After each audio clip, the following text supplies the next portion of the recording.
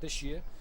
We've got a courtside analyst as well. Barry Cairns here with us, so we'll be touching base with whoever's courtside throughout the course of the matches, just to get an update on the conditions down there, and nice rare insight from somebody so close to the action. Big difference from being separated so far away in the comms box, so that's a nice innovation for this year.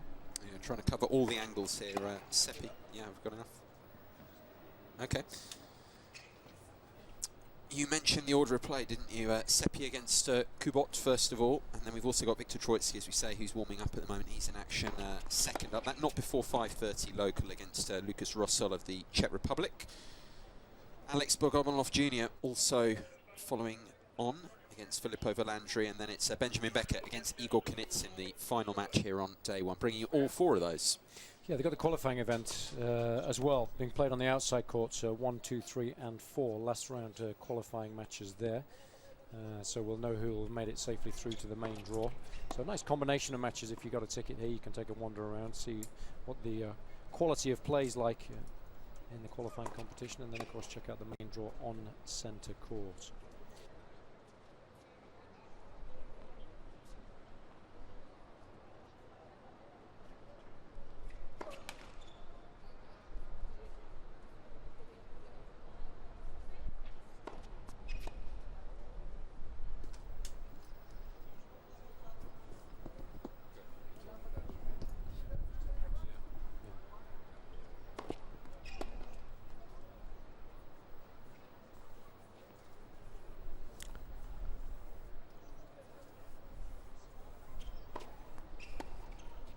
Okay, do you want me to go again?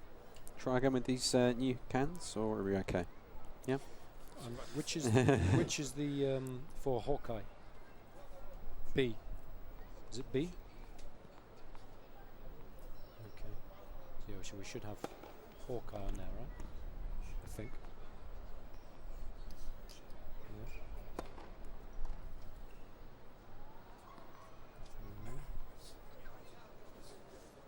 Okay.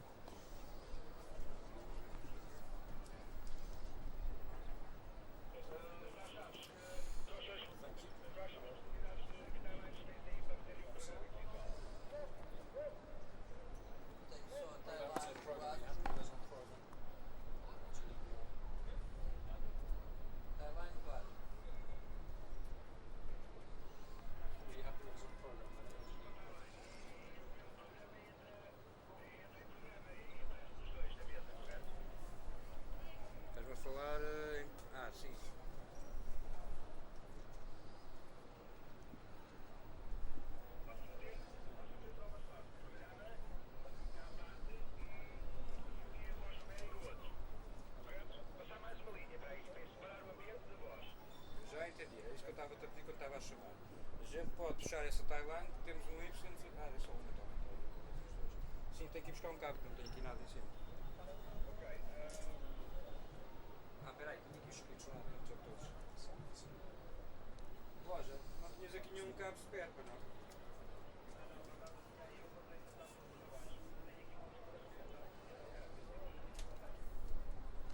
Está bem, então eu vou descer. Ok, I'll be back. Try to... Thank you.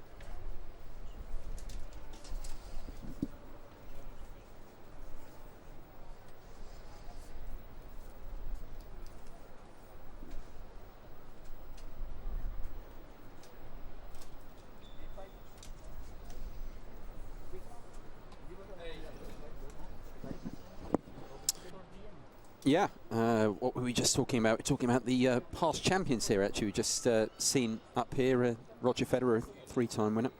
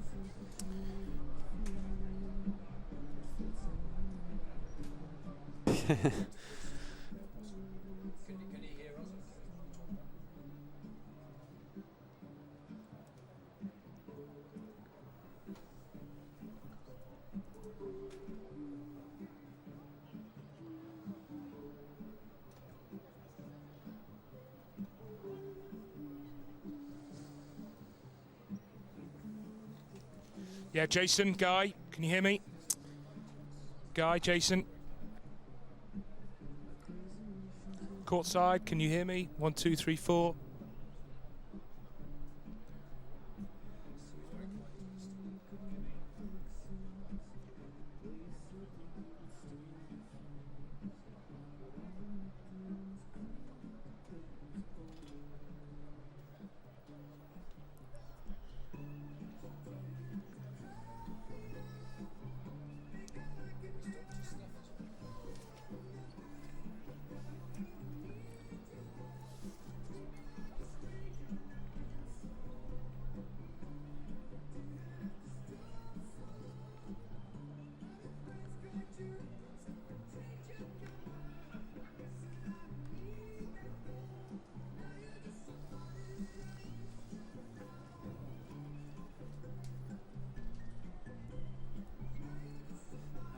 How do you pronounce your surname? McCree. It's like a double E phonetically.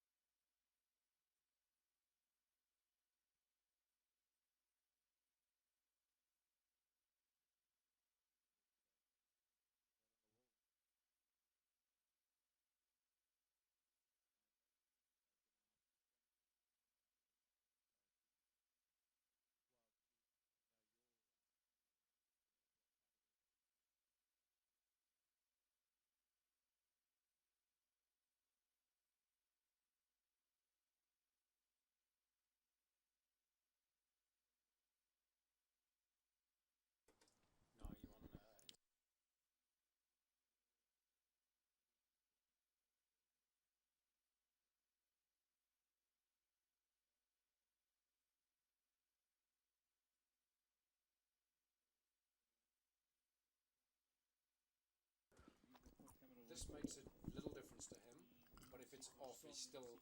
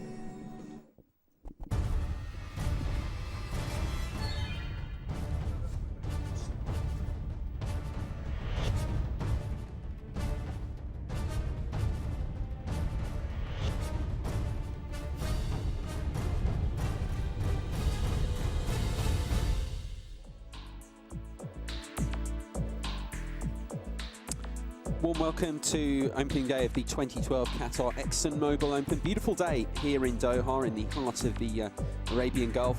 Cracking week of action in prospect.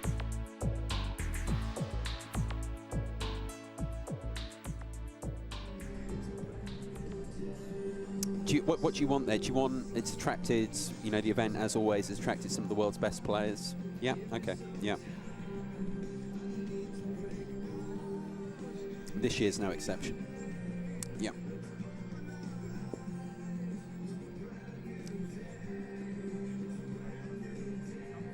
Okay, well, it's the 20th anniversary of this prestigious tournament. It's always attracted some of the world's best players, and well, this year, it's no exception.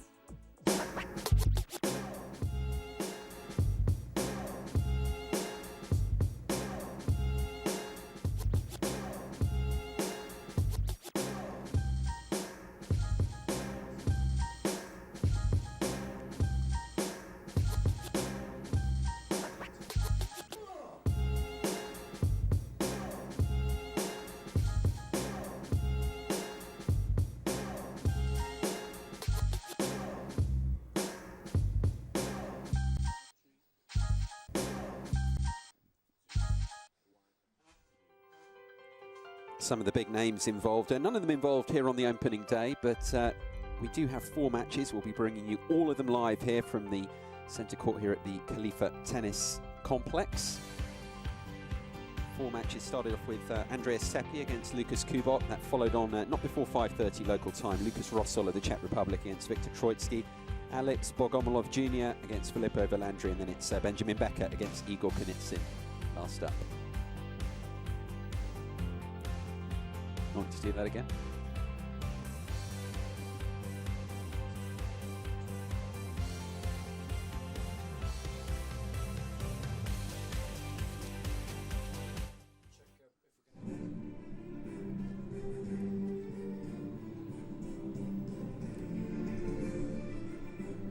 Can you hear me?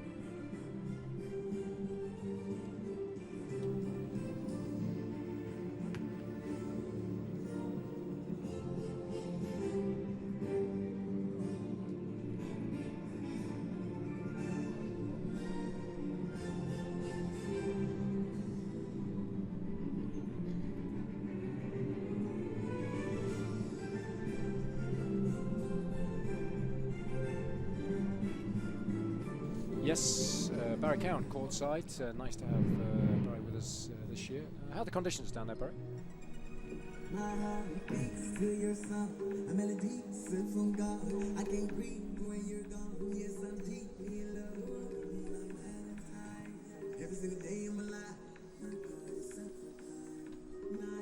Great.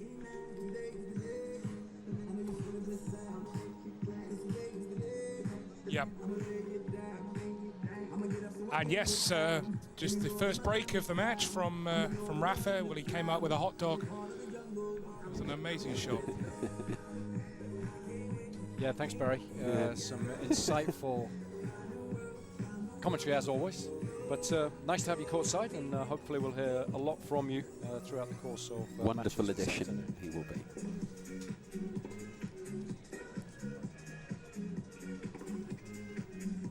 I was, yes.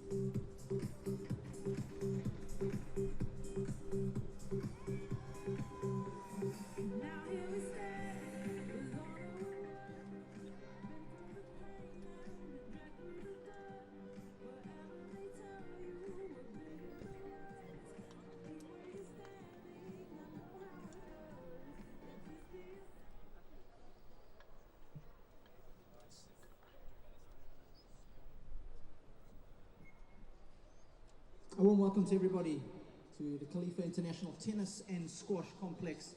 Of course, a special year this is for the tournament. It's the 20th anniversary, and for the 4th consecutive year, the tournament is headlined by Rafael, Nadal and Roger Federer. It doesn't get much better. And of course, we've got the French duo of Gael, Monfils and Jo-Wilfried Tsonga as well as the likes of Andreas Seppi. Viktor Troicki, of course, Davis Cup winner for Serbia. He's going to be in action a little later this evening.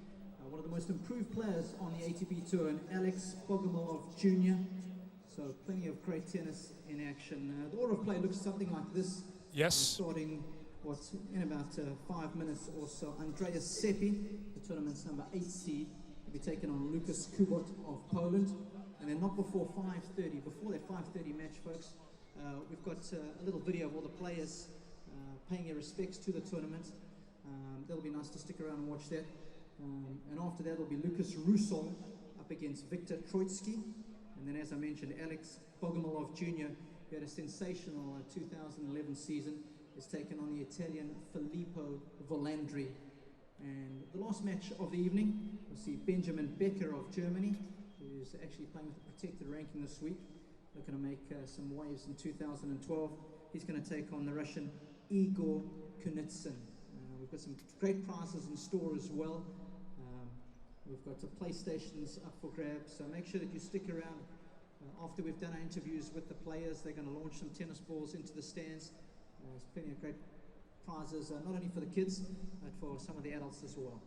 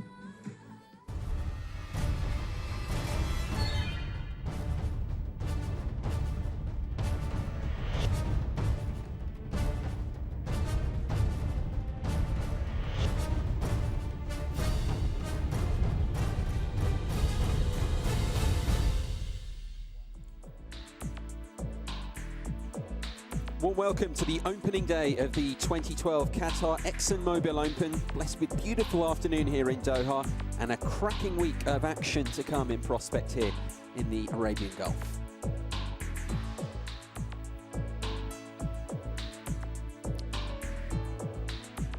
This event has had a prestigious history. It's always attracted some of the world's best players, and well, this year it's no exception.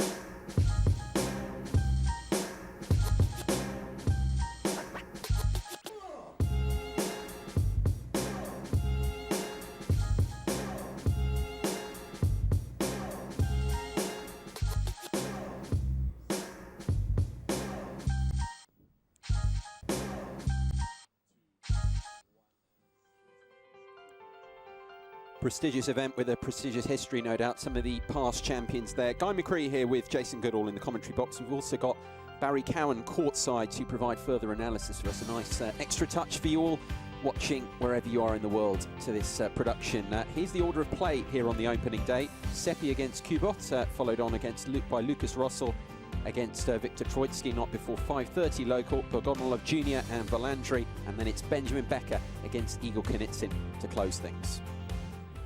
Ladies and gentlemen, let's welcome the players. First of all, the 29-year-old from Poland, Łukasz Kubot.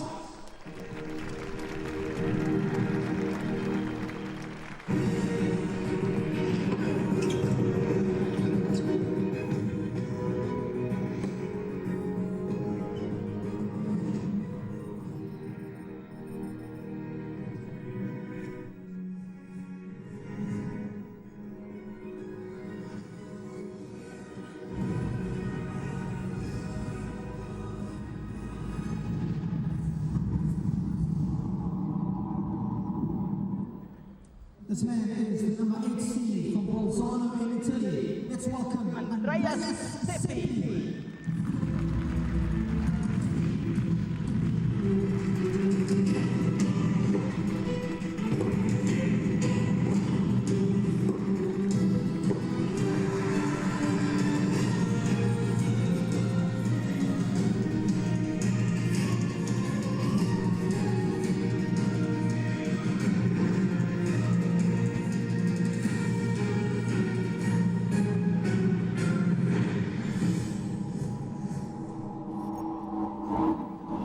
On quarter. I neglected to give a name check there to Robbie Koenig, who's Master of Ceremonies here at the Khalifa International Tennis Complex, handling the introductions as he'll be doing all the way through the week. Confirmation, it is myself, Guy McCree, along with Jason Goodall in the commentary box for you. 4 matches here, all of them live. We're bringing to you, first of all, this encounter between Andrea Seppi and Lucas Kubot. The players, as you can see, out on court now, about to come out for the coin toss, and really is essentially excitement here. This event, 20th birthday of this men's event here. Cracking tournament, always has been, heralding the dawn of a new year on the ATP World Tour. Rafael, Nadal, Roger Federer, of course, the top 2 seeds in action, not in action here this afternoon, but plenty of the other seeds making their first appearances of the week here in Doha. Yeah, Seppi, of course, seeded number 8. Always very solid competitor. Victor Troitsky's 5. He had a good season last year. Troitsky up next against Lucas Russell. And then, of course, Alex Bogomolov Jr. Seeded number 6 here in the 3rd match of the day.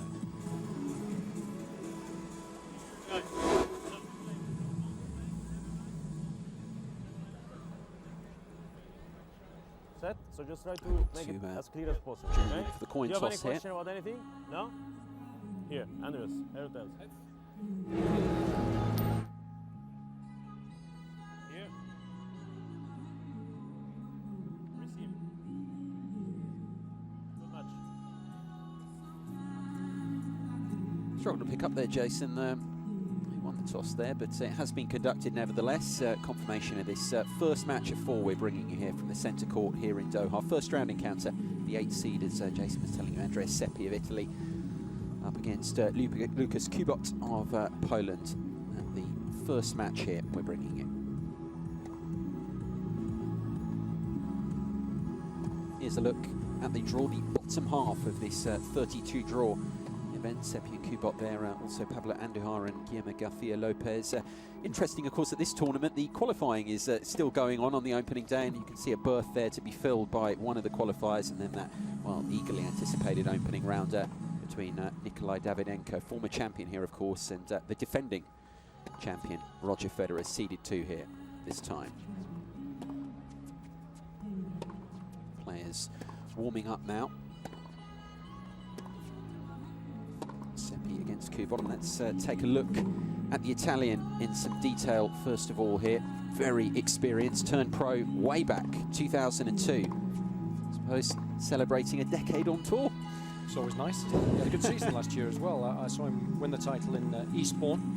Beat Tipsarevic in the final there. There was a little bit of controversy towards the tail end of that match. He managed to get the job done in fading light. Tipsarevic didn't want to finish the match that night and wanted to come back the next day. Tipsarevic at that stage was still looking for his very first title on the ATP World Tour, and of course he finished the season exceptionally strongly. He was also a quarter-finalist in Umag and Kitzbühel, as well as in Bucharest and St. Petersburg. So a very, very solid season, but he's a solid player, there's no question about that. He makes opponents work hard to beat him, but sometimes when he's playing the best players in the world, Guy, he doesn't quite have the necessary weaponry to be able to hurt them, and the serve in particular can sometimes let him down. The control of the ball toss is very, very difficult for him, and sometimes on the second serve in particular, it can get away from him a little bit, so we need to keep an eye out how many double faults he serves, or how many times on big points he misses his first serve, because if he does that, it might give Kubot an advantage. Interesting insights there on the Italian. Let's take a look at the pole that he's up against. 29 years of age, Lucas Kubot, also turned pro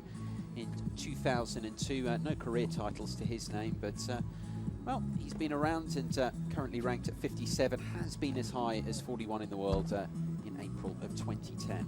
Had a good season as well, especially at the majors. I watched him play some really good ball at the French Open there, qualified and made it through to the third round. Beat Almagro along the way, who was coming off the back of a victory the week before that, and we know how well Almagro played on that particular surface throughout the course of 2011, and then played some sensational ball at Wimbledon as well. Reached the 4th round there, beating Monfils along the way before losing to Lopez in 5 sets, and actually commentated on that match. He had his chances to make it through to the quarterfinals. So he's one of these guys that learnt his trade on the doubles course initially, but has played some great stuff as far as singles are concerned in the last 2 or 3 seasons, and it's the second appearance for him here in Doha. Reached the quarters a couple of years ago as well, so he knows the conditions here, well used to them, and I think, you know, if he's on his game, he can certainly play well. Yeah, it's an even match the way you look at it. This really could go either way, and nothing to look of in terms of previous history. Neither of these 2 men, they've never played each other on the main ATP World Tour before. First meeting, and as Jason's been suggesting, as well, it really could go either way, this one.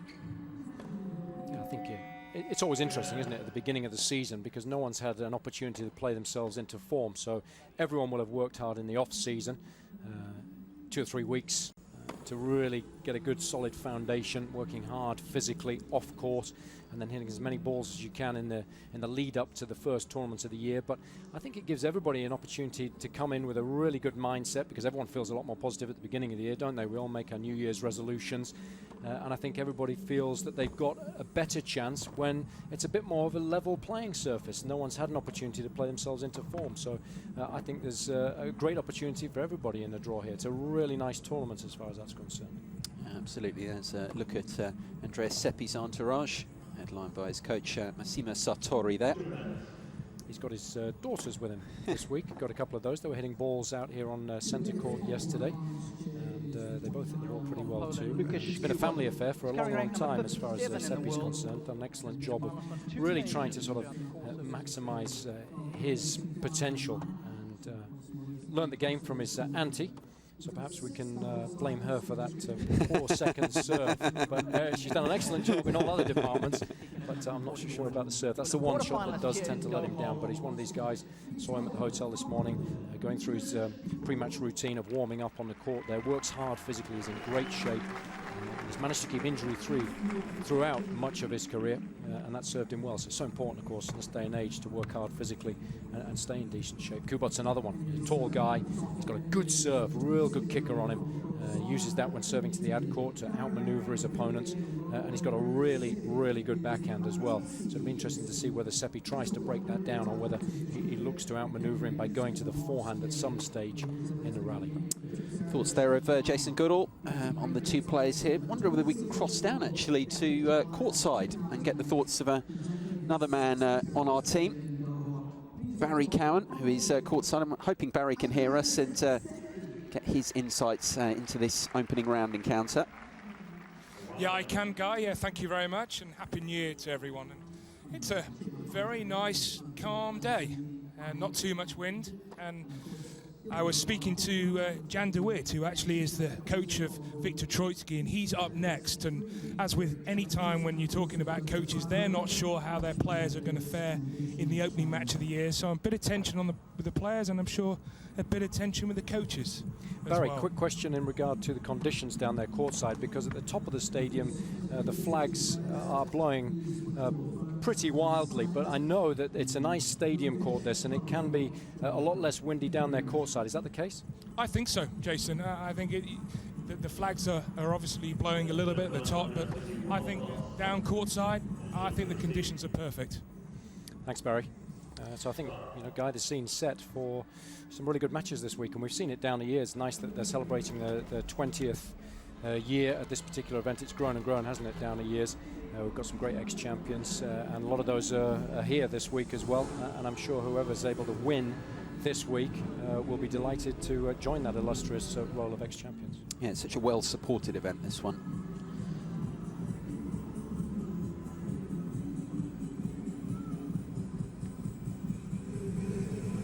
So just about ready to go then here at the Qatar ExxonMobil Open. 20th birthday, so to speak, of this men's event. It's grown in stature over the years, very prestigious tournament. And our opening match we're bringing you here at 4 on the opening day. It's Guy McCree with Jason Goodall in the commentary box for Seppi against Kubot. We do also have Barry Cowan courtside. We'll be crossing to him in the course of this contest, trying to bring you every angle this week at the Khalifa International Tennis Complex.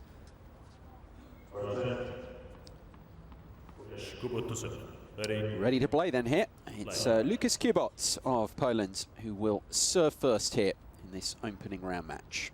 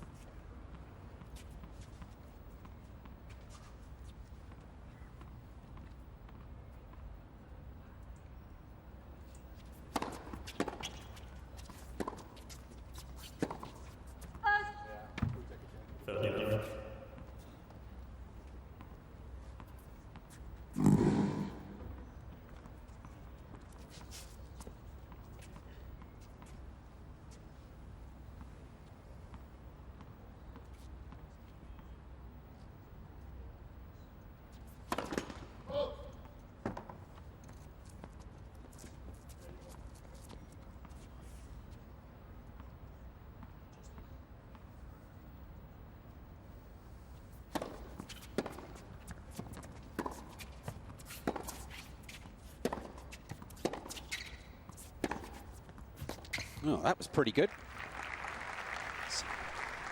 His groove early on here, the ball. He's one of these guys that likes to take the ball on. So if you do drop it short, you are going to be punished. And that's the case in this situation here. Because even though it wasn't an approach shot per se, he was looking to sneak in. Even if Seppi had got the ball back, it was going to be a defensive shot. And that's always a good tactic to use on any surface.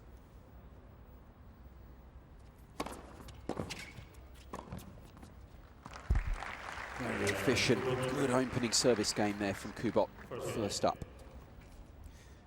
It really was. And Barry, give us a little bit of insight in terms of the speed of the court down there and how much the ball is actually getting up off the court, particularly with that big kick serve of Kubot's. Well, do you know, I think was really noticeable, Jason, and you touched on it at the third point in the match, how much harder already Kubot is hitting the ball than Seppi. So we expect that the Polish player will look to be more aggressive, where Seppi's a canny player.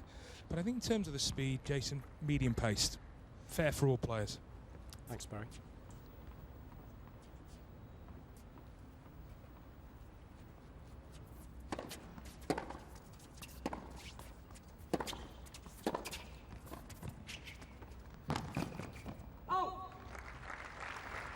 confidence, Guy, of that lovely feel that Kubot's got at the net. And of course that comes from playing a lot of doubles in the early stages of his career. He doesn't serve volley all the time when he's playing doubles, but he is always looking to come forwards. And it's a big help when you're playing on a medium-paced court. If you've got a good transition game, it gives you more options tactically.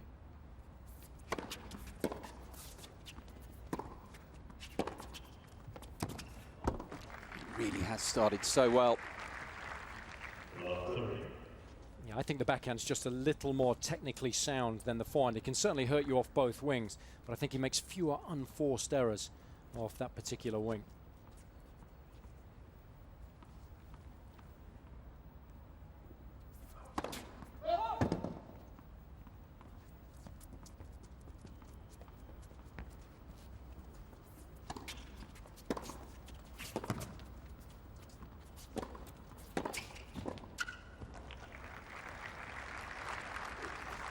Little too hot for him to handle that one. Yeah, I think he got himself in trouble because he chose to run around the backhand and hit the forehand as the approach shot, because then he had to race to cover the middle of the court and the ball came into his body as a result. If he'd taken the approach off the backhand, it would have been a better situation for him.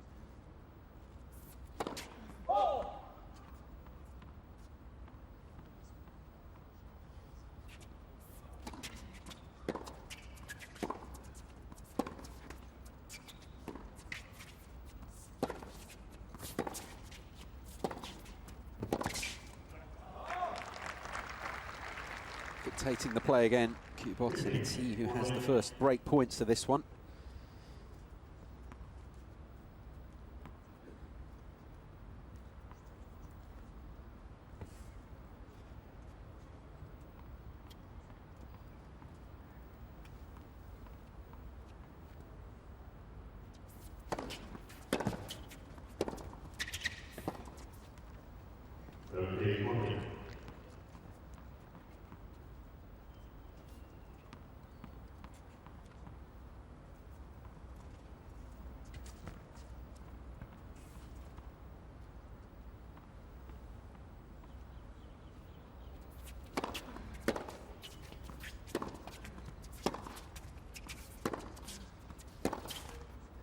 Yes.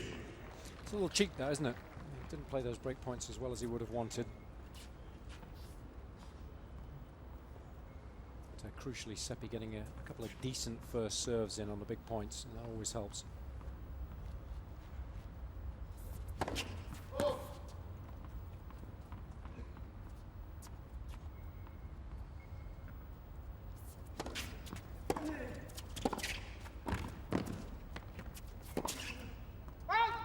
Only just.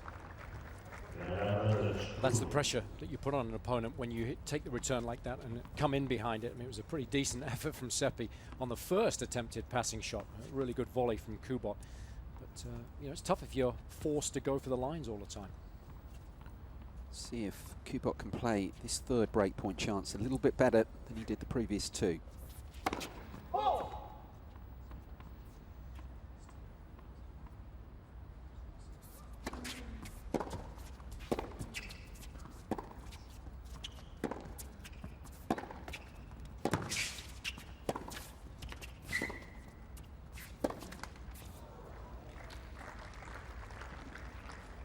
That's what I was talking about in terms of that forehand. Sometimes he can just smother it a little bit. It's a very wristy shot, and when you get a little tight, you know, that shot can end up in the net. And the backhand, he extends through the ball a little more freely.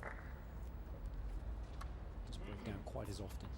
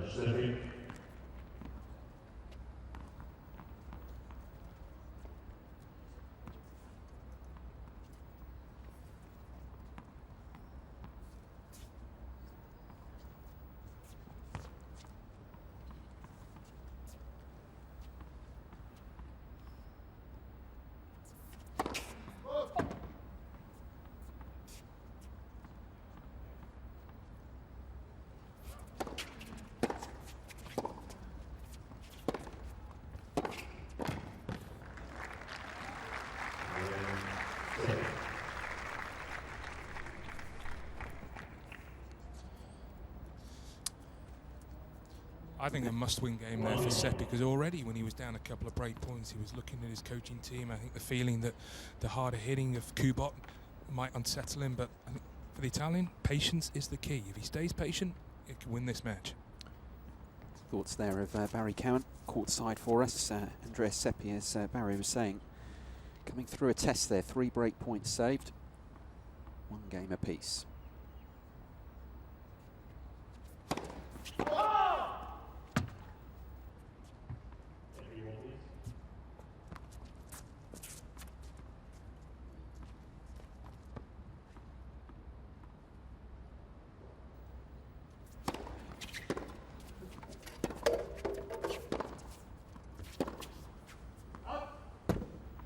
There's that forehand again. It'll be interesting to see where Seppi hits the majority of his ground strokes, but I think certainly that's the shot that he needs to be looking to break down.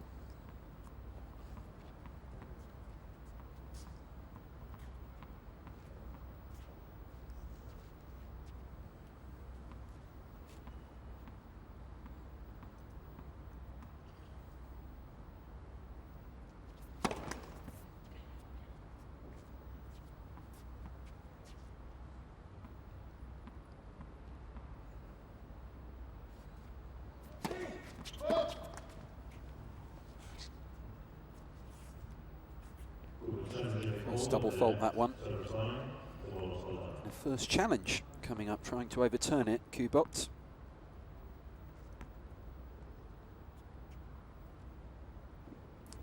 Quite right to do so. Such an advantage, isn't it, having boys in Hawkeye on sites. Otherwise, he's love 30 and in a hole there. And all of a sudden, he's got a first serve here at love 15, so big difference.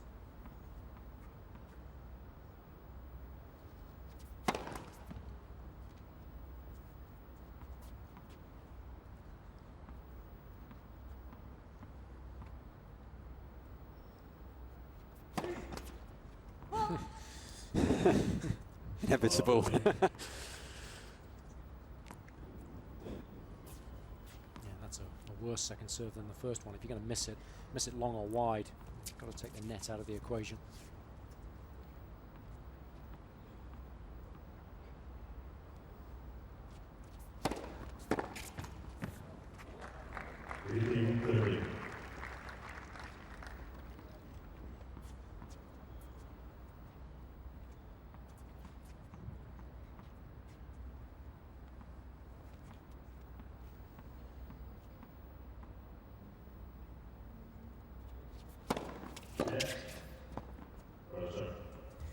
A let guy, I like the serve into the body.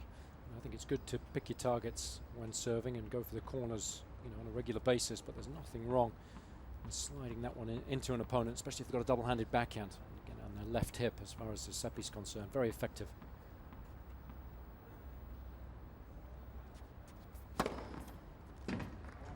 Big boomer out wide. And there's nice variation, so Seppi's thinking about the body serve and perhaps not looking for the wide one there, so good shot selection from Kubot.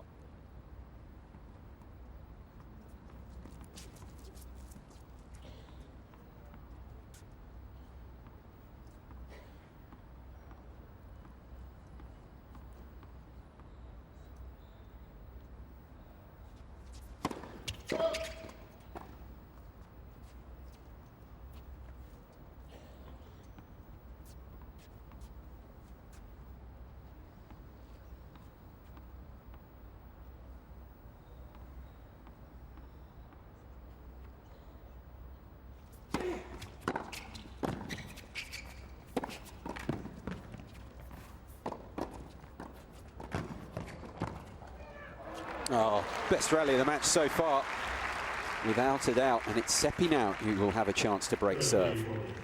Yeah, phenomenal backhands here from the Italian. It was a good return initially, but he really lent into both that shot and this one. Great reactions from Kubot, but just not good enough in the end. Just enough elevation from Seppi on that final shot of the rally, but terrific stuff from both.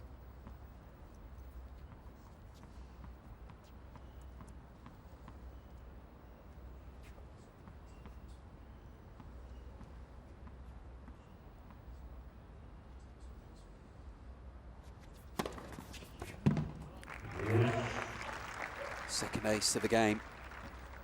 Fends off the break point. Yeah, that's why it's so important to vary where you're serving. He's gone body, he's gone wide, and he's gone tee when serving to the ad court here. So he's giving Seppi plenty to think about.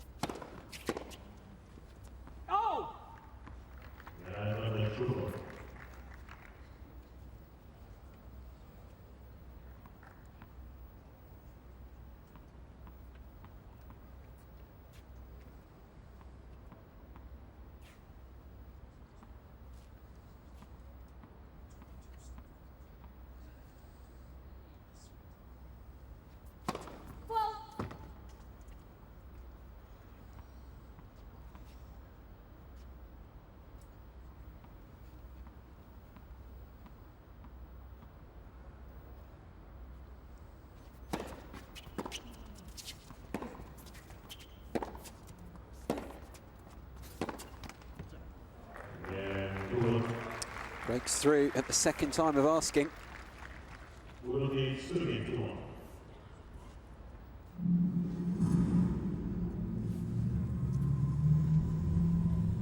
2-1 first set.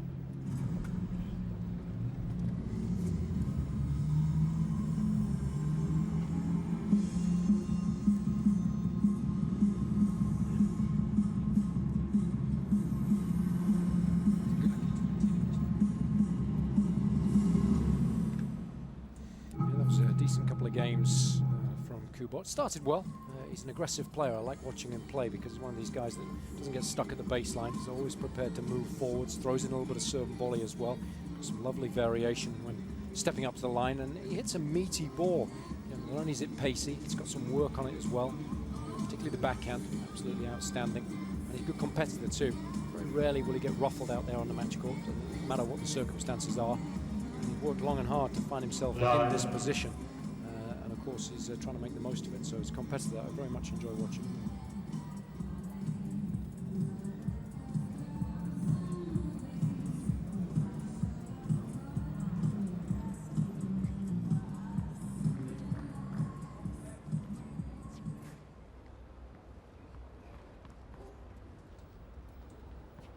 Both players have had chances then, and been able to take them. Seppi 1-2 opening set.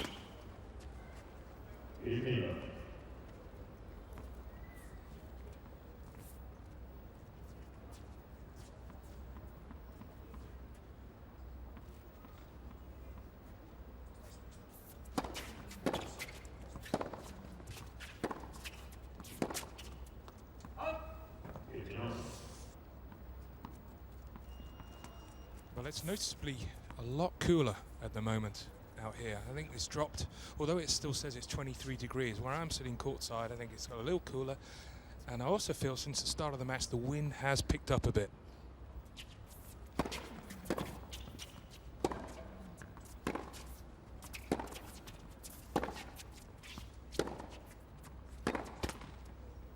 So do you think that'll make a big difference, Barry, to the speed of the ball through the air when we start to cool down? Because as soon as the sun goes down here, it gets decidedly cold, doesn't it, in the evening? Definitely, Jason. I think that will certainly play into the hands of Seppi, because I think with Kubot we saw in the last game where the second serve he was a little bit tight. I think the forehand as well is going to be a big factor, and he is going to have to rely on winning his points. Seppi already was it one winner. That's his second winner already. So I think for Kubot he's going to have to hit winners, and I think the slower it gets, the more difficult it will be for him to do that. Thanks, Barry. Couldn't agree more. Oh! Much more comfortable hold there for the Italian than previously. 2 games apiece. It's just as tight as we thought it might be, this one.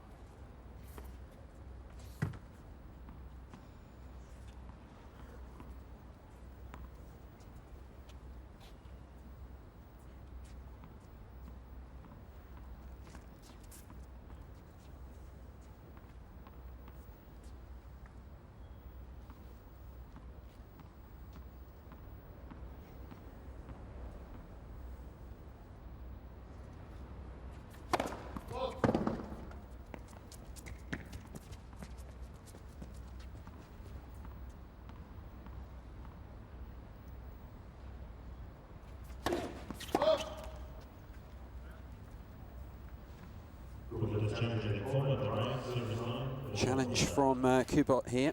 Got one right and then double faulted next up. We'll remember in his previous service game. See if he can get a reprieve. He can. Doing pretty well in that regard at the moment. 2 from 2. It's always nice, isn't it? Getting some early success gives you a bit of confidence.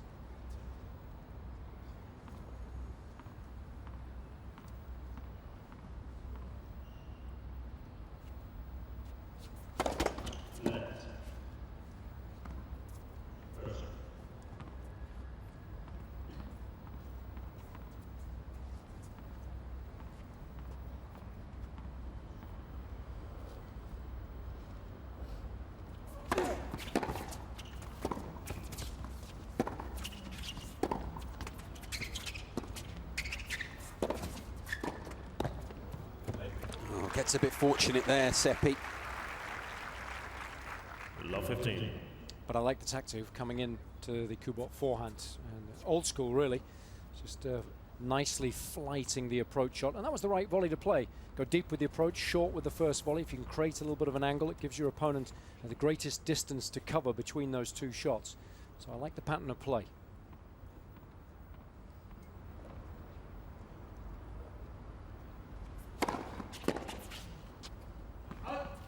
$15.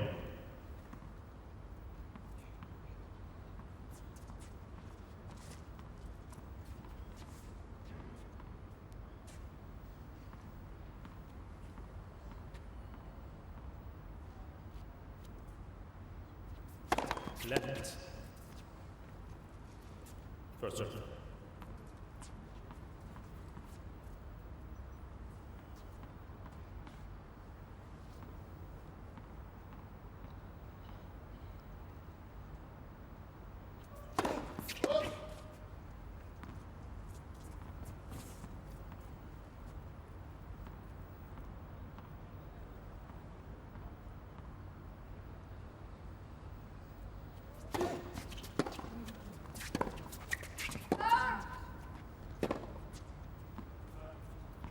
Kubot is challenging the call at the right. Baseline, the ball is called There's out. your money here. It's another tight one, isn't it? We're quite high in the commentary box, and sometimes when you're looking down from greater height, it's a little more difficult. But again, he's taking a piece of the line. So Keeping his flawless record. Replay the point. 15-0. We say it so often though, but it does make such a huge difference having that. I know it's been in place now a few years. You'll probably remember the year that it first of all came into play, Hawkeye, but it makes such a difference in matches. are you suggesting I'm older than you?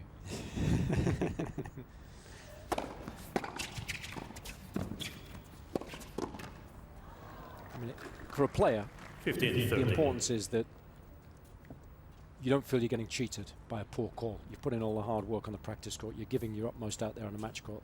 Worst case scenario is someone loses concentration and either calls a ball wrongly or doesn't call a ball at all when there should be a call forthcoming. So with this system in place, you always can rely on your own eyesight. So you make the challenge, and even if you're wrong, at least you can move on emotionally on the next point and not have to worry about that. That's the biggest thing.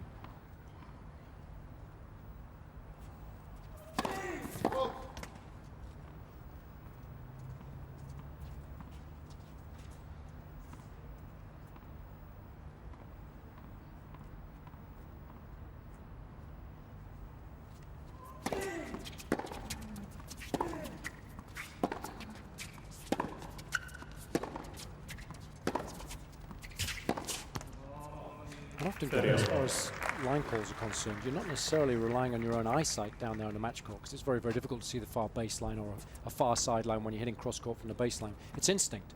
You hit the ball, and generally speaking, these guys are so finely tuned that they can tell whether that was going to be a good shot or not. So if it feels good and it's called out, often that's when they'll make the challenge.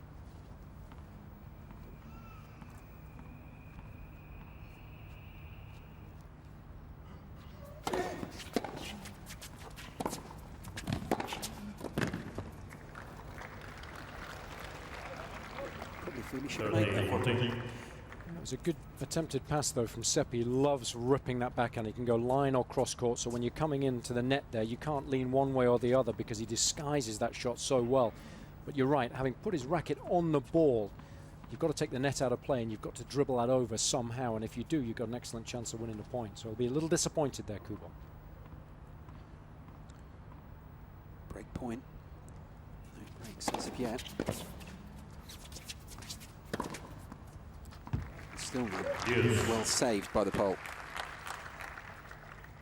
Yeah, nice pattern of play. It's always important to get a first serve in on a big point, because it means the return, generally speaking, will be a little more defensive, and then you can attack with the first ground stroke of the rally, as Kubot did there.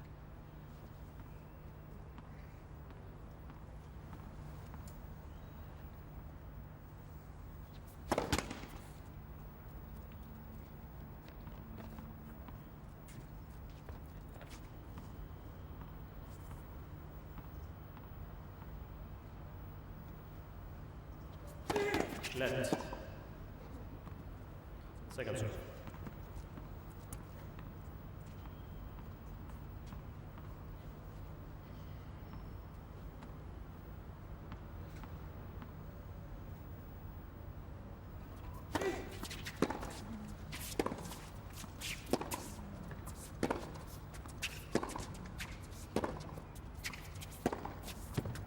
It's just too good. Commented on the backhand already. It's Advantage, stronger side. Yeah, it's a wonderful shot, especially when he gets a bit of time. So there, he was able to step into the ball. He's got weight, pivoting off that front foot. And then with this shot, he can go anywhere. He can go line or cross. And I love the way that he took a bit of length off that shot to make it even more effective. Look where it bounced, just beyond the service line. Wonderful stuff. Second break point of the game for the Italian.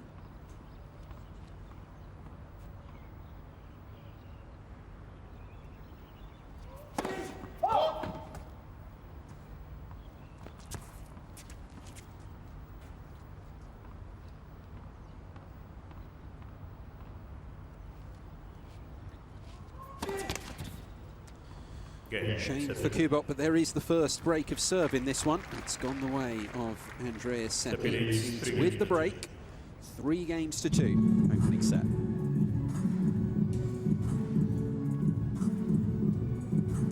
Barry, I just want to get some feedback from you courtside on the Kubot serve. You already highlighted a couple of games ago that he was looking a little tight on it. From a technical perspective, what do you think could be improved there, or what's holding him back at the moment? Because it is looking a little shaky, isn't it?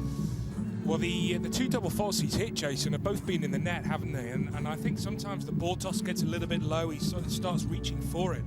But I just feel that the opening 5 games, it's all about in the mind, because Kubot came out and was playing great tennis, was threatening to break Seppi, didn't get the break. And then since then has made a couple of unforced errors. And the point that enabled Seppi to get the break point when he hit that beautiful backhand cross court, Kubot definitely held back on that forehand, and I feel that he's starting to, it's in his head a little bit at the moment, so he needs to just play with a lot of freedom, try and forget the score. We know how difficult that can be, but at the moment all the running is with the Italian. Thanks, Barry.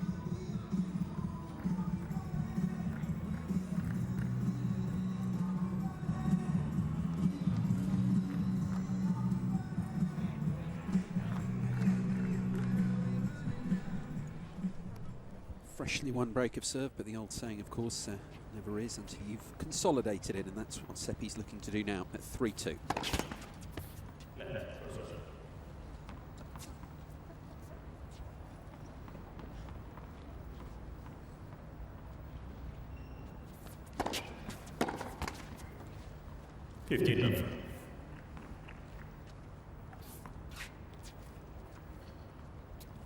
Percentage of first serves in so far. Seppi 69%. It's always a good number.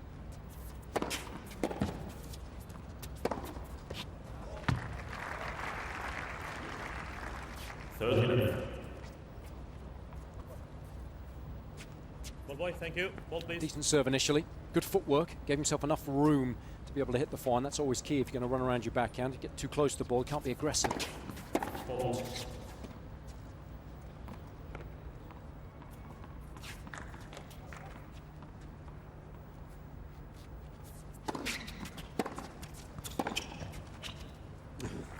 Stand and deliver stuff from Seppi. Nothing wrong with the approach, because that was an excellent return. If if you can go hard and deep at the server, sometimes they can have difficulty getting out of the way of the ball. But again, really good footwork and good control of the racket face there under pressure. Just a little half volley. Wonderful shot. Really good game there. Yeah, first love service game of the contest. Seppi rubber stamps that break. 4-2 the lead for the Italian. Big swing in the momentum here initially. As Barry was suggesting earlier, it was undoubtedly Kubot who held the upper hand. But wanted to make the most of the opportunities that came his way, those 2 break points, and since then, Seppi's wrestled the initiative from him.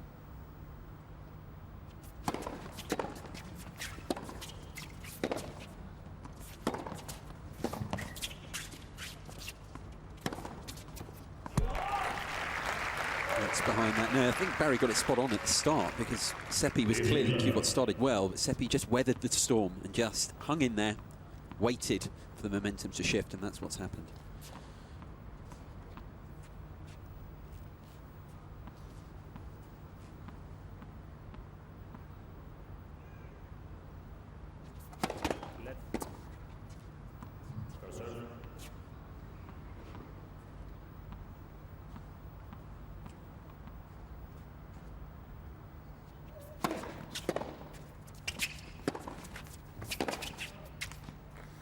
He's found his form again on the forehand.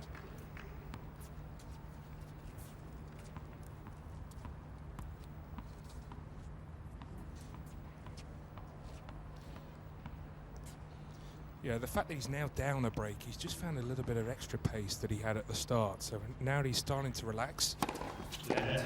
It's amazing how many times tennis players just play the score instead of playing the ball.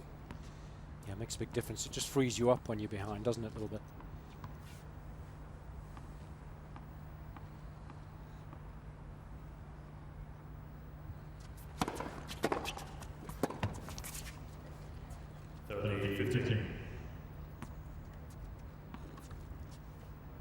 Game this though. If Kubot can hold, he'll feel he's still in with a fighting chance here, but plays another poor service game here, and he's got to start thinking about what he's going to do to redress the balance in the second set.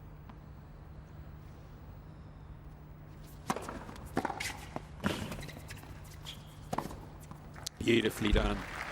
And that's the difficulty for me, Guy. If you're going to serve and volley against Seppi and you go to his backhand and you don't take him out of his comfort zone, that one there right in the hitting zone, didn't really have to move at all. It was at a nice height for him, so he's able to get the first return down lower than the height of the net, forcing Kubot to hit up, and then he's got all the time in the world to pick his spot with the second pass of the rally. And he's built up a good head of steam here, winning 14 of the last 19 points.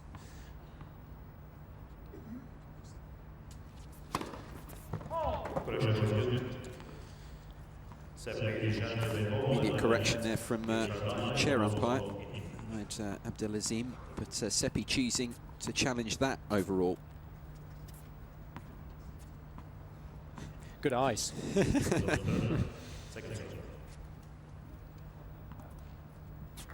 Players have done well in this opening match. Umpires, of course, only supposed to overrule if they see a clear mistake. That one was pretty tight.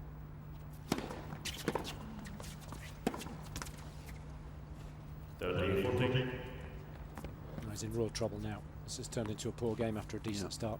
That was very cheap indeed. Surrendering the break point. As you were suggesting, Jason, should Seppi take this one? Gotta fancy him for the set then.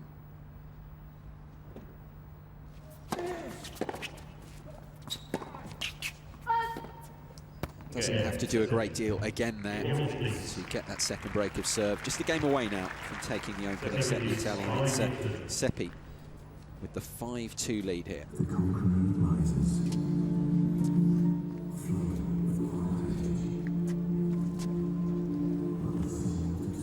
It's been a very solid performance, and I think that's what you get from Seppi day in, day out, week in, week out. You can always rely on him bringing a certain level of tennis to the match court. So where he falls short a little bit is when he comes up against the very best players in the world, and he doesn't quite have the weight of shot from the back or the quality of serve that might hurt the best players on a regular basis. But against players ranked a little lower or of a similar ranking, he's always going to make you play a lot of balls. He's a good athlete. You know, he's always in decent shape. emotionally, very little rattles him. So, you know, all of those are great attributes to have. And as a result, you're able to predict that he's going to play to a certain level more often than not, which is always nice.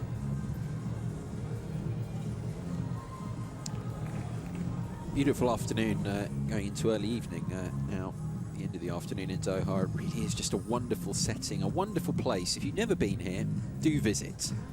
And do visit when the weather's like this. Always something being built. Whenever you come back here, there's something new. It's ever-changing, isn't it, that Mushrooming. skyline. Seppi serving for the set, 5-2.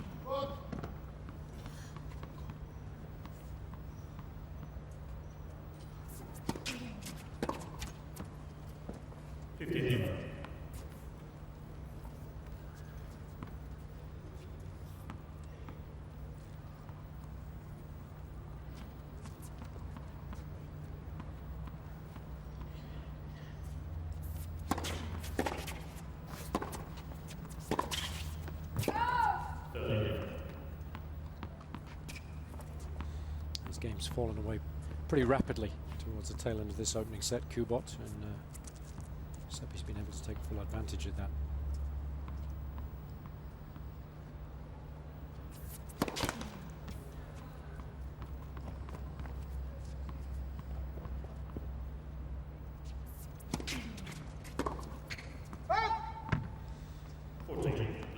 It's 5 unforced errors in a row now. What a terrible way to round off the opening set. Absolutely, it does seem that way now. Seppi moving through another service game. 3 chances to close this opening set out now.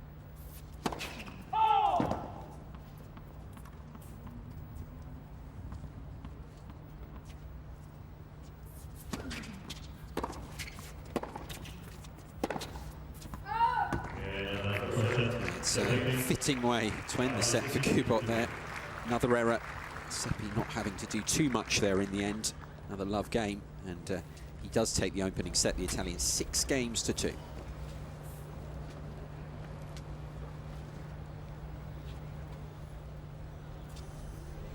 Relatively one-sided in the end, wasn't it? And certainly didn't feel that that was going to be the case initially. Kubot looked good, and I thought we were going to see a nice contrast in styles with Kubot being the aggressor, Seppi trying to counter-punch all the time, but just too many unforced errors from Kubot, really. 14 in total. Seppi played a nice, tidy set as far as that was concerned. Nice ratio of winners as well. Initially, Seppi still stepping up the court, particularly off the backhand. And Kubot not really able to manage his forehand. We often talk about the players having strengths and weaknesses. If you have a poor shot, it's all about managing that shot and obviously not missing it enough that it hurts your chances of winning the set, and it certainly did as far as Kubot was concerned.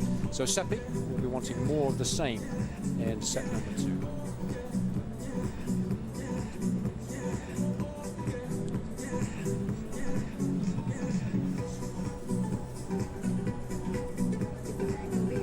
Minutes it took then.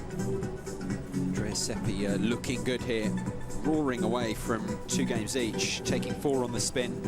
That's Jason Goodall, who's just leaving the commentary position now, swapping over with Barry Cam. We want to mix things up for you, keep it fresh.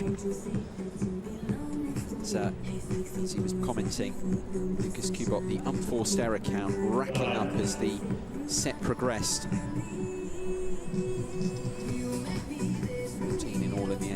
Clearly has to do something about that if he's going to make a good start to this second set and get back into this match, because it is going the way of the 8th seed at the moment. Kubot, after a better start, he's lost the last 4 games, the pole, to begin this second set.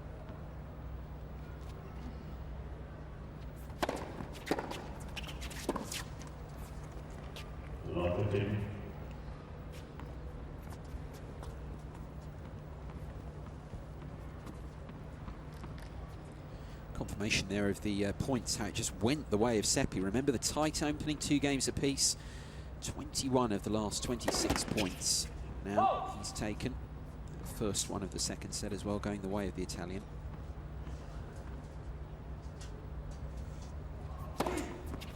Hold. Kubot challenging the ball at the right. He's had a good record in the challenges regard, Kubot. Not much else has gone his way so far.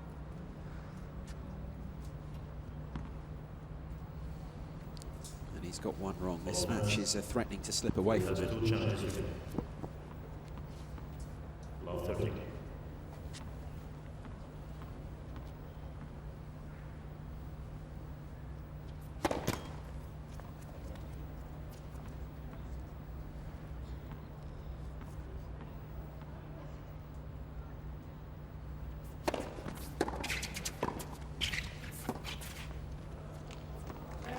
It's all coming off now. Wonderful shot. Love 14. It's a class act when you give him some time. Seppi, so many options on this backhand. So difficult to read what he was looking to try with that shot. He really has taken away the strength of Kubot. The fact that he's hit a couple of really good returns, a really good passing shots. He doesn't know what to do. 3 more break points.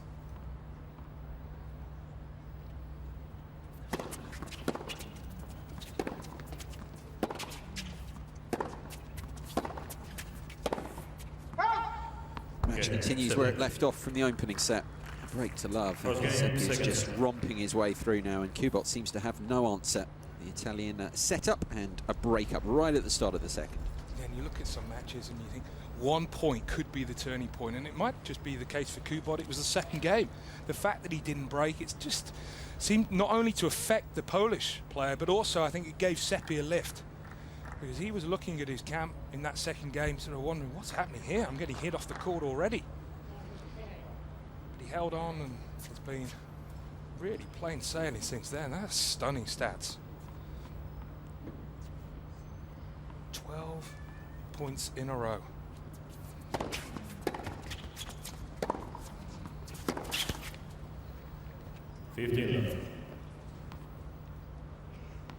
Whereas at this time, Guy, when you haven't played much over because of the end of the season, you're starting off, there's nothing really to get from your reserves.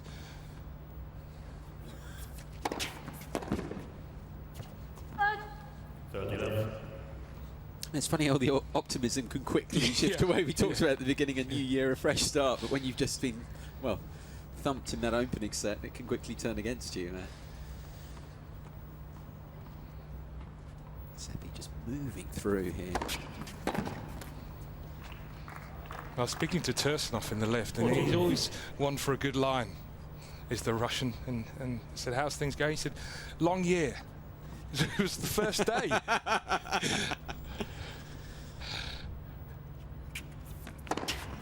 Have you been playing some exhibitions or something?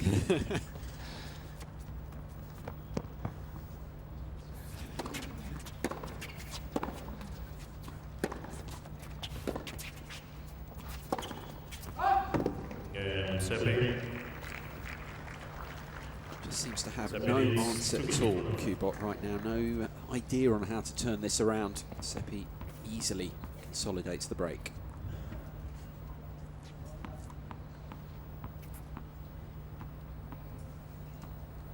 Pepe Clave, the nearest, of course, the brother of Francisco.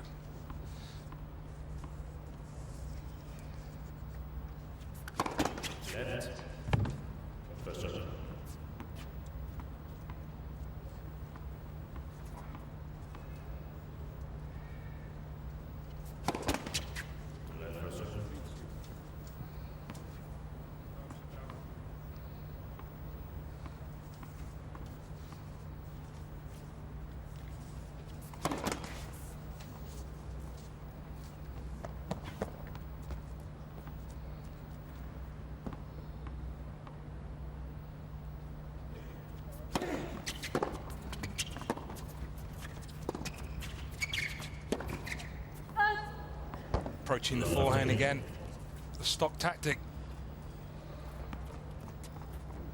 And if it's working for you, keep doing it.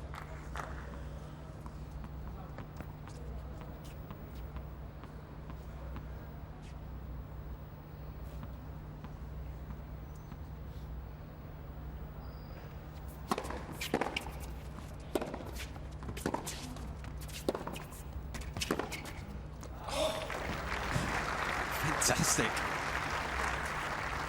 Love 30. I wonder if Sartori's daughters have got the same backhand.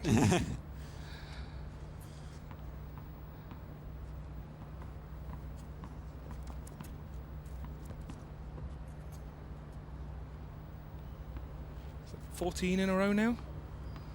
Easy to lose count, isn't it? Yep. Just keeping it going. I once won 16 points in a row at the start of a match. That was... How did it feel? Well, something I never experienced before and never experienced after. Love 40. 19 points in a row. Yeah, it's, Would this, if it's 24 in a row, would it count as a golden set? We can rewrite the rules, can't we? I think it would be worth it if he could do it, and he is closing in on it. 3 more break points, just breaking at will.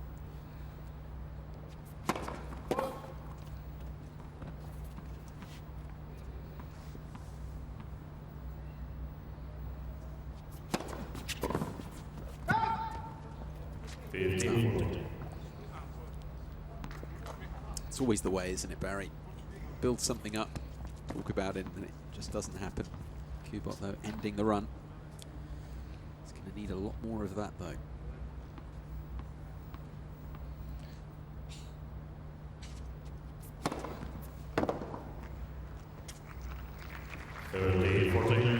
Simply has a look, lets it go, though. But the nature of the way this sport is, if Kubot can hold on here, and all of a sudden it can change the psychology for someone like Seppi. Oh wow, the match was over and done at set and 3 love. It didn't break, now it's 2-1. Net. Preserve.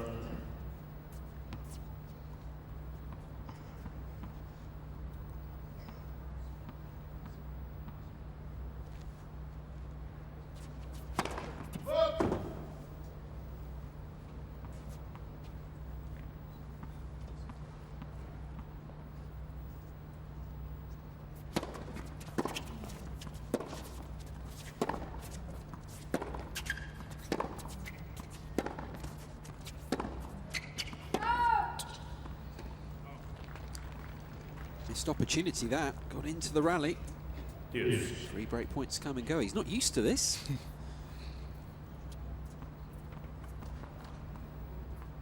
Whatever it takes, get through these couple of points if you Kubot.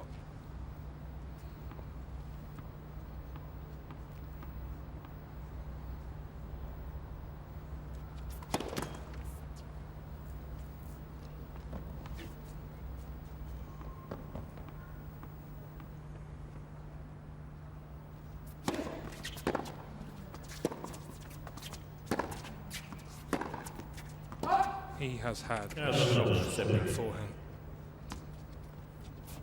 14th unforced error. There you go. That tells the story. 14 forced forehand errors for Kubot. 4th chance of the game for Seppi to break.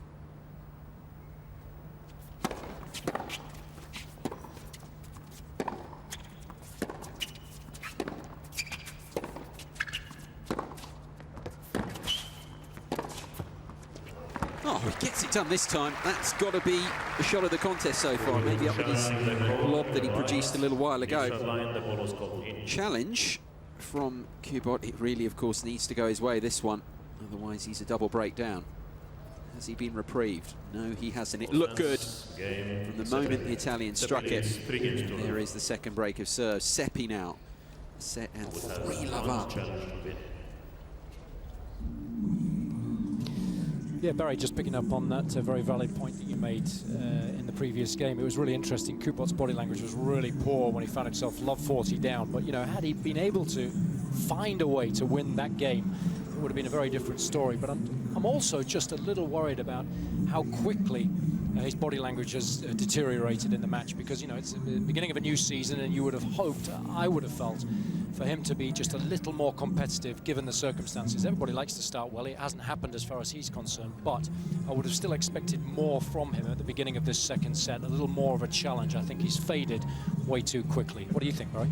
Yeah, Jason, do you just think it was that second game? The fact that he came out, he was redlining it, he was playing well, he was timing the ball well, that he didn't get the break, and it sort of seemed to think, oh, well, that's my chance. Yeah, I couldn't agree more, and I'm surprised that he thought that was the only chance he was going to get against somebody like Seppi, because he started lights out, he was playing really well, and I think when you start that well, even if you don't make the most of those early opportunities, you've got to have confidence in your own ability to have more at a later stage, right?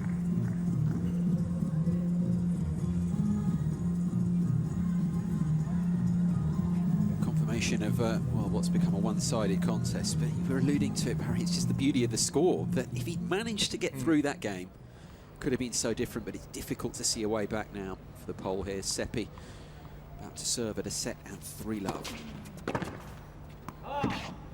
15. I kind of thought, I was thinking, when you win a set 6-love as opposed to winning on the tiebreak, it's still just a set, and it's a similar logic to what you were suggesting there, that for all the points that he'd won in a row, say Kubot had managed to hold serve there, it could have been so different. Yeah.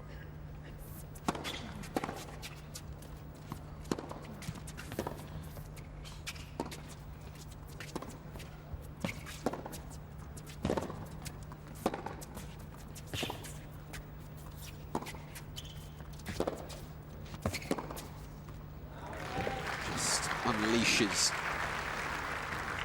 full of confidence, of course.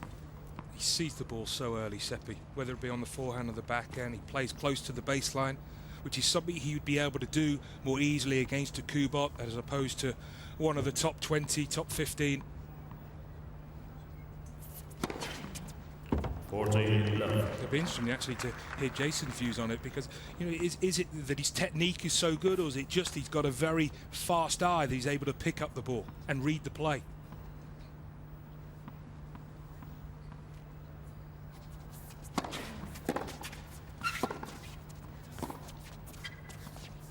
Yeah, I did. Money wasn't keen on to me, though. And Seppi. Seppi leads 4 games to love.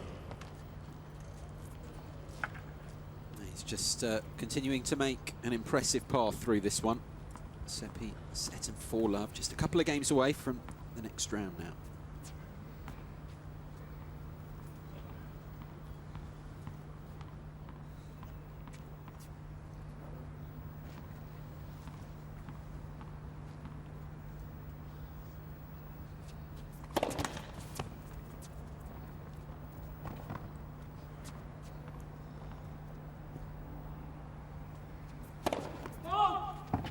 At least Kubot could say at the end of this match, providing it continues the way it has done in a nightmare way, that my year could only get better.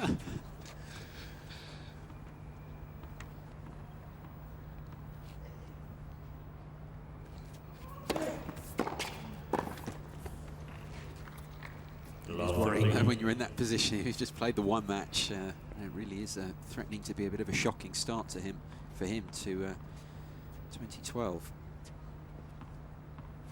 Not enjoying himself around the courts. 15-30.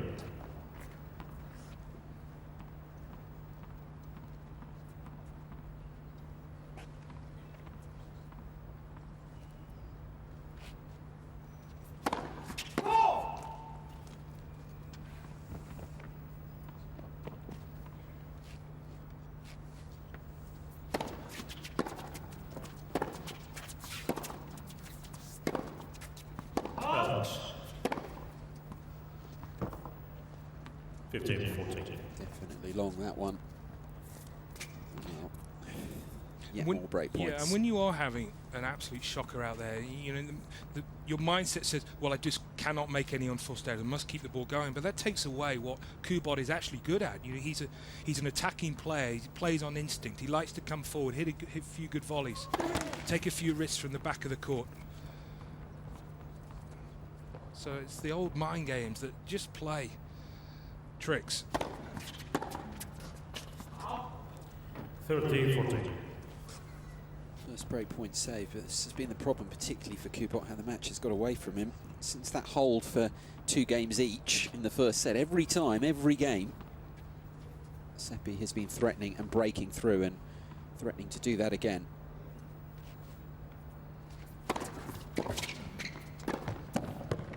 That's well saved. That's out of keeping with a lot of what we've seen. Yes.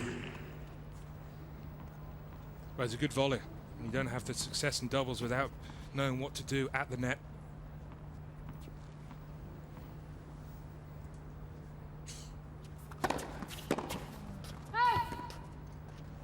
Yeah, advantage, Kubot.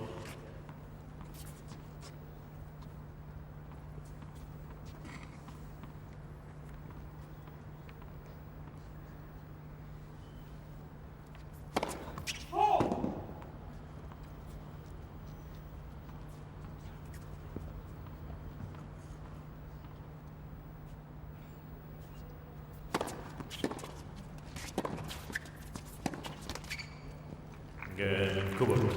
That's on the board. Kubot saves the 2 break points there for once. Seppi not able to just break at will as he's been doing, but still well in charge. A set and 4-1 the lead for the Italian.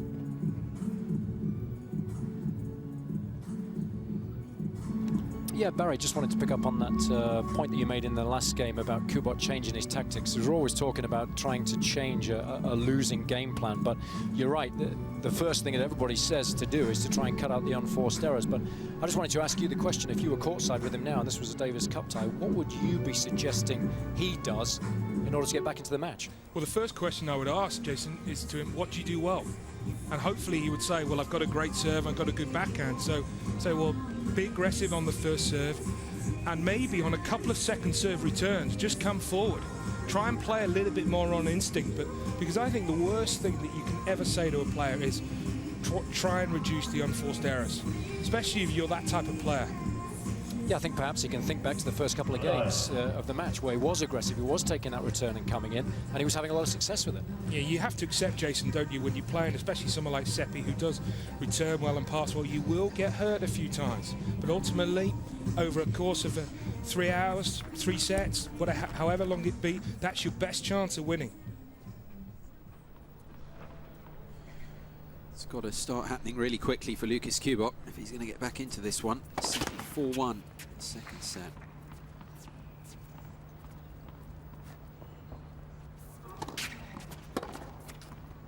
At the first point there, Seppi's dropped on his serve in this second set. Maybe a change in fortunes for Kubot, who knows? Did he have his cans on at the change of ends, Kubot?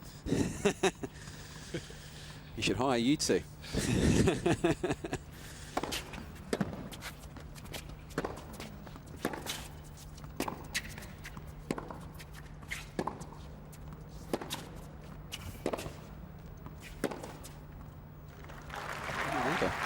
I'm being serious.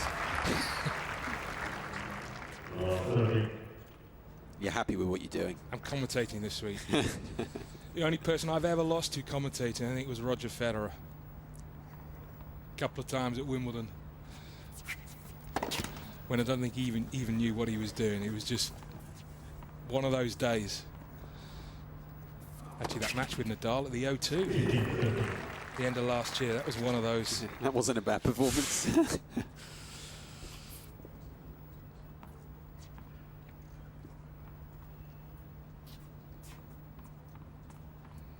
Nadal's here, he was doing his mandatory press conference earlier.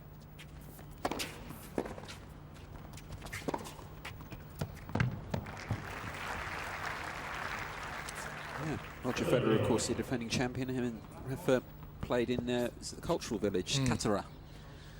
Though it's Roman candles, over 400 of them, or 4,000 Roman candles. Quite a setting, quite a sight, beautiful.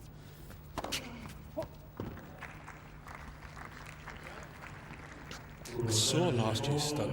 They've got a history here, haven't they? They really go for the. They play it was tennis on the Dow, wasn't it? On the boat. Yeah. Little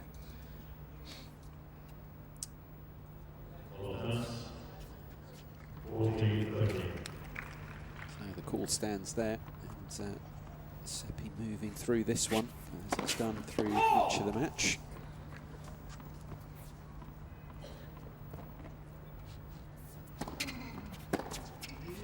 That's more like it. But his second serve, in terms of top 50 players, is very poor, Seppi.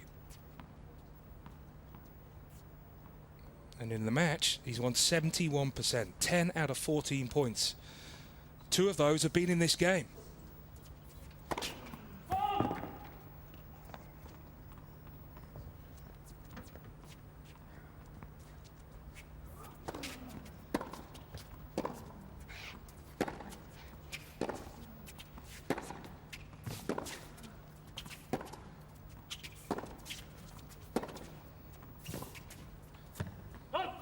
We might have a match here. Definitely some signs that Kubot is changing things up, dictating play a bit more. When's the last time he had a break point? Looking back through the records.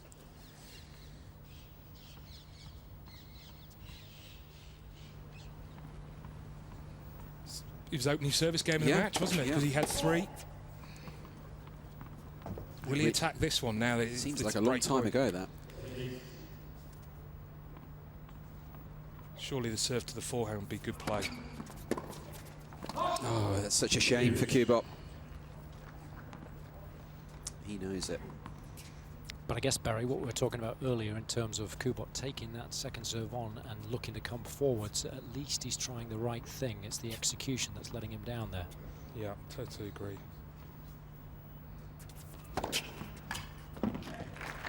But I must say, Barry, that I've been very impressed with Seppi's concentration. We've talked a lot about what Kubot needs to do to try and get back into the match, but when you're winning comfortably, it's very easy, especially early on in the season, to lose your focus, and Seppi hasn't done that as yet.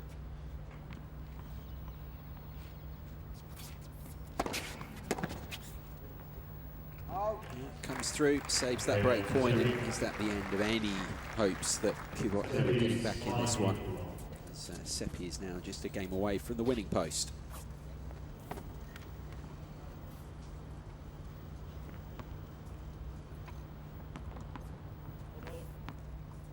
A really good performance, I think, in this second set from Seppi, because when you get an early lead, it's very easy to sometimes lose your focus when you've broken once or twice in a set and he's won the majority of the games pretty comfortably, but that hasn't happened so far. Just a game away now.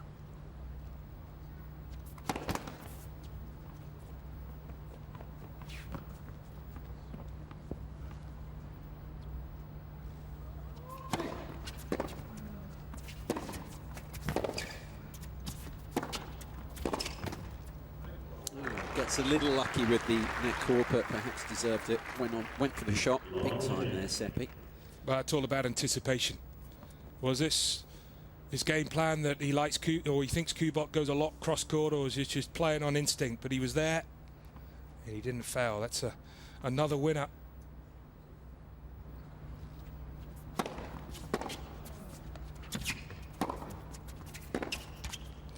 Yeah, to back up what Jason was saying as well, when you're playing against someone who's making unforced error after unforced error, it is very easy to then think, well, all they need to do is keep the ball going, in Seppi's case. But he's actually hit more winners in this second set. 10 compared to 7 in the first. That's why they often say, you touched on it a couple of games ago, Guy, the worst thing to do is win a set 6-love. Because the player that wins the set 6-love thing, there's only one way it can go. I can't better that. And he's also hit more aces as well than Kubot, 5-3.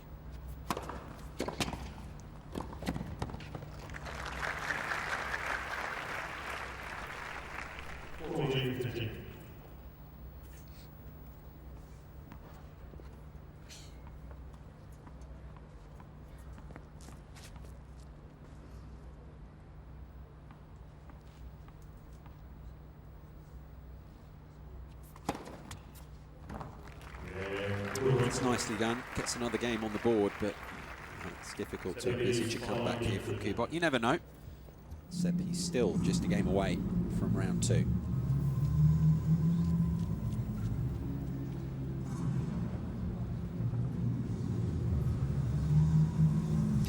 Barry, quick question for you. If you were taking both of these players at a very early age, say sort of 14, 15, but they had their styles of tennis already molded, so you've got a very consistent player, counterpuncher perhaps in Seppi, or an aggressive player like Kubot, which would you prefer to coach? It's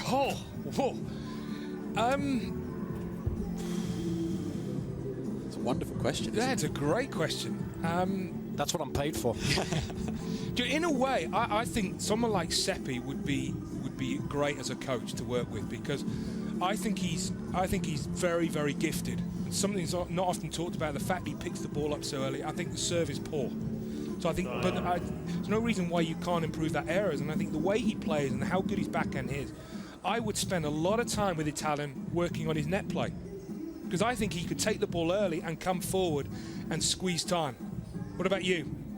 No, I think you're absolutely right. I think it's just difficult at the top of the game if you don't have weapons, and for that reason I might want to try and work with Kubot as far as that's concerned. Because I think technically, from the ground, Seppi's more complete. Kubot's forehand, and we've talked about it, well, it can be great, as was the case there. Emphatic return. Seppi, of course, serving for the match here. Let's confirm at 6-2 and 5-2 up. And emotionally, I think he's a little bit more stable. And sometimes as a coach, that's the hardest thing. Can you teach that? You can help, but ultimately that's down to the player.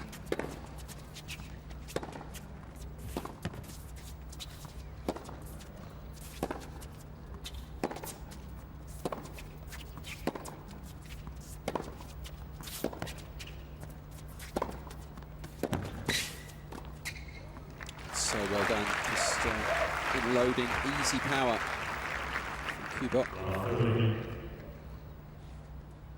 Well, having seen these last 2 points, I might change my answer. I might have fired Seppi. Now hi, Kubot.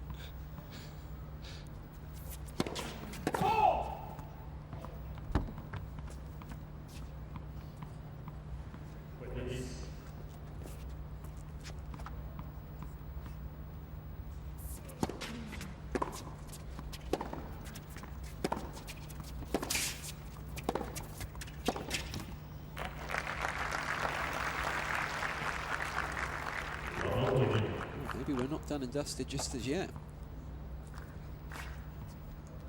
If it was intentional, that was a good play on the approach, coming down the middle. Because, of course, you don't give your opponent any angles to play with.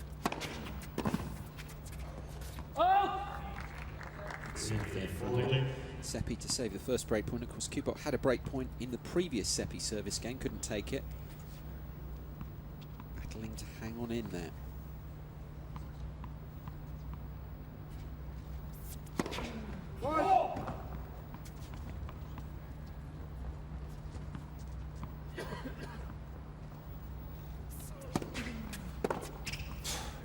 It's just simply fantastic. Where has that been for a lot of this contest? Great serve for the first time. He's still in there. Yeah, and why not do that at the start of the match? I mean, that can make such an impression.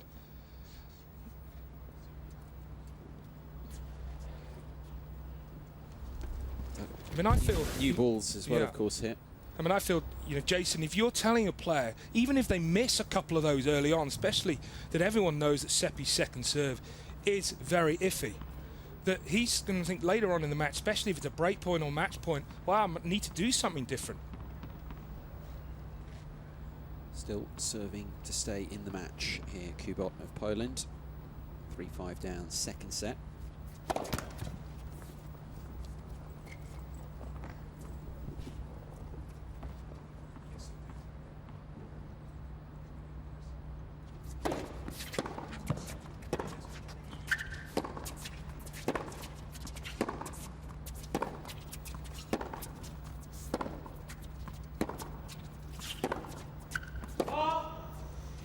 Yeah, just I think you're right, Barry. I think if I was in Kubot's camp here, I'd be a little disappointed that I hadn't forced Seppi to do anything differently throughout the course of the match. He hasn't really asked him enough questions. He hasn't forced him to serve to different spots, and he hasn't really asked him the very tough question of, are you able to pass me on enough of the big points so far?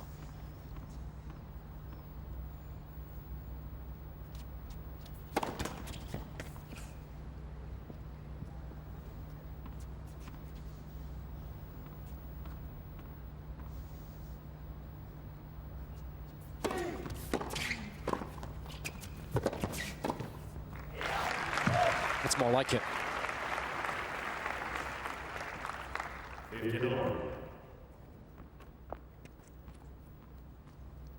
he's just able to play with freedom now. You know, in his mind, the match is done, so he's just playing. He's got the break. He can hold on to his serve here. Be fascinating next game.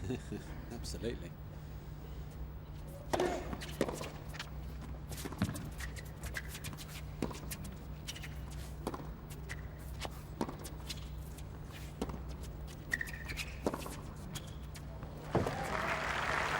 That's too good from Seppi. Maybe he feels he can get this done here.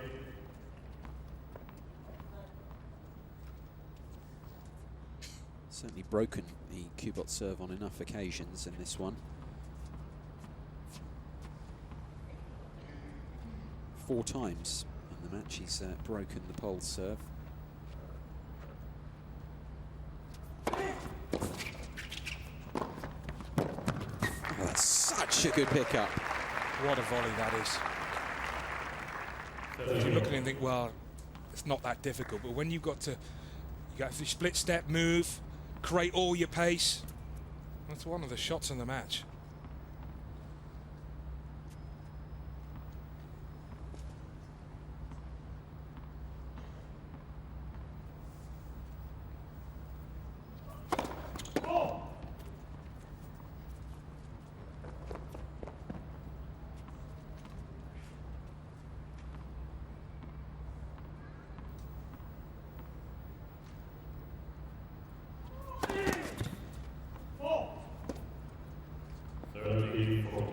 Deary me.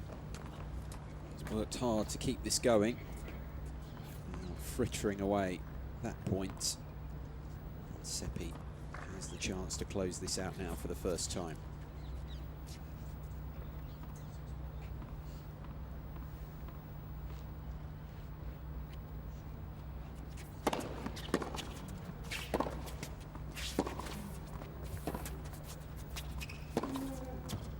Gets it done. First time of asking. Good win that for Andrea Seppi of Italy. After a tight opening few games, he just ripped it through, really cruised through. Little fight back from Kubot towards the end, but it wasn't to be. It's Seppi of Italy into round 2 here in Doha. That's a great start for his season for Seppi. He really is a very dangerous player. Wonderful timing, reads the game exceptionally well and created his fair share of opportunities as well in terms of winners. 19 winners he was able to hit, and I think he'd be delighted, not just that he won the match, but the way he played, the way he was able to come through those difficult moments, and he moves through to round 2 as opposed to Kubot. Well, he's got the advantage of playing doubles this week to get a bit of rhythm, but he can only get better in terms of his singles.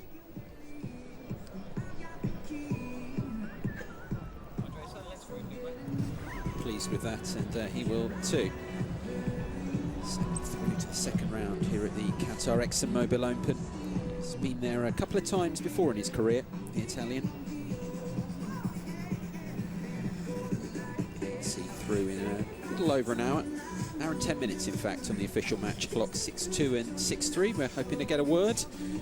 Robbie Koenig down there on the court now, waiting to interview the Italian. A 6-2, 6-3 winner here.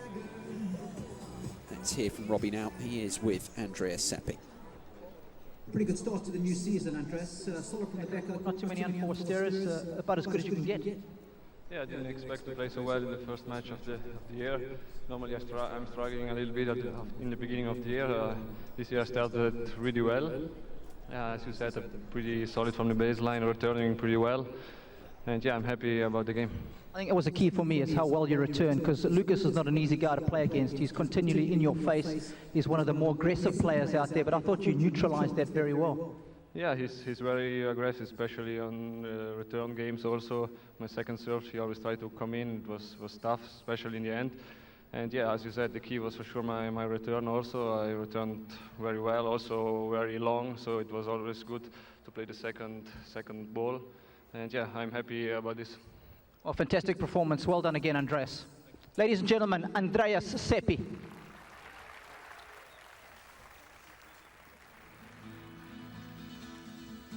So the thoughts there of Andrea Seppi talking to Robbie Koenig after this 6-2, 6-3 win over Lucas Kubot. Barry, just take us through a few of those key match statistics we see there.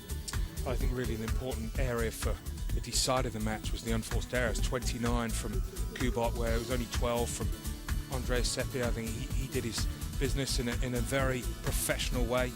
Created actually a lot more winners than I thought, but a few of them were passing shots. But I think overall, when you're holding serve, as Seppi was able to do, 81% on your first serve, I think you're able then to feel like you'll earn your breaks. And Seppi, a good returner that he is, will certainly create enough opportunities. I think for Kubot, get to the practice court. As for Seppi, well, if he can play like that for the rest of the year, then he'll be very pleased with his season ahead.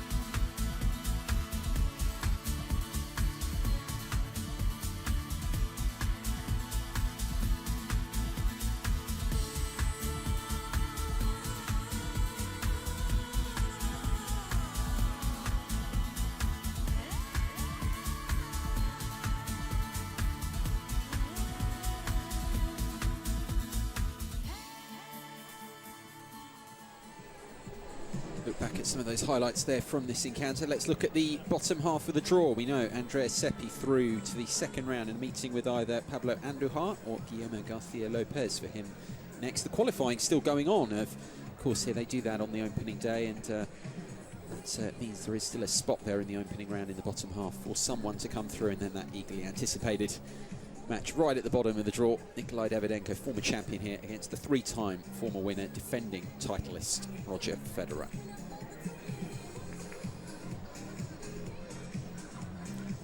The number 8 seed is through That's to the about it second round. for us for the moment. So the next match here, well, it starts in just over half an hour's time. Of course, we'll be back with you for that one. It's a meeting between Lukas Rosol and Viktor Troitsky. As I say, it doesn't start before 5:30 local time here early evening, so we are going to take a break now. We will be back with that one.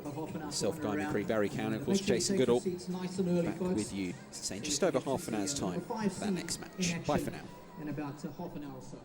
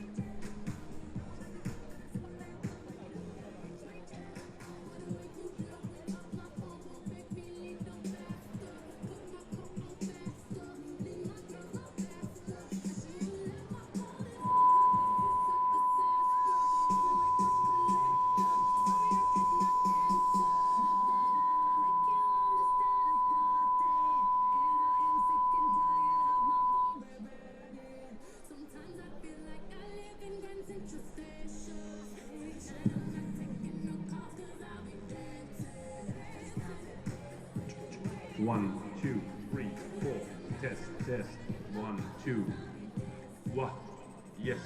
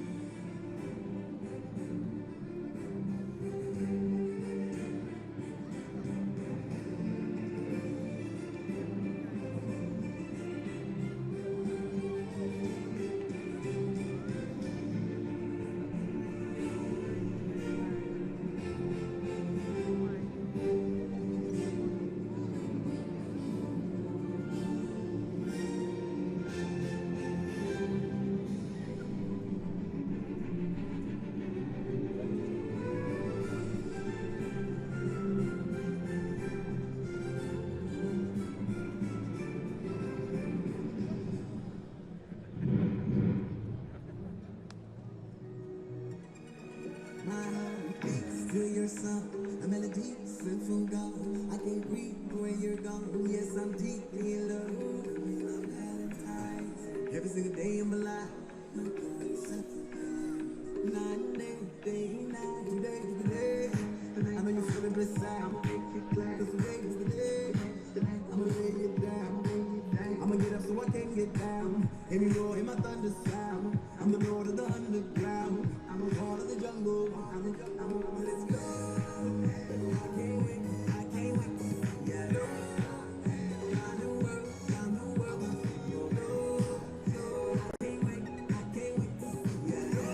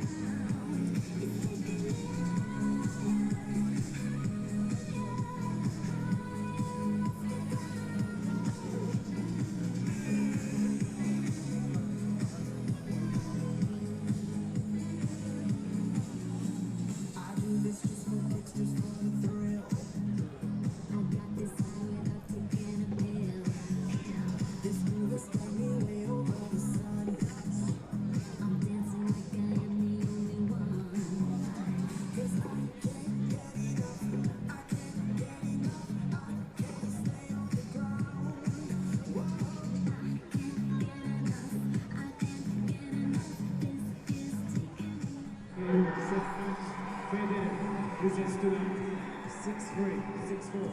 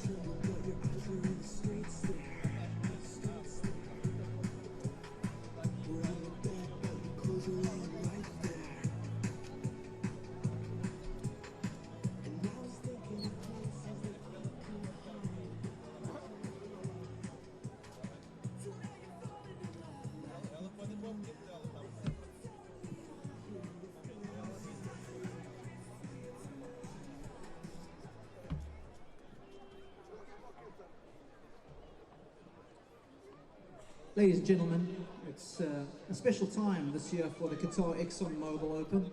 It's the tournament's 20th anniversary, and tournaments like this take a lot of effort to get put together. And of course, without the major sponsors, events like this are just not possible. And of course, we'd like to take this opportunity to thank our title sponsor, ExxonMobil, the likes of 51 East, who play a vital role in the tournament, Qatar Duty Free, Alpha Dawn Automobiles, Aspetar, and of course Rolex, who have been with us for many years.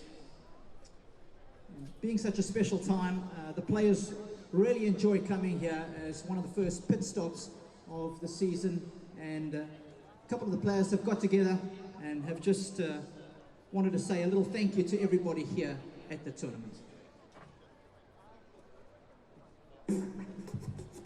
Today we celebrate an occasion. 20 years of memories. 20 years of wonderful tennis.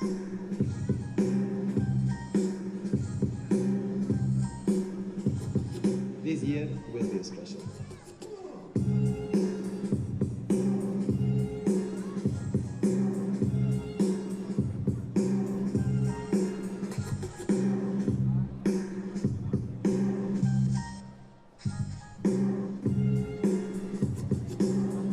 Congratulations to the Qatar Tennis Open. Happy 20th anniversary for the Qatar ExxonMobil Open. Here's to another 20 years.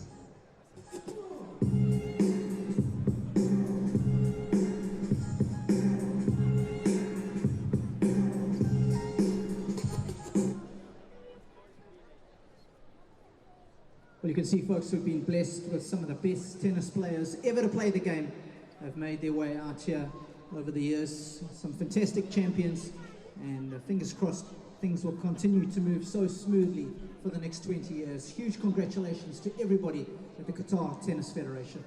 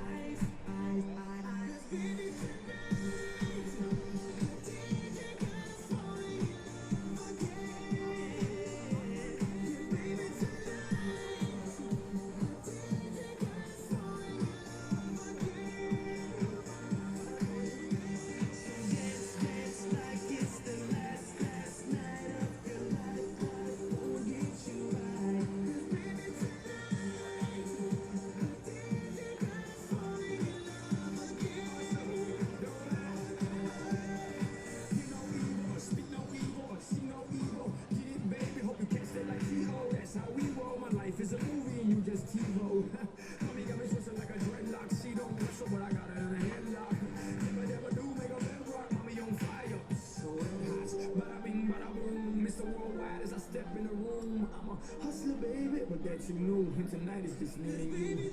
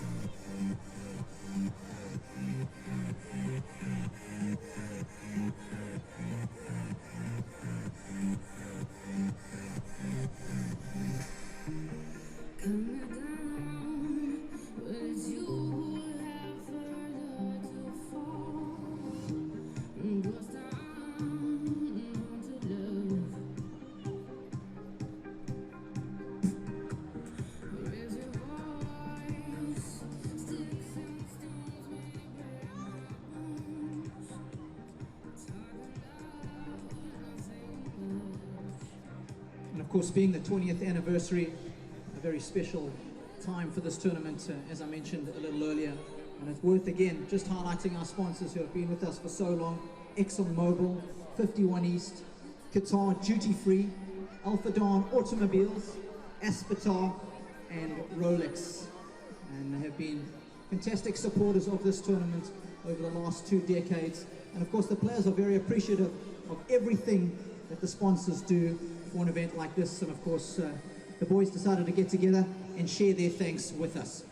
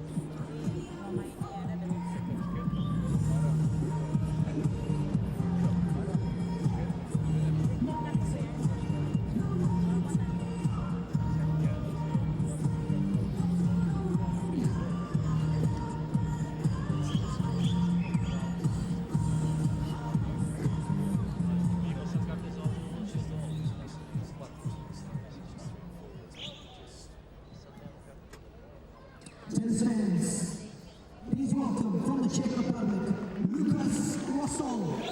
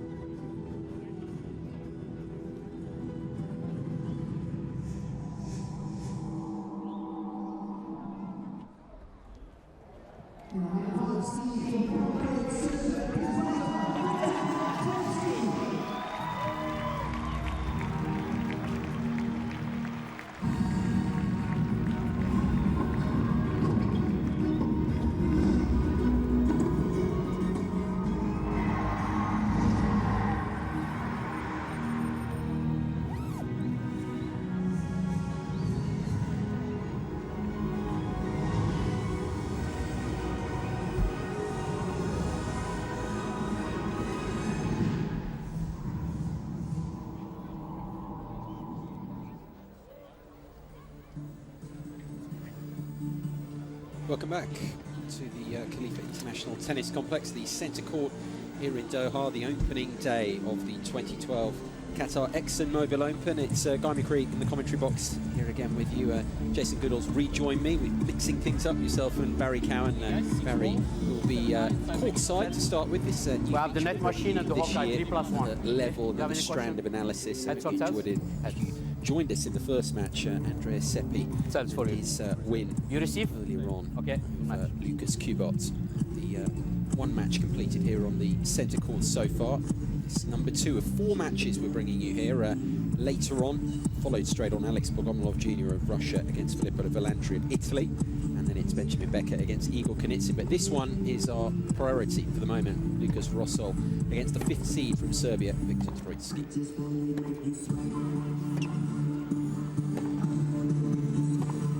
Look at the draw for you. We're concentrating on the bottom half earlier on. This is the top half of this 32-man draw. You can see bottom of the top half, so to speak, Rosol and Troicki, and they'll face a qualifier next up, the winner. Qualifier drawing a qualifier. Yeah, they finished the qualies earlier today on the outside courts, so a golden opportunity for those that have been battling throughout the course of the weekend to make it through to the second round. Good start of the year. Just been completed that qualifying tournament. We will bring you an updated draw later on.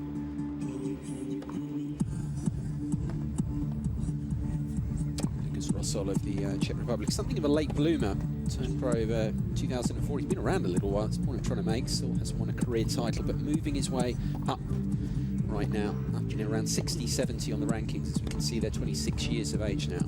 Yeah, he's done well because he's been one of those guys that's had to grind it out a little bit, do well in the challenges.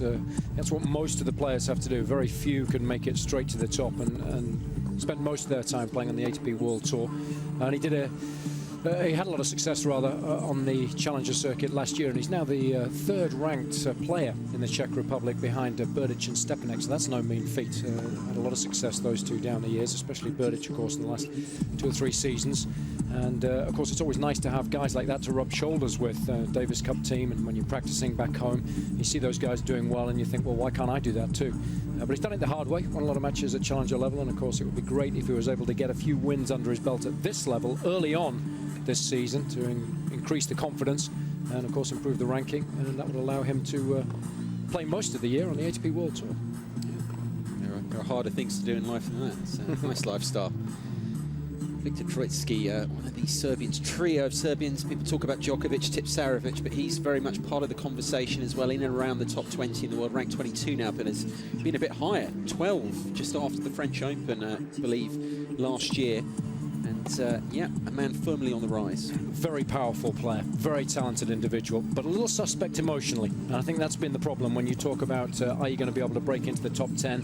Tipsarevic, of course, got a match in the year-end championships last year after a fantastic season. Djokovic has been at the top of the game now for a while. But I think it's hard for someone like Troicki to rub shoulders with the very best players in the world on a regular basis because his game's a little too up and down. There are holes in his game. The forehand can be big, but he can make a lot of unforced errors off that particular wing. The backhand is a little more solid. The serve is huge. Got a big first serve, good kicker of a second serve. Doesn't come in a great deal. Doesn't have particularly good hands when he does surge forwards. So a little one-dimensional. And when he does get down on himself, when things aren't quite going according to plan, very rarely is he able to dig deep, turn to plan B, and find a way of getting the job done. So that's been the problem as far as he's concerned. No previous head-to-head history to speak of here between these two, meeting for the first time on the ATP World Tour here this evening, here in Doha. Mohamed El Jannati chairing this one for us. He's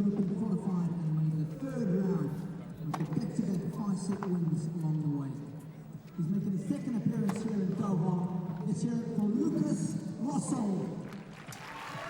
Got Barry Cowan, courtside. Barry, just want to touch base with you because, it's a couple of hours since we started playing. It was a beautiful sunny day at that stage. Sun's gone down now, so I'm presuming it's a lot cooler down there. And if so, how do you think that will affect play for these two?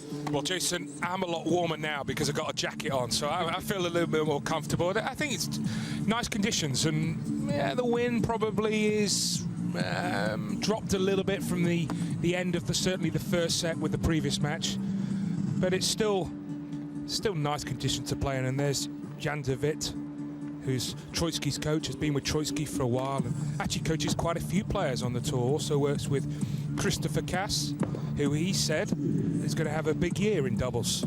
So he'll hope his singles man will also have a big year. Yeah, what do you think, Barry, about Troitsky and his ability to move up the rankings? How did you see 2011 as far as he was concerned, and what do you see that he's got in prospect as far as this season's concerned? I suppose with that question, Jason, you want an honest answer. And definitely. Well, I think he's peaked. I think by him getting to what was around the top 10, I thought it was an unbelievable effort last year, and I just feel that, I agree with you, that he's slightly one-dimensional. I just feel he needs to add a couple extra areas to his game. I don't think he comes in anywhere near enough, and I just feel he doesn't have the sort of dexterity in the hands that I think you need if you are going to be amongst the top 15 on a consistent basis. But what he may lack in those areas, he certainly doesn't lack in speed around the court and also heart. He's got plenty of that. And we saw plenty of heart as well, didn't we? Davis Cup, we go back to that. If you think his upward rise in the rankings that you're referring to there, I mean, it was kind of started in a sense, as it is for so many people, by a good Davis Cup final. And that performance to win the Davis Cup for Serbia, as Troitsky did 2010. Yeah, it really helps, doesn't it, when you get a huge lift like that and allow Djokovic to go on and have one of the best seasons that we've ever seen in this particular sport. And Troitsky, of course, was riding on his coattails, as was Tipsarevic. So that really was the catalyst for these three players to enjoy fantastic seasons.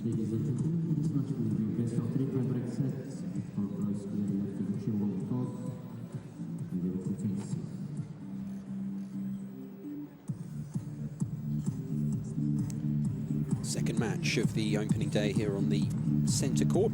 Lucas Rosol of the Czech Republic, 26 years old, up against the 5th seed, Viktor Troitsky of Serbia. Second of 4 matches we're bringing you here live and in their entirety. The Khalifa International Tennis Complex, what a setting this is. They really do think of everything.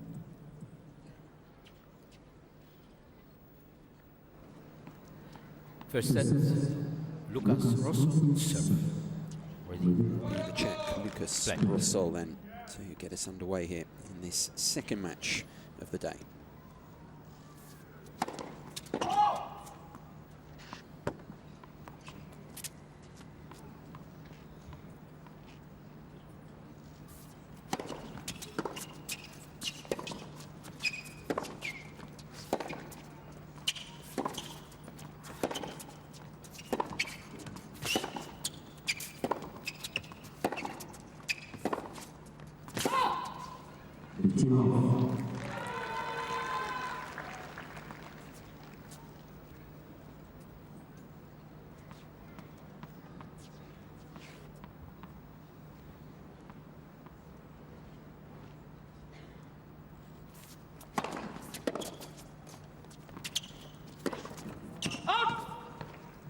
Of course, all the Serbs are pretty good buddies. Tipsarevic and Djokovic holidayed together, didn't they, in the Maldives, off the back of year-end championships at the O2 Arena. I think Troitsky would be a little disappointed he didn't get the call there. Maldives are nice in November, December. Maybe he's not in the circle of trust. Quite possibly. Nothing wrong with that shot, though, from Rosol. Yeah, I watched him play last year. Lost to Karlovic here in a couple of really tight sets. Both were tie breaks. He's a good player. And he's got a good serve. Tall. Many of the players this age are. A good athlete. You know, he's not short on confidence either. He's won a lot of matches in the last 10, 11 months or so. Now he's got to make the step up from challengers to the ATP World Tour.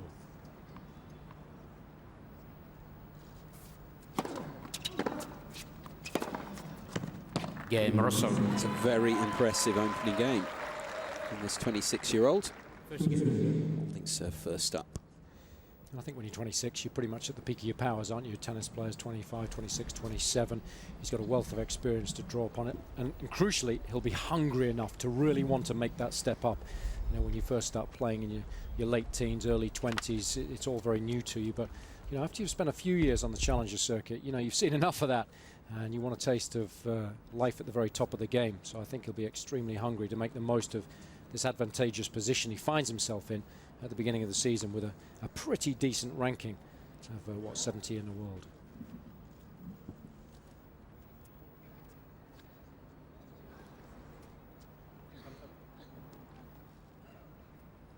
Troitsky unhappy with something. Yeah, sometimes with the balls, they can get stuck in the flower beds at the side of the court, or there's lots of nooks and crannies behind the linesman's chairs. So sometimes you do get an odd ball at the beginning of a match, and you've just got to be aware that the players obviously are. They always like the balls to be as new as they possibly can, travel to the edge that little bit quicker, especially if you're serving. You're always trying to get the two newest balls to play the next point with. It's got a funky service motion.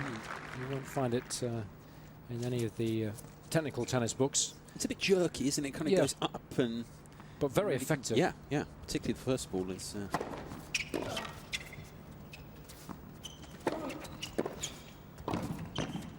got that done somehow. Yeah, he doesn't have the best hands in the world, as Barry was mentioning earlier. But I would like to see him come forward more, and if he hit a decent approach shot, you know, more often than not, the volley should be relatively simple, but he made a bit of a meal of that, but got away with it in the end. Next, for service.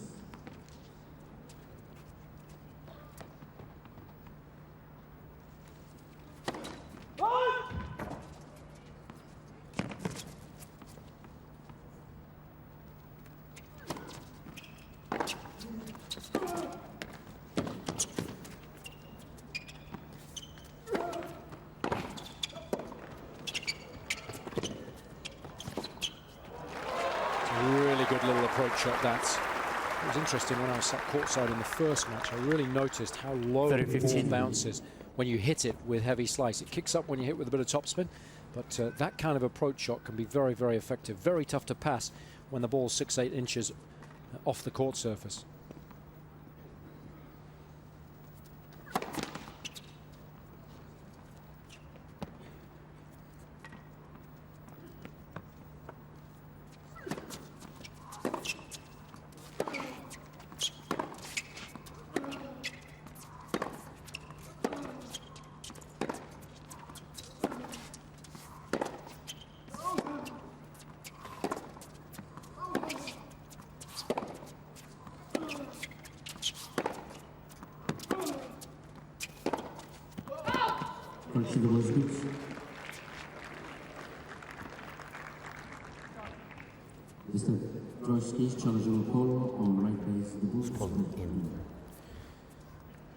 Challenge called. Let's see which way this one goes.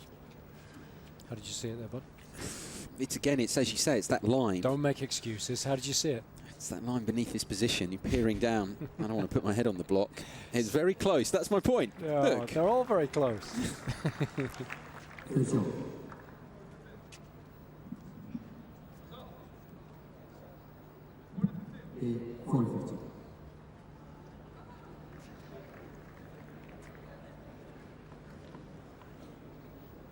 Well, there was a little confusion because the umpire actually said that Troitsky challenged the call when it wasn't Troitsky, it was actually Russell who challenged.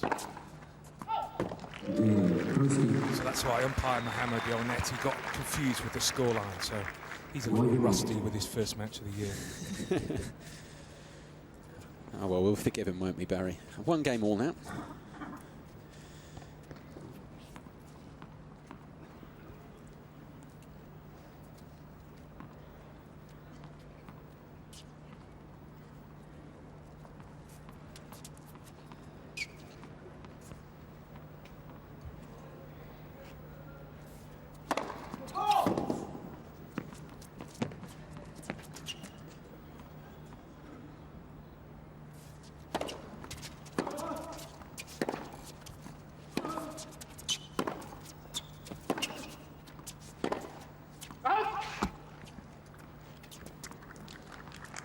Love it.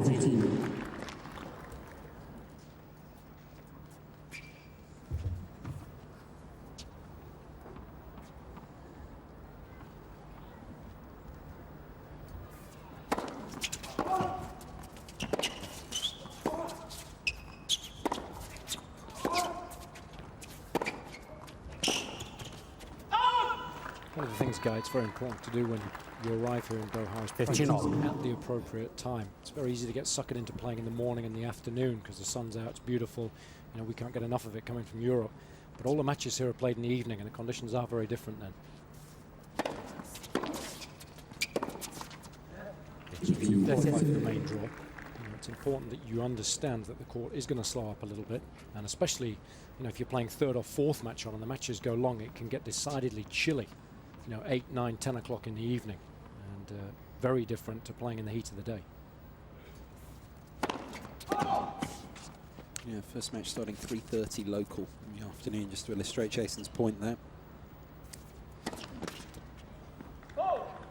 15-40.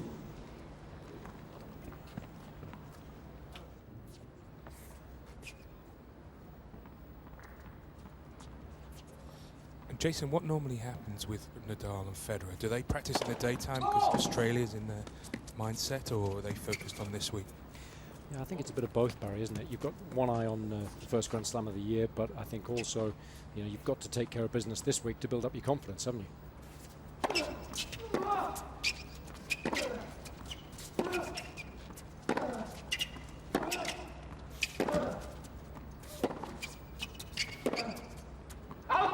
Game, Troitsky. All the initiative going the way of the serve. Quick break. Troitsky leads. Who won the lead for Troitsky here in the opening set of this one?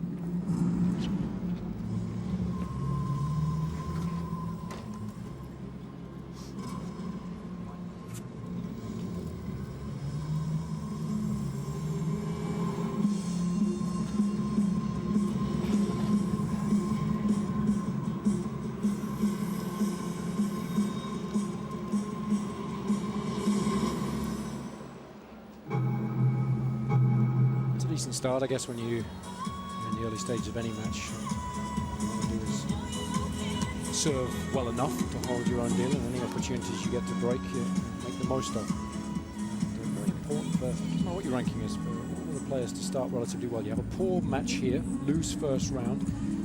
Some of the higher ranked players, like Troitsky, might not play much more tennis before the start of the Australian Open, and then you always need a couple of matches under your belt, as opposed to feeling good going into those matches at the start of the Grand Slam. That's why, you know, this time of the year is quite unique.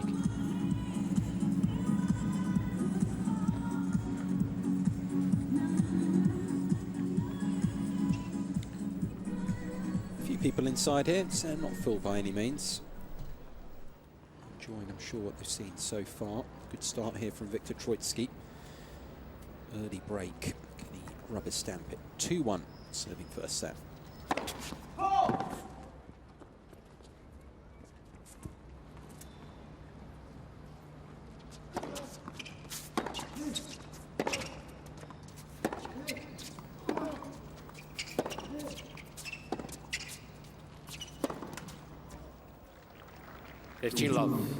Just smothering that one a little bit.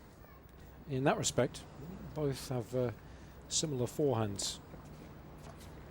Don't quite have the extension through the ball that they have on their backhands. 30 love. We're going to inspect the mark there. 190k. He's pretty decent, but he can get it up around the 220, 230 mark if he really wants to. The balls do leave a mark, so players like to inspect that before deciding whether to challenge or not. Challenge. It felt like it might have caught some of the line, that one. Well, the players of any of the lines should have a really good sighting of that one. But sometimes, because your body's moving to the left, you can see it through rose-tinted glasses, as he did there.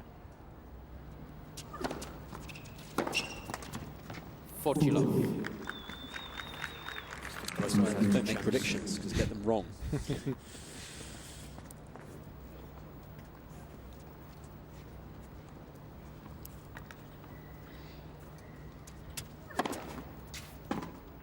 Game. Big serving from Troitsky in that game in particular. Minimum of fuss. Standing the break. 3-1 the lead. And it's such an advantage, isn't it, Guy, when you can have service games like that. All the pressure's back on your opponent, throwing the balls down the other end of the court very quickly on. And Russell, already a breakdown, having to fight hard to hold another service game.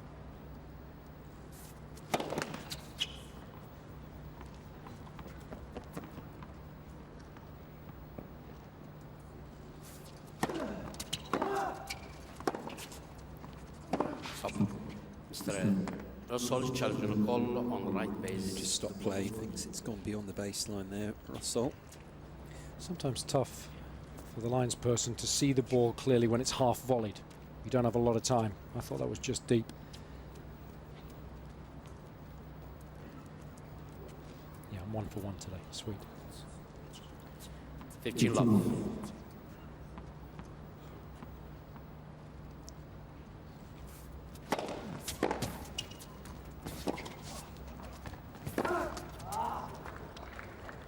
Thirty love.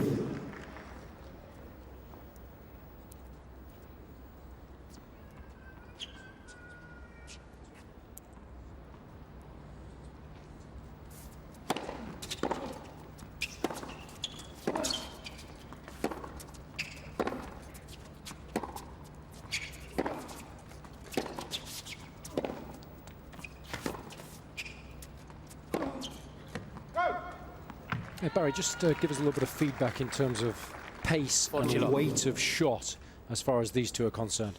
They're both hitting the ball very hard, actually, and I've been impressed by Russell. I think he's got talent, and I don't see any reason why he can't get higher than his current ranking of 70. But it was a soft service game in many ways for him to lose.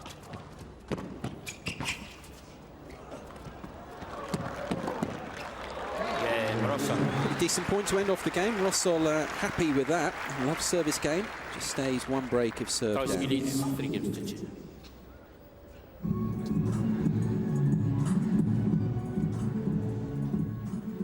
a very talented individual. There's no question about it.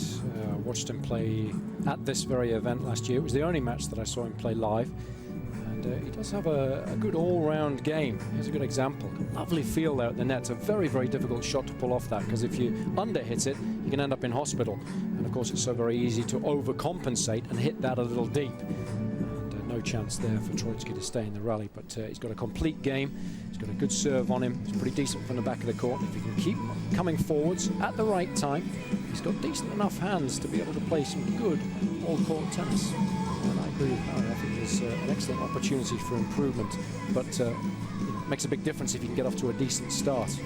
Wins a couple of matches here, gets a good draw at the Australian Open, and before you know it, he's going into the European indoor season and heading into Indian Wells and Miami full of confidence, with the ranking going in the right direction.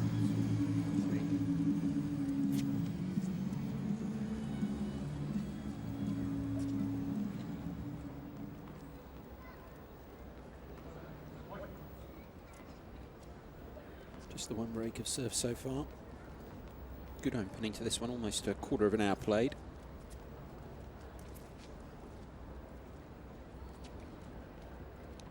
Troitsky 3-2 opening set.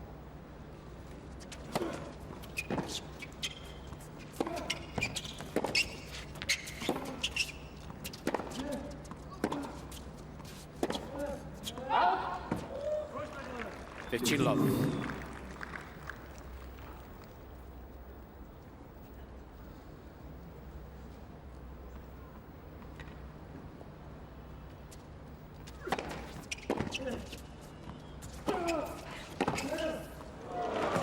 Fantastic stuff.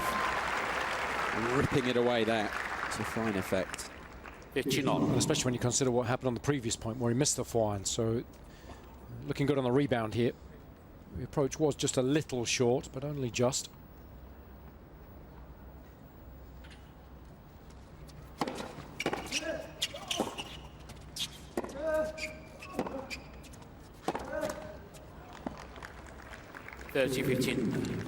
Troitsky's sussed the fact that that forehand is just a little brittle at the moment.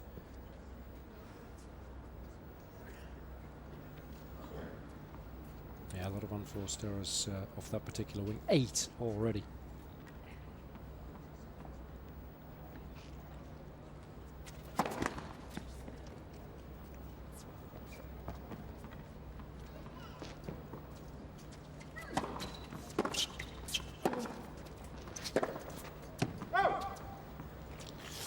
Yeah, Jason, you're talking about the forehand. Personally, technically, I don't like it. I think it's very flat. So when he's hot and he's feeling the ball well, I think he can make a lot of winners. But if he's just not quite at the top of his game, as we've seen already with the stats, a lot of unforced errors. You look at all the great players today, they all hit their forehand with a little bit of spin. Yeah, there's no question that when things do connect, as on that shot, 14-30. you can have spectacular results because it is a little flat. You can generate a lot of pace, but the timing has to be absolutely perfect. And having already made 8 unforced errors off that particular wing, you're absolutely right, Barry. You know, that thing hasn't held up so far, and it's going to cause him problems.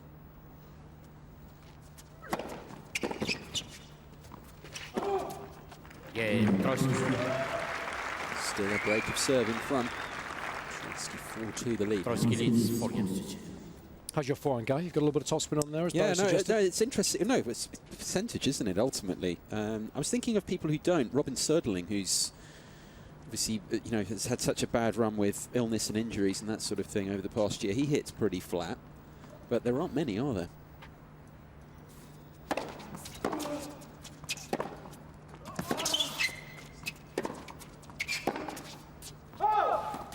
No, I think players are so good in this day and age of being able to hit aggressively, but with just enough spin for it to be consistent as well. You can do both with the strings and the rackets that the players use now.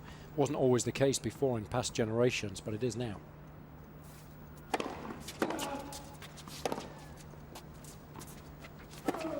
Seizes on the miss hit there. That was a good example from Troitsky. It's an aggressive forehand, it's short, and the mistake that a lot of players make, especially at club level, is to hit this one hard and flat and to hit down on it. Watch Troitsky brush up the back of the ball. So he's still getting some nice elevation over the net, but it's still an aggressive shot.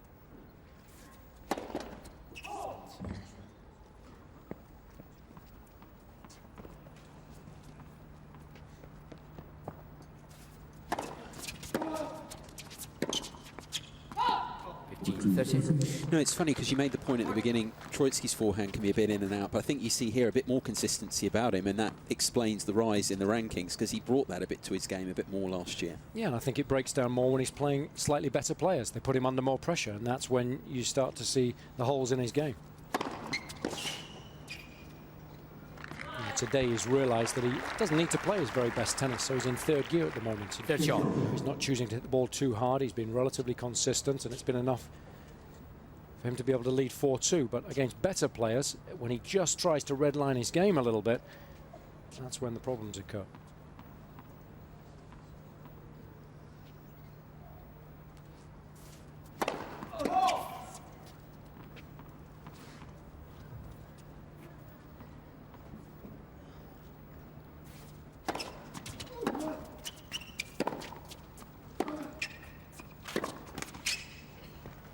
Big point that for the Czech, which has gone against him.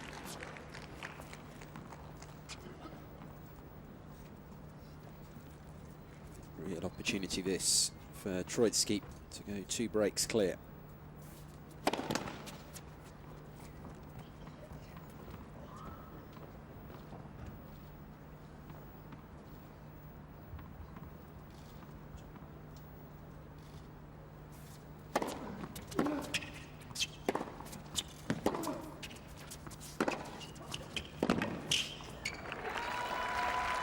Well saved.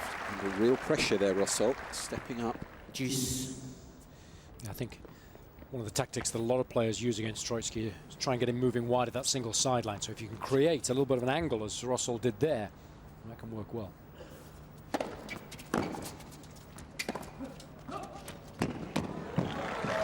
And a similar scenario there. If you can get him moving the full width of the court, he's not the most nimble of athletes. So again, if you can think about your patterns of play and you can open up the court, you know, nice 1-2 punch here, wide, and then using the line to good effect, you can put pressure on Troitsky.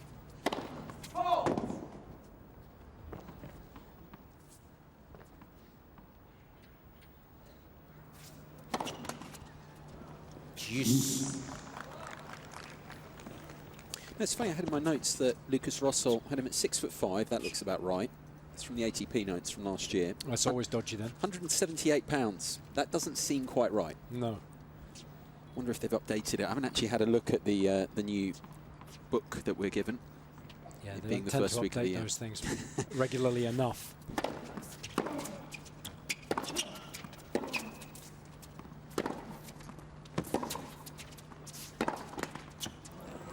we're not always truthful either. The players, I mean, I know down there has been 5'4", but we know that that's a good 2 or 3 inches taller than he actually is.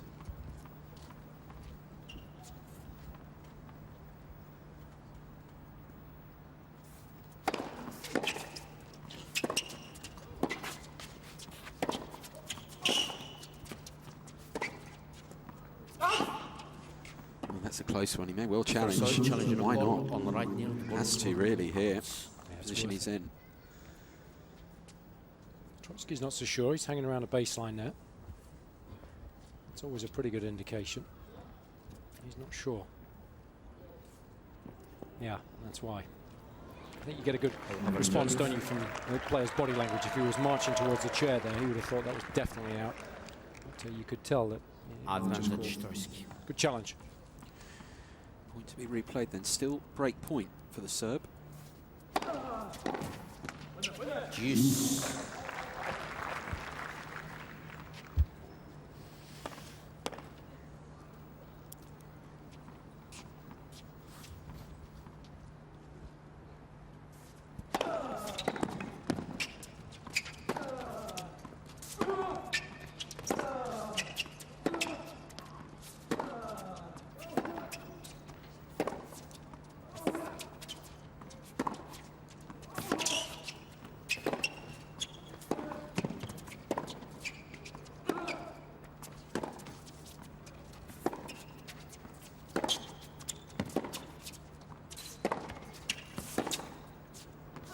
That was easy on the eye. Lengthy one goes the way of Rossol. He hit the fine better there, didn't he? Advantage Rossol. Able to make 2, 3, 4 in a row, and also able to put Troitsky under pressure on his weaker shot, which is also the forehand.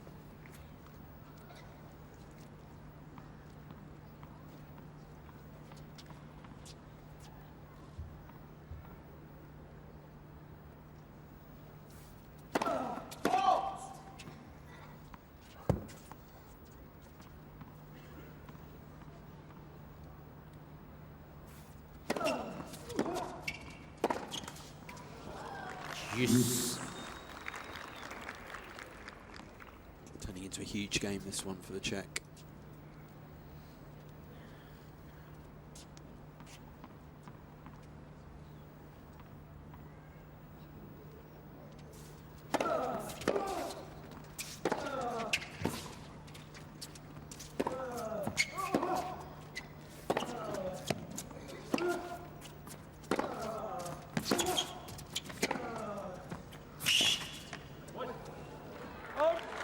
His game there, lack of mobility when he's forced really wide. He made a good adjustment midway through the rally when the ball clipped the top of the net. Sometimes you can get a bit stuck there, but didn't look particularly comfortable moving to the backhand. The best movers in the world would have been able to take that one with an open stance and still use the double-hander there.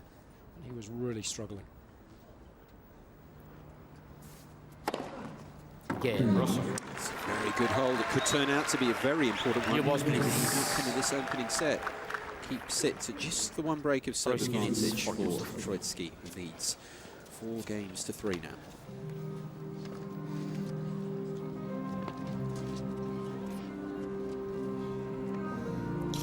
Yeah, as I was watching Rossol and the way he plays and the forehand not being as good as the backhand, sort of, you think of most of the Czech players, that is often the case, and it's amazing how some countries sort of identify with certain game styles. The Italians, most of them have terrible serves but are good from the back of the court.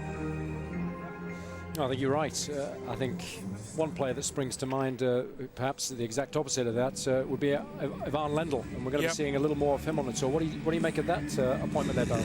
Well, I was surprised, Jason. Not that Andy's decided to hire Lendl, but the timing, 31st of December. I would have thought the natural timing for that would have been at the end of the season when the O2 finished. But I gather that Ivan will be there for the 4 Grand Slams and a few of the Masters events. Apparently a couple of meetings in Miami to firm that up when he was training there in that training block. It's so important to do a lot of the work before you get to the venue, before you get to the tournament. New balls for Viktor Troitsky. 4-3 first set.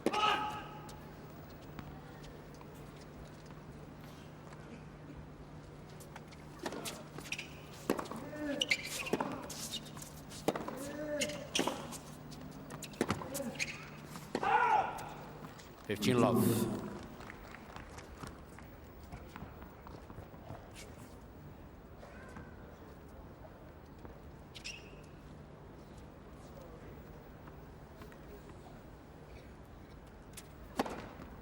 He's not reading the serve at all. He's not reacting there. It's one thing to be beaten by an ace, but at least you should be moving in that direction. When you're not, it's really worrying.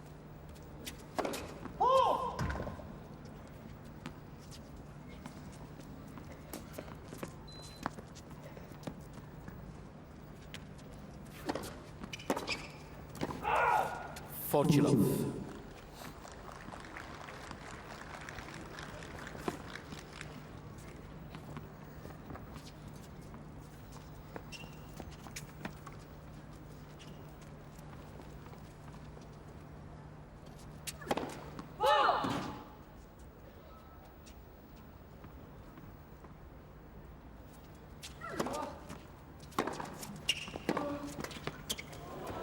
Gets very lucky indeed there, the Serb. But he'll take it all the same. Wins another service game and moves a little closer to this opening set now at 5-3.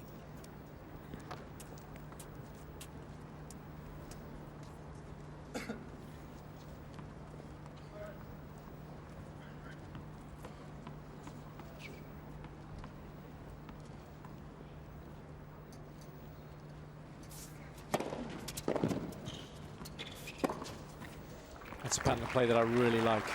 Against a lot of players, but particularly Troitsky. If you can get him wide with that slider, you're going to have an awful lot of court to make good use of in the first shot of the rally.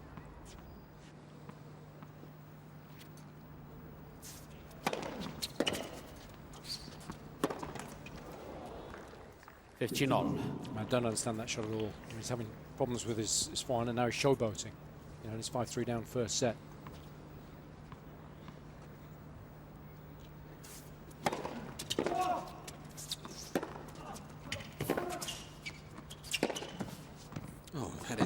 Very good indeed after the previous shot as well. He then comes out with that. But a whole different ball game, isn't it, on the backhand? See how he was able to hit through the ball, full extension, and lovely disguise on both the cross court and the down the line. 40-15.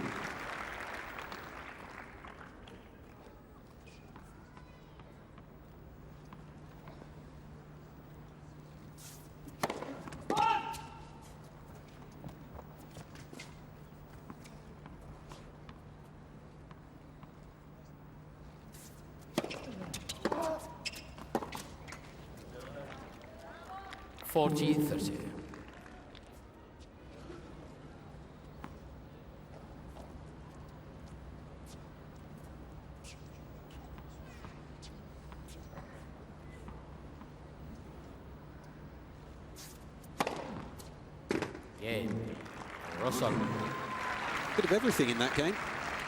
Maybe most importantly, Rossel gets it done. Forces Troitsky to serve out this opening set now at 5-4.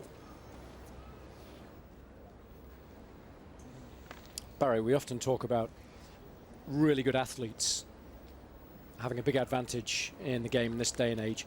And often we've seen very tall players move a lot better than they ever used to. But what do you make of Troitsky's movement there courtside? Do you still feel that sometimes it's a little leaden-footed? Fascinating to actually listen to you, Jason, because I feel that Troitsky is a great athlete. He really is. You see him slide a lot. You see him almost do the splits at times. But I think what lets him down is he doesn't have the hand skills when on the stretch. And in my mind, springs to mind that people like Federer, people like Nadal, people like Djokovic, people like Murray, who are the best, and they're able to somehow manufacture difficult shots where Troitsky, it's almost preset what he's looking to do. And I think that's an area that he can, or can he improve? Probably not, but certainly he's an area that he can work on. It's difficult to do it at this late stage in his career, isn't it? Time.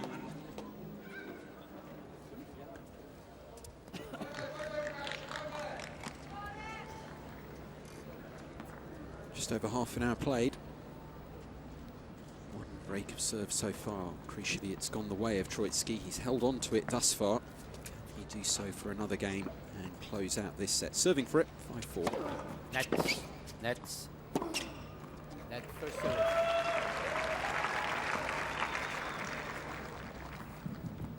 service. I don't think his mic was working there initially. Didn't hear the umpire call that, but he did. There's no question about it.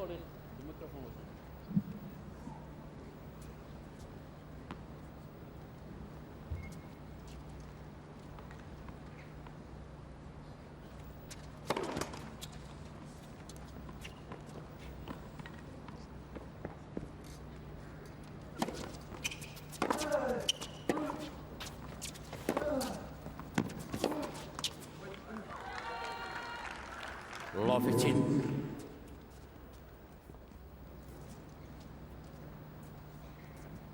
He's got a good squad of players that he works with.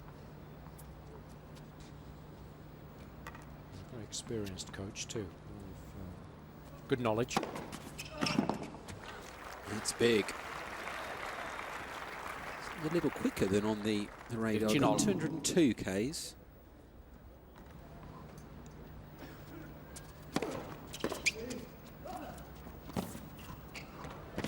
It's a well-used excuse, that, isn't it? I'm sure that serve is a lot bigger than it's reading down there.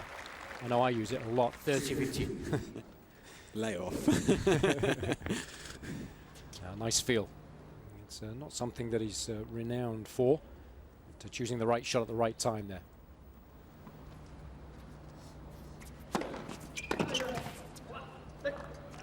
He served well in this opening set. Hasn't necessarily got as many first serves as he would have wanted. 11 of 22, 50%, but he's made and won 11 of 12 points. Yeah, that's outstanding. 2 set points. Oh, it's a beautiful way to finish it off. Taking the set there, Viktor Troicki. Just one break of serve enough for him. He's won it 6 games to 4 in 34 minutes, the serve.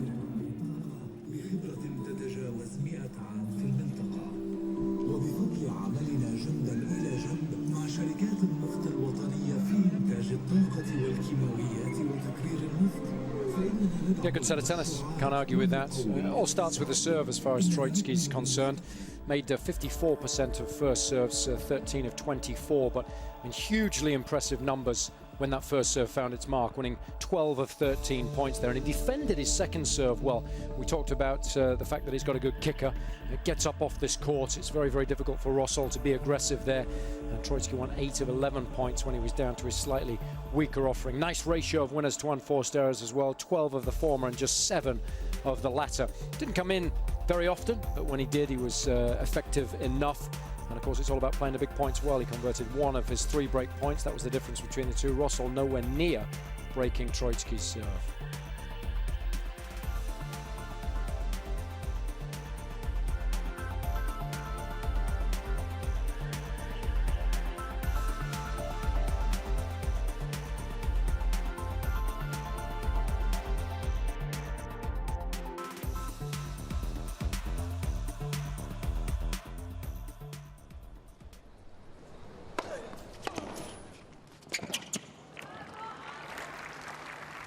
Law 15.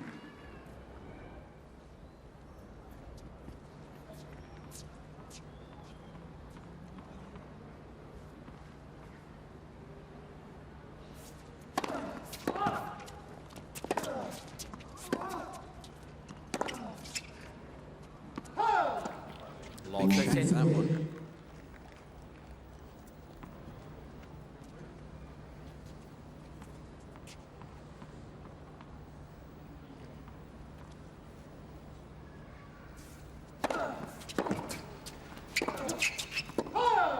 This really is pretty loose from Rossel.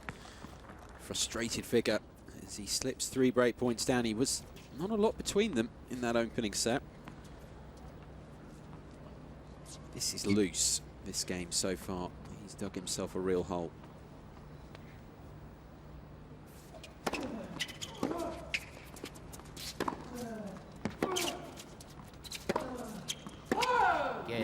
Poor game, if truth be told, from Lucas Rossel. Surrenders serve immediately at the start of the second. Troicki in charge here. A set and 1 love to the good.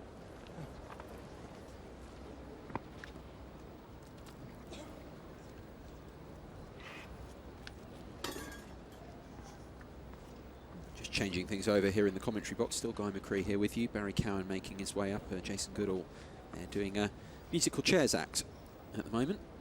It'll be Jason down there courtside for this second set in a few moments' time.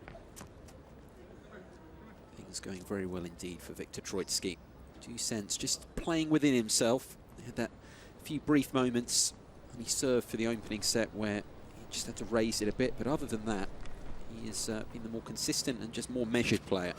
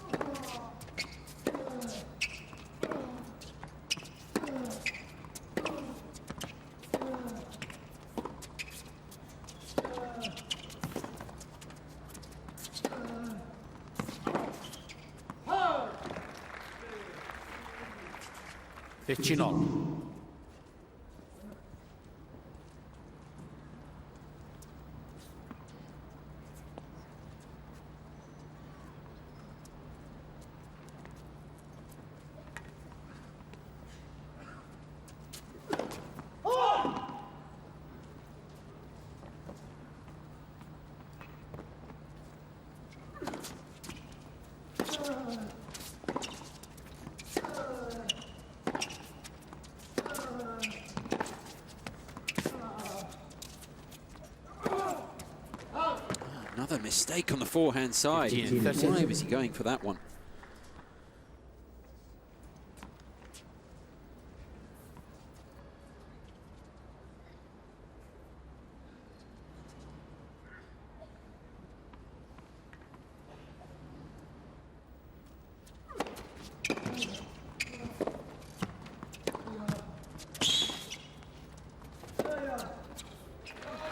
Superb.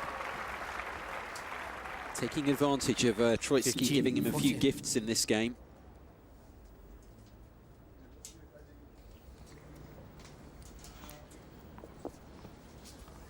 Great chance this, Rossol. His first break points of the match to get straight back on terms in set number 2.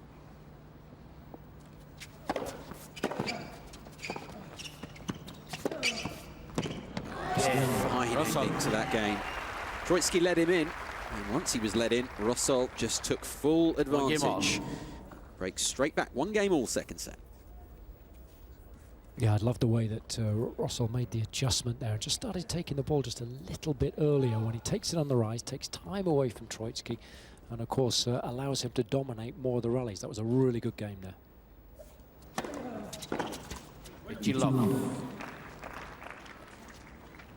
when you look at a player like Rossol, what he needs to do is try and stay at this level for as long as he can. You know, play as many matches. I think he'll start to feel a lot more comfortable.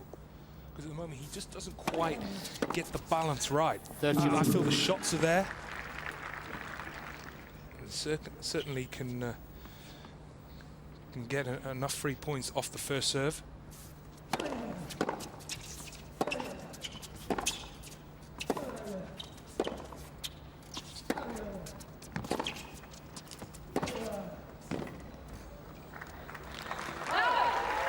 Purple patch.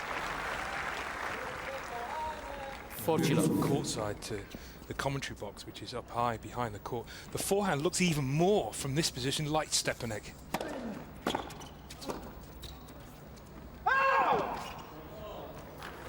It's about to say a little bit like Stepanek there on his approach, picking that one up. But unfortunately for him, it was called wide, although he's challenging it.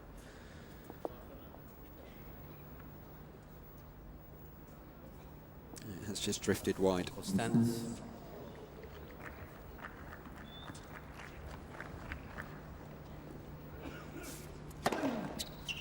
Yeah, Rossol. Nice there for Rossol, who leads now on serve, back from a breakdown to lead 2-1. Still Rossol easy, set to the good, of course.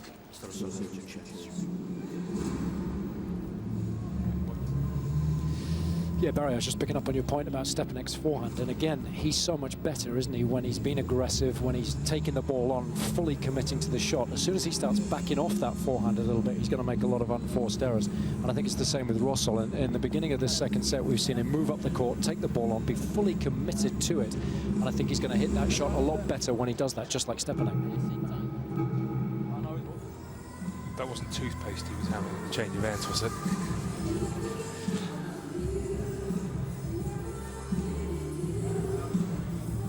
Discussions with Mohamed El Jannati, who telling the story earlier, I'm not sure it's picked up on mic, but if it wasn't, I want to reiterate it again. It played an important part in your career, El Jannati. Yeah, I umpired my first professional match in Morocco.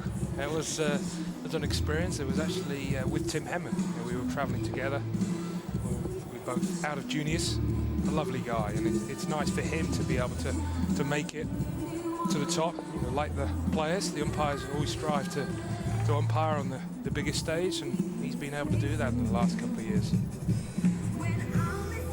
Time. I think that was nice.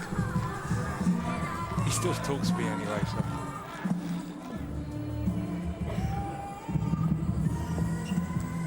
A break of serve apiece so far in the second set. Trotsky breaking immediately, but broken straight back.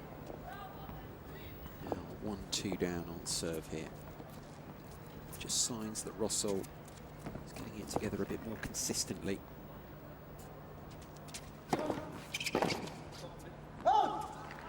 Put the mockers on it.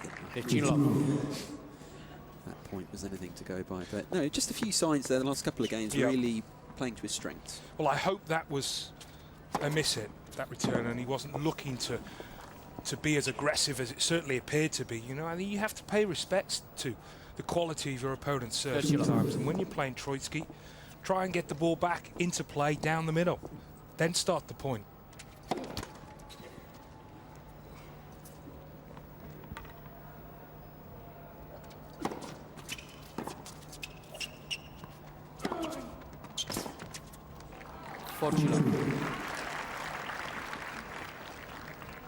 Now, sometimes that also can be a slight negative, as he looked to do there on the second serve. That was unintentional, but because he doesn't move as well as some of the top guys, he finds it more difficult to defend from the back of the court.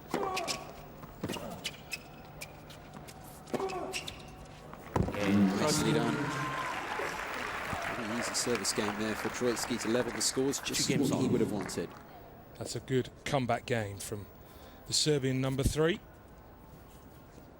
Such a small country, but they've been able to produce great players in the men's and women's tour.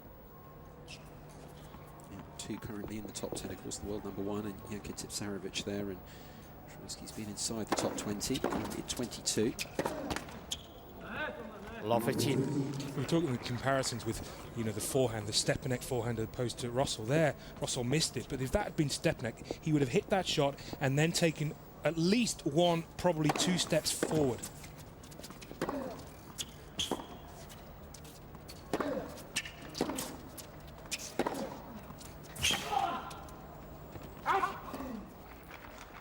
It's the mentality of players, isn't it? I mean, that's the problem. I think most people would agree with you. You're right in that respect. But it's trying to, in the modern game, trying to get people to do that. Because Stepanek, at the end of the day, is a fair bit older than these 2 guys. Well, it is. You're exactly right, Guy. The modern day type of player doesn't like to get past. But of course, you don't have to come to the net. You just take a couple of steps forward.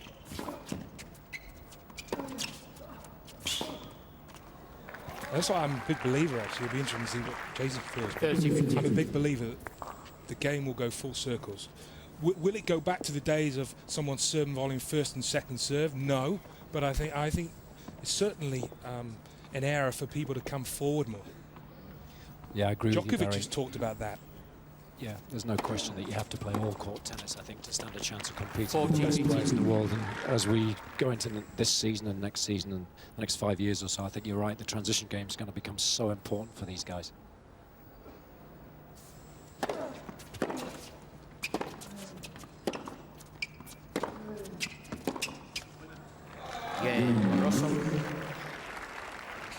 Russell leads. So holding serve there again, edging ahead. Second set here, pretty tight. 3-2 the lead for the Czech.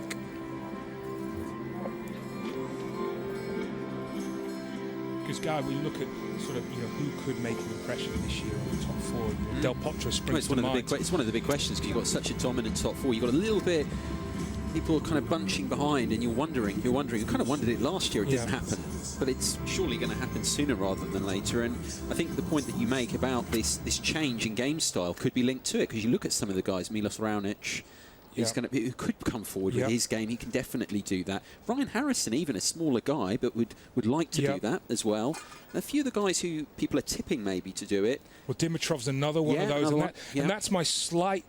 I mean, it is a very small question mark about Del Potro. I mean, Del Potro is an unbelievable tennis player, but I saw him at the Davis Cup final. Yeah. And for someone who has been a Grand Slam winner and has been a top 5 player, he doesn't volley anywhere near as well as he should do. And to keep hitting winners against the likes of Nadal and Djokovic and Murray and Federer on bad days, it is hard.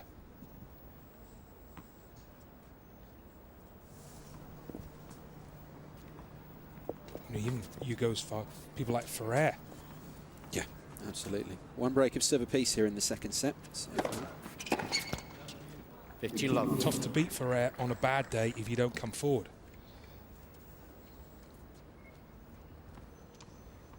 That's an inverted commas bad day. Their bad day is different to our bad day. 30 love.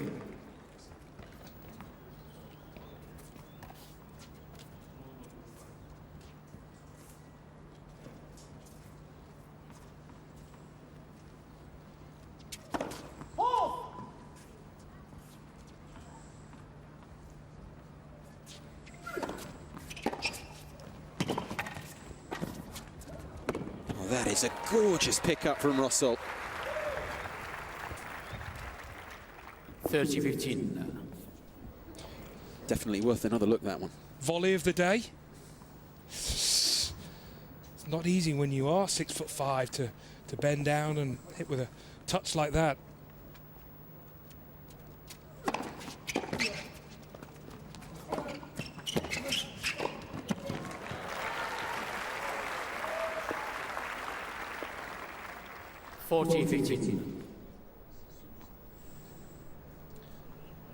Good volley, only the third time he's come to the net in 50 minutes. We can serve a bit more easily. 3 games. 2 straight breaks. 3 each now. I've been reminded it's actually 4 because, of course, the coin toss.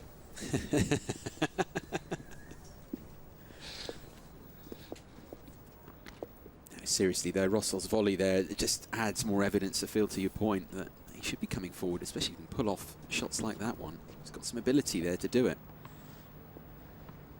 New balls for Rossel, 3 each, second set. Love.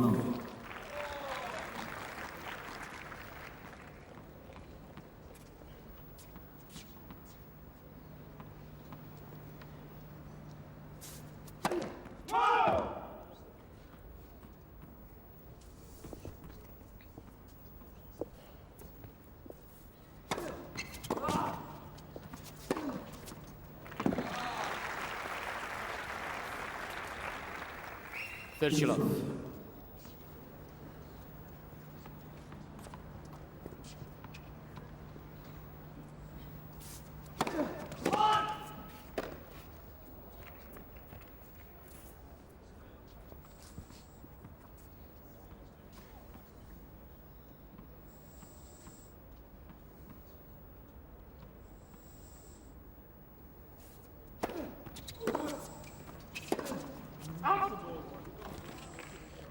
Wild. Does get on with it, doesn't he? It's great. No complaints. There we go, both of them get on with it. You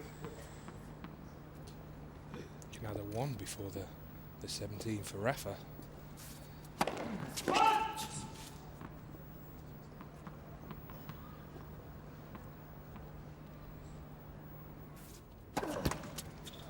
Third shot.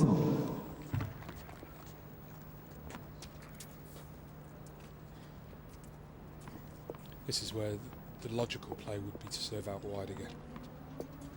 Get Troitsky on the stretch.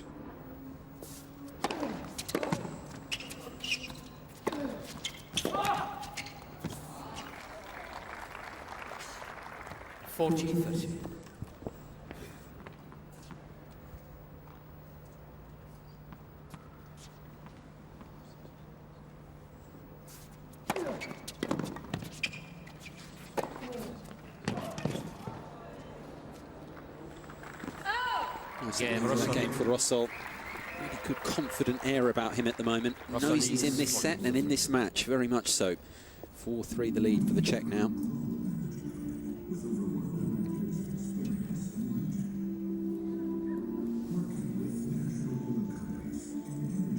You talk about the big issues in the game, and you touch on it there, time between points. I know a lot of journalists, a lot of people feel that is a very important issue, because ultimately it's about the spectator experience, about people coming along, and players are taking so long in between. It just slows everything down, and you get, there's just no fluidity, no momentum about it.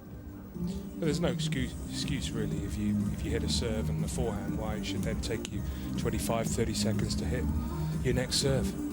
But if you're playing in the heat, potentially good down in Melbourne, and for the Grand Slams, there's only 20 seconds between points. That if you have a half a minute or a minute rally, that's where a little bit of common sense would be good.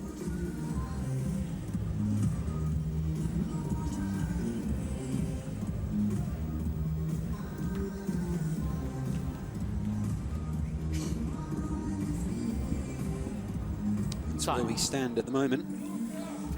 Russell 4-3 up on serve, one break of serve apiece in this second set. Troitsky still a set to the good. Very tight though, this one could easily go to a deciding set, the way Russell is playing right now.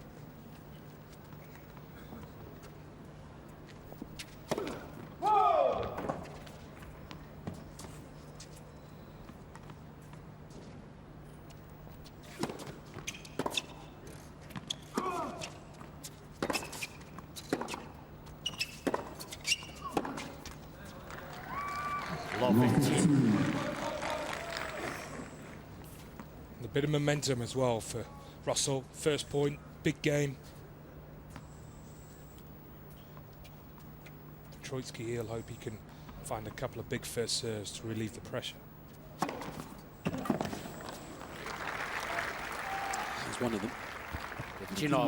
And Jason and you, Guy, were talking in the opening set about the serve, and you look at the service speed, and it isn't that fast. It's not clocking over 200. It's heavy.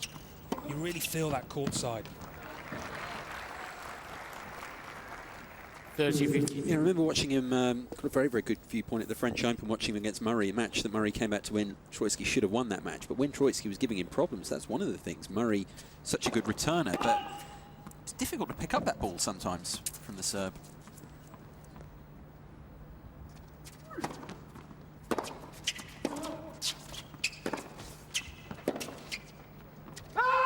Oh, is that Troitsky challenge ball on left knee? Seems to think so. And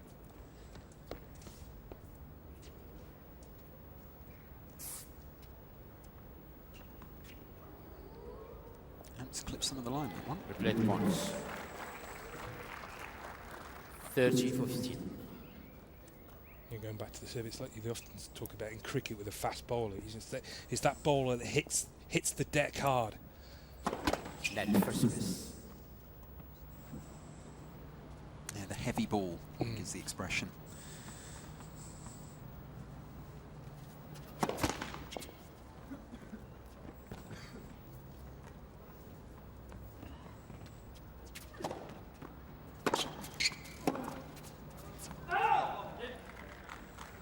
I think also, Barry, it's the fact that he's got a very low ball toss and a quick motion. So as a returner, you don't have much time to actually get a lead on where he's going to serve the ball. So often we've seen Russell not even leaning in that direction. So that's often a very, very difficult serve to return when you don't have a lot of time to actually see where it's going.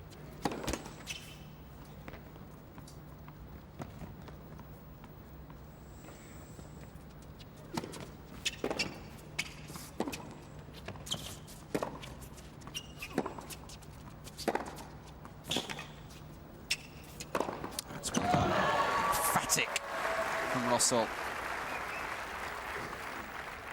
30-40. And it was very much a case that Troitsky was saying to his opponent, what have you got? Have you got the quality and the nerve to take the ball on? He certainly did. Suggested that this set might go the way of Rossel. If you can take this chance, it may well do. Break point. Troitsky then steps up to fine effect to save it. You know, another point on that ball toss as he fires that ace away. I mentioned Murray because Murray's considered one of the best returners out there, not the best returner, and he was struggling to pick up that toss. It's the point Jason makes. Suggests that it is a real weapon, that for Troitsky, that element of it. Because technically, of course, it isn't what you'd necessarily teach. No.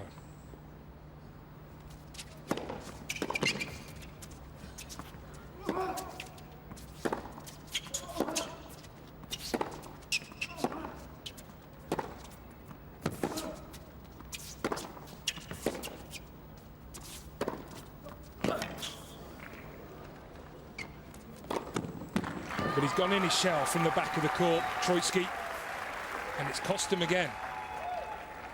Advantage, Russell.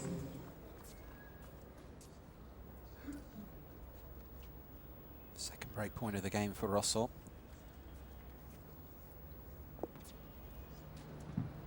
Okay, broken serve once so far. Second chance of this game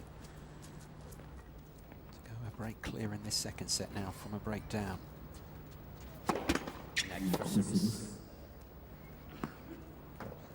the big points in this game that Troitsky is preferred to serve to the forehand. Generally, on big points that I've seen, Troitsky likes that wide serve. So he's definitely thinking about the weaker wing of his opponent. It's well done, a little reaction from the service. He saves that second break point there. Jeez.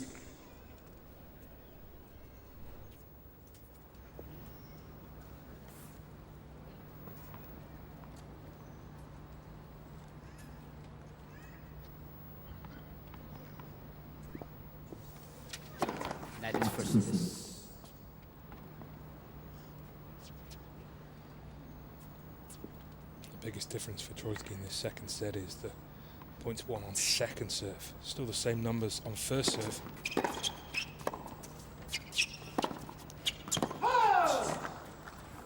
Advantage, Troitsky.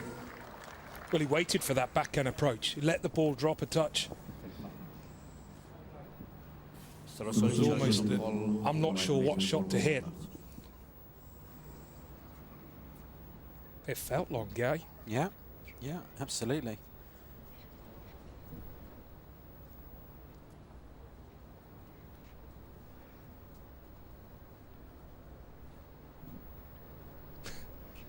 Took an age, didn't it? What stands?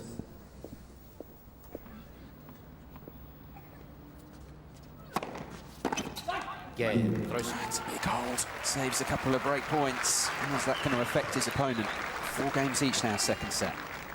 Yeah, good point, Guy. It's always at this stage, isn't it, with a lower ranked player, it's an examination of their state of mind. You know, having not been able to break, and it was good play, wasn't it, from Troitsky to save those couple of break points and good first serves. If he doesn't win this first point, you fear for his chances.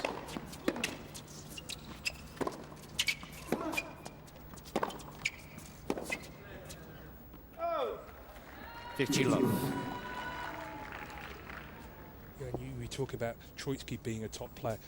Guarantee a top player would not have made, you know, really top 5, top 6 would not have made that loose error on that forehand. First point of the game. That might be long as well. Sure.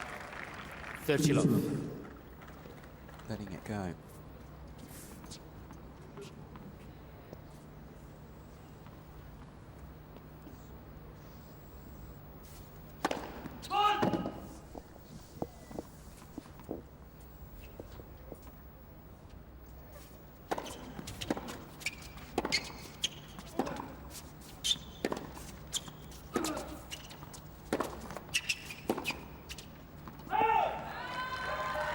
Interesting with Troitsky, because we say he played the break points very well. He did, but he was also, in falling break point down, very passive at the same time, waiting for Rossel to make the errors. And this game here, very loose, as you say, not just making errors that, if he's got ambitions to go a lot higher, he just can't simply afford to do against the better players.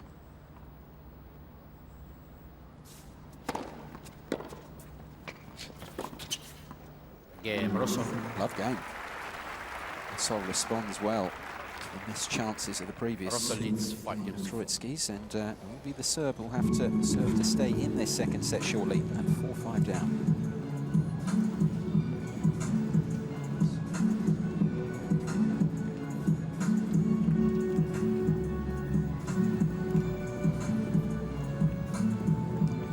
It was a good service game for Rossel, and that will do his belief the world of good. The fact that he failed to break and he came back and held serve to love, but it was a bizarre, strange last serve. I think he hit it the other way. It certainly appeared that he got a bit of side spin on it. He did. He hit across it. Yeah, it was an interesting one, Barry, because I saw that down here courtside and I couldn't quite believe what I'd just seen. And you're absolutely right, just throwing a bit of variation there. But I think that also is an indication of just how confident he is towards the tail end of this second set. He feels a lot better about his game than he did in the first. He almost went for the outswinger instead of the inswinger. It Fox Troitsky. Time.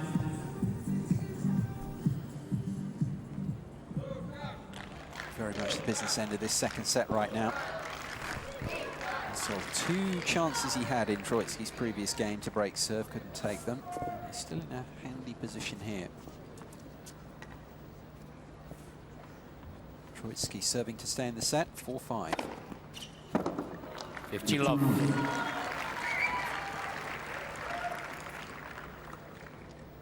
72% first served in this second set, Troitsky. That's great serving. 30 love. It's at this stage, Guy, where you do your shoelaces or something. Make him wait. Into double figures on the ace count now. And another. Could it be the golden game?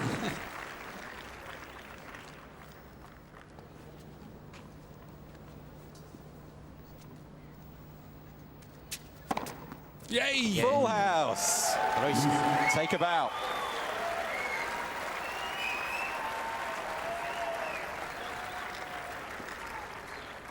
Five games off. 45 seconds.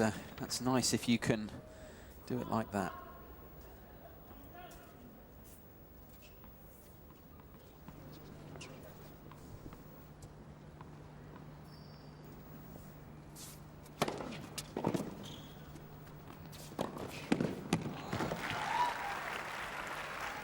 I'm not criticising, but if you're the public, that's where you want to see a bit of emotion. We might only see that.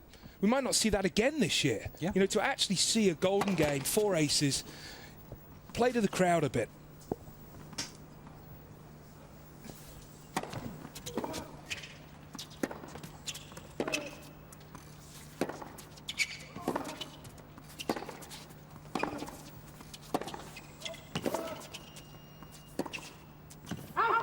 There's a couple of things there. First of all, the role of being an entertainment activity here, but also as well, it could just be the difference. Get a bit of adrenaline pumping. I mean, this is a tight set.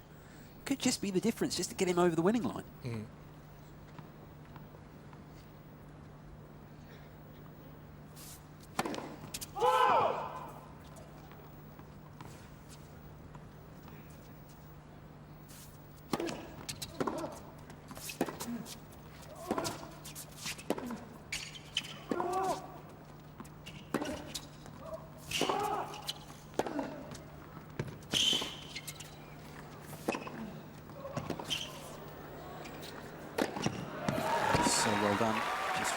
Again, what he's about, the talent he possesses. 30-15. That's a quality point. That's what Troitsky can do. He can make you hit 4, 5, 6 good shots, and he held his nerve with the check number 3.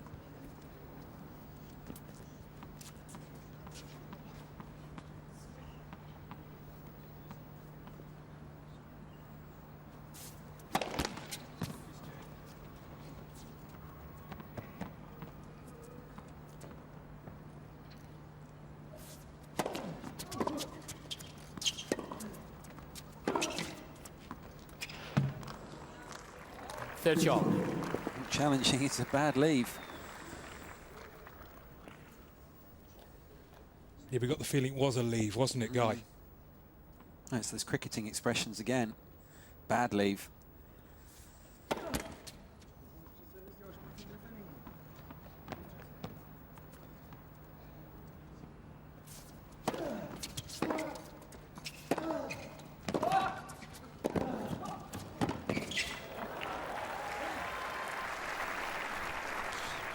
And a big improvement and a big adjustment in this second set and being more aggressive, coming forward. Twice he came to net in the opening set. 8 times already in the second.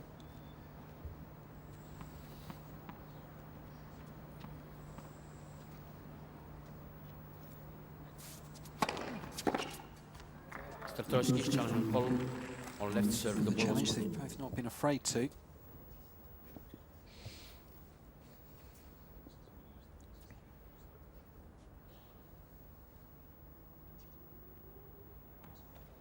Constance. Gael. Good stuff here from Rossel. Troitsky to serve again to stay in the set for a second time at 5-6. Yeah, Barry, just going back to that game of aces there, couldn't agree more in terms of, you know, just playing to the crowd a little bit, because we don't see that very often, and I think it would have lifted the crowd, it would have lifted him, given him a better opportunity to gain the upper hand in this set. But I was watching Russell trying to return each and every one of those serves, and to his credit, he did take up a different position on the third point of the game. He tried to take the ball a lot earlier, but it was interesting, out of the 4, I don't think he went the right direction on one of them, so he's really struggling with reading that Troitsky serve, and of course if that's the case, then it's always going to be tough. Eye or not splitting, not split step?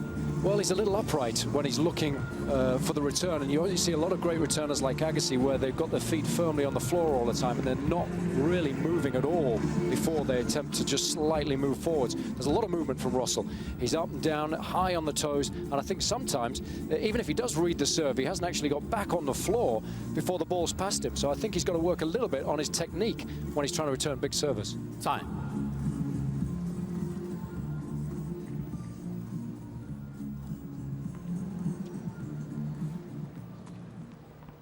Fans of all ages here.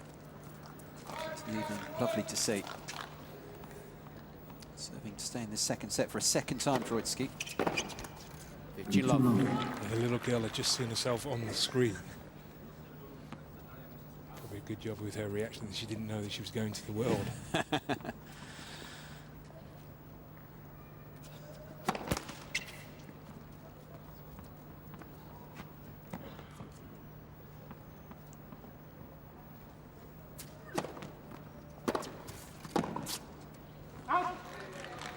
Big return. 15 all.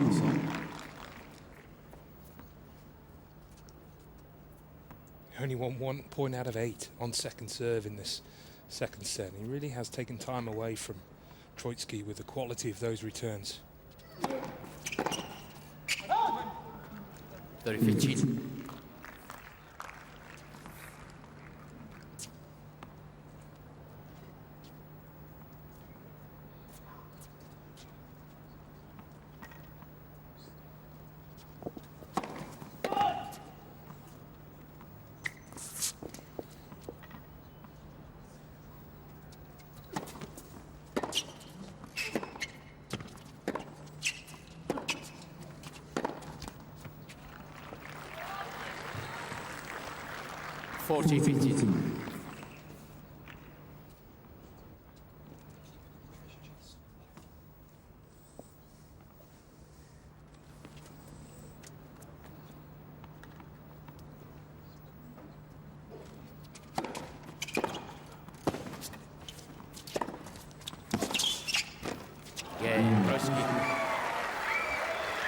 There'll be a tie-break then to decide this second set. Kind of seems fair in a way. It's been a very tightly contested, competitive set of tennis. We still don't really know which way it's going to go.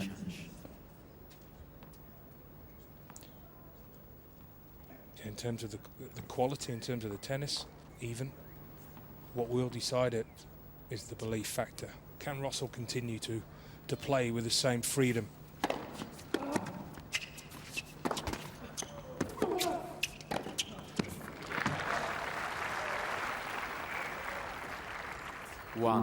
That's a positive start and a positive reaction after he won the point as well, to sort of say to his opponent, I'm ready.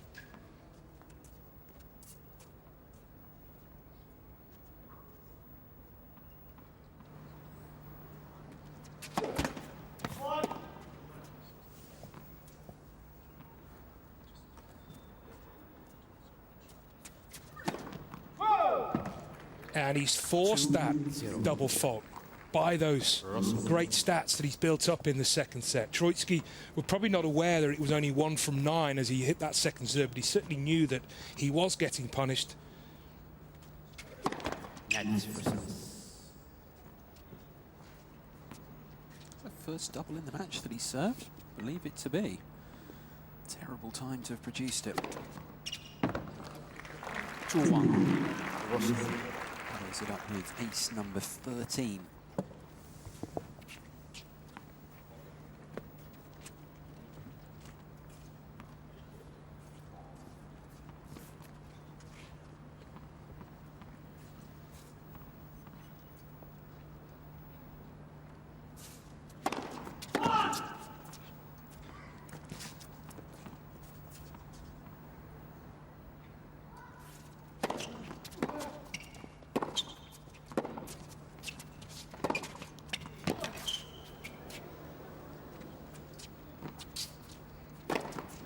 Just got to be so impressed with this man. What he's producing here in the tiebreak so far. 3-1. Heeding your words, very heeding Jason's words as well. Well, that was an amazing forehand to generate the pace that he was able to do, low, down the line. He cannot afford to lose focus for 1 point, because that will allow Troitsky back in the breaker. Unfortunately. 3-2. Exactly what's happened.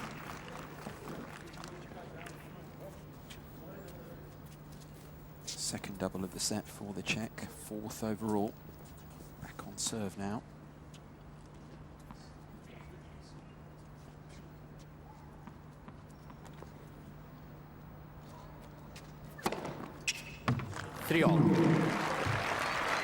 Troitsky back on terms in the second set tie-break, back from the mini breakdown. 3 each as they cross for the first time in this second set tie-break.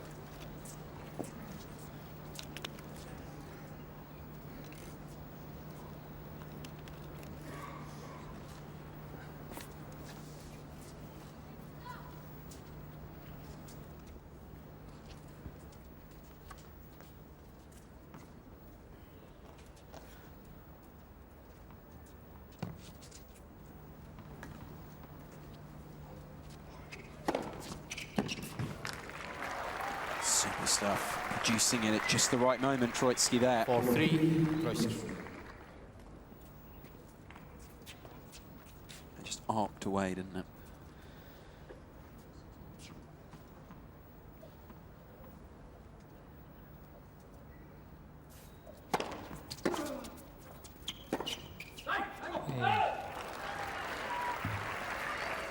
Talk about the concentration, Barry. 5-3. Yeah, he's played the score. Slava Dosodal, his coach, who was a very good player.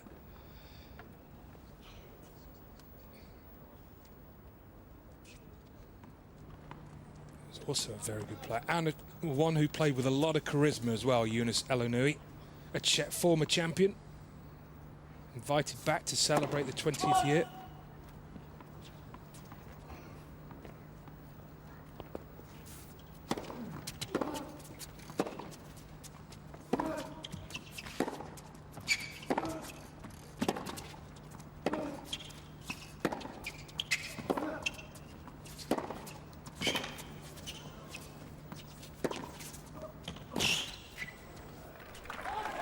He's enjoyed himself in those longer rallies, going over the 8-9 shot range, really profited.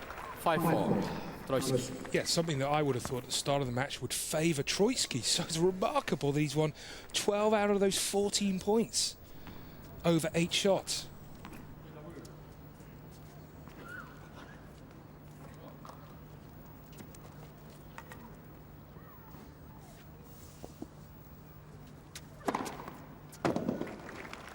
Get a challenge here. Russell is challenging a ball on the right serve. The ball was caught in.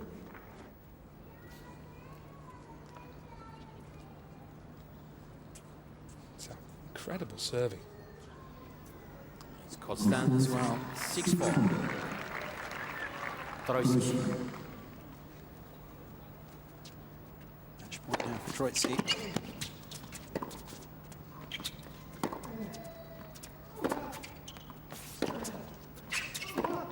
Oh, fine way to finish it off. Super stuff.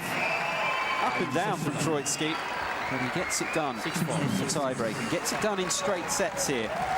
Spirited effort, particularly in the second set from Lucas Rossol, but it is Troitsky, the 5th seed. Hour and 18 minutes it's taken him to move through to round 2, 4 and 6.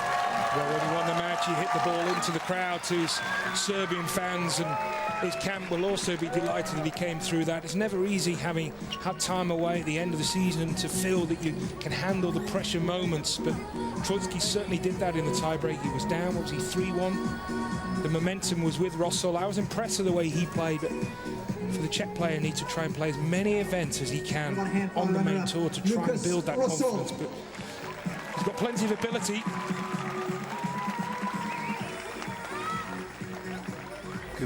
Good effort that from Lucas Rossol. Just in the end, as you say, a bit of little concentration lapses and it's enough to lose the match. It's often what separates the good players from the great players. Robbie Koenig is courtside, on court, waiting to speak to the winner here of this second match of the day. Viktor Troitsky now with Robbie Koenig. First match of the year, Victor. You've got to be pretty happy about that. Definitely. It was tough since it was the first match of the year, and I think we both played pretty good. I'm happy that it went in 2 sets and that I'm through in the second round. And it's never easy to play somebody that you haven't played for the first time. Lucas got a pretty big game. He was able to boss you a bit, but I think you've got to be happy with the way you served. 3-4 down, a couple of break points there. You served really well. Next game, a couple of aces. And I think when it really mattered in the tiebreaker as well, you came up with the goods. Yeah, definitely. I served throughout the whole match. I served great, especially when I was in trouble in the second set. Definitely helped me a lot today, and hopefully it will last for the whole tournament. Thank you very much. Ladies and gentlemen, our winner, Viktor Troitsky. Thoughts there of Viktor Troitsky speaking to Robbie Koenig, called after that straight sets victory, an hour and 18 minutes over the Czech Republic's Lucas Rossol. Troitsky the winner there in straight sets, winning that second set on the tiebreak. Tight affair, Barry Better getting it done. Well, 90% points won on first serve really does highlight, I think, why the match was probably won and why Rossol wasn't able to at least take a set. I mean, it's brilliant numbers, serve well, but it's an area that the Czech player can improve, the ability to just try and get a few more balls back into play. I don't think on an outdoor hard court at night, a player should be serving 16 aces, but certainly for Troitsky, his first match of the season, I think he will be delighted with not just the win, but also the way the match panned out, the way he was able to come through and win on the tiebreak. And Rossol, if he can come to the net a little bit more than he did in the second set further down the line, then yeah, he's got a promising future.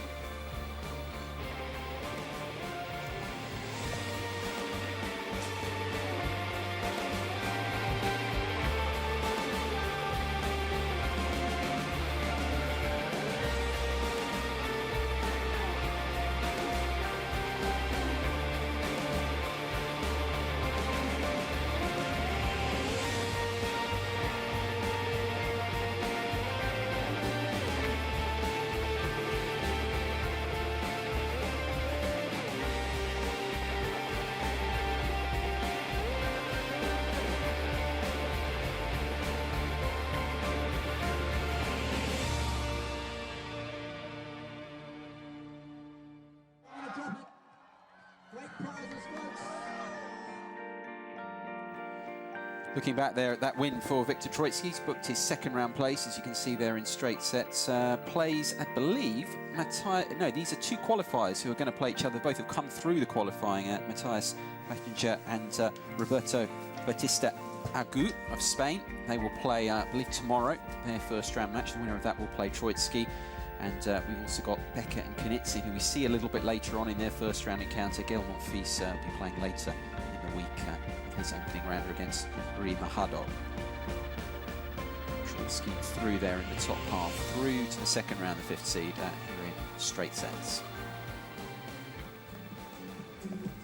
just given him the runaround early on.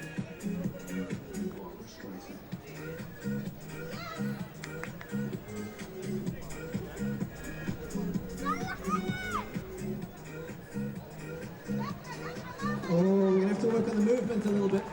I'll get the chat to the coach. It's going to be a few minutes pause here before the next match. It does follow pretty much straight on, but of course they need to get things underway here, get them set up for the next match. It features the 6th seed representing Russia now, Alex Bogomolov Jr. up against an Italian, Filippo Berlandri. Bringing you that one next, the third of our 4 matches here today on the centre court. As I say, in a few minutes' time we'll be back with that one. They'll take pride of place in the mantelpiece at home. Signed ball by the Davis Cup champion.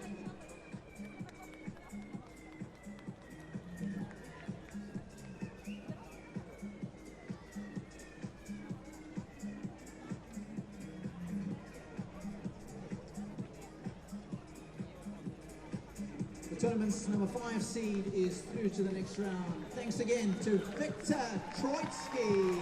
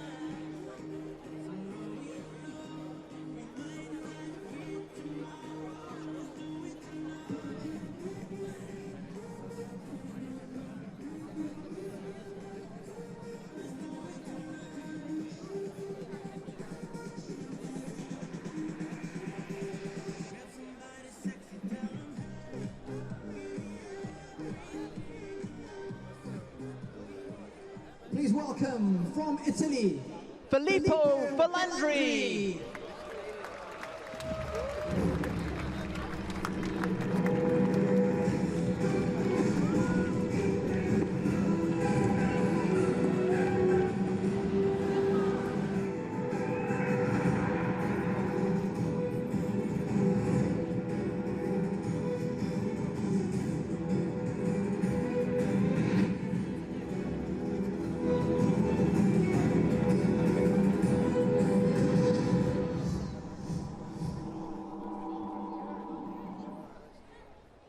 This man is the tournament's number 6 seed from Moscow, Russia. Let's hear it for Alex Bogomolov Jr.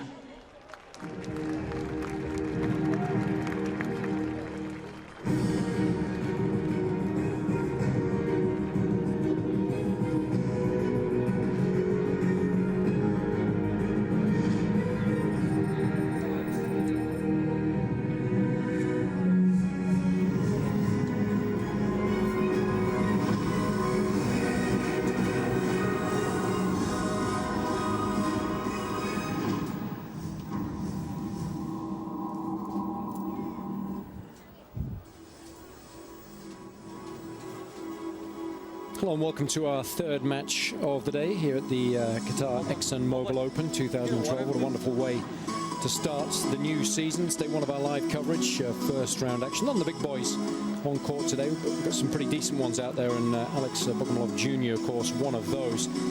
Seeded number 6 in this particular tournament, up against Filippo Berlandri, someone that's been around the top of the game for a long, long time now. Very experienced individual.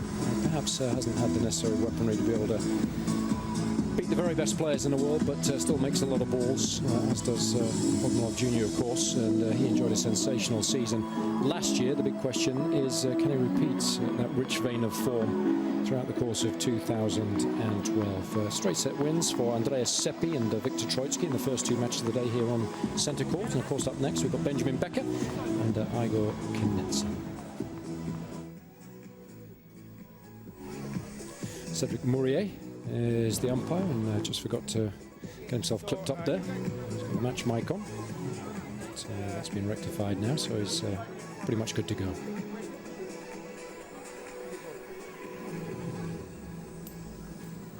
That's it.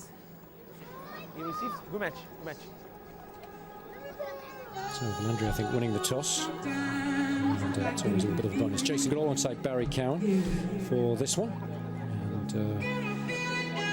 thoroughly enjoying our time here in Doha. What a wonderful way to start the year. And high hopes, of course, for the 6th seed. And against one of the veritable veterans from Italy.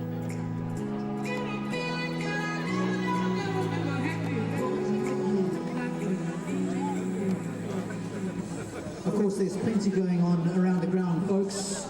You can make some donations to the ExxonMobil stand. Qatar Paralympic Committee, they'll accept all the donations at that stand. In the bottom half of the draw, At the end of the week, earlier today, match the contribution for Ramos, Albert from Spain, beat Tursunov straight set 7-5, 6-2, and no surprises really. That was a pretty comfortable win for Flavio Cipolla, the Italian, played a local wild card there. Although they've put a lot of money into the facilities and the tournaments that they have in this part of the world, the quality of players isn't quite where they would want it to be, is it? No, Jason, I was speaking to Kieran Forster, who used to train to bring back the Mobile One Grand Prix simulator to Qatar. What we say, assistant coach. It's an interactive and realistic Tennis racing Federation. He said that they've got 5 players in the academies around the world: Bollettieri, Evans, South Sanchez in Spain. So they're certainly pumping money into trying to get better players, but so far it hasn't been able to happen for them.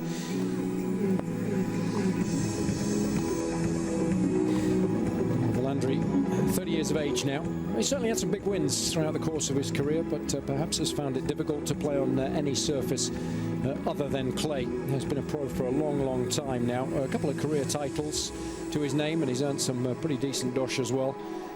But, his current ranking a lot lower than his highest ranking, which was 25 back in the summer of 2007.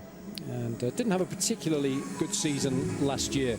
Only 13 matches, many of those coming on clay. I think that's been one of the problems, I think, for the Italian. He just hasn't been able to play well enough on any surface other than clay. And of course, there are a lot of superior clay court players as well. And I think that's been the problem. On his day, especially when he's playing at home, I think he beat Federer, didn't he, in Rome? That was probably his most famous victory. He's a decent player. He's very solid, very consistent from the back of the court, moves well. But a little bit like Andrea Seppi in a way, it doesn't serve particularly well. He's got some good solid ground strokes on him, some good footwork, but not good enough really from the back of the court, Barry. And you were mentioning earlier about Andrea Seppi, and a lot of Italians don't serve particularly well, but good athletes, move well, and Valandri certainly fits into that category. Yeah, I've always given him the crown as having the worst serve in the top 100.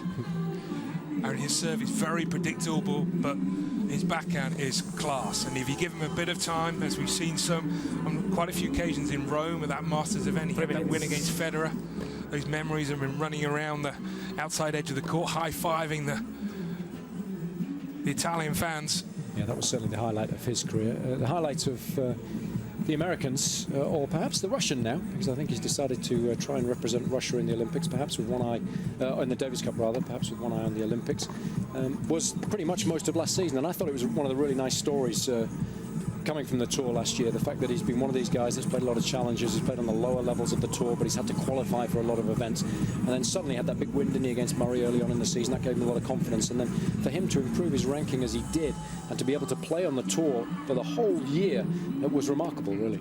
Well, he broke through very young, didn't he? Was he just outside the top 100? Then he got married to Ashley Harkleroad, and then he sort of admitted, I think a couple of years ago, he didn't really know how he got to just outside the top 100. It just happened, and then turned to coaching, doing a bit of coaching, and then decided that he would try and pursue it at the top end, and it's worked for him through sheer hard work.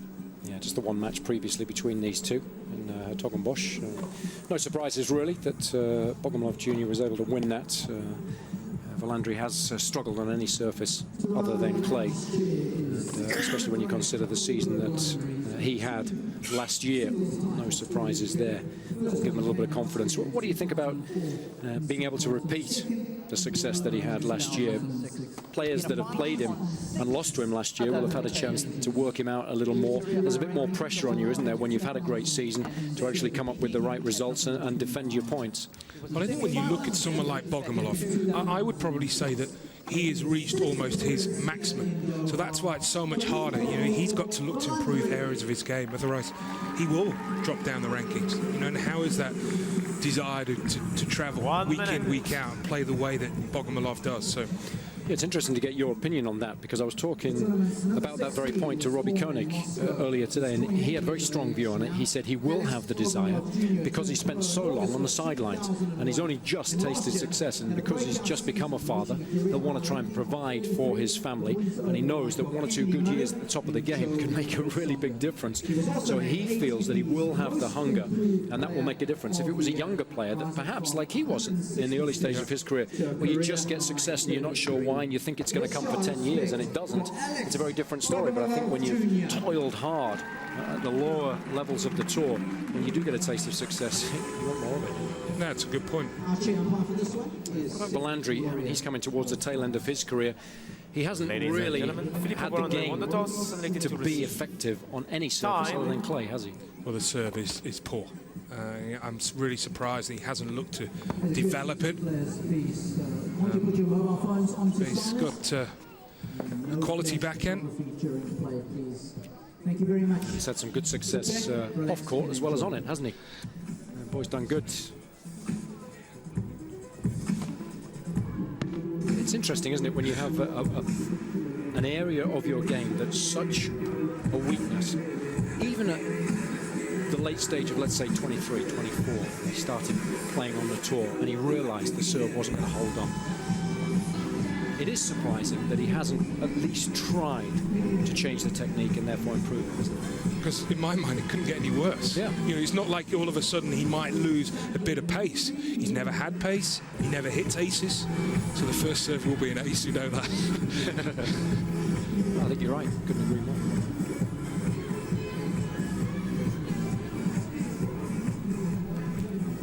So we're all set for the third match of the afternoon. Good wins already for Andreas Seppi and Viktor Troicki, the 8th seed and 5th seeds respectively. And now it's the turn of the 6th seed, representing Russia now, up against the Italian Filippo Valandri.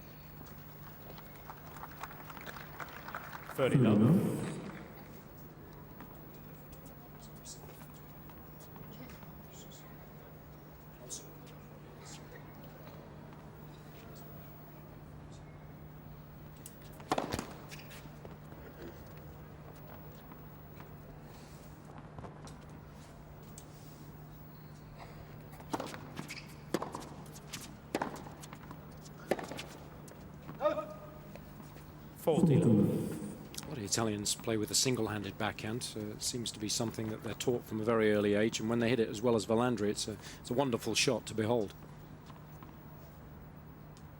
Yeah, Seppi's probably the exception, is he? Like he topping them ahead.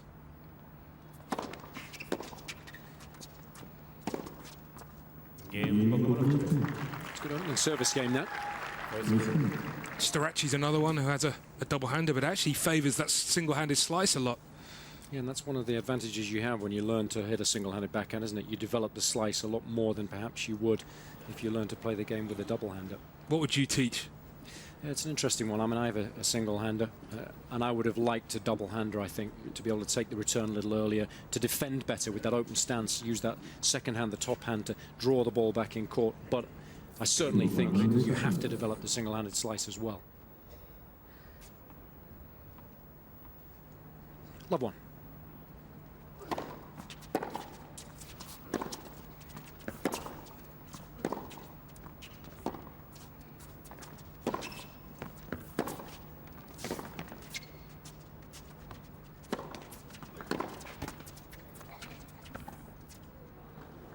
Right shot at the right time.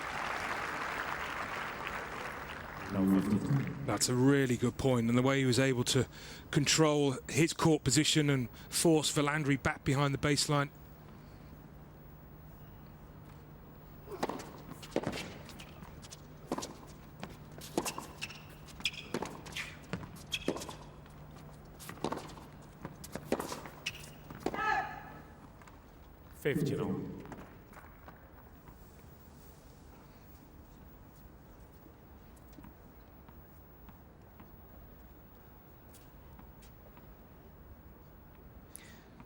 This might be R-rated.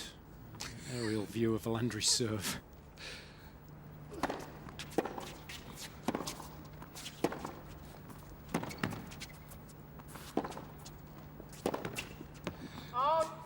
If you were in charge of that serve or trying to remodel that serve, I'm not sure where you'd start. Well, I mean, you'd have to start from scratch, wouldn't you? I mean, the right arm gets into such a poor position that he's not able to extend through the ball and generate any kind of racket-head pace at all.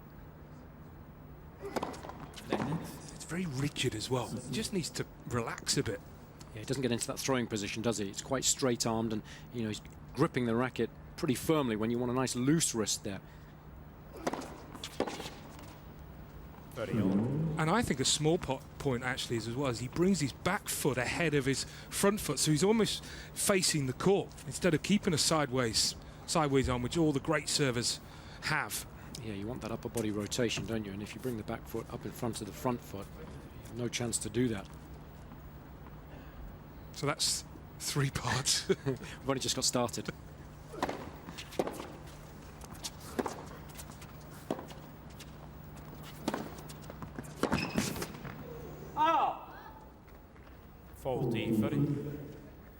But of course, if you don't get into a good throwing position, I mean, Djokovic had all those problems, didn't he, when he straightened his arm and he couldn't bend it properly. And that's why what he's been able to achieve since is even more remarkable, given where he was when he had those problems with his serve.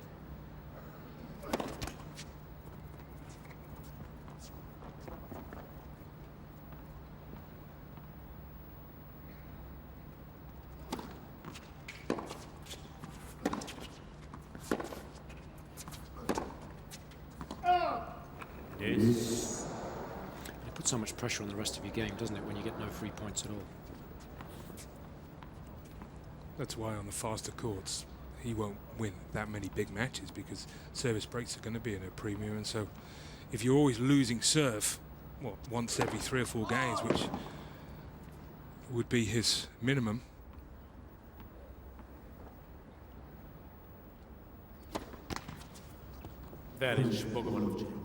Doesn't get a lot of elevation on that second serve either. So he's already in trouble. First break point of the match here.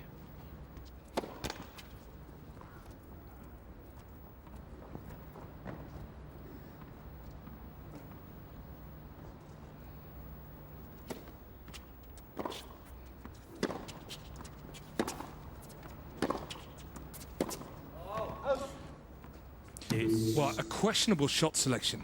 A break point, why are you looking to change the direction, go down the line and go to the strength? To me, that's just a low percentage play.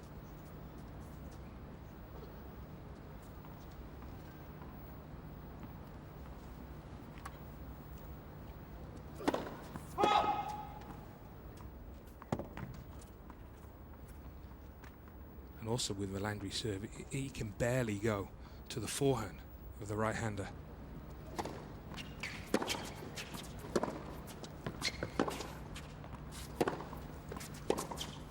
Yeah, worst case scenario, if you don't have a big serve, you want the ability to open up the court, don't you? A lot of guys that are brought up on the clay use that slider really well to do just that, and they've got a bit of a kicker on the ad courts as well.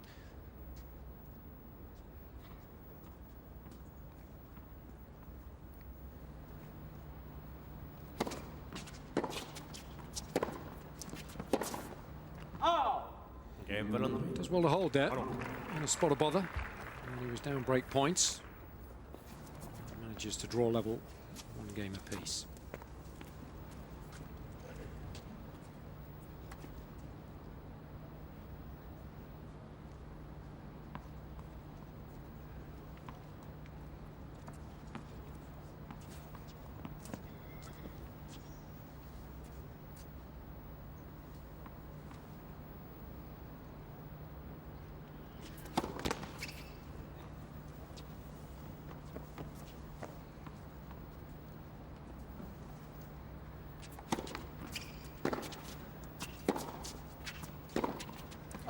Saw Monfils win a lot of matches last year. Throughout the course of the season, did you see any real development in his game? Yeah, I did, Jason, actually. I felt that, you know, that match, that win against Murray was pretty poor performance from Andy, and actually didn't do a whole lot, but as he got more confident, I felt he became more aggressive.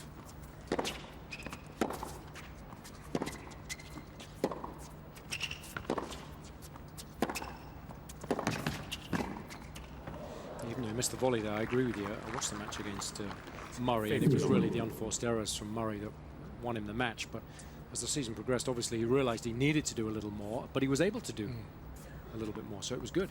Yeah, that will give him a lot of confidence in the fact that he was still able to win matches by evolving his game. So many players are reluctant to take that risk.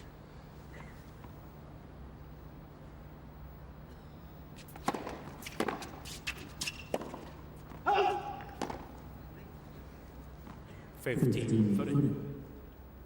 again, like the break point the previous game, I feel that's the wrong shot. Yeah, and both times he's tried that, he's been late on it as well, hasn't he? It's not that quick. So he needs to make that adjustment.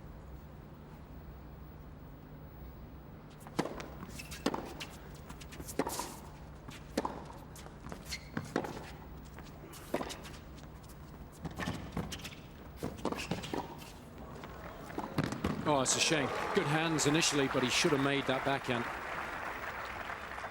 He'd opened up the court well with that little flick up the line. Well, a couple of games ago, Jason, you were saying that you felt the double-hander backhand sometimes is better, and this is a classical case where the two hands is definitely more advantageous. It's so tough when you're on the stretch, that type of shot. Especially when you use an extreme grip like he does. The racket face is closed. It's so tough to get underneath the ball.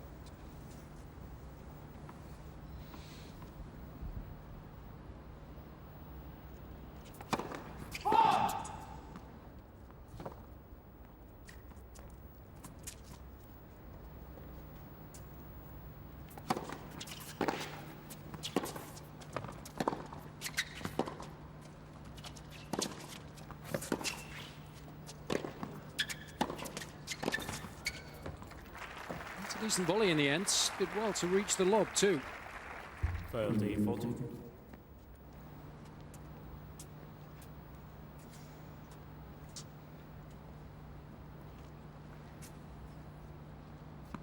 Did well not to hit that high forehand volley too hard.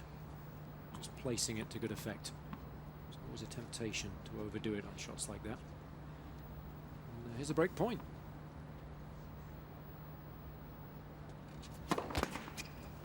Net for serve.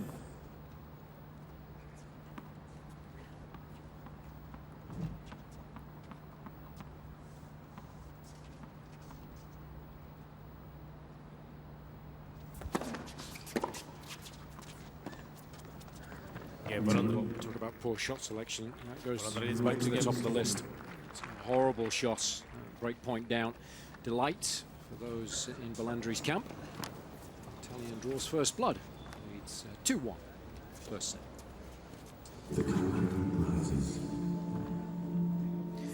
It's amazing as well, isn't it, Barry? Because, you know, beginning of the season, first couple of matches of the year, you've got to stick to the basics, haven't you? Do them well, and we've seen anything but that from Bogomol. We certainly got the feeling in that last point was, I don't want to grind. I want that point to end as soon as I can possibly finish it. And, you know, often happens is that they hit a drop shot because mentally they've just not applied themselves. That's unusual, isn't it? Because we know that his great strength is grinding it from the back of the court. Nice little bonus for Valandri. start of this opening set. At least you do know that you will get chances to get the break back. Yeah. It's not like playing Karlovic, sure. where you're sitting at the side of the court going, oh, that's the set gone.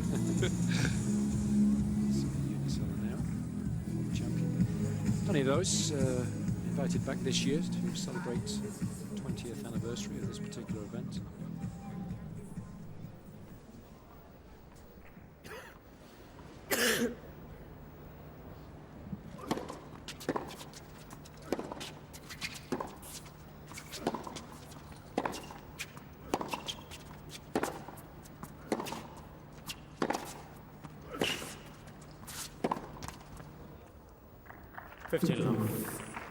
And he hasn't done a whole lot yet, Valandri.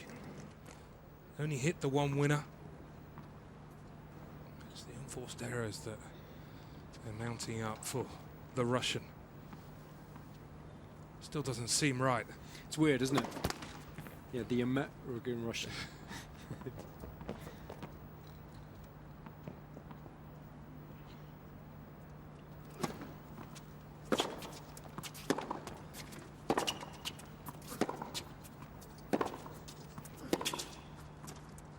It's a lovely shot from Valandri, but I want to get your take on that, Barry, because we've joked about it.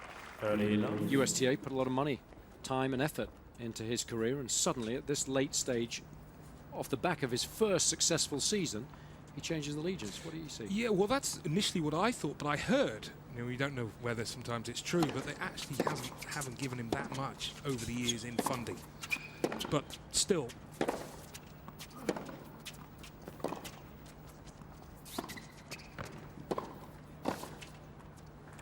But still, something personally for me, who's pretty patriotic to the country, I could never change. No. Nothing could make me change.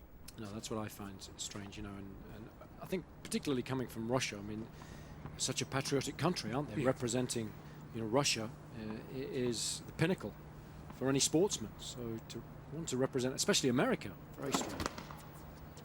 The United States, rather.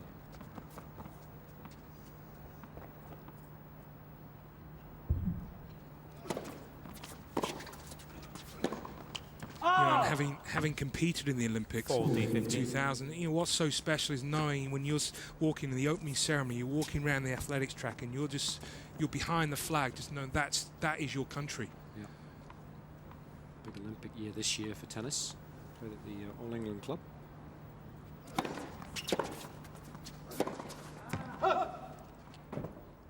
Faulty, buddy. Just wasn't quite in position for that single-hander.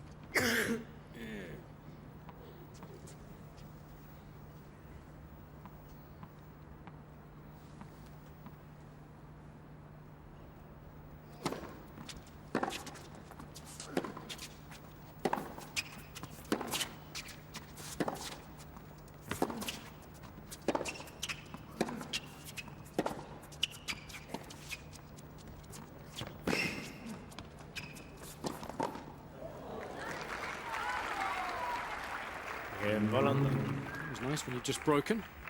Consolidate your position immediately, especially when you don't serve particularly well. So, nice little bonus that for Italian. Leads 3-1.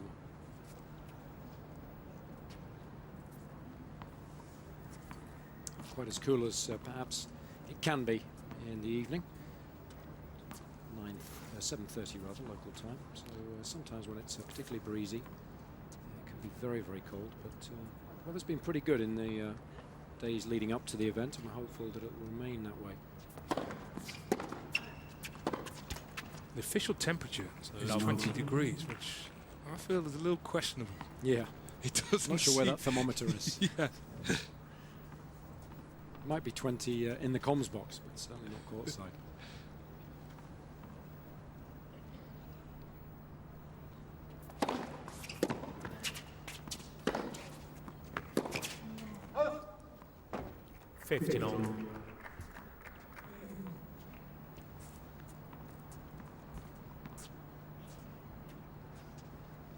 But as you were saying, Jason, in the previous match, it's two totally different tournaments, isn't it? If you're playing in the afternoon when it's hot, as opposed to playing now.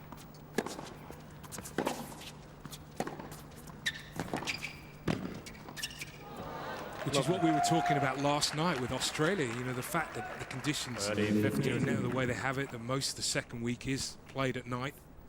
Yeah, it's much easier for the players than it ever used to be in Melbourne. But you know, the sensible ones do bring a blanket just in case.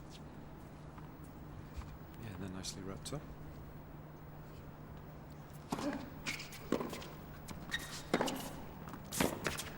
Is that a good look when you're wrapped up a little tighter than your wife?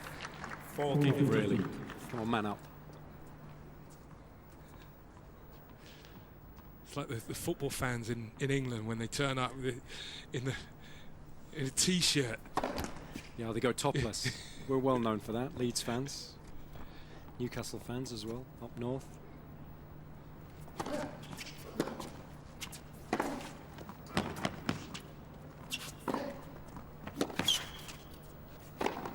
Good tennis. Nice length on those ground strokes there. Much better service game. Volundry leads by 3 games to 2. Still that one break of serve that separates these two. It's for Landry, 3-2.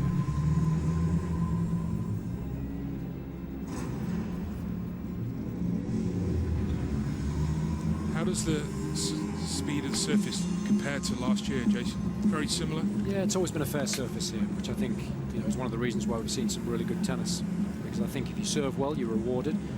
If you take care of the short ball as well and you play some good all-court tennis, you can win the majority of points. And if you're a little too passive, it does allow your opponent the opportunity to beat you with aggressive tennis. And I think when the courts get too slow and it's too difficult to come in and you have to play incredible tennis to win the point, I think that's when, as fans, we suffer. I think a couple of the tournaments had slightly quicker courts last season than they did the season before, or certainly in Paris 2010. The court was a little quicker, and as a result, we saw some nice contrast in styles. But when it gets really slow and the players are just playing primarily from the back of the court, then it's not as exciting as it could be.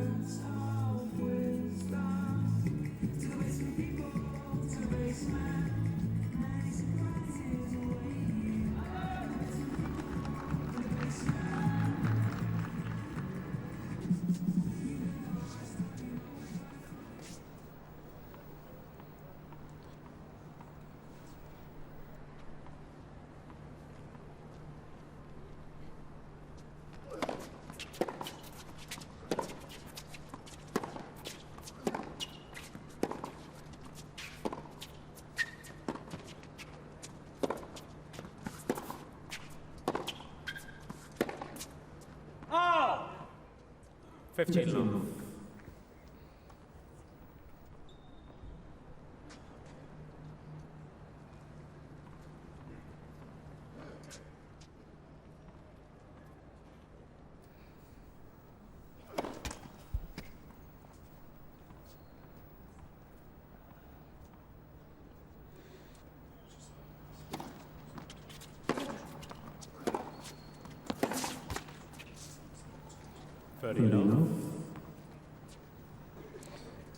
Just a few occasions he looked a little rushed on that forehand.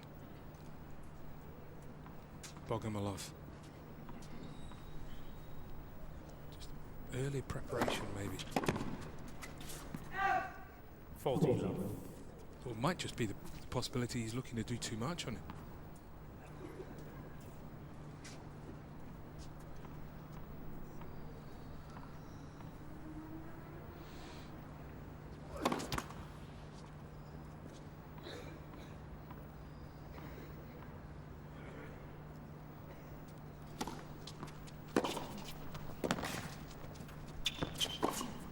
Nothing wrong with that forehand. It's a lovely return of serve. Of course, you've got to take the ball on. You've got all the time in the world. And that will help his confidence on that particular wing.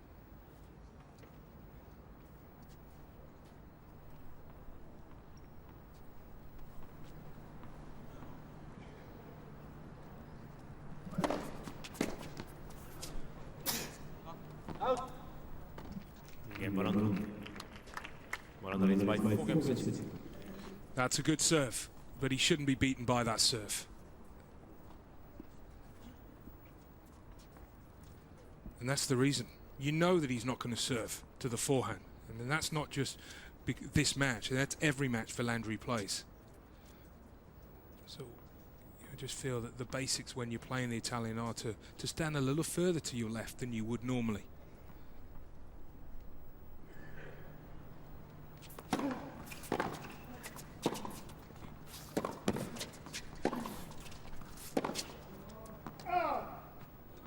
They've often happened in the women's game with Davydenko, with her serve. You know why? Because she couldn't serve the one down the middle or out wide because she threw it so far to her right, and some of the women players would stand in the normal position. Just cover the slice serve. Yeah, especially when it's as obvious as that. We have had no slice serves from Valandri here, and you didn't get any up the tee from Davydenko.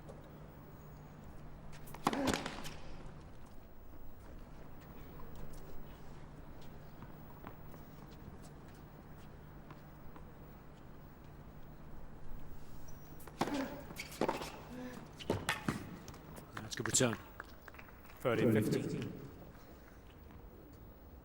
We saw that early because that was a pretty big second serve from Bogomolov.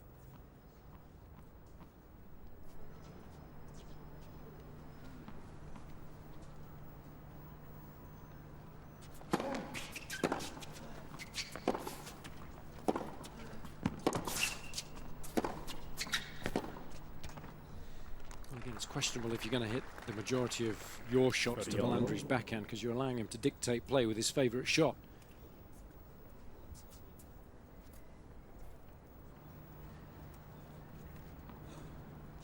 I feel he is one of the best single-handers in the men's game. It's not often talked about because his ranking is as low as it is with 69. You're having to turn the pages of that ranking list there, aren't you? Go pretty low. It's true, if he was a higher ranked player, we'd be talking about it more regularly, obviously.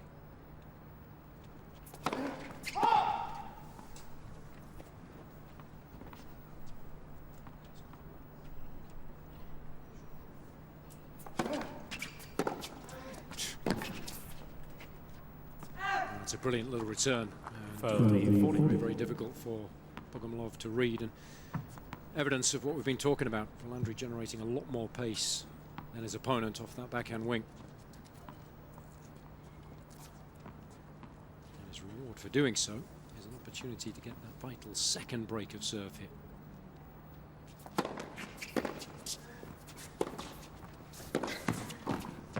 Nicely done.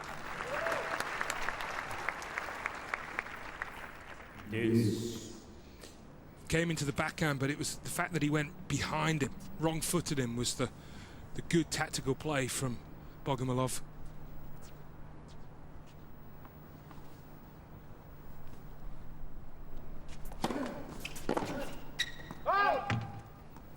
Advantage Bogomolov.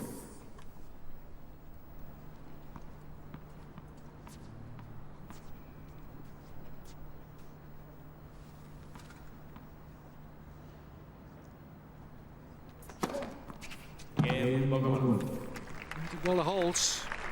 He won't been able to do so. He's opening set goodbye, but he's still in with a shout. Valandri, still a break to the good. Leading 4-3 first set. Working with national oil companies in energy production, chemicals, and refining. First ace of the match. Enterprise and fuel economies. Surprising, especially having seen Troitsky the match before. Ace after ace after ace. What do you think in terms of longevity for the average player like Bogomolov? How many years do you think, given how physical the game is now, can we see players, can they play till 33, 34, or is 30, 31, 32 tops nowadays? I think once they get to their highest ranking, once they get to their peak, you can't play like Bogomolov and be at 30 in the world and be there for 5 years. I think there is probably, I would say, a max 2-year lifespan. But Ferrer's kind of bucking that trend. I mean, for Ferrer to still be as high as he is after so many years playing that way is truly remarkable. Time. Yeah, that's why I said about Troitsky. That's why I feel for someone like Troitsky, he's had his year, he's mid-20s. You know, the history suggests that after that is when they really struggle to keep that ranking.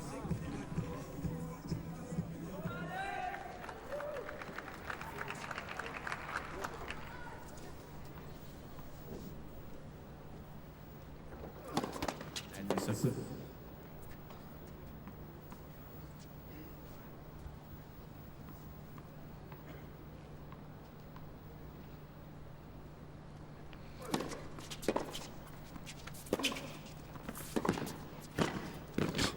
What a volley. Doesn't get any better than that. 15. Well, how good is this backhand volley from Valandri? Oh, he had no right to hit that quality. There's nothing wrong with the pass, was there?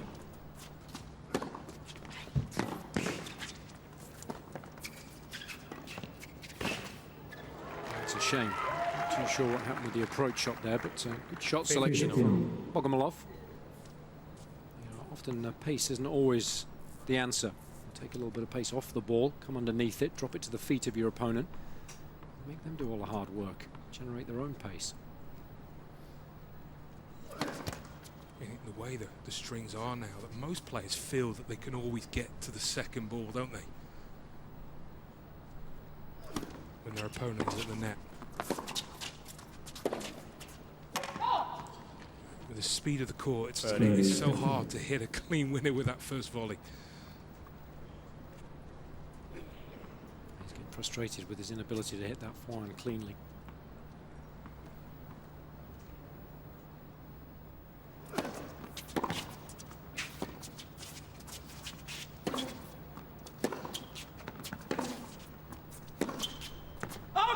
It's a little wild.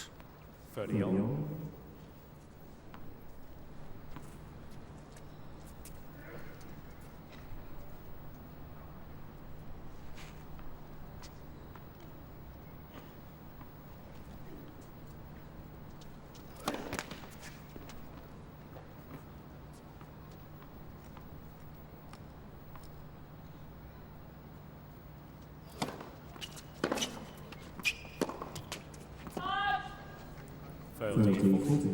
There's another chance to get the break, his second break point. And as you suggested earlier, Barry, as an opponent, you always feel like you are going to get a chance. Big question is, can you make the most of it? Let's see.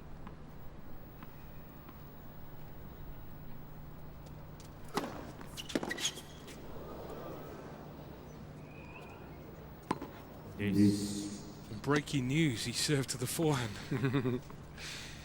It's the right time to throw in a bit of variation on a big point. Got to give him credit for that.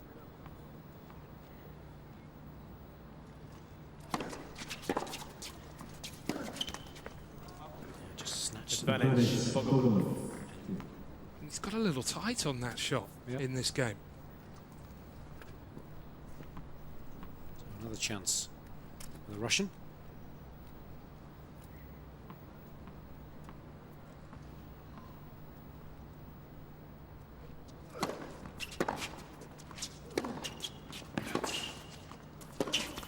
And again, so that was sensible tennis from Bogomolov. Instead of trying to rip the forehand to the Italian's backhand, just content to try and break down the weaker shot.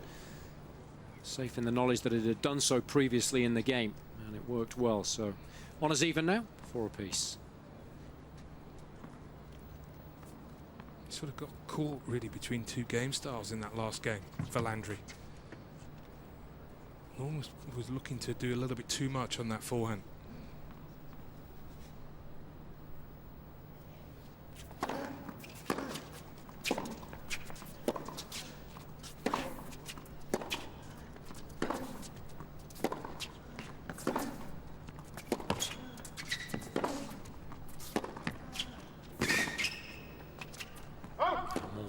Backhands there from the Italian.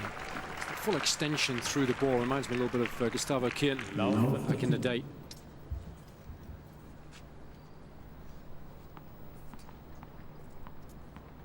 Gaston Gaudio was another one, wasn't he, with a wonderful single-handed backhand. Yeah.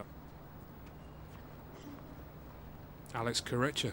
Now the new Davis Cup captain for Spain. Yeah, it'll be interesting to see how well he fares. Might be a very different team this year representing Spain. He's got a 2-year deal though, fought hard for that, wisely so, given the circumstances.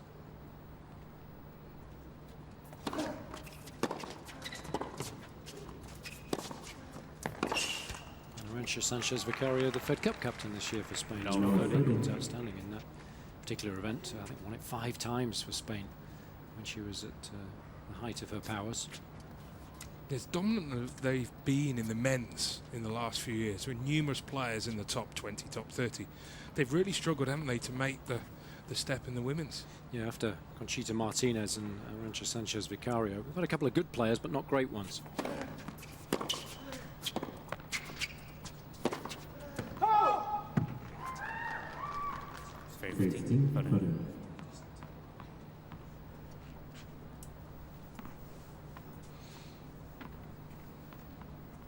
Having worked hard to get back on level terms, under a little bit of pressure once more here.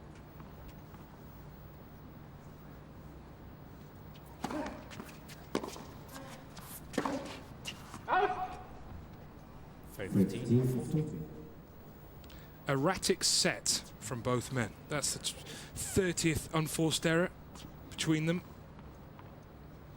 Yeah, not good, those numbers. Break points for Landry.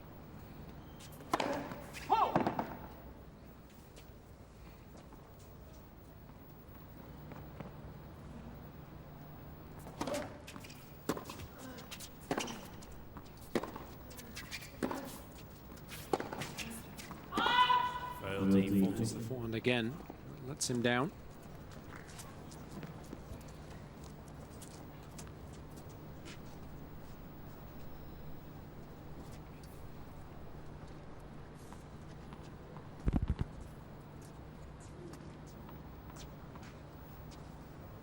He's got a chance to make amends here, though.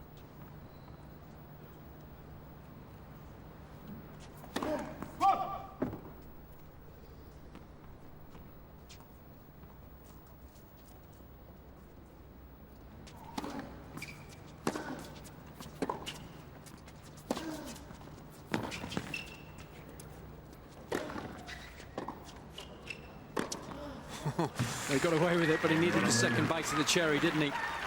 Should have done better with the first smash, but won't worry him in the slightest, because he gets the job done in the end and leads 5-4 first set.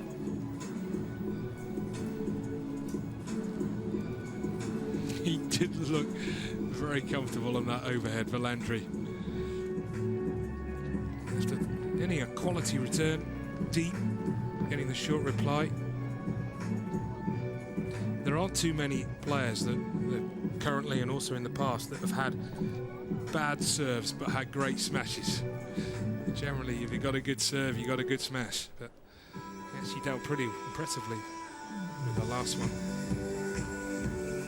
Nice dunk with the wrist. Stump the ball down into course. It's always advisable. Aim the ball short. Get it up and over your opponent. Another poor game from the Russian.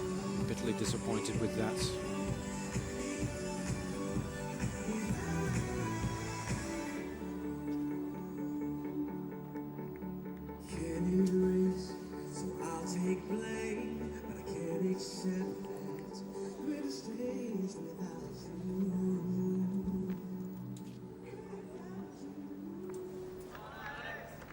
So a chance to wrap up this opening set here.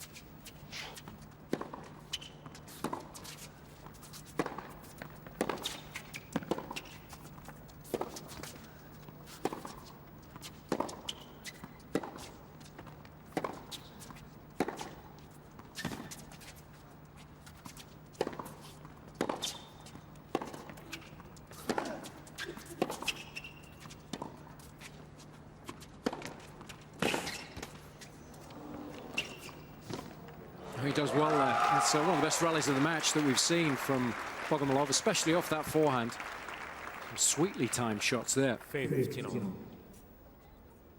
Some great exchanges. And he kept his composure well with that last shot. It's always easy to try and do a little bit too much with it. Well, longest rallies of the match. Most of those 27 shots timed very well indeed. Nice to watch.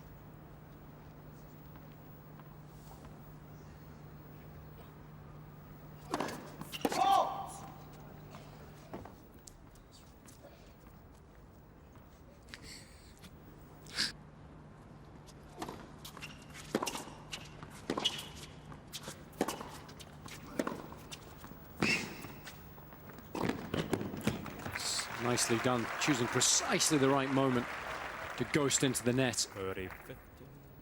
30, 15.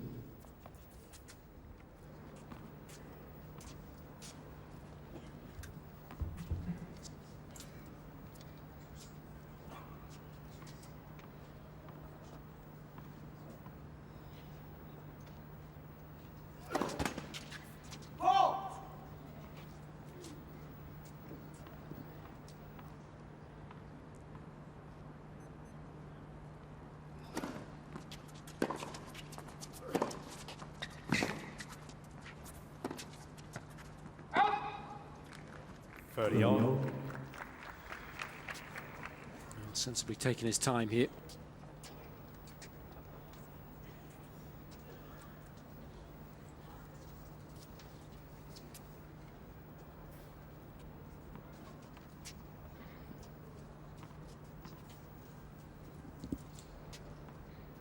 Two points away.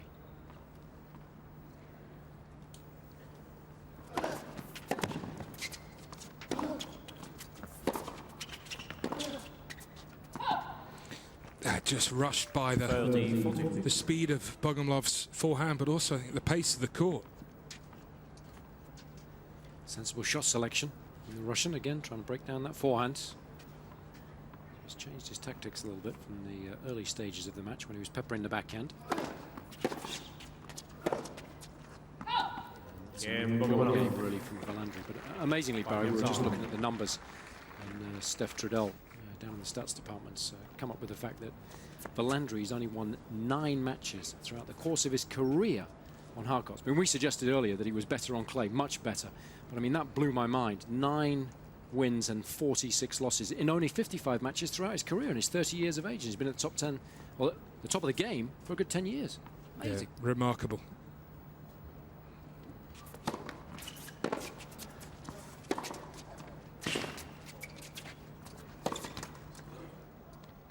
Of course, on clay, it's a very different story as far as the Italians concerned. More wins than losses, 146 of the former, 108 of the latter. So his career has very much been built around the red dirt. But as Steph Trudell quite rightly put it, you don't want to be losing to this guy on a hard court. So a lot of pressure on Bogomolov here, especially coming off the back of a great season that he enjoyed in 2011.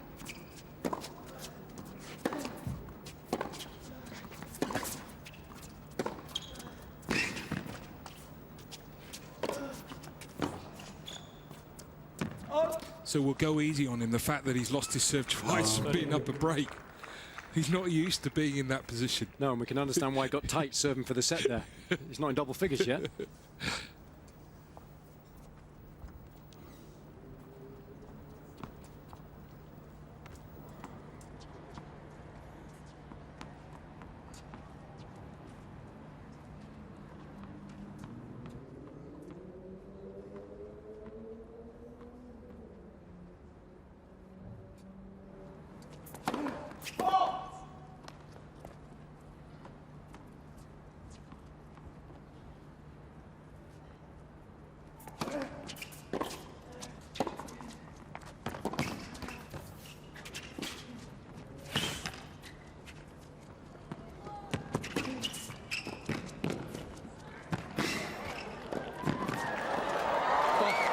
It's exceptional tennis, great hands.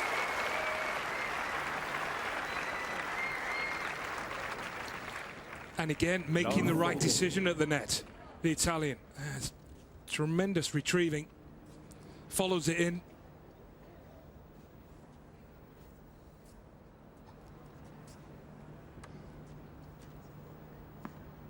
turn up for the books here. More problems for the Russian on serve. 3 break points for the Italian.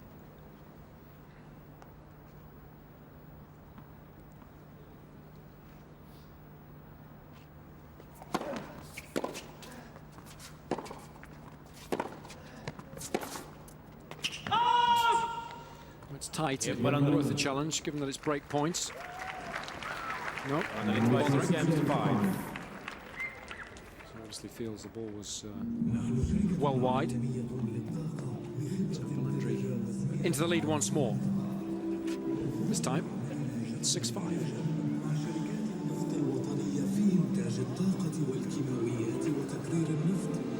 Is that a break or is that a hold?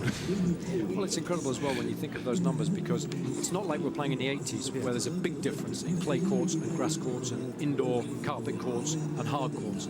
You know, we know now the courts at Wimbledon have been slowed down. Most of the hard courts are relatively slow. He's not playing certain volleys either. Not at all. So it's incredible to think that he hasn't won 10 matches on hard courts in his career. I mean, it's mind-blowing. Yeah. When you're developing younger players now, it's all about playing well on hard as well as clay. I was doing a lot of interviews earlier in the year with all the Spanish coaches. They said, you know, there's such a big focus on that now when you're developing your players. Do it on a clay court and on a hard court, because the tour's played on lots of different surfaces throughout the year. It's no good just being a clay court specialist.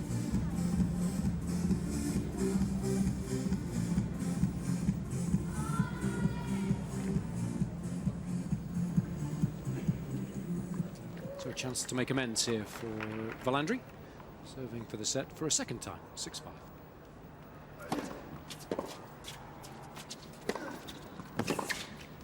15. Good starts.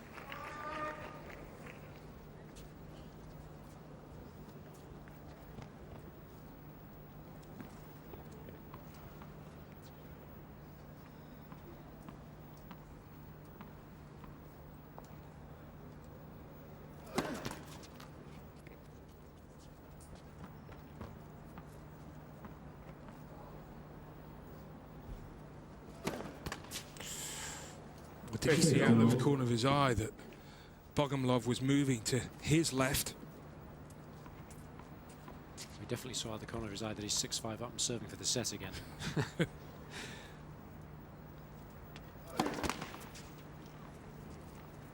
This could be a short second serve.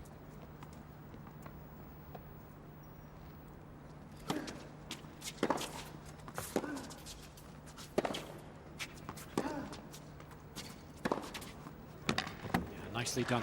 He started the point well. There was an aggressive return, got it nice and deep, held the upper hand thereafter as a result. Well, at big moments, it's so important to just play the ball, and there's the feeling that Valandri's playing not to miss. Very ineffective with that last backhand.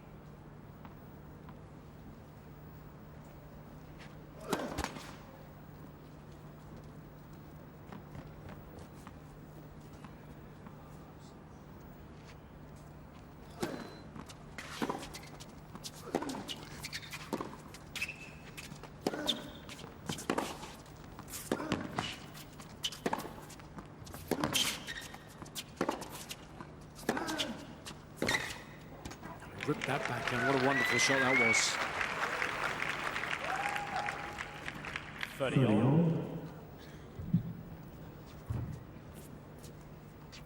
It's a bit of a mixed bag, this. We've seen some good shot making, there's no question about that, but too many unforced errors, obviously, to call it a classic.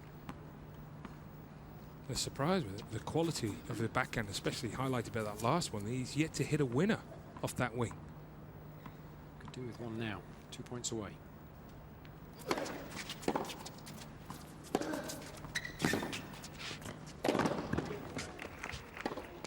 Oh, almost. Should have done a little better with the smash there, Valandri, but it was the right time to surge forwards. 40. Rewarded for his courage.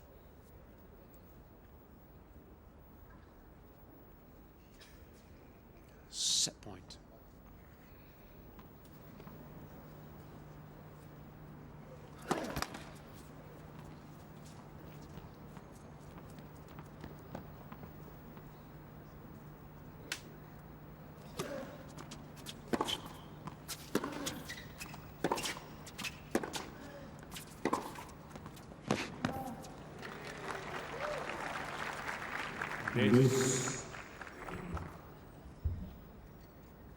Still in with a shout.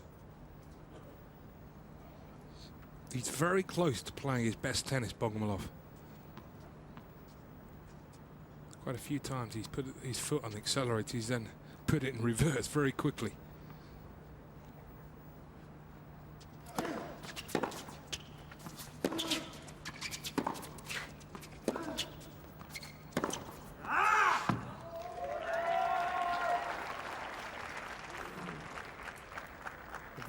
Good response.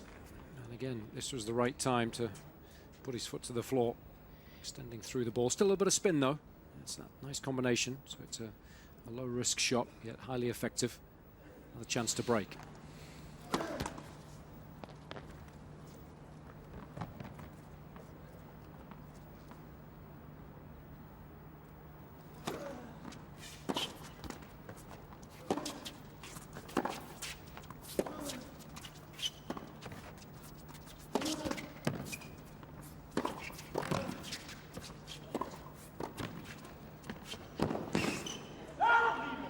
Great little volley that. Good dig from Valandry. Yes. He's got very extreme grip on that backhand volley. Excellent play.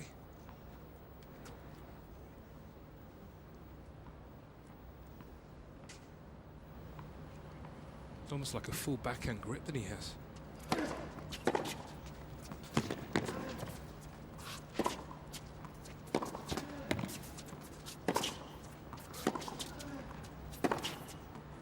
It's a wonderful shot, some good footwork there to get around the backhand, give himself plenty of room.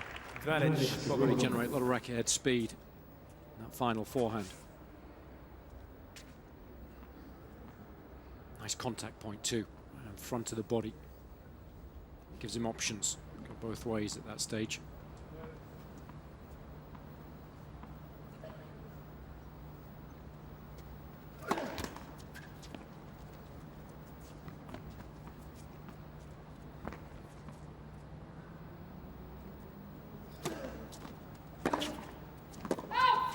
Such a waste, isn't it?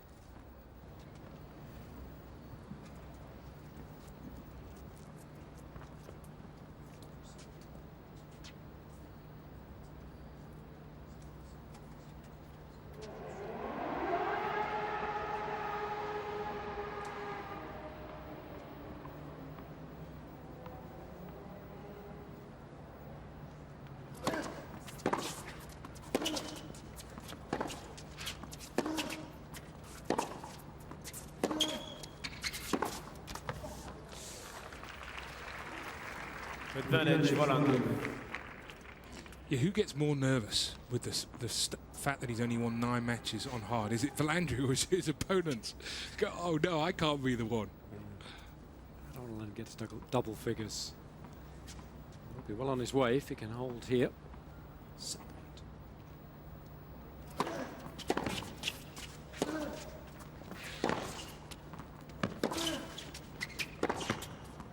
No, he's missed it. Opened up the court well with the first forehand, but a little too aggressive with the second. Good stuff from Valandry. Hung tough there. Just to wrap up the opening set, 7 games to 5 in a little over 50 minutes.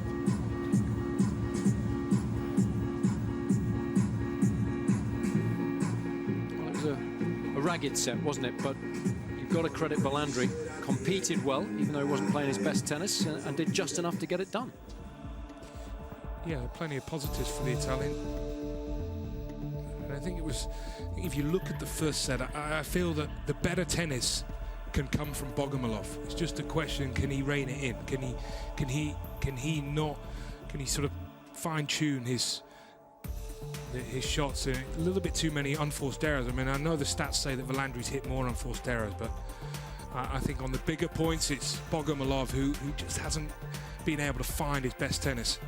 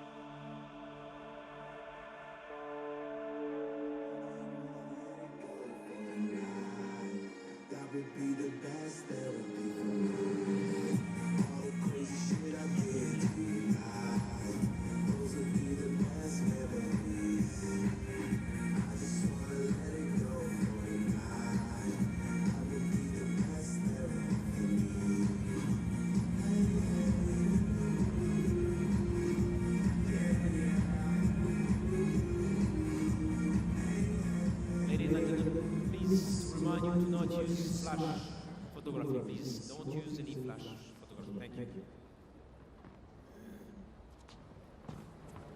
Second. Start of set number 2 then here. Filippo Valandri, 1 set to love up.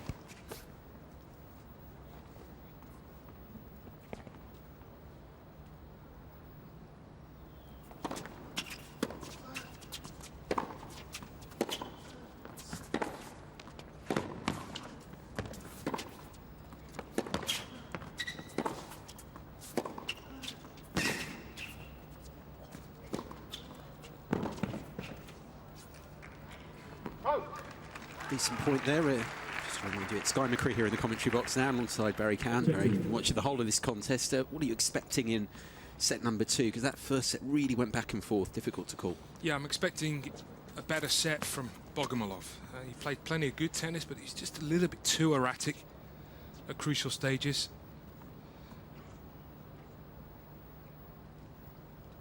I think you always know what you're going to get from Valandri. Quality on the backhand, in and out on the forehand. He was exceptional at the net. Really was very impressive when he 10 out of 12 points when he came forward in the opening set. Ready.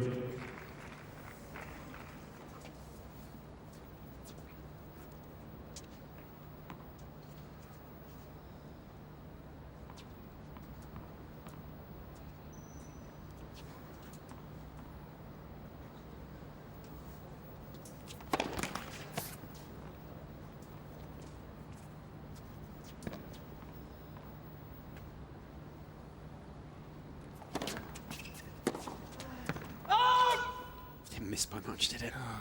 I would always say that given the situation, the score, the setup, first game, second, love 30, second serve, questionable why you're looking to hit the off backhand on a return. It's a lot harder to hit that type of shot, and given the situation that he has the momentum, I just didn't think that was a risk worth taking.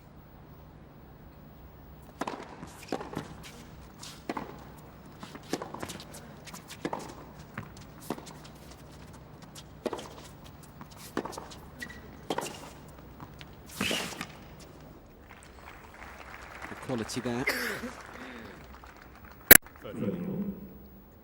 And you have to be aggressive on the second serve, but you have to play with the percentages.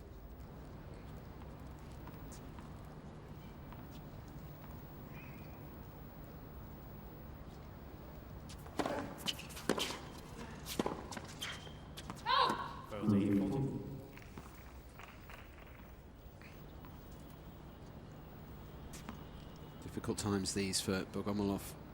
Already a set down, now a break point down. You were outside during the first set, Guy. Is the wind picked up at all? Is it still the same? It's pretty constant. The point you've been making really is it's cool out there. You were saying during the open set, tough to hit winners. Tough to hit real clean winners in these conditions.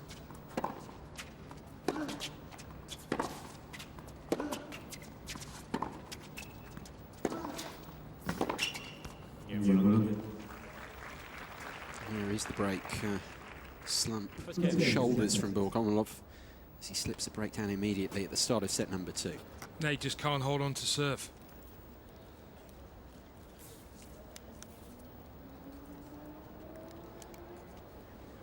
Talk about it so often as a platform, the serve, holding your serve, getting you into a contest, and as you say, he's struggled so much, it's difficult for him to really get into the match.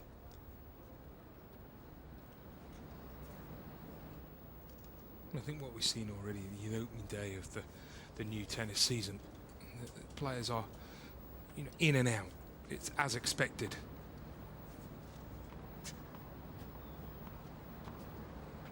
There's always the potential for upset, so the big players, they're in action tomorrow.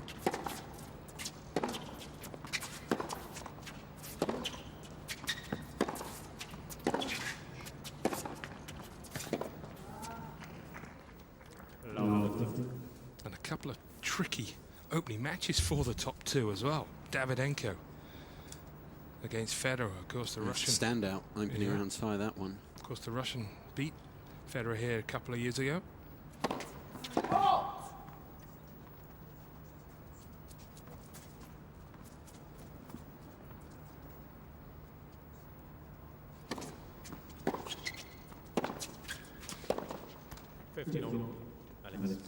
Nadal's also got a tough match. He plays the German Kohlschreiber, and Kohlschreiber is capable of making life difficult for Nadal. They've had some pretty good matches in the past. Hawkeye challenge, meanwhile. Let's catch the back of the line. A bit of it. 15.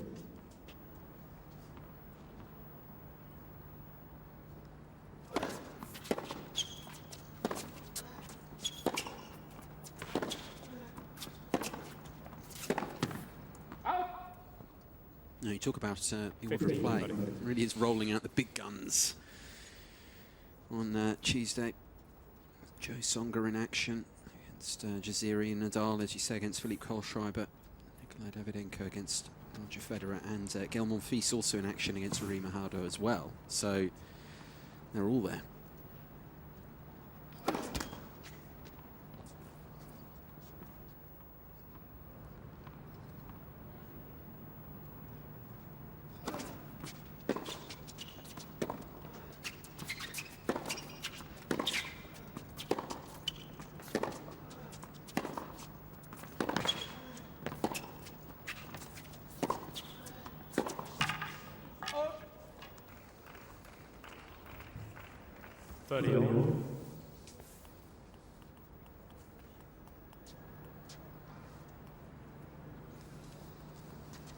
It's a good ticket to have, isn't it, if you're centre court tomorrow? You've always got to remember, with a great lineup that they have on centre, that the tournament is still going on the outside courts. Yeah, very much so.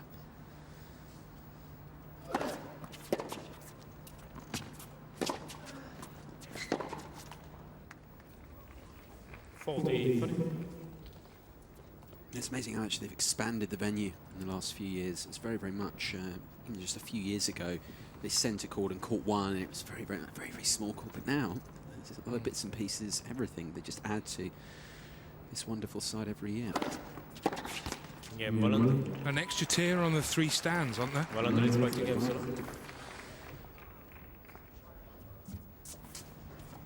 Valandri consolidating the break there. There were a lot of changes, a lot of developments when they hosted the year-end championships of the WTA.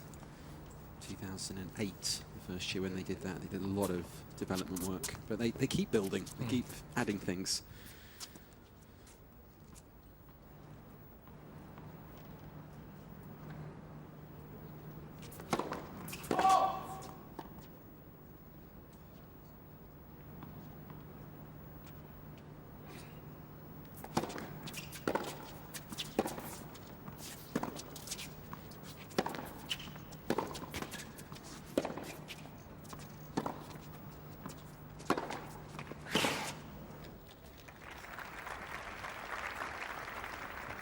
Low.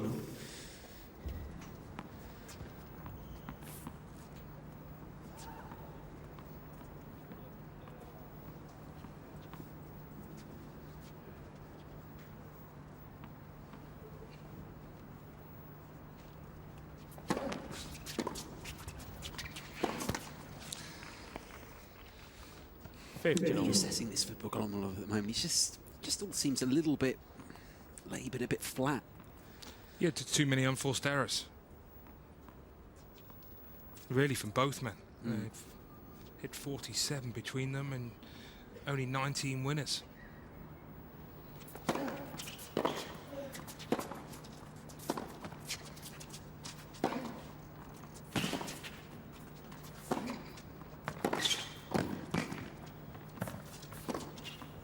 Maybe that'll liven things up.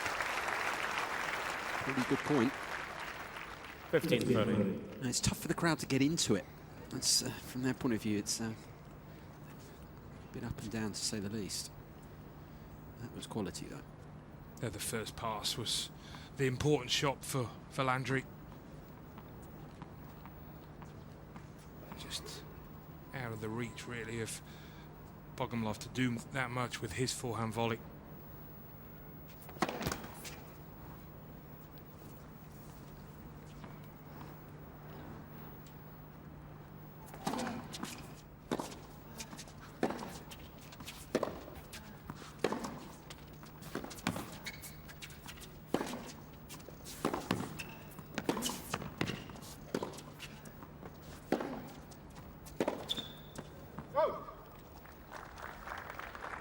30 all.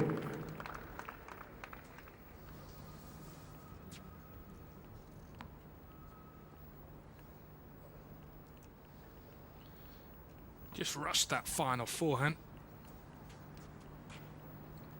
Saw the open court.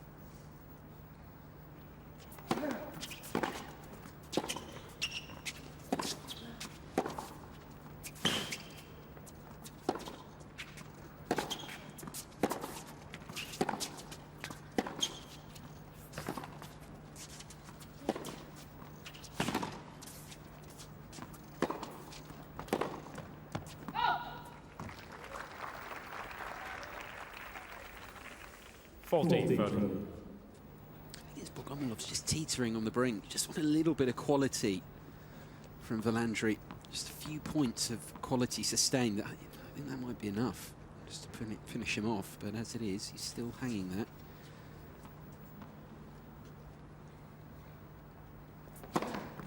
Game, Bogomolov. Gets himself on the board. Still just the one break of serve down. Valandry is winning game, and he did win it.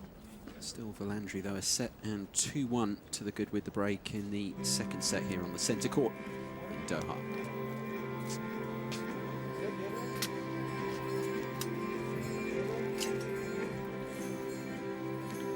It's one of those matches, Guy, that although it's a set and break down, I feel that he could turn around very quickly if he just finds a little bit extra in his game. As Jason and I were talking about in the opening set, you've always got a shot to break Valandry's serve. And he has put him under a bit of pressure.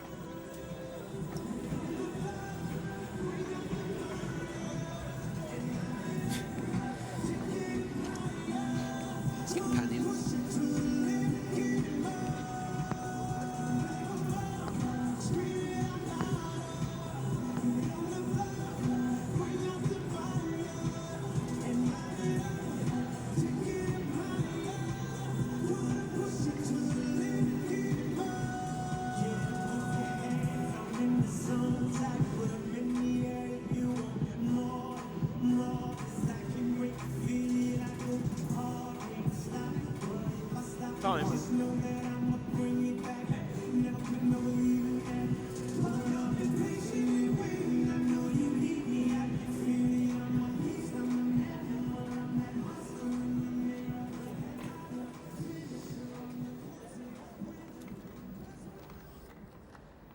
Set and a break clear for Filippo Valandry, but as we've been intimating, it's still far from done, you feel, particularly if Bogomolov can put a bit of quality together more consistently. Brilliant. That, though, is some quality from the Italian. 15. It's only his third forehand winner of the match.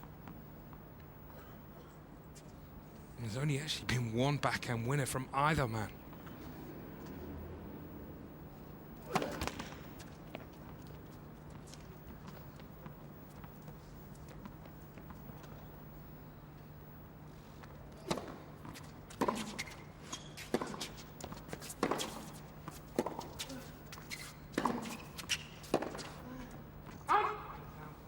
If you just hit 2 or 3 good shots against Valandry, you will force the error because of the speed of the court.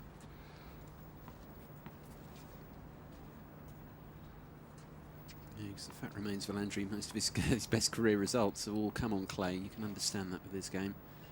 2 career titles on that service, 6 other finals.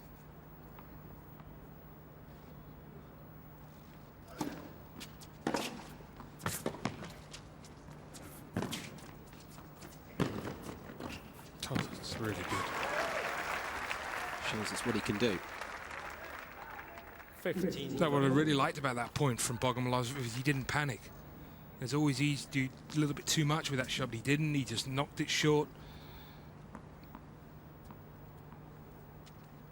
He might be frustrated that he's just setting a break down, but he's still thinking clearly on certain points.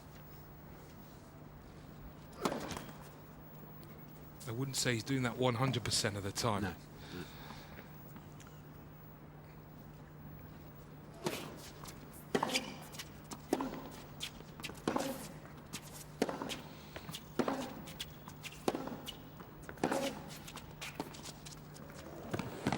No.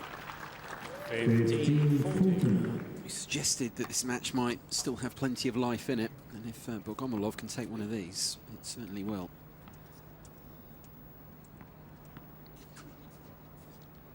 He was unwilling to grind out that point for Landry. The wrong time to attempt the drop shot.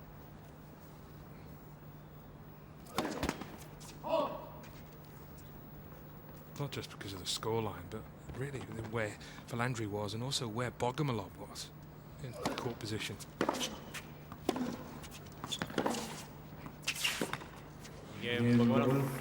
Breaks back. Back on serve now in set number 2.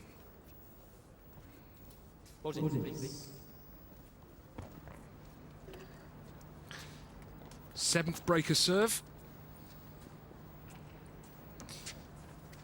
Quite a few more to go, I think. No, it's as you pointed out, Barry, so many times. It's just the lack of winners here. Yeah. I'm not saying that's. We're not suggesting that's what tennis is solely about, but it's a big part of things. The ability to win points outright, and they both struggled.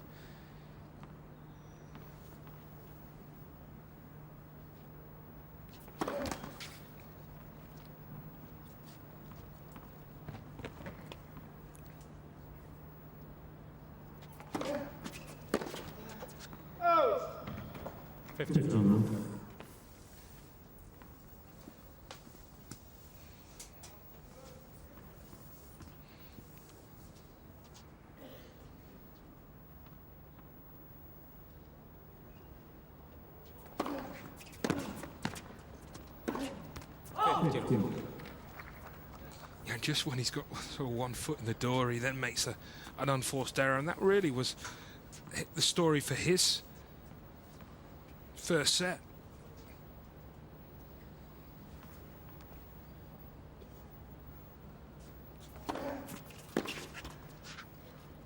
$30-15.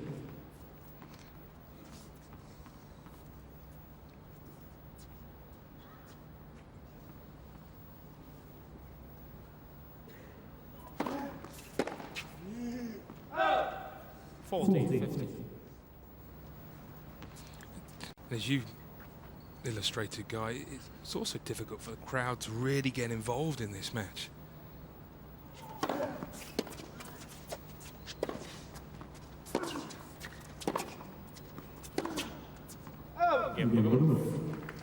There's the hold for Bogomolov. Lead on serve here in set number 2. Still very much in this opening round match. Set down, but 3-2 up.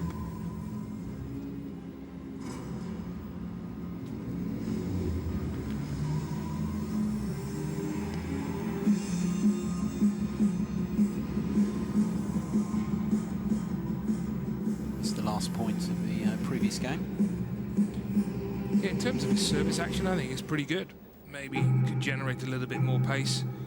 Technically pretty sound from the back of the court. Nice early preparation on the forehand. And say thank you very much from his opponent that he hit another unforced error to give him the game. It was a very poor game from Landry. Time. Can he keep that momentum going? 3 games in a row.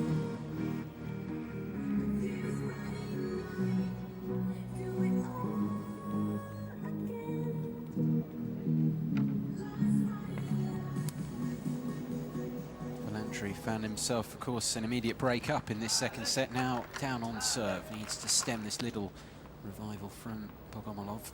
2-3. Second set.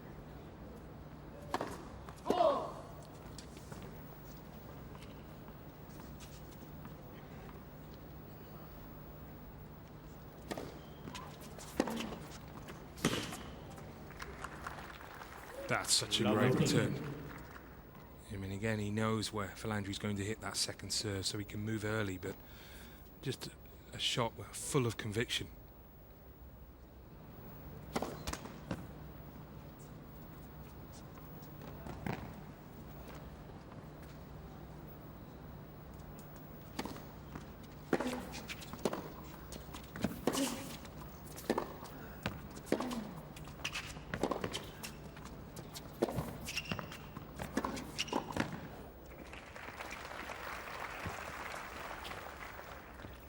50.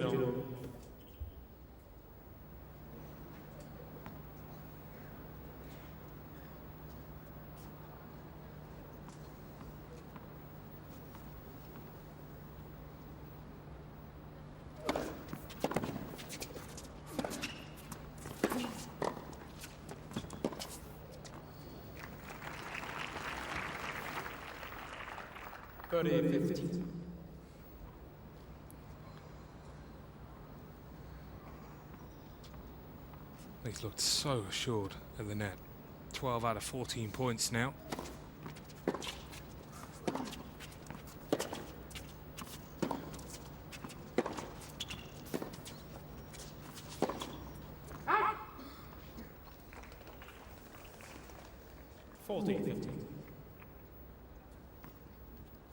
Must be so frustrating for fans of Bogomolov.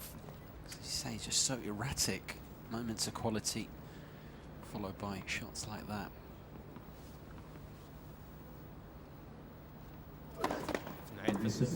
Yeah, I'm not sure a lot of those fans are from America. Don't go there.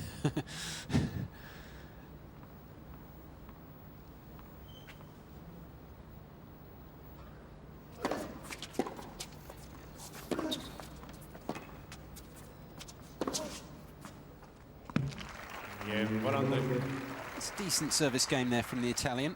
Levels the scores up. Well, I never get tired of seeing the great single-hander, but it's the forehand that won him this point, won him the game. It's so important when the ball is that low, is to keep your eyes down, but also to hit with plenty of spin. And technically a very sound shot and a good recovery after losing his previous service game.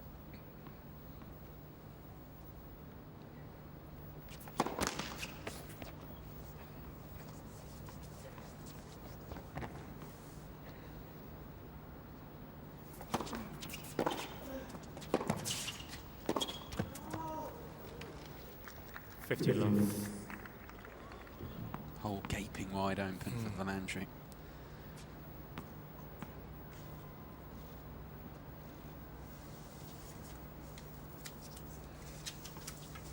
Bogomolov, of course, the top-ranked Russian in the rankings as well. He made that switch, as he did. 31.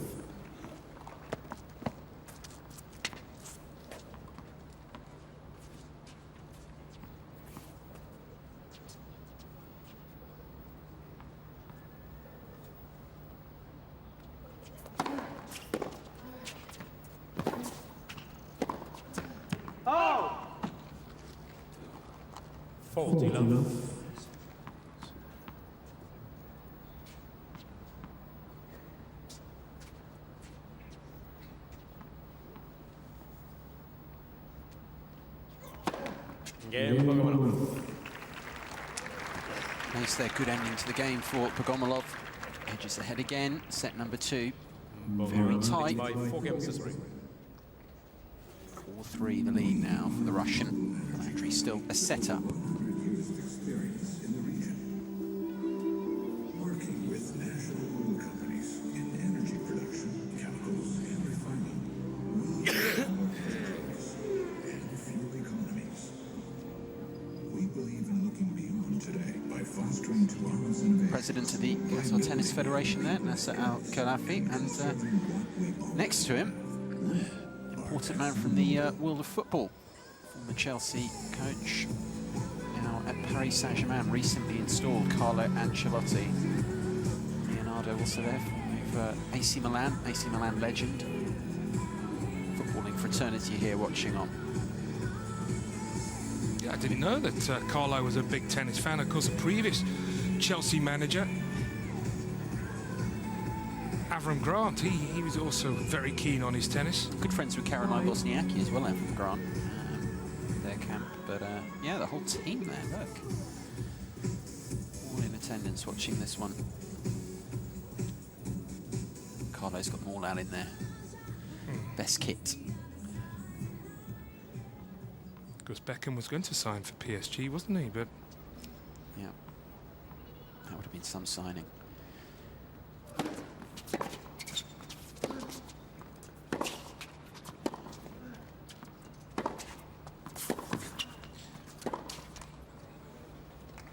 15.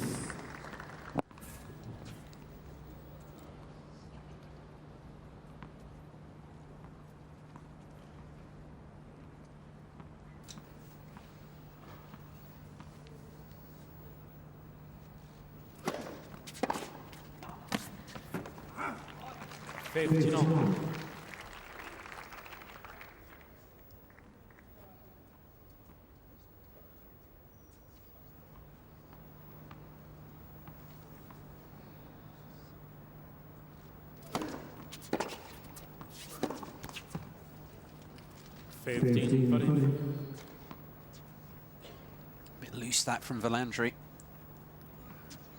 Much room for error. 3-4 down here. Business end of the set now.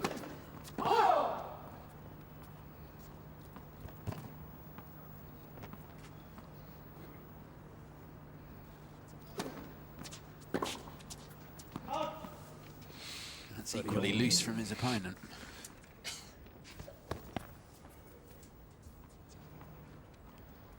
Match kind of summed up in those last couple of points, isn't it, Barry? Just so up and down.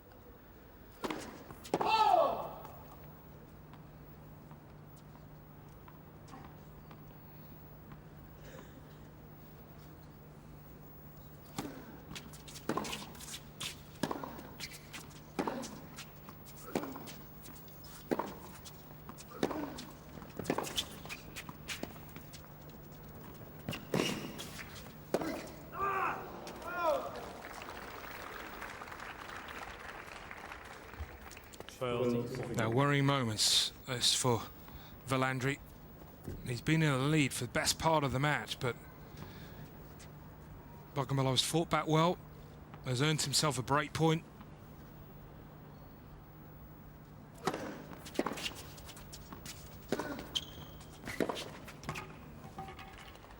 Yeah, you can understand that reaction. Big opportunity not taken.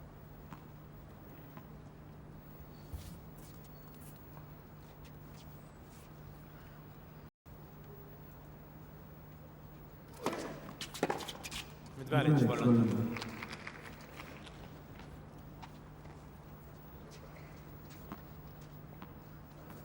not great on break points. I know he's broken 3 times, but Bogomolov has missed a lot of opportunities as well through the match.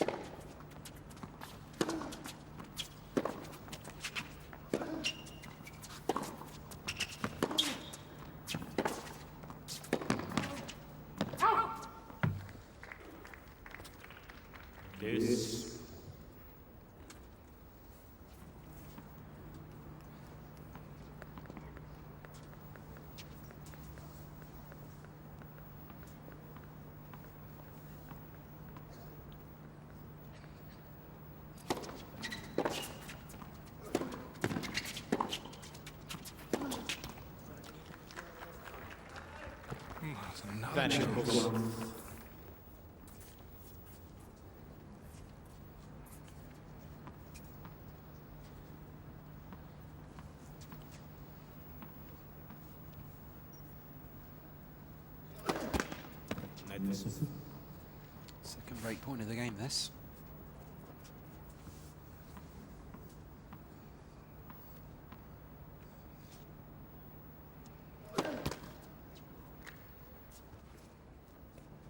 Will he take a risk and be aggressive on the second serve return?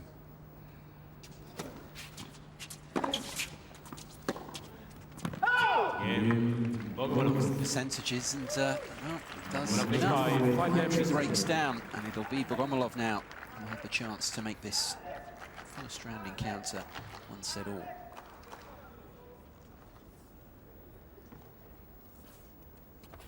Yeah, if you're a loose serve and you lose it by doing the right things, but you just don't quite execute, I think sometimes you can live yourself a little bit easier than if you just make a couple of unforced errors when you're not really looking to do that much, and that was the case for Valandri.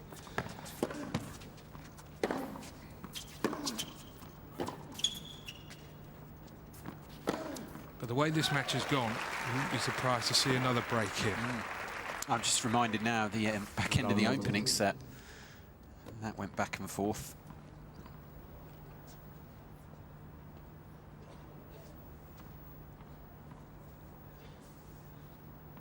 Remember, Valandry with 4 breaks of his own in the contest as well. He knows he can break this man's serve.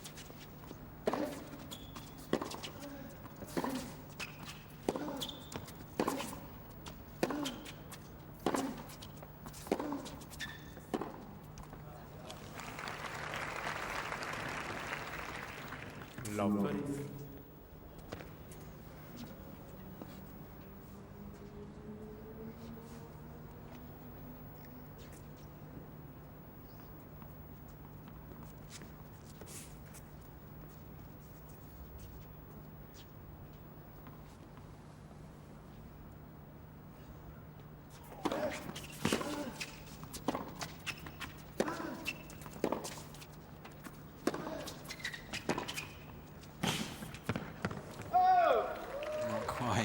Not nearly enough. Awkward ball though, that one. That's a great first pass from Bogomolov.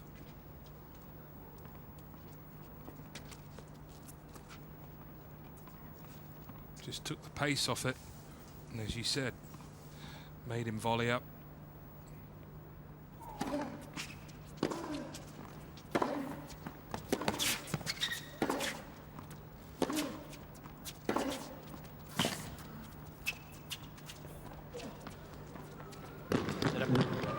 Beautifully done.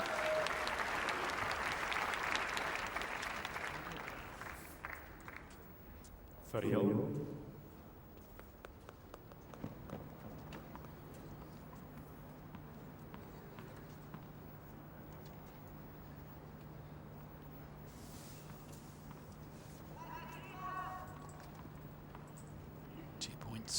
From levelling this match up now, Bogomolov. Oh!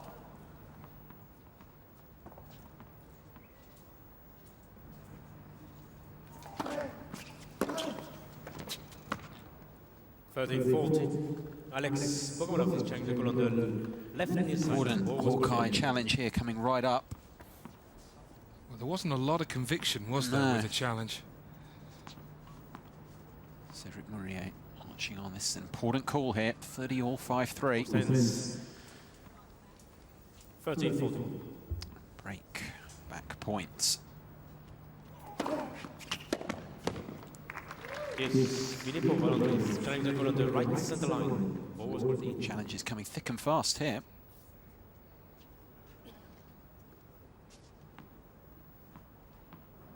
You can understand why he's gone that way. Second serve. And Valandry's already waiting for the serve to the juice side, so he didn't think it was out.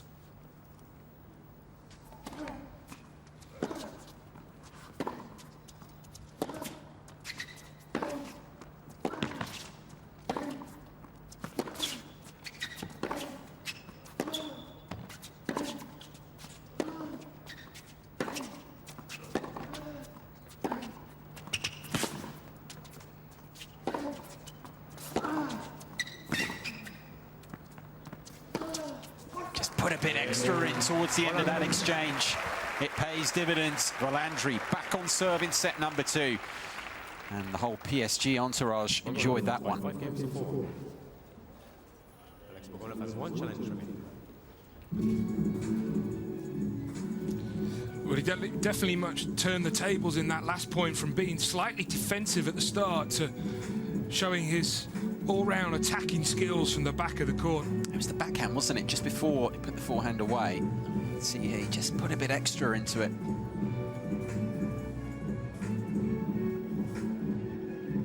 He can generate pace. It's that backhand. He can generate pace anywhere on the court.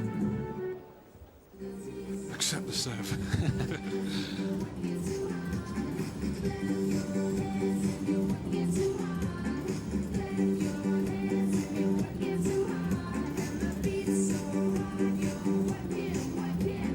So what do you think of another break here? I wouldn't rule it out. 9 breaks in the match now.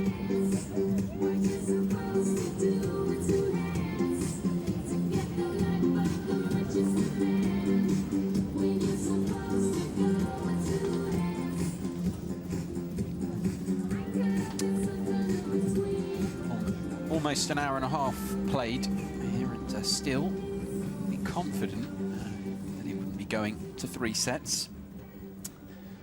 Bogomolov had his chance to send it that way, couldn't get it done, but Valandry still with work to do here, having broken back. Still has to serve to stay in this second set at 4-5 down.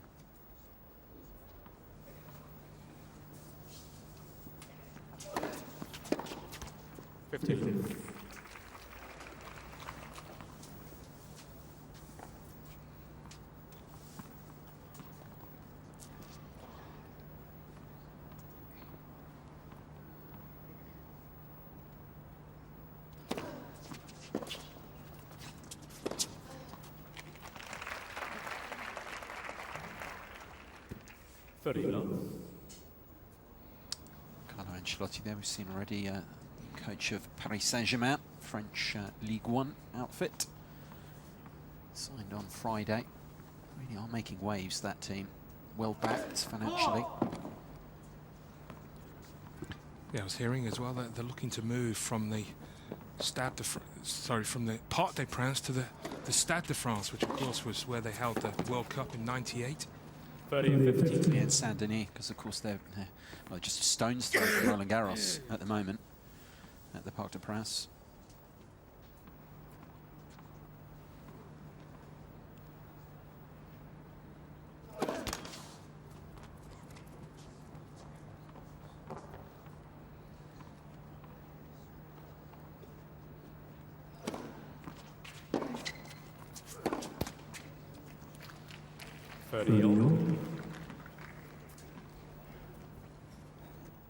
Bogomolov found himself 2 points from the set when he looked to serve it out.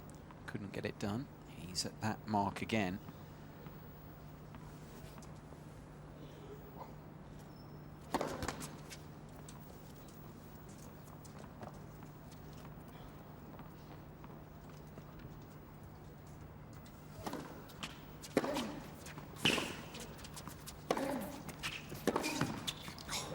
Gorgeous, gorgeous shot.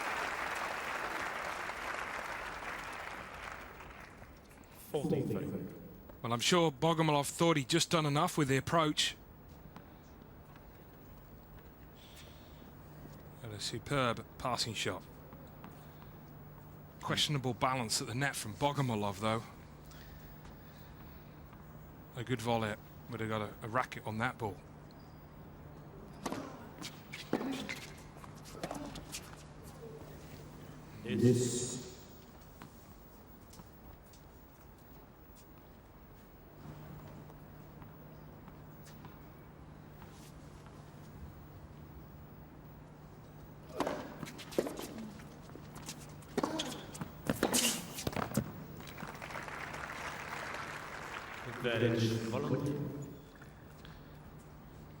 One of the PSG players will be back tomorrow. Oh, with that card, you wouldn't blame them. Ancelotti discussing there with Nasser Al-Khelaifi of the Qatar Tennis Federation, the president. Leonardo doesn't look too interested.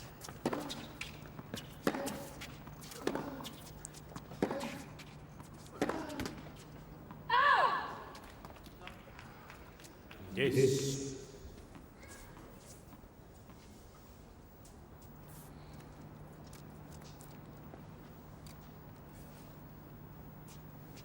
That's a good point, whether they will be back tomorrow. I mean, it's a bumper card. No disrespect to these two, but I mean, the real marquee names are in action tomorrow. You wonder, you'd think they'd be back again.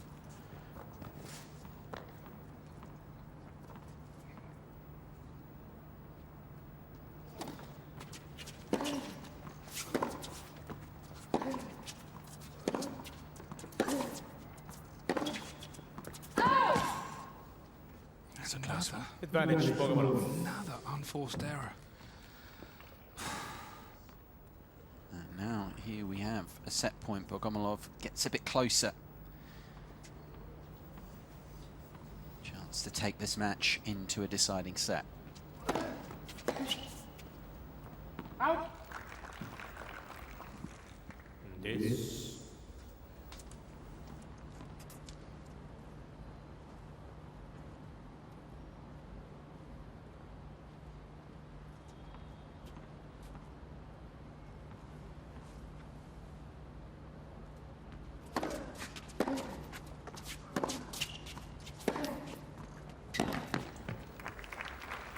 Bit of quality there from Bogomolov. Can he string together another point straight off the back of it, though? Second set point chance.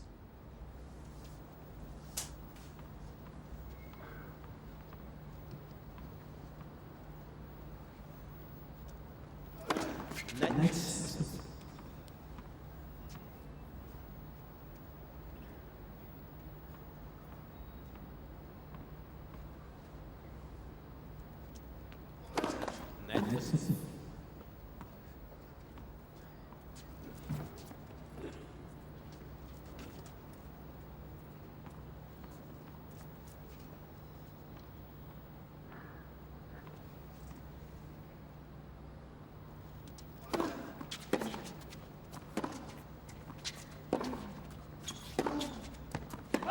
Game, second set. It is long.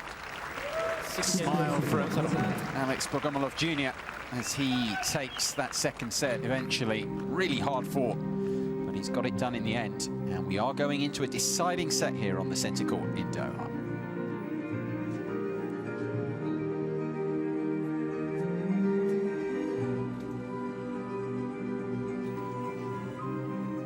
One set all, then a change of shirt for Alex Bogomolov. He has levelled this match up. Really hard fought, but he has done it all the same. Yeah, he got the early break for Landry. But after that, really, it was just far too many unforced errors. And the combination, well, combined, it was 29 unforced both in errors. Negative equity there, so to speak. It's just, I think really now, the way that they've played in the opening 1 hour and 35 minutes, this match is going to be decided by who makes the least amount of unforced errors. It's not been high on quality. There have been some good points, but neither player have been able to string together for a sustained period. Just the 7 winners so far in the contest from Bogomolov, and just 9 from Valandri over the match. In fact, 10 from Valandri, but it doesn't kind of change the point. Not enough, really.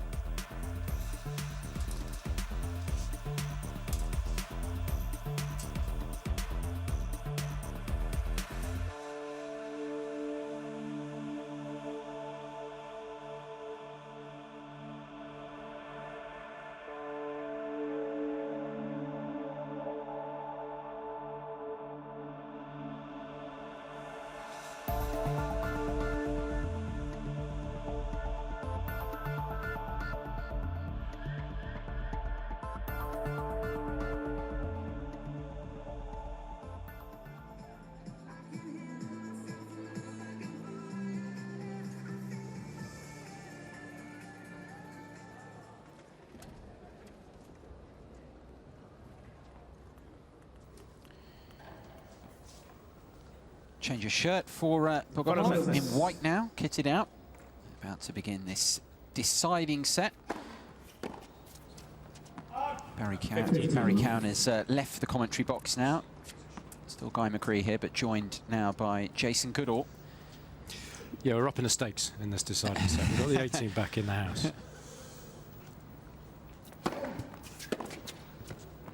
Bit of a struggle, though, isn't it, for I think both players and perhaps one or two of the fans as well. It's a bit of a mixed bag. A lot of unforced errors. 1 or 2 great points, but not enough of them really.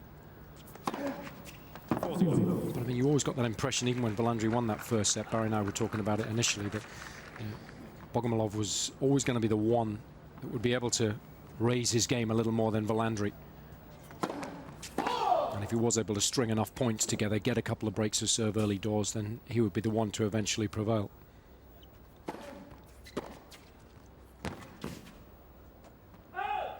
I think even though it's a scrappy affair, the Russian has to be the favourite at the beginning of this deciding set. Sure.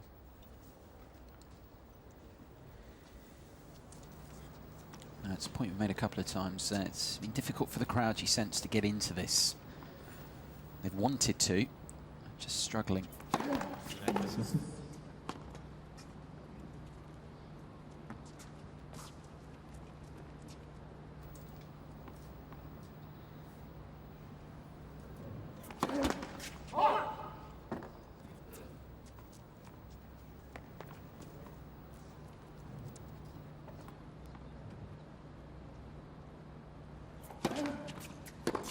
Game over. First set. Holding serve, building on taking that second set, Bogomolov. Good service hold to kick things off in this decider. Yeah, that's a big advantage as well, isn't it? When you've just won the second set, you've got a bit of momentum working in your favour. So I think it's always nice when you can hold early. It gives him a great opportunity to put a lot of pressure on Valandri, and especially when you consider how poorly he serves. To be serving second throughout the course of this deciding set, I think really puts him behind the 8 ball.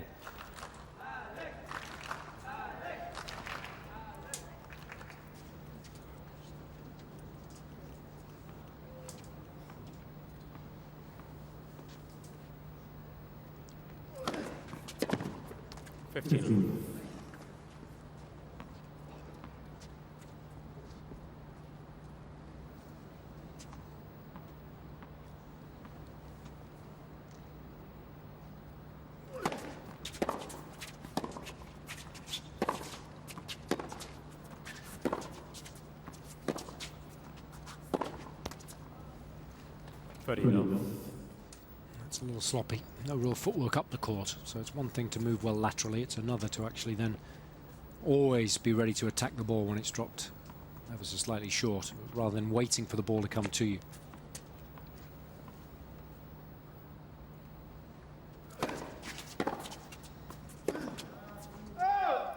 And 15.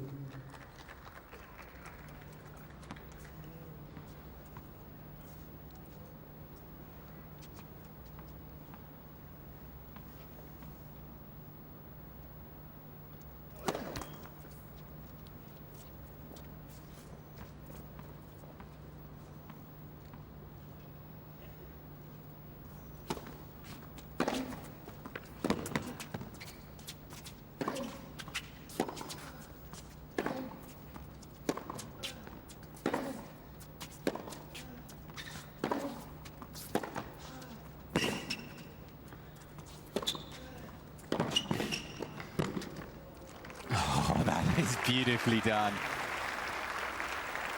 And that's the key, isn't it, when you're at full stretch, just to control the racket face.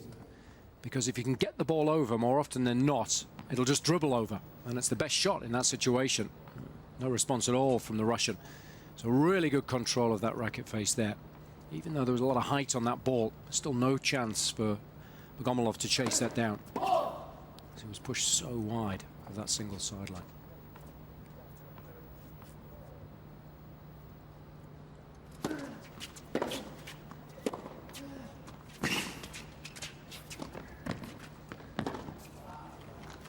Valandri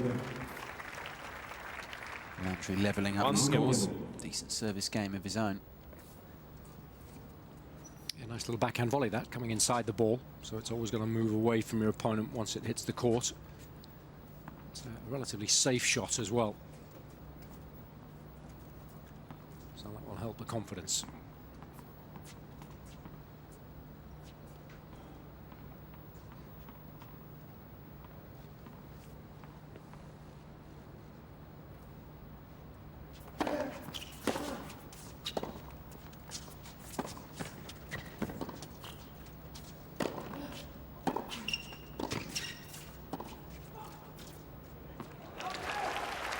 Wonderful shot. Always a little easier to hit that little topspin lob off the backhand with two hands on the racket, because you can get a bit more elevation. The disguise, a lot better too. Much tougher shot than if you've got a single-handed backhand like Valandri.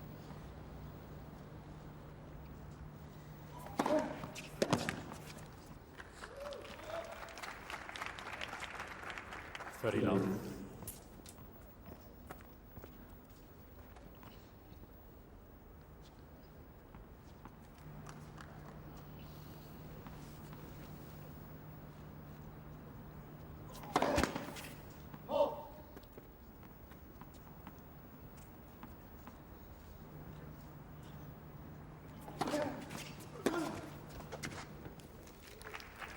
Faulty long.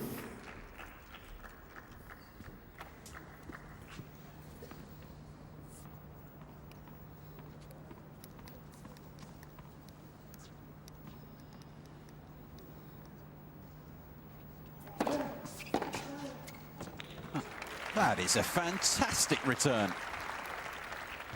40-50.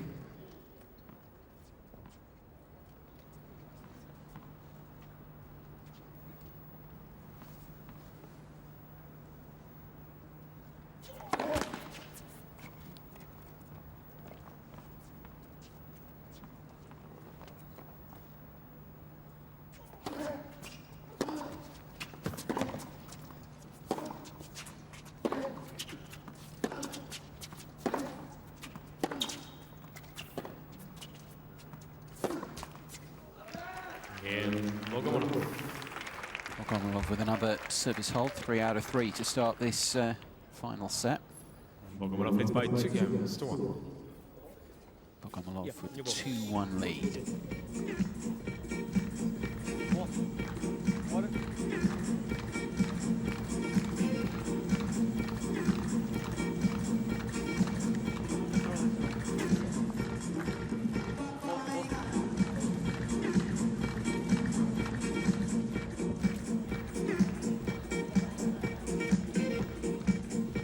Crowd trying to get involved in this one.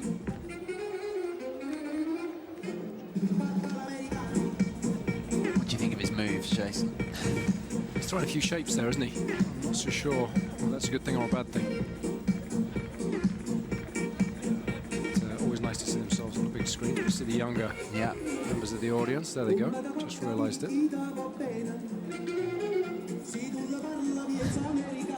She didn't want to be on. I think you've got to give the ladies a bit of preparation time, haven't you?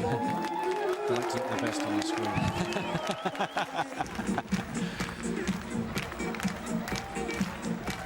This is making the highlights reel. Come on.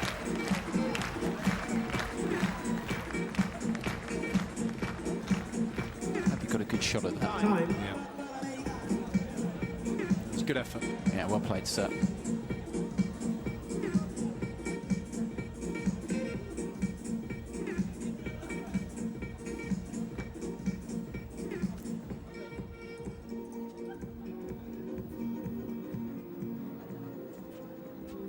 Breaks of serve as of yet in this deciding set. Belandri readying himself at 1-2.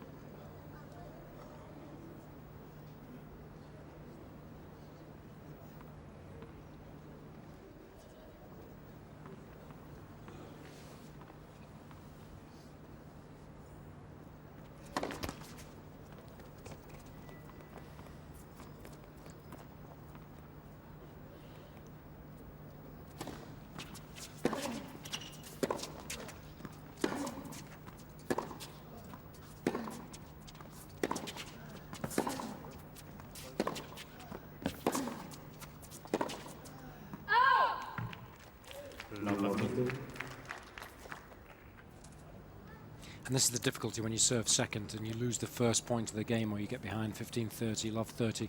So much more pressure on you than there is on the player that's serving when it's level terms. A real opportunity here for the Russian.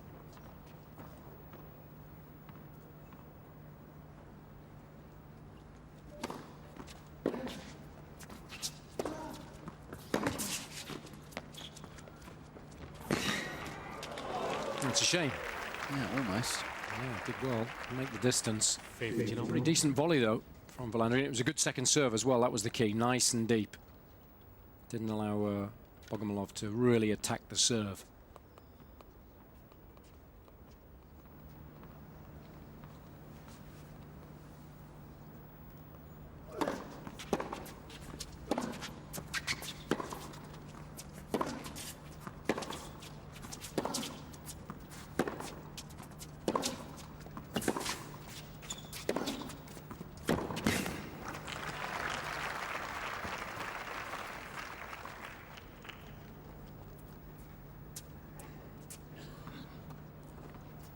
Early days in this final set. He's making a good fist of things so far, but I do think you make a very good point. He's going to have to do this time and again, presuming Bogomolov holds every time you're behind.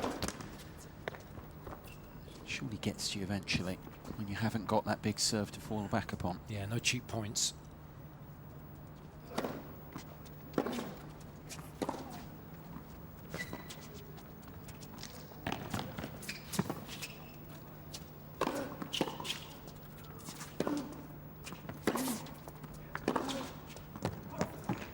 He's made that. That was a good rally. Did well. Should have done a little better with the overhead. We've seen him live dangerously overhead throughout the course of the match. Gave Bogomolov an opportunity to stay in the rally, but this was inch perfect.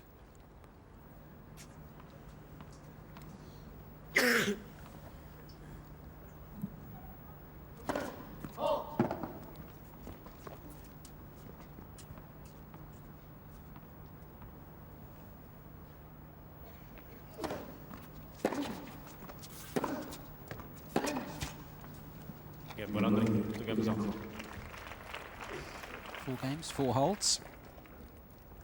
Valandry doing the business again. Yeah, that was an important hole from love 15.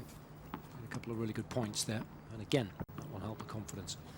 He's only made 40% of his first serves in this deciding set, so perhaps Bogomolov will be a little disappointed that he hasn't made more of those opportunities when he's got to look at Valandry's weaker offering.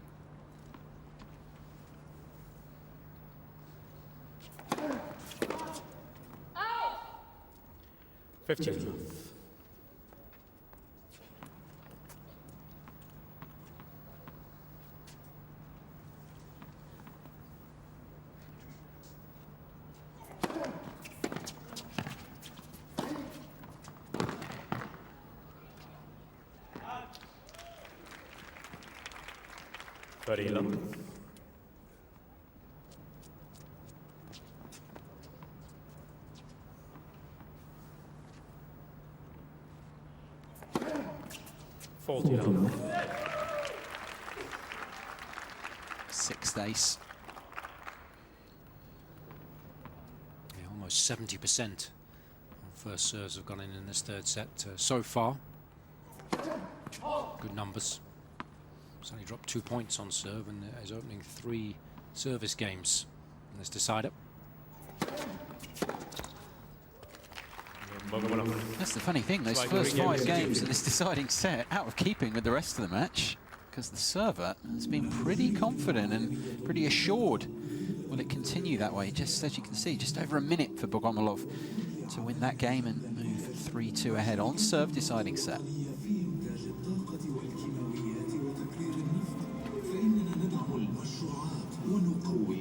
Just interested, I mean, we're in our 3rd match now here on the opening day, and your thoughts, one of the big issues, I suppose, in tennis is court speed. So court speed, particularly in the men's game. It's actually an issue in the women's tour as well, just what you get. This is the first week of the year, you've done this event for a few years. So first of all, how it compares with previous years. I know night and day is different as well. And also just generally, how it compares, and your thoughts on court speed on the tour, because it is an issue that is key to a lot of people in terms of injuries and that sort of thing. Yeah, it's an interesting question, and I was discussing it with Barry earlier on in the match. It's similar in terms of speed to previous years, which is good. Players know what to expect then, which is nice. And I think it's a fair speed. So if you play aggressively, you serve well, you'll be well rewarded. If you're coming in, you've got a good chance of winning the majority of those points. And we're not going to see matches dominated by baseline rallies. So I think it's a good service.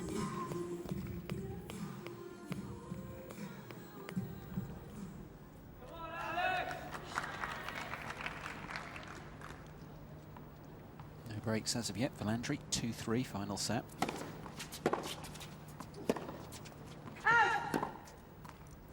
Love 15.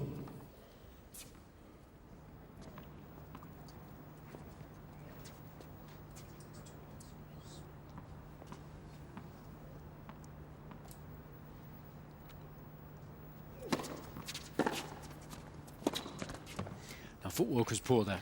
Ball dropped really short, and he ended up reaching for it because he hadn't actually moved inside the baseline. Got to get to the pitch of the bounce, give yourself as many options as possible. Love 15 in the last service game, he recovered well. Tougher task here at love 30.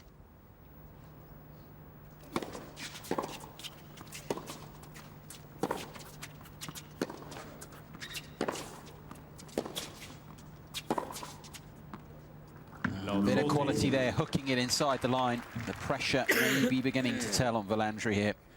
3 break points. Yeah, did just enough. I thought initially he was reaching for the ball as well.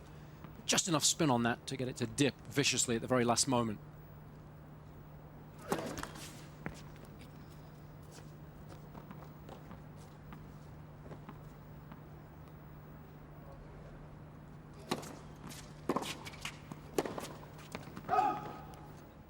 Game Bogomolov. It's by 4 games to 2. Surrenders his serve.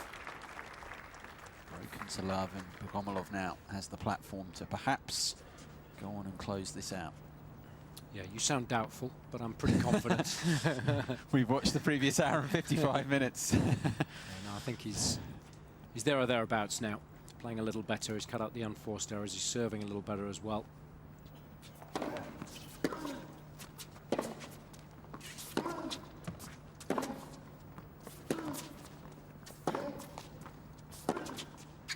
You know, this is one of the reasons why he had such a successful season last year. Everyone can win when they're playing their best tennis. It's a little easier. But not many can find a way to win when they're playing poorly. And that's what Bogomolov will have hopefully done here if he's able to win this third set.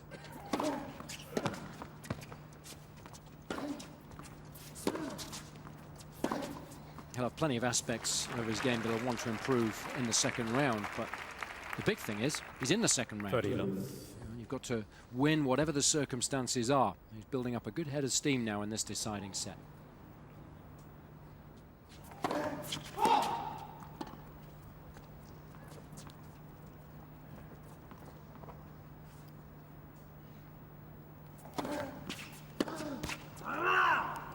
Faulty love. 11 in a row now.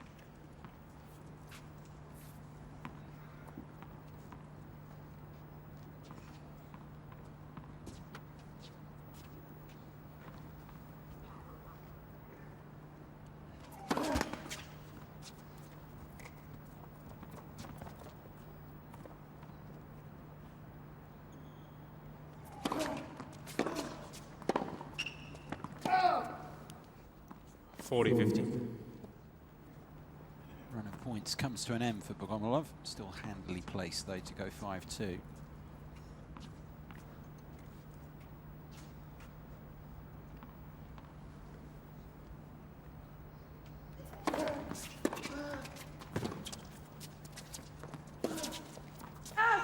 Yeah, Bogomolov.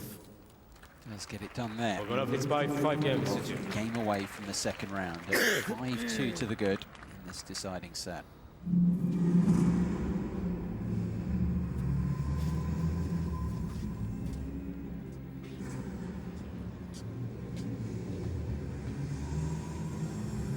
You talk about finding ways to win. I mean, he's actually a reasonably, smart player on court as well, because that's tied in with it. As you say, people when they're playing well, when all the shots are finding their mark, that's great.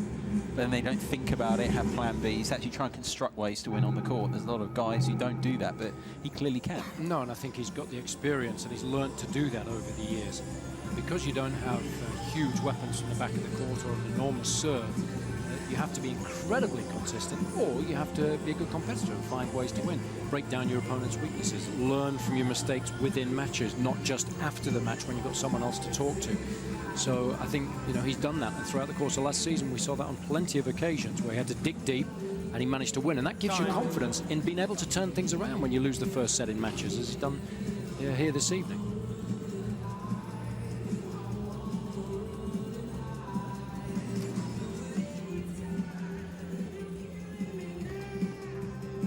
Quite a picture there. The lights of Doha at night time, all these wonderful structures lit up.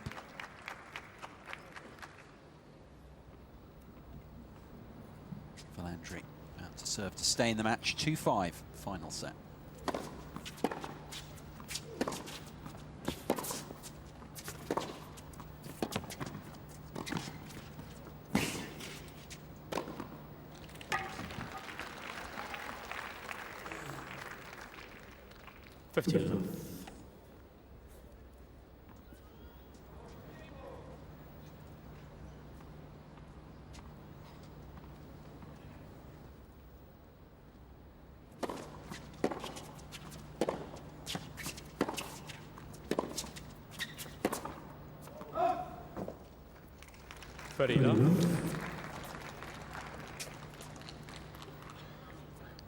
Talk about Bogomilov's improvements, said it before, but on that Most Improved Player of the Year award for last year, richly deserved as well when you look at what he achieved.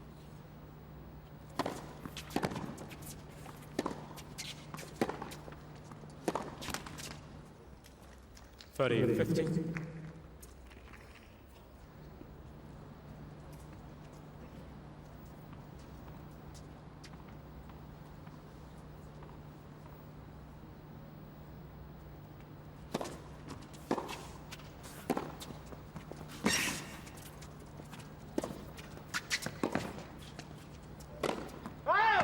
Oh dear. 30. It's kind of what Bogomilov's about. Just getting a couple more extra balls back, doing very well in that regard, but that really shouldn't have been missed. No, he's had the same. He's had a poor overhead, hasn't he, all match? And as Barry was saying earlier, poor serve, poor overhead. 50 unforced errors now, way too many.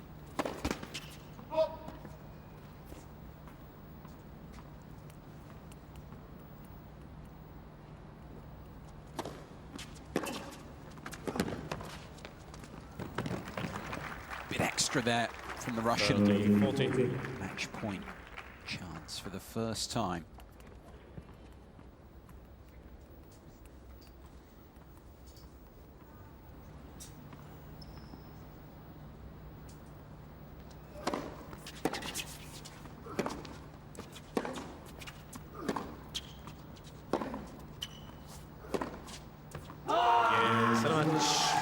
Delighted about that. Talk about hard fought. Just over 2 hours. Not at his best at all. But in the deciding set, got it together and most importantly, turned this match around. Alex Bogomolov Jr., the 6th seed, from a set down here to beat Filippo Volandri. Ladies and gentlemen, Alex Bogomolov. Into round 2 in just over 2 hours. 5-7, 6-4 and 6-2. Over 2 hours to take the victory there. Stick around. A couple of balls into the crowd. Alex, Yeah, good effort. No question about that. Volandri will be disappointed. We remarked on how poor his record was on hard courts. Career, 9 wins and 46 losses. 9 wins. That's incredible. Wasn't able to get into double figures today. Round of applause. Will be a little disappointed after a decent start when he edged that opening set after just 51 minutes. But it was at the beginning of the second set, wasn't it? When Bogomolov was able to turn things around, got the early breakers serve, and then no looking back in the third set. He played really well there, and we thought that he would have an advantage serving first. That proved to be the case, and he finished very strongly. You could see how much it meant to him as well. And I think he was able to serve relatively well when it really mattered, and that helped his cause. Got Robbie Koenig standing by now, talking to the winner of this opening round match, Alex Bogomolov Jr. Alex, first of all, I want to touch on last season. Unbelievable year for you, breakthrough year almost. For those of you who don't know, Alex was voted ATP's most improved player of the year last season, ranking improving from 166 to 33. How much confidence does that give you? Did you want 2011 to finish? No, tell you the truth, it kind of feels still like 2011 just because, I've had a good off-season. I felt like I was playing pretty good at the end of the year as well. And but it's 2012. I need to follow up from last year, and I feel like there's a good opportunity for me. Of course, the confidence has got to be sky high. Always nice to get a win early on in the season. I felt tonight you weren't playing your best tennis. I think there's still a little bit of room for improvement. But does that give you a lot of confidence when you win matches like this? You're not playing your best tennis, but you still find a way to win. Well, for the young kids out there, I think it's very important to understand that winning ugly is sometimes better than winning beautifully. And if you can get through that and still get a win and give you a chance to play in the second round, God only knows what happens in the second round. And there's always room for improvement with any tennis player. So, yeah, I feel good. Well, good stuff. We hope to see more of you throughout the course of the week here. Ladies and gentlemen, Alex Bogomolov. Alex Bogomolov, happy man after that win, giving his thoughts there to Robbie Koenig on court. The match statistics really hard fought, but a good final set in particular, as we were saying from the Russian. It was better, wasn't it? Because the first couple of sets was a real mixed bag. Too many unforced errors. I mean, as far as the match is concerned, 51 in total for Volandri. But Bogomolov made 33, but not many in the deciding set when it really mattered, when he started to excel. Found his range from the back of the court, started to dominate and more often, and continued to put pressure on Valandri, who was serving second, and he really did struggle once he went down a break in that third set. So Bogomolov Jr. finding a way to win despite the fact that he didn't play his best tennis. That's crucial, especially early on in the season, so he'll be delighted with that fact. Absolutely. Into the second round.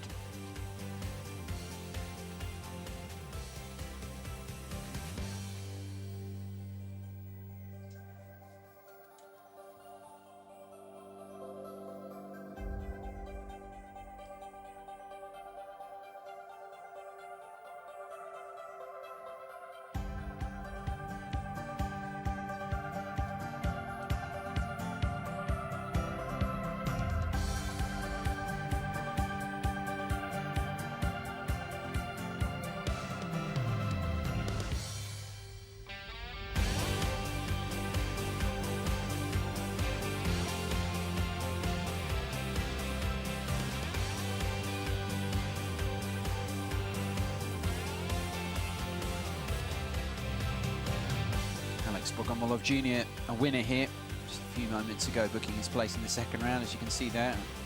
And now he will play Ramos, who beat Dmitry Tursunov 5-2. So through there, Flavio Cipolla, he'll play winner of a match we'll see tomorrow between Al-Jaziri and Jo-Wilfried Tsonga. They're on the card for Tuesday. That bottom half looking pretty complete though now.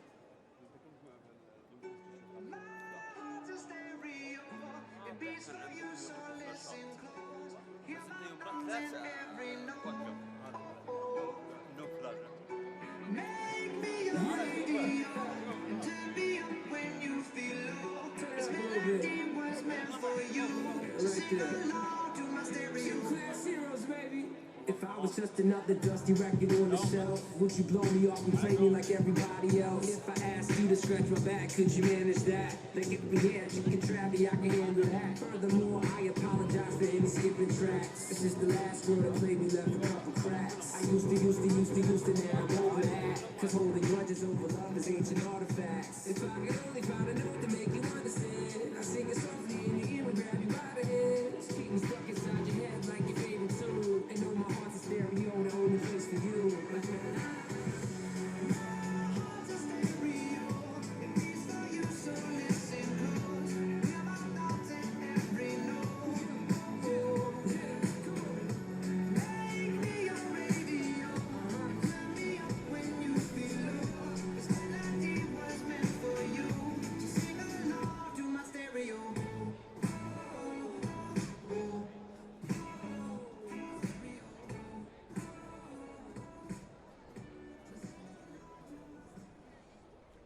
For the last match of the evening, folks, please welcome from Germany, Benjamin Becker.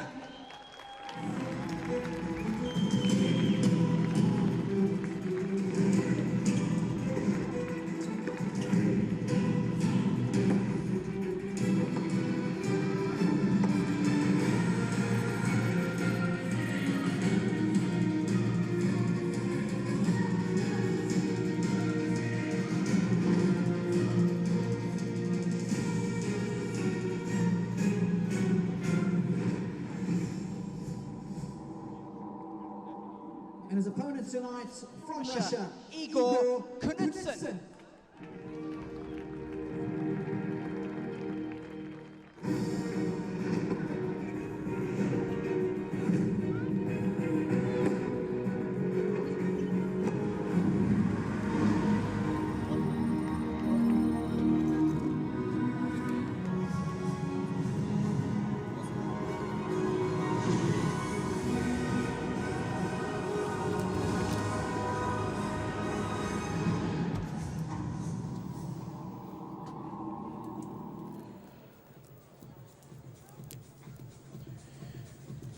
Welcome back. Final match of the day here of 4 here on the centre court here in Doha at the 2012 Qatar ExxonMobil Open ATP World Tour 250 level event. And, final match coming right up here. Benjamin Becker of Germany against Russia's Igor Kunitsin. Already seen wins here on the centre court here on the opening day of the main draw action for Andreas Seppi, winner over Lukas Kubot, and for Viktor Troicki over Lukas Rosol. And a short time ago, a few moments ago, you might have been with us watching Alex Bogomolov Jr. post a hard-fought win over Filippo Volandri of Italy. All those men, those three, through to the second round. 6 balls, 7-9, tie-breaking all Get another sets. one joining them. Who will it net be? machine and the Hawkeye, 3+1, okay? And we have TV changeover also, okay? Any question? Heads or tails, one of you? Heads. Tails for you. You receive? Okay, good match.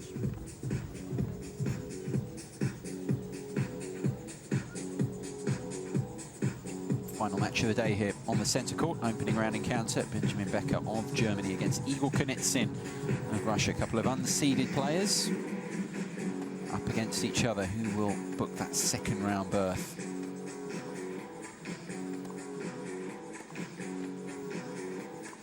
Had some progress, of course, in the draw. Not so much in this top half. Only Viktor Troicki through so far. That's because had a couple of qualifiers come through.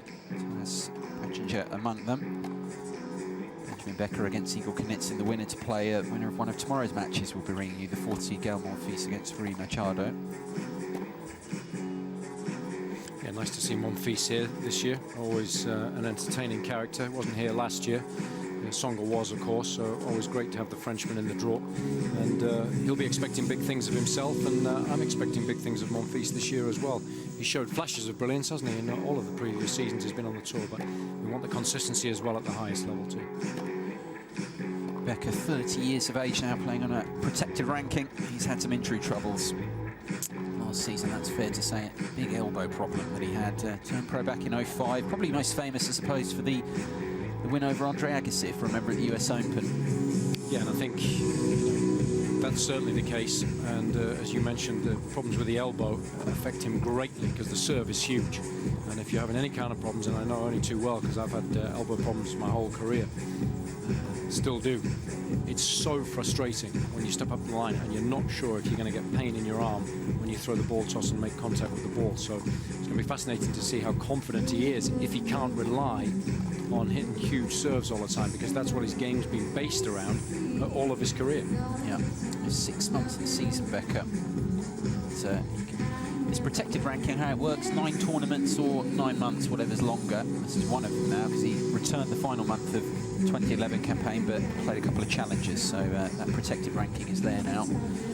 It's a useful tool, isn't it? It is, but interestingly, another player, Sam Querrey, chose not to use protected ranking. Basically build himself back up by playing challenger level tennis. Yeah, and he felt he was going to get up there anyway, so he just wanted the extra matches, and he wanted to do it sooner rather than later and not have to rely on the protected ranking. And I like the attitude, and he's almost back inside the top 100 now and getting ready for a full season, which is good to see.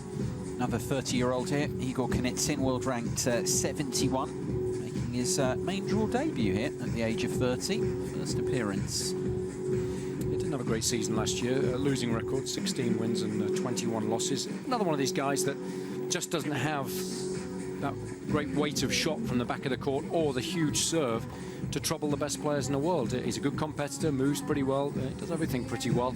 But, you know, we know that that's not good enough in this day and age at the highest level. So he's one of these guys that plays challengers, plays a fair few 250s, tries in the qualifying at the Masters Series 1000 level to get through to the main draw, but, you know, finds it hard going. A lot of players are really good, but they're not quite good enough to cut it at the very highest level. It's standard, isn't it? That's the thing, because I know if we look at, you know, the point of view of countries trying to bring younger players through, when the player, I know Oliver Golding in Great Britain has it, you know, has aspirations, if you like, next year, kind of getting inside a certain, you know, ranking position. But it's so hard, even at that level. You know, people can strike the ball, and then when you get up to this level, as you say, that they're at 60, 70 in the world, it's another jump again. No question about that. Absolutely ruthless. It's a good word for that. Ruthless. I like that for the whole situation. There's so many players. There's so few ranking spots, you know. And you get the older players are playing a little bit longer, trying to hang on to their ranking, and you've got so many younger players. You know, it's a real cut and thrust world out there, and there's not a lot of money in the game. People think it's a rich sport. It is for those that are exceptionally good. But, you know, you're ranked outside the top 100. You're scraping around to make a profit unless you've got some good sponsorship behind you. So, you know, it's a hard sport in which to make a decent living. No question about that. Mohamed Al Jannati's already umpired one contest here on the centre court, second one of the day for him. Now, it is tough, isn't it?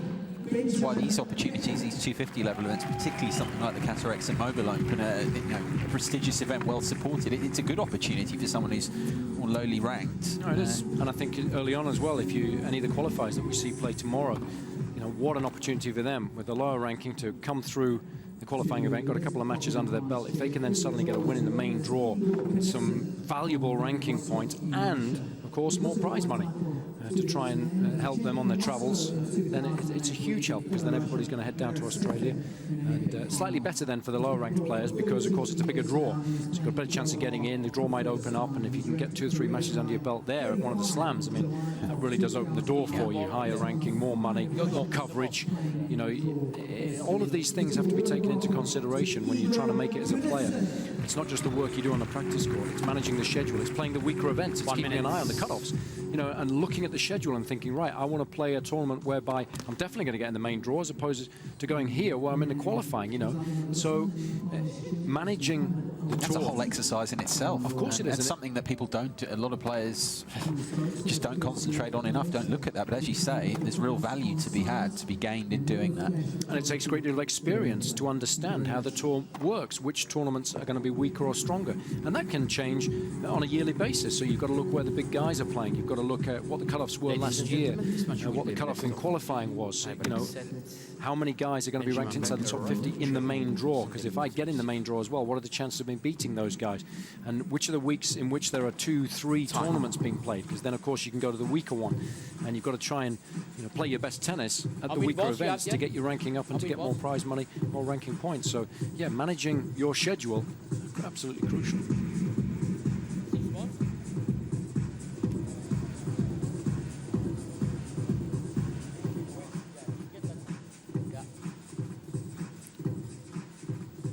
So just about ready to go here. Final match of the opening day here at the 2012 Qatar ExxonMobil Open. 20th birthday of this prestigious event that's got bigger and bigger every year.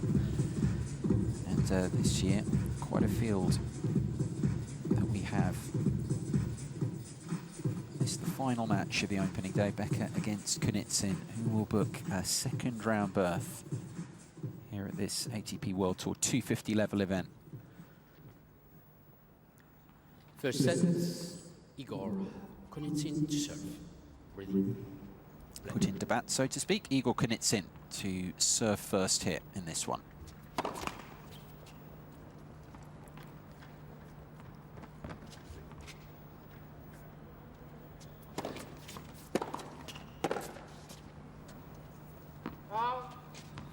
Love it.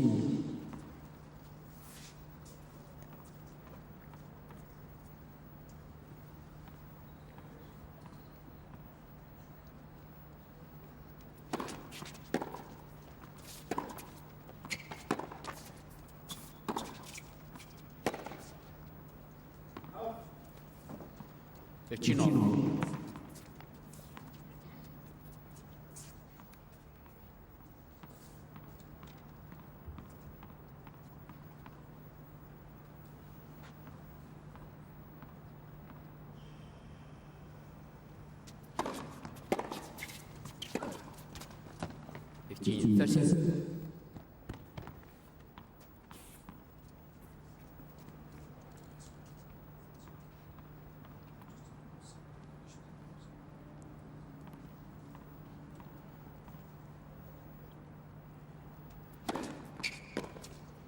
Oh.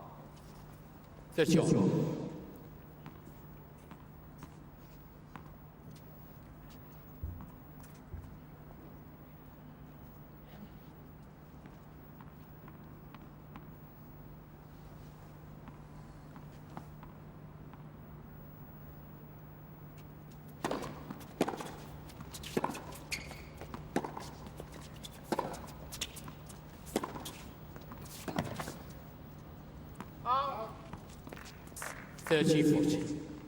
Immediately slipping into some bother here. Kunitz in on serve. Great chance this for Becker first up.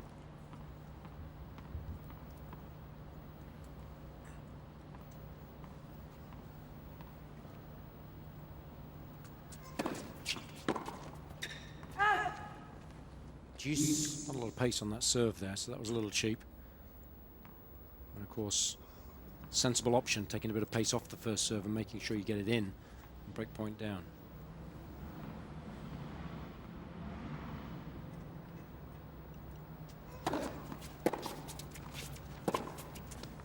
Oh! Advantage Becker. Footwork there. Again, it was a short return. You've got to be really aggressive with the feet there. Take the ball on the rise, take time away from your opponent. You've got to look eager, especially in the early stages of the match. Send the right message down the other end of the court. Second break point. Again, it's pretty cheap challenge. See if he gets it over, turned in his favour. Yeah, it was a lot closer. There's no question about that. Tight line for the official to call that because Kunitz was sort of moving in front of them. Yeah, he's made it. Yeah, it's good enough. Marginal, but 3 millimeters that called at the line.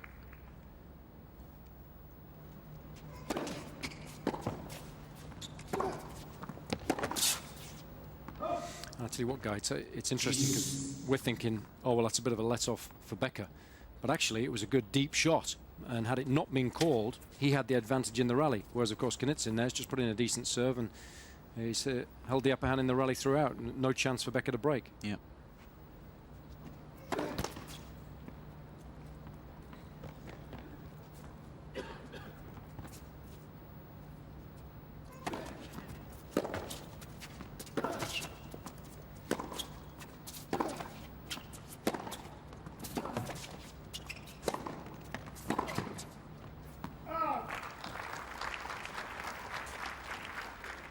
Advantage Becker.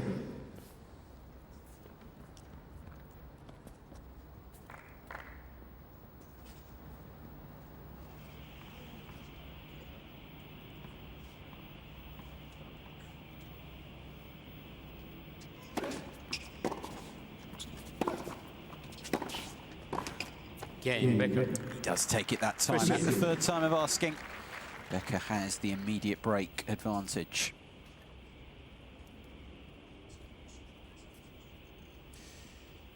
Well, it's nice for us to have Barry Cowan courtside once more. Barry, just touching base with you really in terms of temperature down there. We're getting pretty close to 10 o'clock local time. Is it a lot cooler than it was? Certainly from the start of the afternoon session, which was at 3:30. Yeah, it is a lot cooler, but I think it's dropped a little bit in the wind. I think the perfect conditions, no excuses. Not even my book of excuses could. Got your jacket firmly on there. Yeah.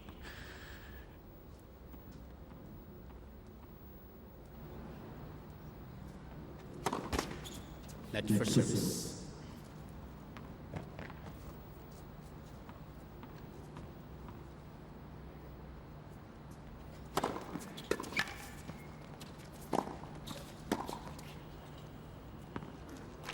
He makes it. It's a wonderful shot, but I was keeping an eye on Becker's serve there because he's had these elbow problems, and it was a pretty decent delivery, 200k.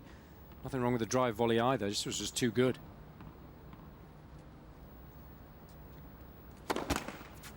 Net for service.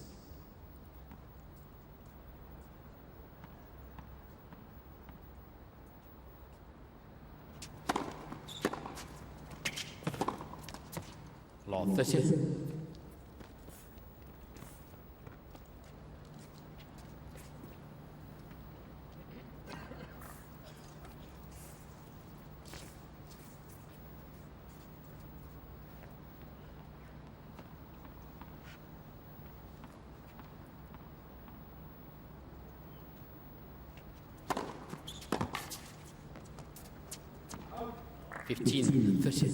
Nice variation, that serve, just around the 170 kilometers an hour mark, so taking a good 30k off that, as opposed to the big hard flat one that he hit earlier in the game when going up the tee.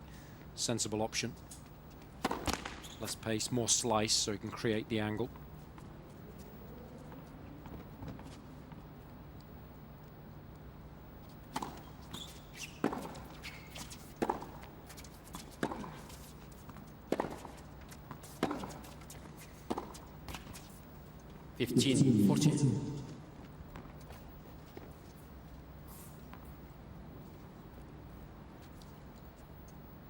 Two break-back points for Knudsen.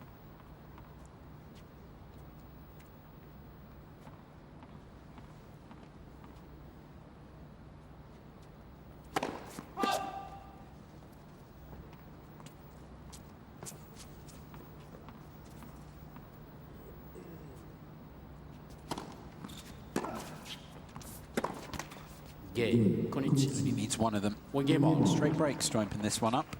One game apiece. That was a poor game, wasn't it? I mean, you know, gold dust breaking serve in the opening game of any match. You can't then back it up with a game like that that's riddled with unforced errors. It's like you always say, if they plays an unbelievable return game to break back, then fair enough to an extent, but Knudsen didn't have to do a great deal there.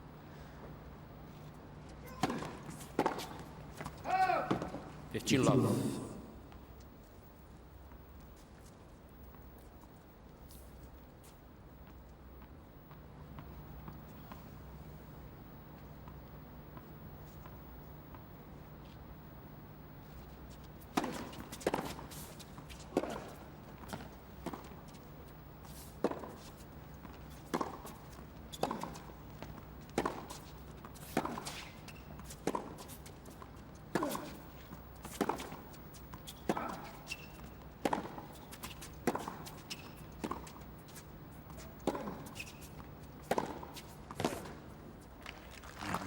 One like that.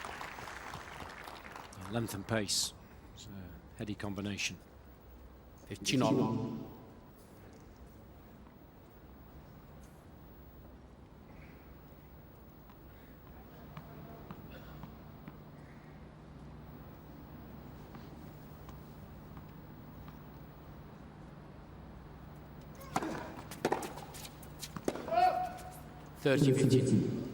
Would you go as far to say, I know it's early stages, but obviously you've seen these two play plenty of times before, that the match is on Becker's racket to an extent? Yeah, no question. He's got superior firepower. The big serve, of course, is a huge advantage. So yeah, he's going to be able to dictate play far more easily than Knudsen is. So if he plays well, he's got a better chance of winning. If he plays poorly, shoot himself in the foot with all the unforced errors.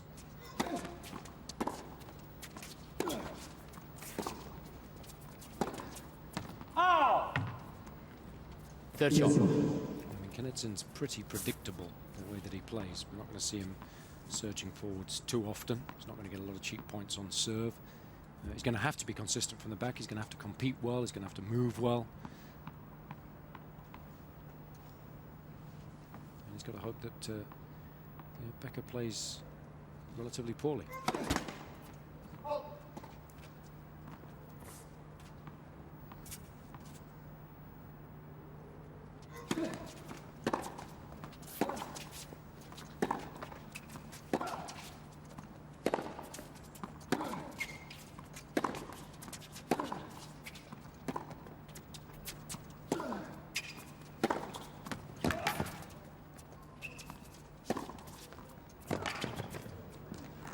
Knocking on the door time and again. Yeah, there's a good example of that superior firepower. 30-40. But I think, you know, as far as Knudsen's concerned, if there is a good time to play somebody like Becker, it's got to be at the beginning of the season, coming off a year where he's had a lot of injuries, where he's using a protected ranking, and he hasn't had a chance to build up a lot of confidence. Broke serving Knitsin's opening service game. Chance to do so again here.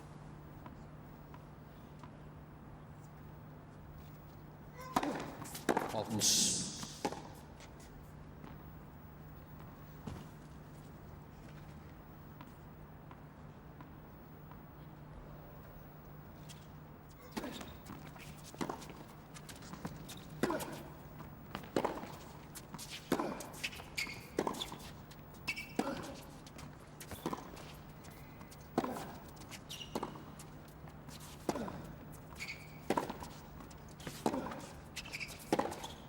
Just waiting until he had the chance on the forehand.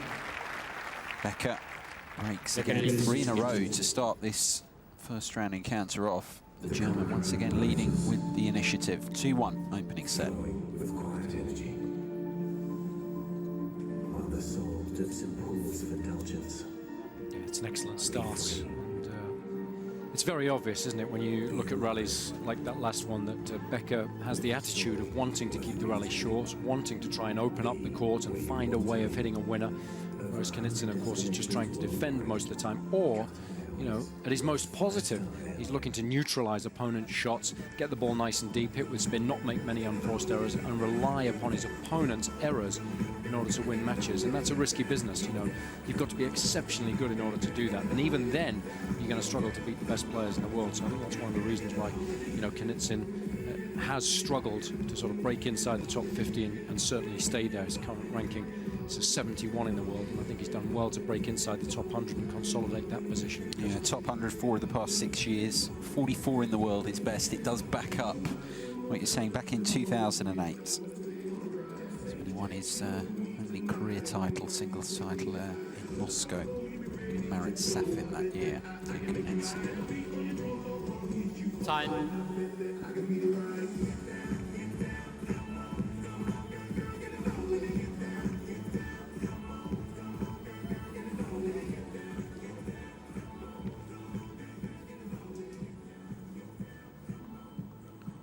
Break up. Benjamin Becker, can he do a better job this time of trying to consolidate it? 2-1 opening set.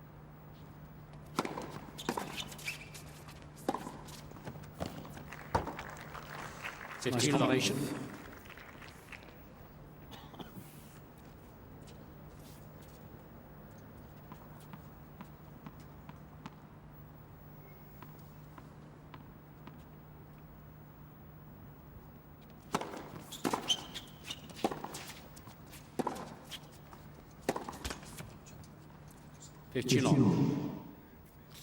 Well, forget the last shot because it was an unforced error on the forehand, but the biggest difference between these two early on has been the quality of the Becker forehand. He's getting a clean strike on the ball, generating plenty of pace, so Knitsin needs to find a way to try and expose the weaker wing of the German, which is the backhand.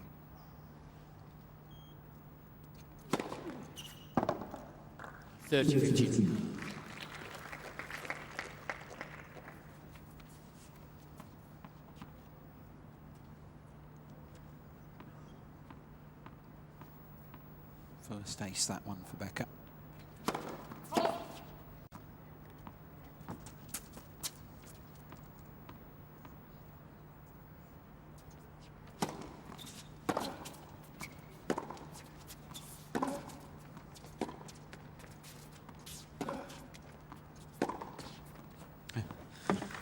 He did put it onto the backhand, but Becker had the response. 40-50. He had time, didn't he? Yeah. And that's always the key. If you give an opponent time to get set up and they've got a good base to hit from, and then they can unwind with the upper body, they've got the opportunity to hit the ball anywhere. So Knitsin, I think, has got to try and find a way of rushing Becker a little more often. Game.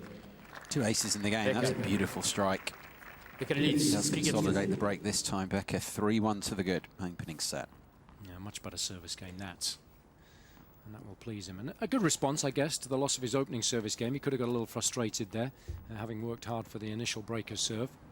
Generally, it does have a decent attitude on him. Becker, so does Knitsin, of course. Not particularly fiery characters.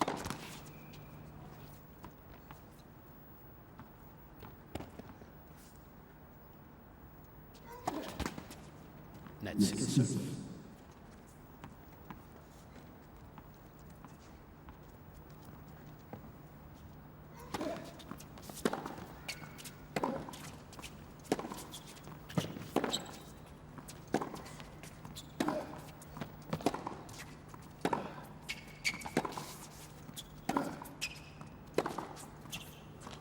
Well, that's phenomenal ball striking. You can watch that all day. Yeah, plenty of time again to prepare. That was the key. The thing is, you're suggesting Barry's making the point, you're backing it up with Knudsen, that he's got to change it up. Can he, though? Because a lot of his players, you say, he's just passively putting balls back in mid-court, which is giving Becker the time to dictate. Yeah, no, it's going to be difficult for him.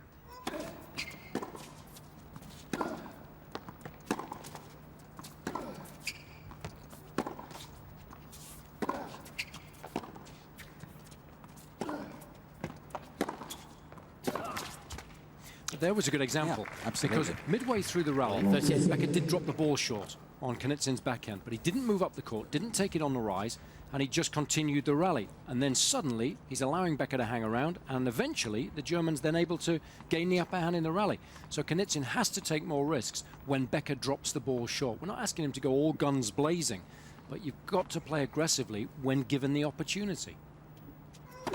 Net for service. And that's the same with any player at any level of the game. That's what you want to teach them to do. Take advantage of anything that drops a little short.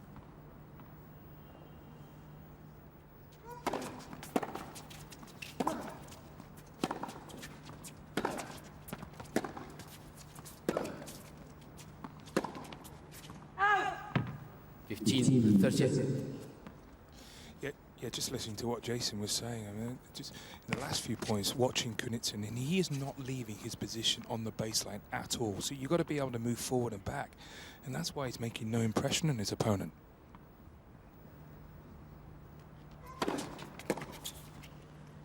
Yeah, because he lacks natural power. This is what Barry's saying, but the fact is you can still dictate a little bit just in terms of your court position, but he's not seemingly willing to do that. Of course you can. You're taking time away from your opponent, either by hitting the ball harder or by taking it earlier so they've got less time to react between shots, one or the other.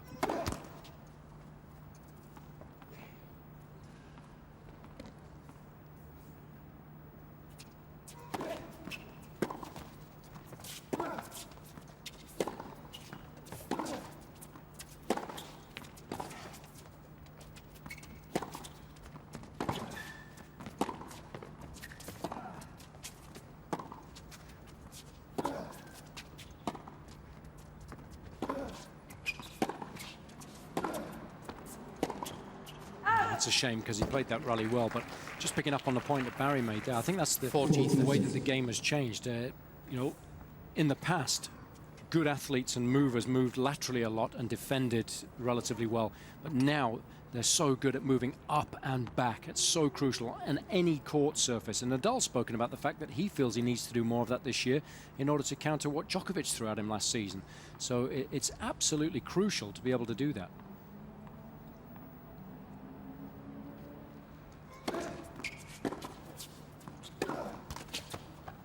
And you've got to have good anticipation in order to do that, because you've got to be aware of where the ball is going to bounce to get off to a good start when moving up the court. It's too late once you realize where the ball has bounced and then, oh, I need to react to that. Ball's on you already. So you've also got to be moving before the ball's actually bounced. So you've always got to be aware of how much pressure you put your opponent under and where you think their ball's going to drop, and be moving as you're preparing to hit the ball.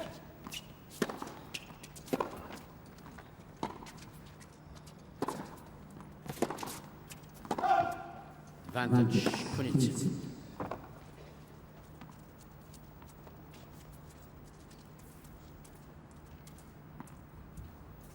And of course, it's having confidence once you've taken the ball early in your ability to then construct the point thereafter. Are you going to come in behind it, or are you going to hit aggressively and then stay back and wait for another shorter ball so you can be a little more aggressive behind that?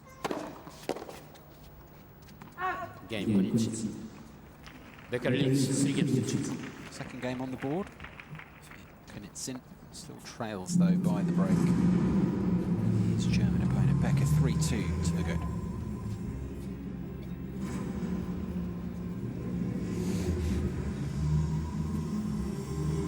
And I think it's always a tough question for a player, isn't it, when you've played a certain way all your life and you're then required on a regular basis to do a little more.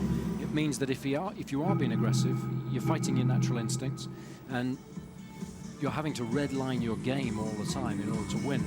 Anybody who's played the game knows that that's very, very difficult to do. You know, you can take risks occasionally, but if you're taking risks all the time... You made the point actually through several of our commentaries today, you know, that point is just so difficult to do. You might be able to do it once or twice. You build a career on consistency. Exactly, so that's the difficulty for Knudsen. He's a good enough player to be ranked inside the top 100, but he's not quite good enough to make a great living inside the top 50 on a regular basis and push on from there.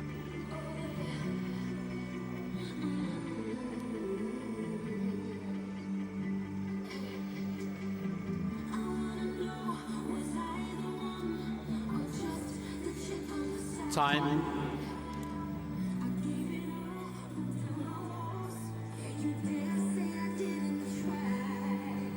Two breaks have served one thus far. 20 minutes, 22 minutes that we've had played here on the centre court. Final match of the day here on the opening day. This year's Qatar ExxonMobil Open. Becker still with the break, 3-2 opening set.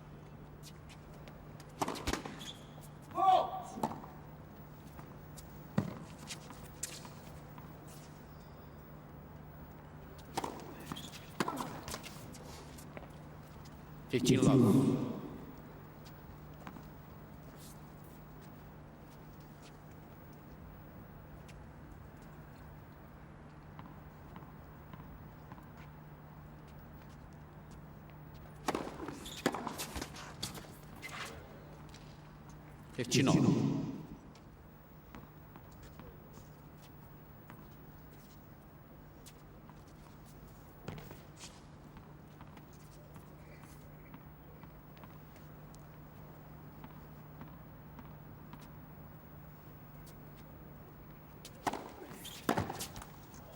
$30-15.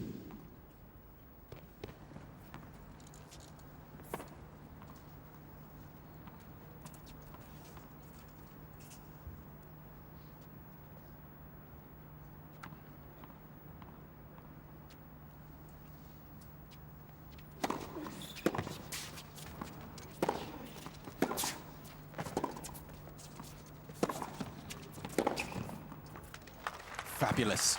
Simply fabulous strike. 40-15. The problem for Knudsen is that's going to hurt his confidence in terms of wanting to try and mix things up and come in. I mean, he had to. The ball was so short there. But gave Becker plenty of time to prepare before he was able to hit that pass.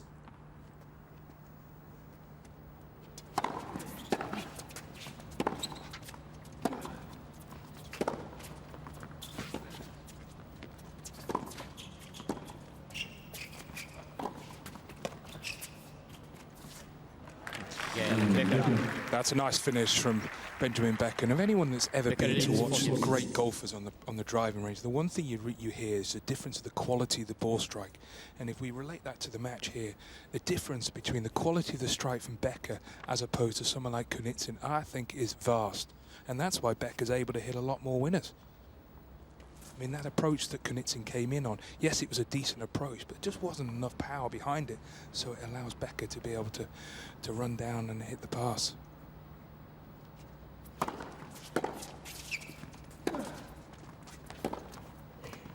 That's an excellent point that Barry makes, and it's something that is so nice if you are able to get a ticket and come and watch these guys play live. You do realize that on TV we can't quite capture the ball striking ability of the best players in the world. It's tough. And also it's such a physical game, and we can't quite capture that either on TV. But if you come and see them play, and you can hear them hitting the ball and moving around the course, it's quite an experience.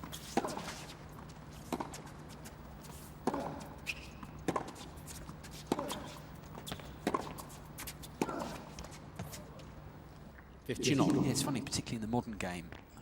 Again, going back to the French Open, they have some wonderful positions there where you can see, if you just parked on a baseline and you watch modern players, just their movement, so the ball striking, positions they get themselves into, it illustrates your point. You just can't get that on the television. Can't do that.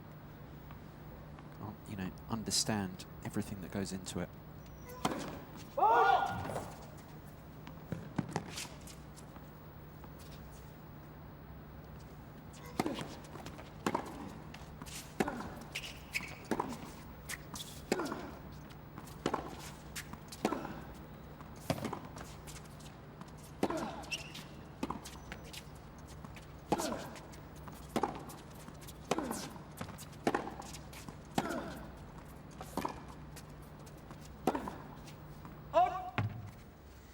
again, he's trying to change the direction of the shot from a position 3, 4, 5 feet behind the baseline. You know, it's a risky business. And of course, when you start making errors and your game's based on consistency, that's going to frustrate you. And you could see there, just starting to show the first signs of that.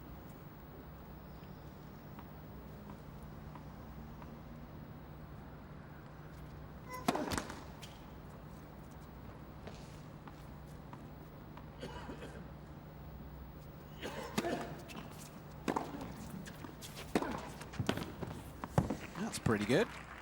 A rarity. Is that a third shot? But able to take up a much better court position there because the ball was so short from Becker. He's well inside the baseline, lent on the ball nicely, hit through it, so he is able to generate just a little more pace with that shot. They've been a rarity thus far.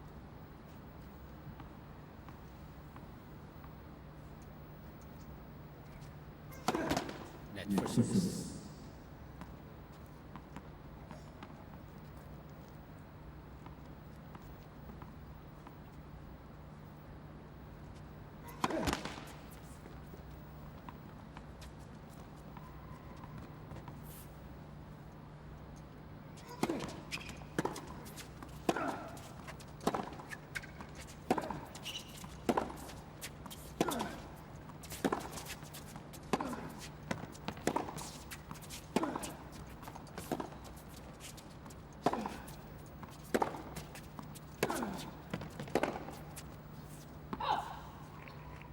For G30.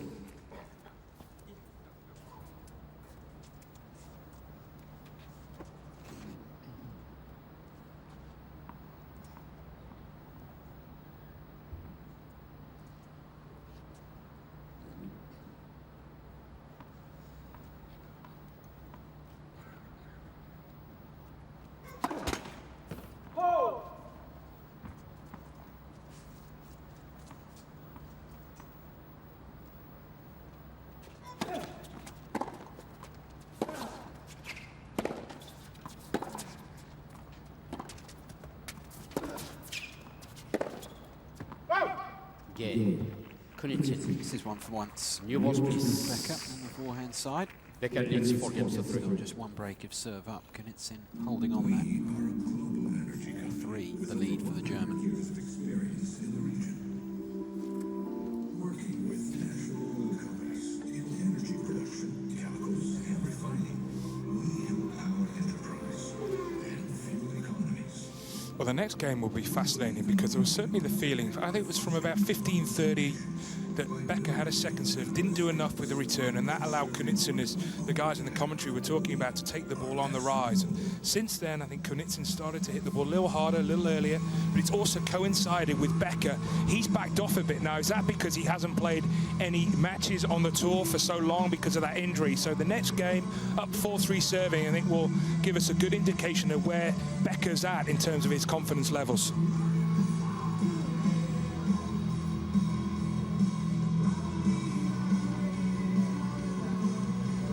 It's a good point you make, because the one thing that you can't practice when you've been out as long as Becker has is maintaining your concentration, which is absolutely crucial. So he's been on court now for a good half an hour. He's done relatively well so far, but there's a little more pressure now in the 8th game with a little bit of a lead to defend. So it'll be an interesting game, there's no question about it. Time.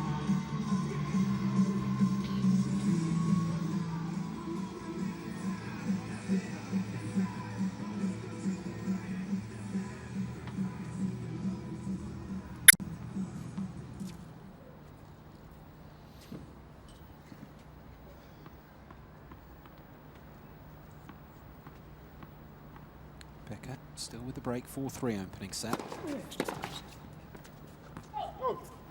15 love.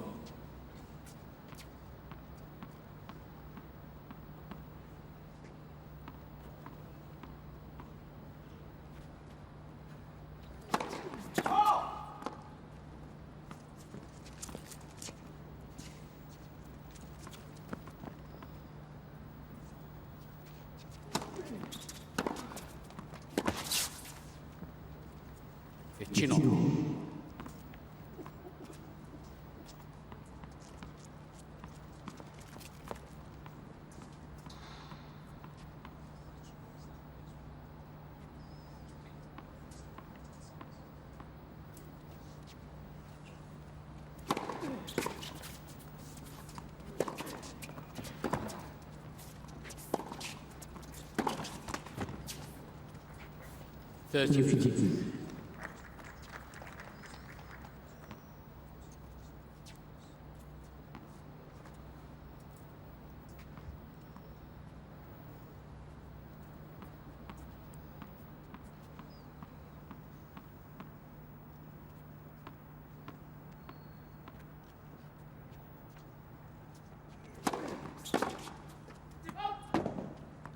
It's a crucial point there, not that one, but the previous one where Knudsen had that chance at the pass, very close to making it. I think Becker's reaction afterwards said it all. He knew that. It would have been a really tough volley to have to make.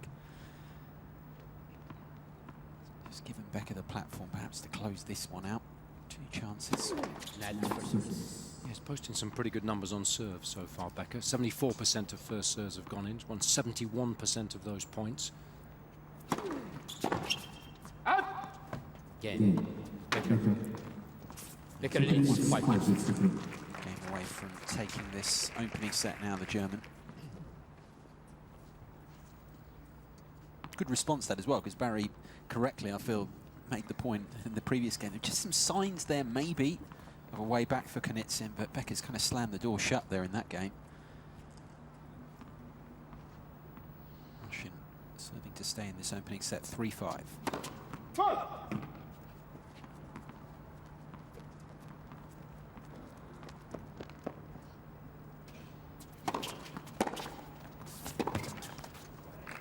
Love that tactic. Love it. And I wish more players used it. Kubot we saw against Seppi do so on a handful of occasions successfully.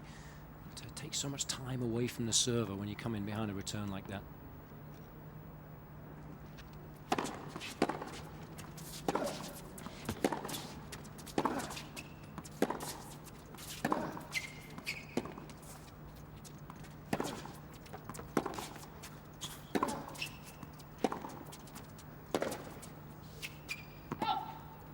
That's it.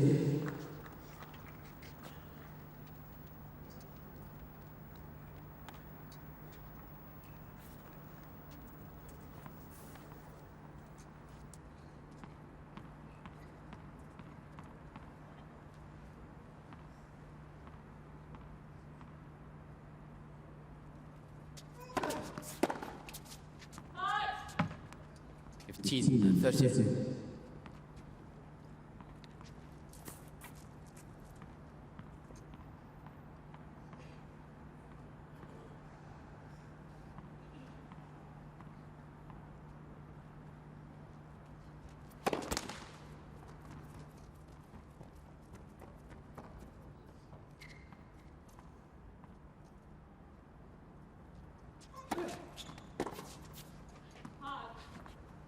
Third shot.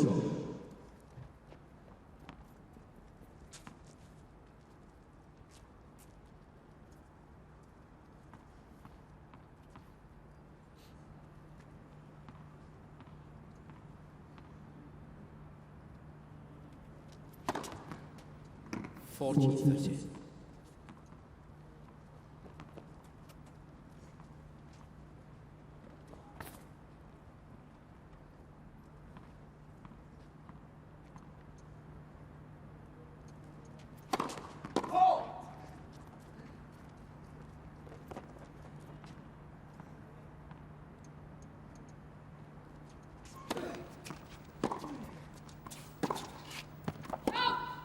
Jeez.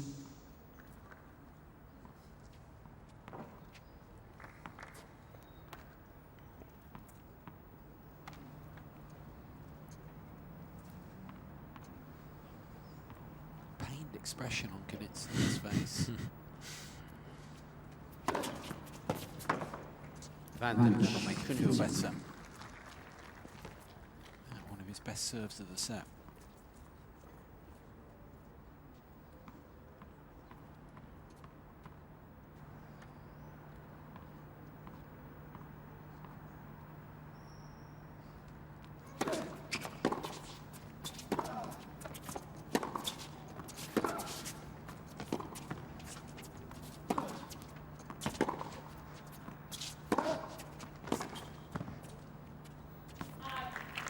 Gael, Kunitsin. Becker leads 5 minutes in.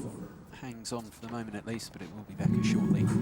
The chance to go a set clear. 5-4 the lead for the German now.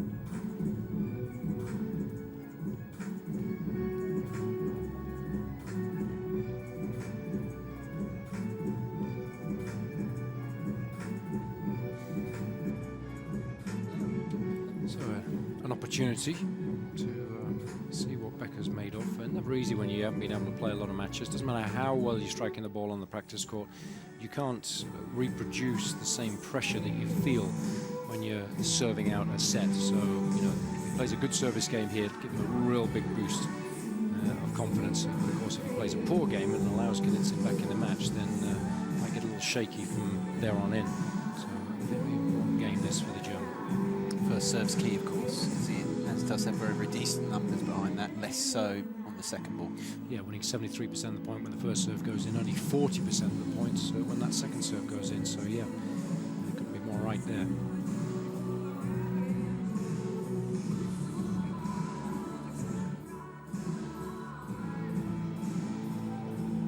Time.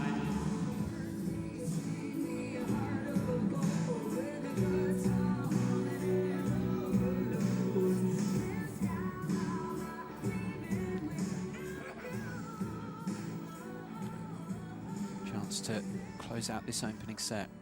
He's missed a lot of tennis, Benjamin Becker. Sure, if he can close this set out, it'll mean a lot to him. Serving for it now, 5-4 to the good.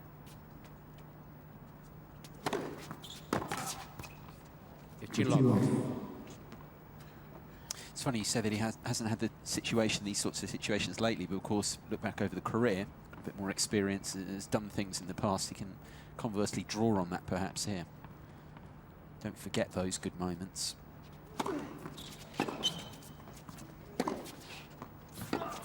No, but it's very easy to doubt yourself, you know, when it gets tight, when you've been injured. So although he's won a lot of matches throughout his career, you know, it's very easy to start thinking about the negative side of things as opposed to the positive. But he's responded well so far. First couple of points, absolutely crucial. Yeah.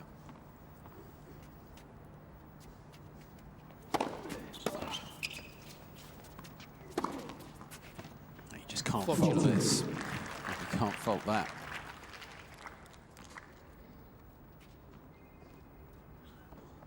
Tenth winner of the opening set brings up 3 set points for Becker.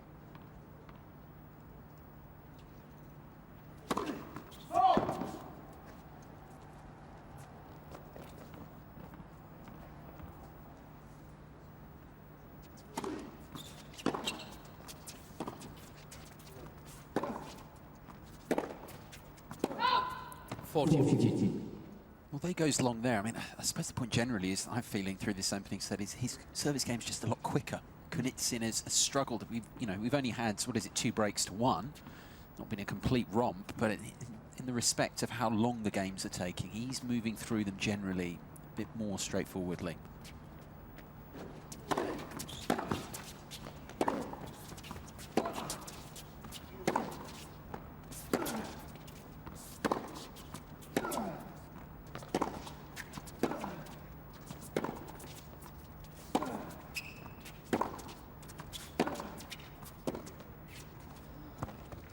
Bit of ball striking, decent length as well. And one of the few occasions in this set where Becker was a little unsure as to what he wanted to do there. Got caught in 2 minds in the end, too late preparing for the shot. 2 down, 1 chance remains.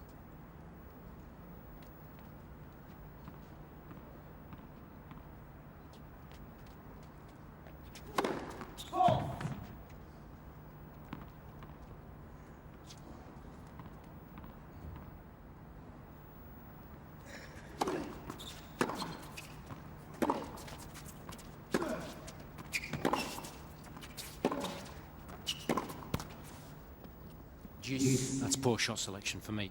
We talked about that earlier today at the beginning of the match, how important it is, but of course it's doubly so at the tail end of the set. Your point's even more pertinent here now, because that point just telling that maybe he was getting a bit tight.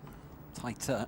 Yeah, wanted to find a quick way of ending the point. It wasn't the right time to be aggressive. Should have gone back cross-court, waited for a shorter ball to try and change things up a little bit.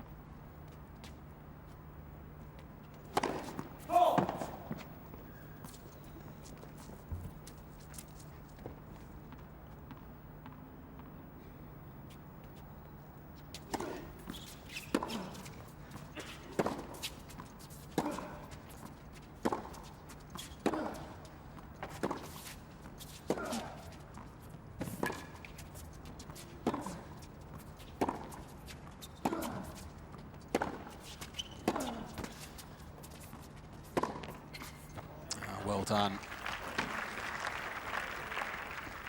Advantage the courage of his convictions there, didn't he? He had time to get set up, but didn't take anything off this forehand. I love the way that he was reaching forwards for the ball, so made contact right out in front of his body, so he had plenty of options there, and then he was following that ball in as well. Really good footwork. Set point number 4.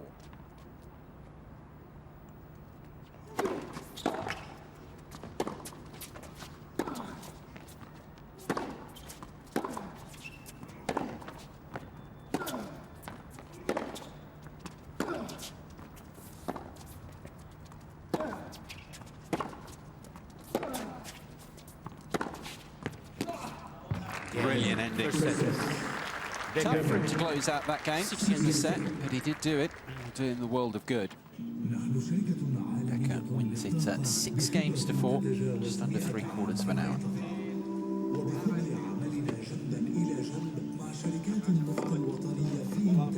Well, a little shaky, wasn't he, at 40 love up there? Oh, I just kept thinking of your point at that moment when he gets pegged back. That's when you start, because he actually made a very, very good start to the game, but it was at that moment, and he responded well. Credit to him. Yeah, posted some pretty good numbers as well. It all starts with the serve as far as Becker's concerned. 75% of first serves going in is outstanding, and as you would expect, he won almost 80% of the points when that first serve found its mark. Very different story, though, when he missed that first serve. So that might be a little bit of a lifeline as far as Knudsen's concerned. If he can get a few looks at that when it really matters, he might find a way back into the match.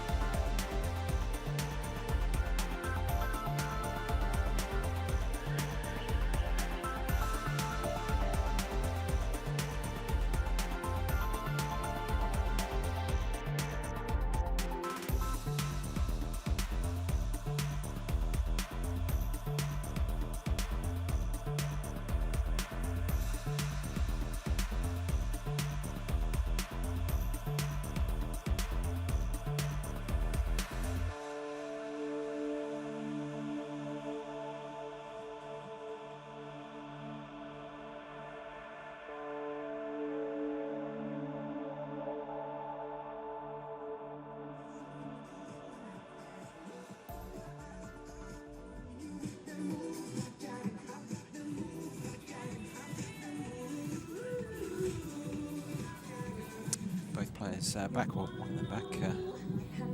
Knudsen, Benjamin Becker still to come back out on court, both going off for a bathroom break at the end of the opening set. Igor Knudsen, if you're just joining us, having dropped it by 6 games to 4, 2 breaks to 1 in favour of Benjamin Becker, the German, playing on a protected ranking of 80. He's actually 304 in the world, but showing some of his quality. Better power behind the first serve. That's what Jason Goodall was making the point about. His forehand in particular in fine form in the most part for that opening set. Benjamin Becker. 8 forehand winners from the Becker racket. Back on court now. Set to the good. German. Time.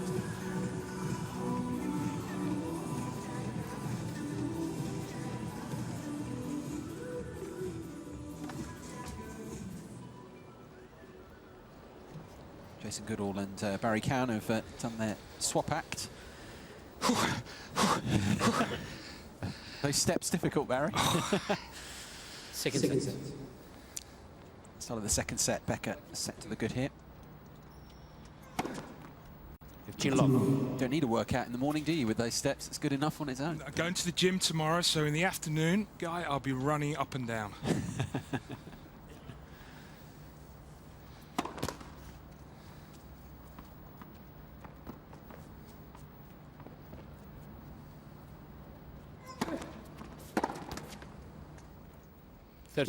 Steps are quite steep as well, aren't they? Yep. That's the issue.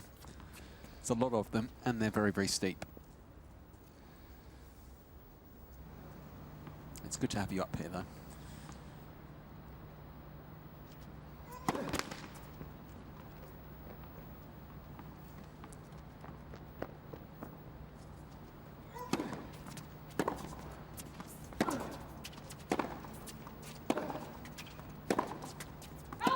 And the match was changing at the end of the first set, and I think really for Becker it was the first serve that kept him in it. But from the back of the court, where Becker was early on was making all the running, now it's starting to be in the hands of the Russian.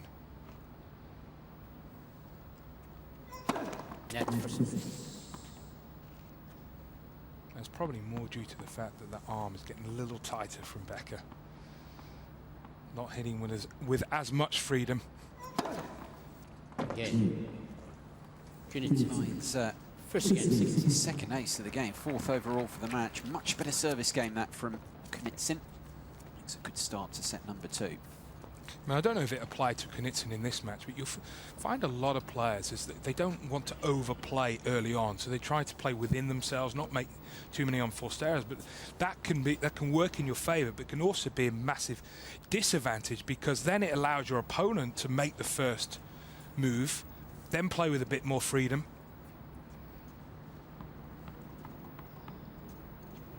And especially the player like Becker is, I would have thought he would feel more comfortable being in the lead than being behind. You would think, naturally, that would always be the case with every sports person and team, but as we know, it's not always the case. Absolutely.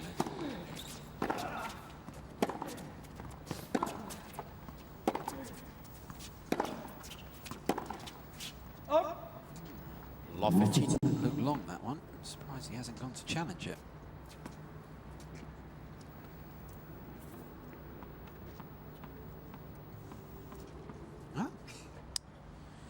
Again, that's why I don't make predictions.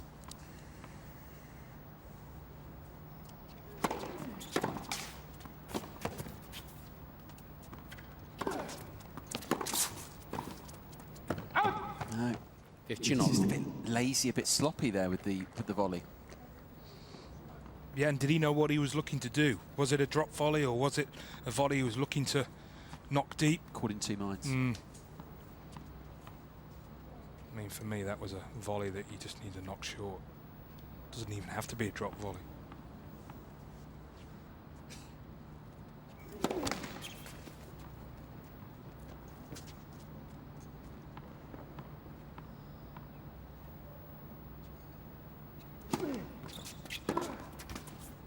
Oh! 30-15.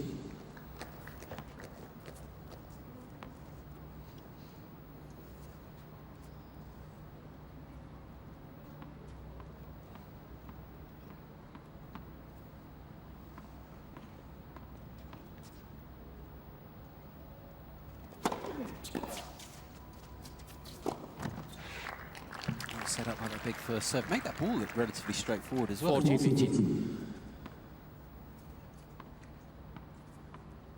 That was that first serve percentage. The first set 75% and similar numbers on the points won behind the first serve. Just really gave him such a platform.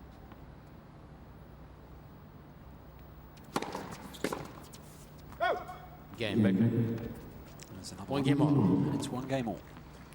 Yeah, another game to him, and on certainly on the scorecard, another comfortable service game. It could have been different, or it should have been different, with what happened in the second point.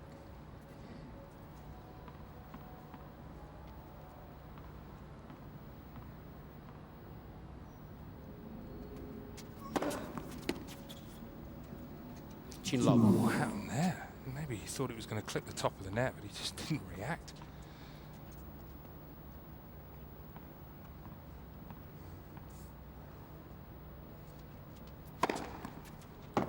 30 love. He's finding his range.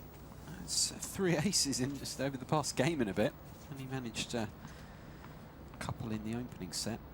Already 3 in set number 2.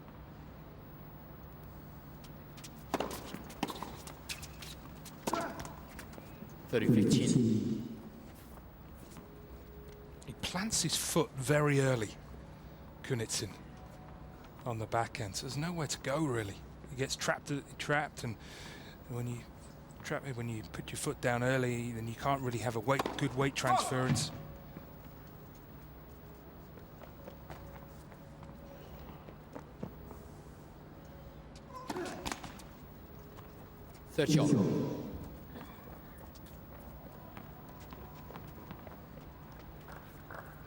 We've talked quite a lot, Guy, today about the transition game, and for me that's an area that he doesn't really have in his locker.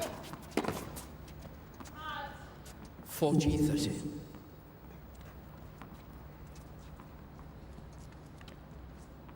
No, and as you pointed out, as Jason's pointed out, that's what stopped him primarily. Because you can get around the relative lack of power if you, as Jason said, you take time away, which he could do by getting inside the court. Just want to do it and really have the technique a lot of the time. To do it effectively. Well, that was a bit better on that backhand. He took it earlier. That was the positive part. The negative part was the volley.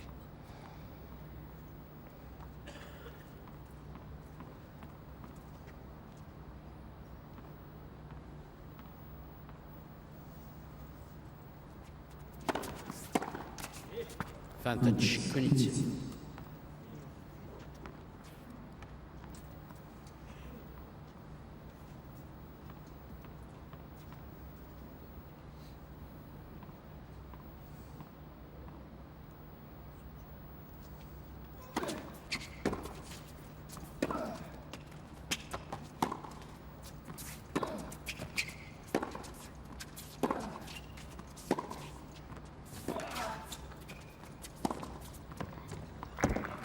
Snaps it up.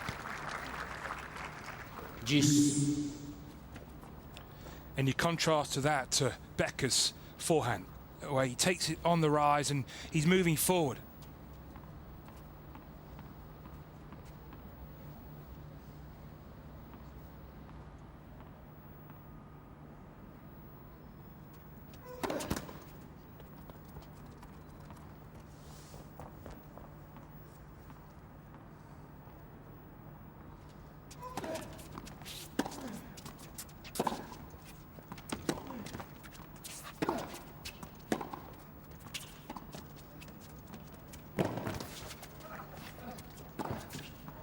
Nice change up there rewarded for Kunitsin. Advantage, Kunitsin. That was quite a brave tactic. Not something you normally associate with a Russian, but it worked.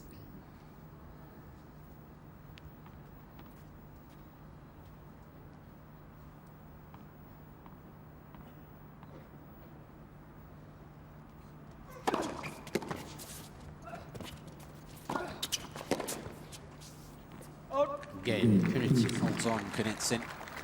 Kunitsin leads 2-2. Head on serve in this second set. 2-1 the lead. Back is still a set up.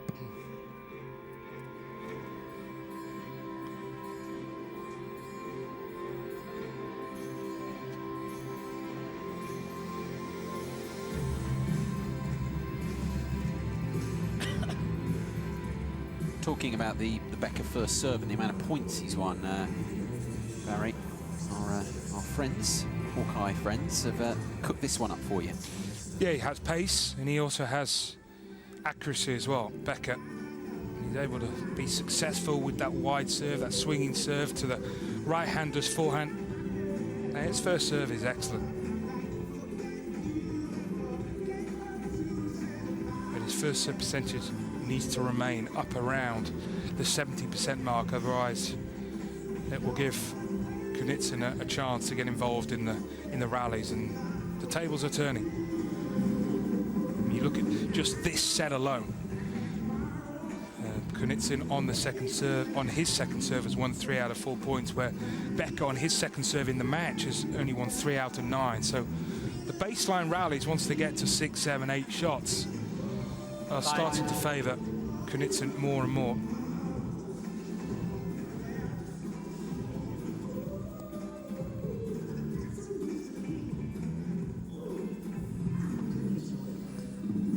Break points created as of yet. 3 games played so far in this second set. Becker is set up. Kunitsyn ahead on serve in set number 2.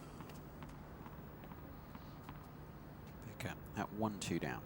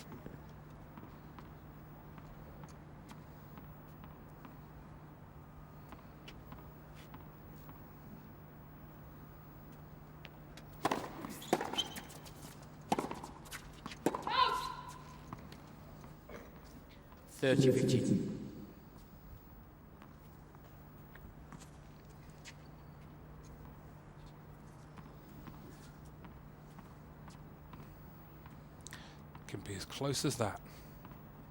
Just a couple of millimetres out.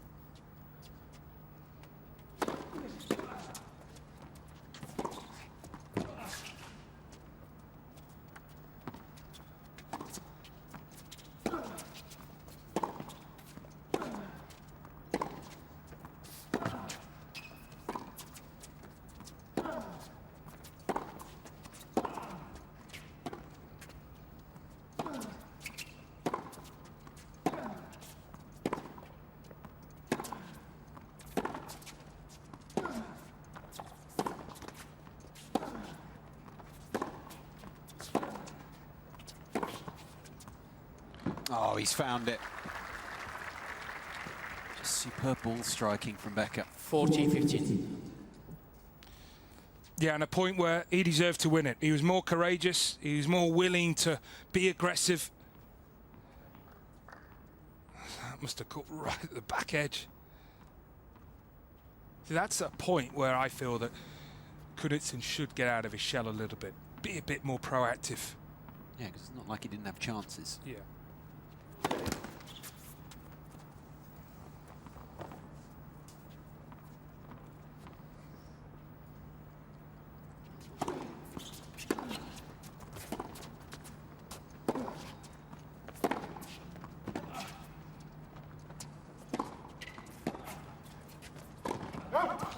Oh, that's a terrible, terrible miss. Yeah, it's actually one of those where you realise as soon as you're running round to hit the forehand smash, you've made the wrong decision. It should be the backhand. But still. And then you've got such a little amount of room to hit the ball into because you can't hit it cross court. So it wasn't really the shot that was wrong. It was the fact that it should have been a backhand.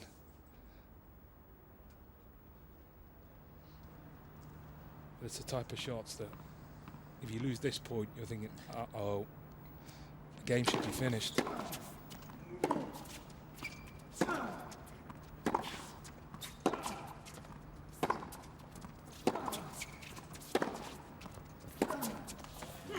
Becker. There is the hold. Okay. 2 games up, 2 each. Yeah, it was a good game to hold that. And what's really noticeable courtside is the way that Becker manages that backhand wing, because he's got the lovely little slice backhand as well. And he takes a lot of pace off that particular shot. Doesn't give Kunitsyn any pace to play with, and it allows him to get back in the rally. But then, of course, when he hits through that double-hander as well, and it's a magnificent shot. So he's managing that particular wing very effectively. Actually, Jason, I'd just like to ask you another question. With the backhand, I mean, we won't really know until he's up against someone who hits the ball a lot harder, but it certainly appears that it's a lot more solid, that backhand, than when we first saw him a few years ago. Yeah, I couldn't agree more. I think he has improved it. He's obviously worked a lot when he's been injured and coming back to full fitness on that particular shot. But again, the real test will come when he's playing someone who's going to put him under an awful lot of pressure, and Knitsyn hasn't done that today as yet.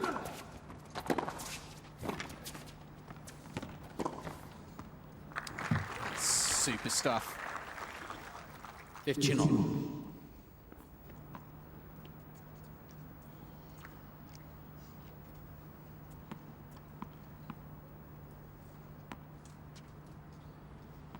That's a great first pass on the backhand.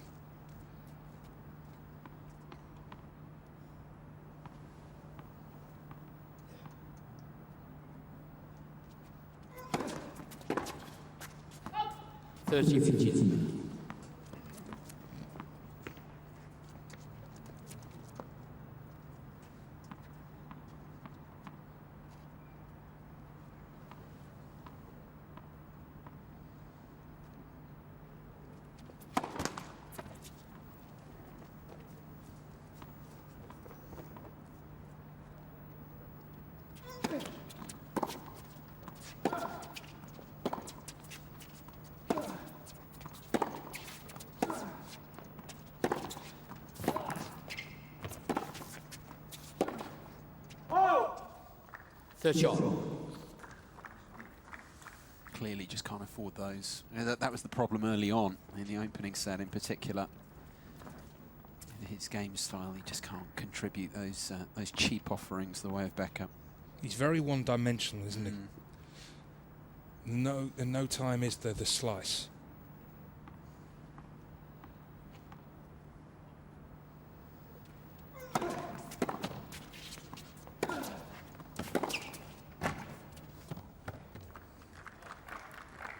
Into trouble now, the Russian.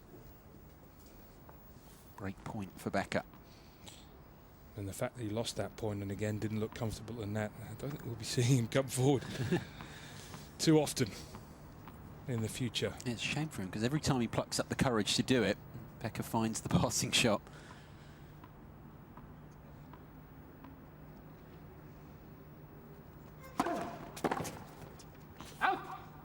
Well, it's a good point what you said, Guy, because actually the most important thing about being a good net player is not your technique on your volley. It's actually coming forward with belief. You can have the greatest technique in the world, but if you don't really come forward with a lot of confidence, it's not happening. This thing is a little bit bluff in it at times as well. Yeah. Just got to have the bravado, and you can win points, steal them that way.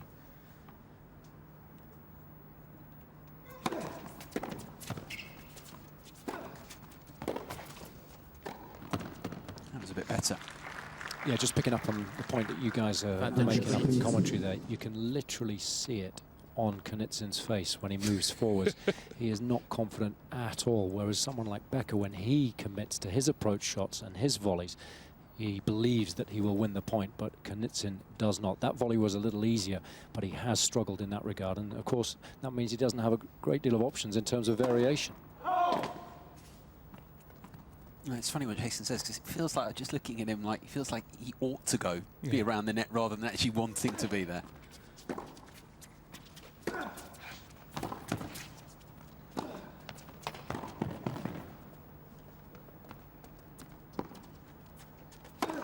Oh, that's well done.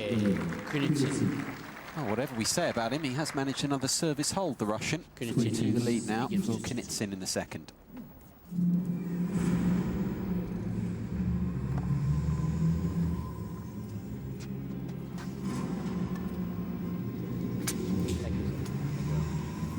Yeah, and that was better, because after he hit that approach, it wasn't a, oh, I must go forward. It was, I'm coming forward.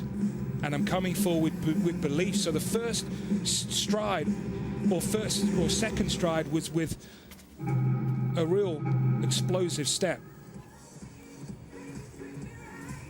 And he finished the rally how he started it. The overhead.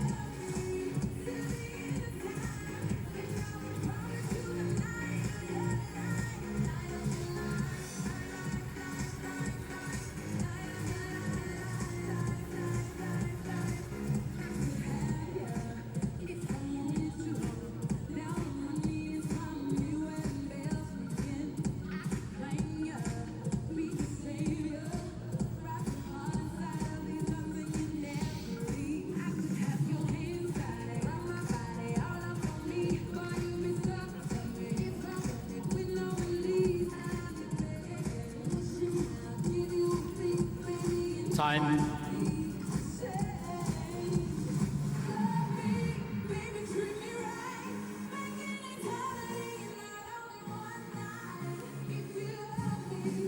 Just one break point created in this second set so far.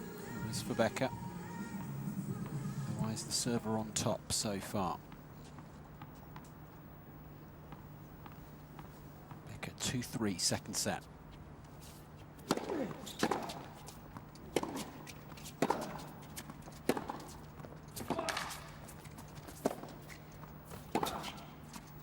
Yep. Love 15. He's not doing enough with the approach shot there, Becca. Yeah, the mishit worked in his favour for Knudsen. Which is a little injustice because actually it was quite a smart chip backhand. I mean, how many times have we seen Federer do that to his opponents? That nasty little chip backhand that makes them come forward.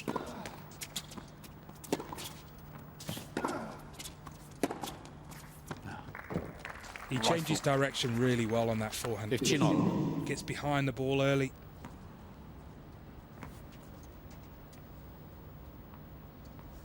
And maybe Knudsen needs to just take that forehand on down the line a bit more. Change the patterns of play.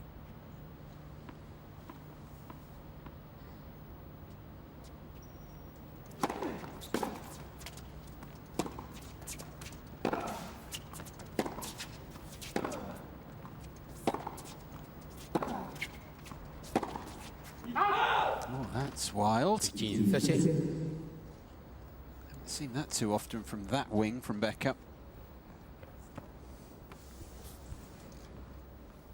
It's just like you're suggesting, Barry. The first serve in this game is dropping a little bit, giving Knudsen a few more looks. Got half a chance here.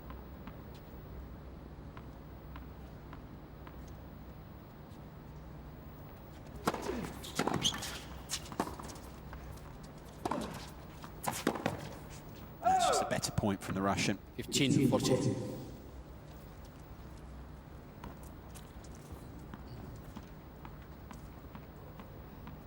Break points for the first time in this second set created by Knudsen.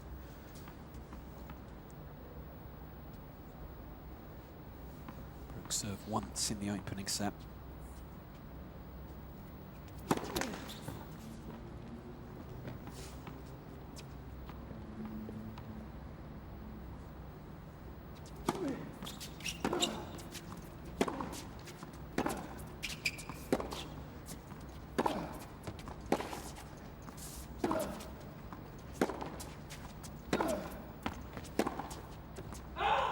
And he doesn't have to do a lot there. Becca breaks down. New balls, please. One of his poorer games, the German, in this contest. He slips a breakdown in set number 2. Knudsen 4-2 up. Toughest aspect of coaching when you're sitting courtside, when your players competing, there's nothing you can really do.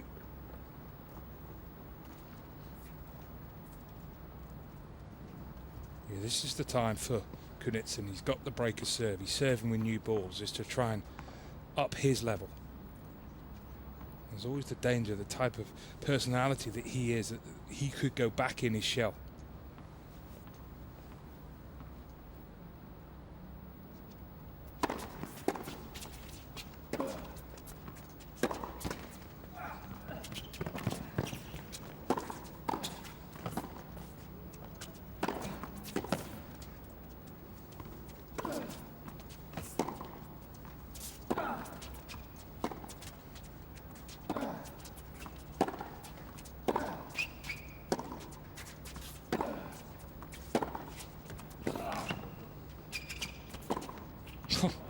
Super point. The best rally of the match thus far. Love 15. Well, so much happened in that point. There was a couple of interesting exchanges early on. But ultimately, it was the more courageous player, the German, that won the point. My biggest fear for Knudsen at this game was he would back off, and the first point, he was unwilling to be aggressive. 15 all. 6th ace for Knudsen.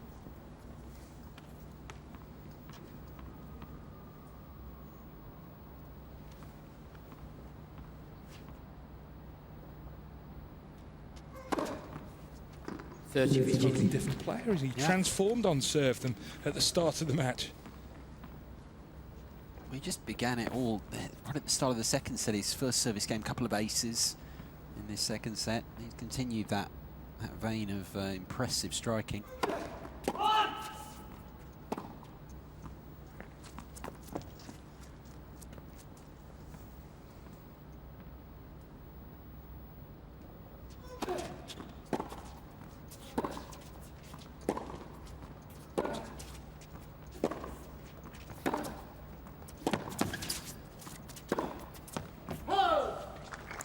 Going for too much. 30 on.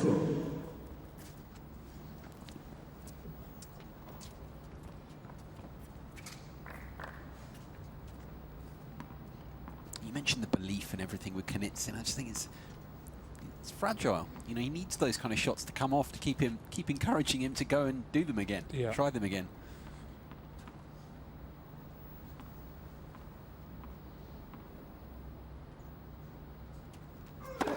Net for service.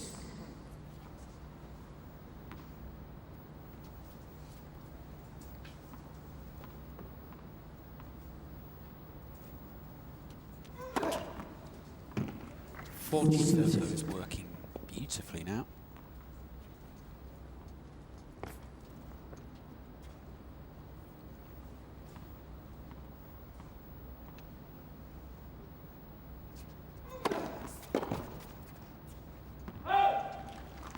Gael. Good delivery. Knudsen comes through. He's a game away now from forcing a deciding set at 5-2. We are a global energy company with over 100 years of experience in the region.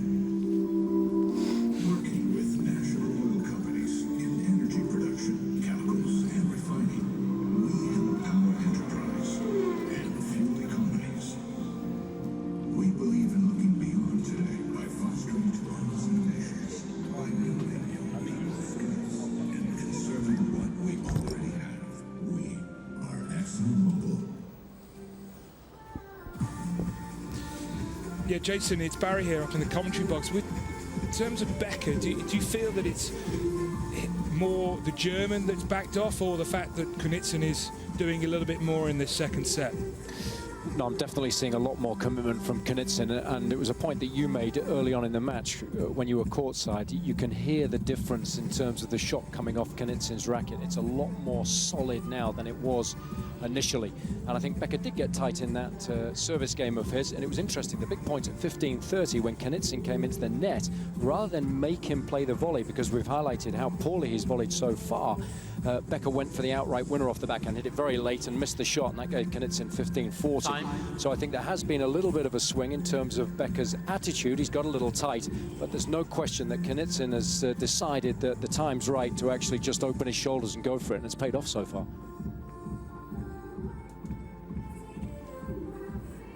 Thoughts there of Jason Goodall, courtside, providing us with the analysis there.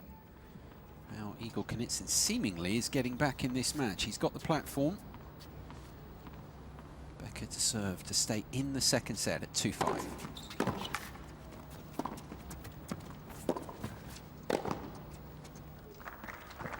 You know, early in the match, all the winners were coming from the racket of Becker, but he's closing in on the German now, Knudsen. That was Becker's 19th winner, but Knudsen now only 2 behind on 17. I think at the start of the match, I think Becker hit 6 of the first 7 winners in the match. Out acing him as well. Yeah. 8-2, you wouldn't have thought that.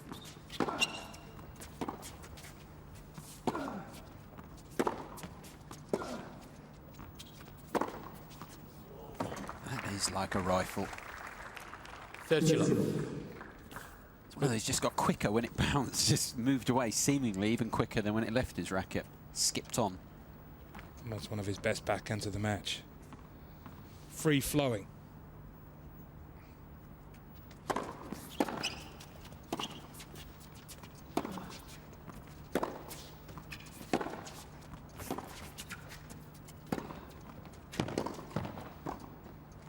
so much better from the Russian. So much more 30, commanding, 50. assured, all of that. Yeah, and this is the type of tennis that I've seen him play in the past, and this is obviously what he's capable of now that he's starting to feel a lot more confident.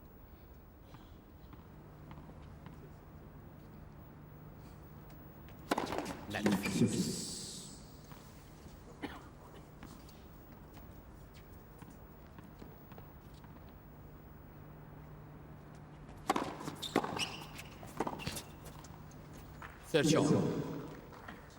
Totally different player from the start of the match.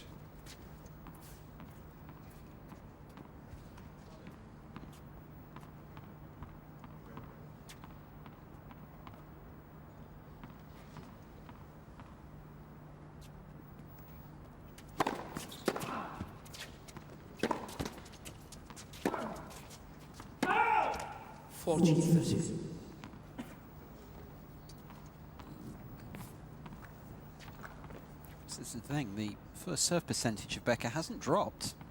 Pretty much consistent, just over 70%. It's more about other aspects that we've been pointing out that have allowed Kunitsin seemingly to get right back into this.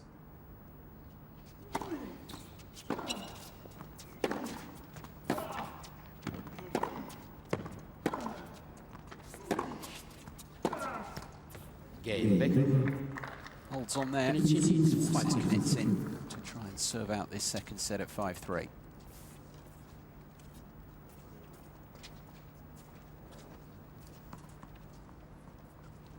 He's an experienced player, Becker. He came through the American college system. Was he an NCAA champion, singles champion as well? Forget the year.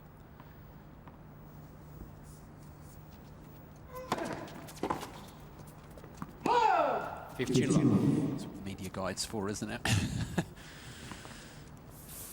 Mr. Cowan is referring as we speak to it.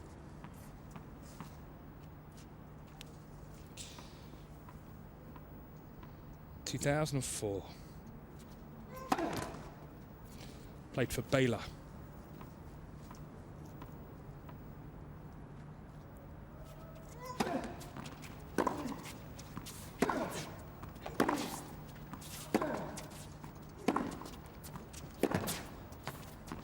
Someone out there will say, what's more important is he majored in finance and international business. But he's one semester short of earning his degree, so when he finishes, he's back to college.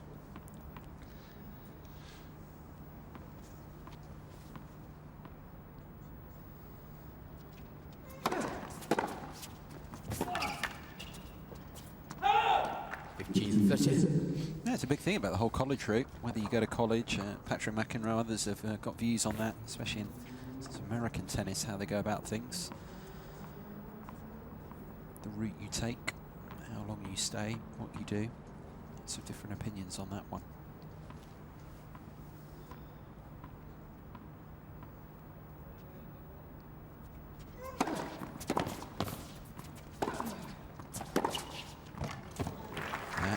One of the shots of the match, without a doubt. It's Becker who has breakback points. Yeah, good foundations on this backhand pass, open stance. So even if Kunitsin actually had got his racket on the ball and got it over the net, he was already moving forward.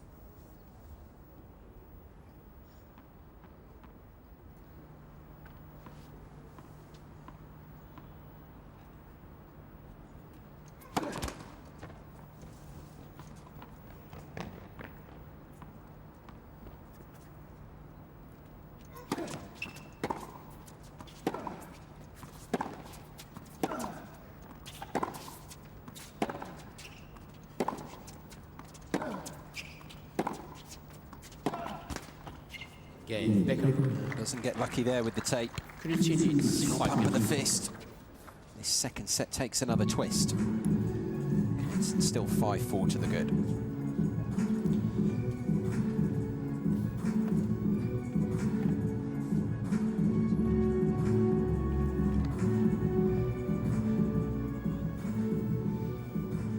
Well, fantastic job from Benjamin Becker to get the break, but another backhand error and from Knudsen. I just feel at times he sets so early, and that's why he seems to miss quite a few. But Becker, well, his feet are always moving.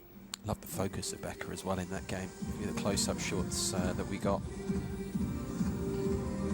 Is that noticeable, Jason, out down there on court, that certainly Knudsen quite a few of the times seems to misjudge his backhand? Yeah, I think you're right. He does get set very early, and that leaves him with very few options. But it's interesting you're talking about Becker's backhand as well, because the key point there at 15:30, Knudsen came in. Becker chose to go cross-court with the passing shot, one of his best.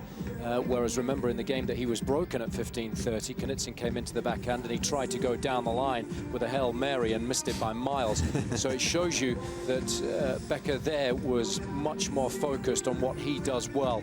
But the question now is he going to be able to do that when there's a little more pressure on him? Because of course there's not a lot of pressure on you when you're a breakdown at the tail end of a set. You can go for your shots, and it'll be fascinating to see whether he can still maintain that high level of mental focus when it really matters.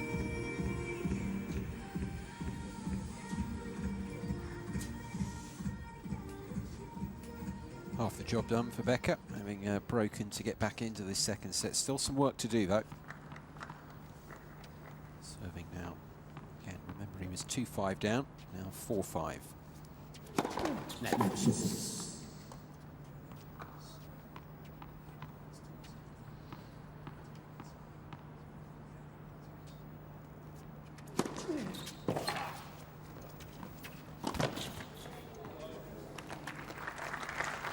Somehow gets that done. 52.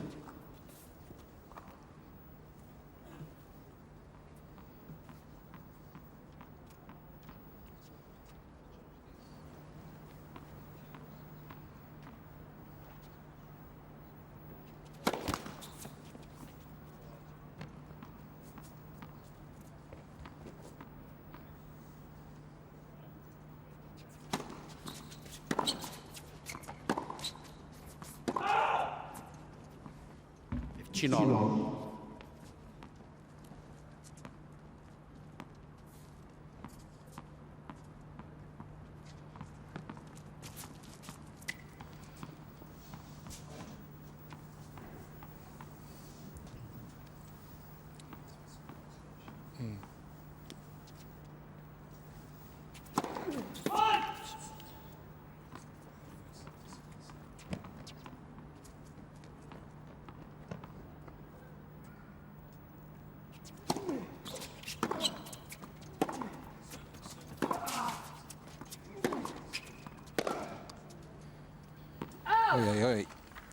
Doesn't get hold of that one.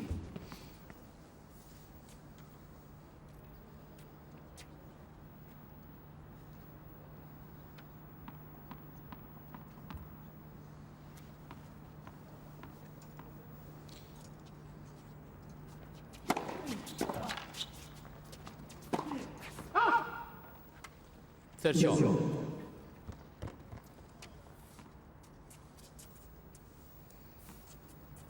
2 points from the set, Knudsen.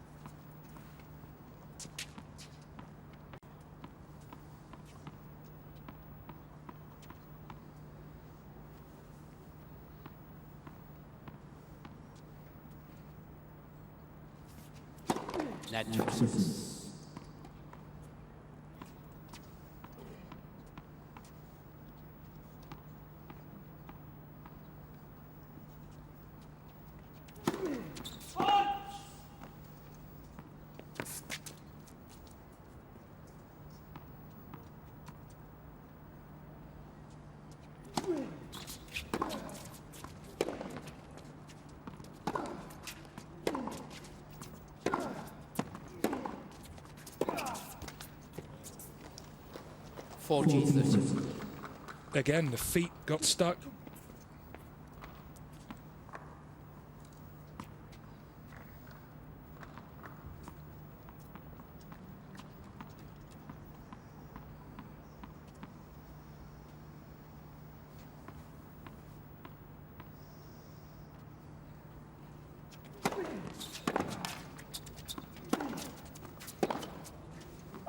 Got to give credit where credit's due to the German there. 2-5 down.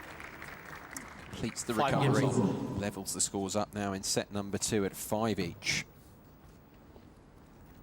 Yeah, it's a fine effort really for Becker coming into this event on the protecting ranking. As we've been saying as well, so short of matches, so short of these situations which you just can't mimic on the practice court. Well and truly back in this second set now. Much for Knudsen to ponder.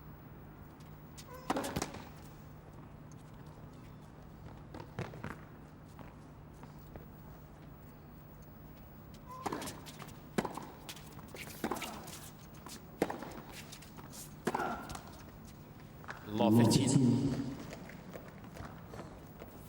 2 points from the set, remember, a short time ago. Couldn't get it done. It's going through his mind at the moment. Pegged back to 5-all. Run of points against him.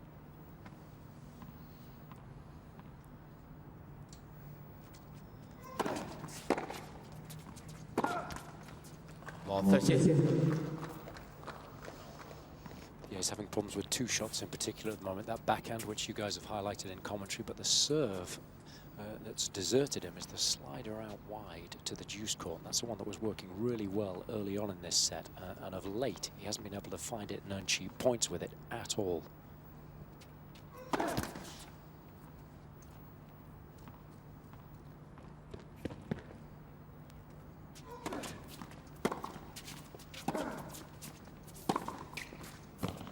Taking real advantage of the second serve now as well of Knudsen as the set wears on.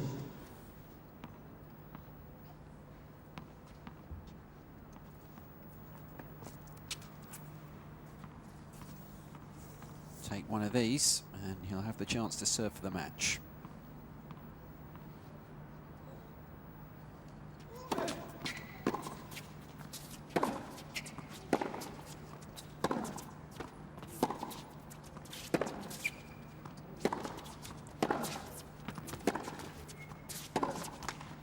Only needs the one. Becker, 4 straight games from 5-2 down to lead 6-5. And it will give him the opportunity to close this out in a few moments' time. Becker a set and 6-5.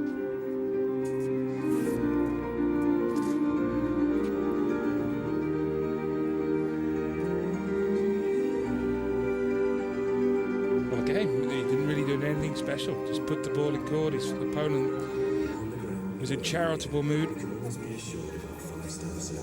Season of giving has continued. And maybe it's pity on him, the fact that he's having to come in on a protected ranking, because certainly that's how it felt in the last game. And surprising, having done such a brilliant effort to get in the lead in this second set. Knudsen more successful at the net, certainly more willing to come forward 9 times in this second set compared to only 2 in the opening set, but just seemed to doubt himself in important stages where Becker's just continued to play his tennis. Some good tunes here today. The crowd have been getting involved as well, so much at the moment, but previous match, someone trying to compete to be in the highlights reel, making an early bid for it. Time.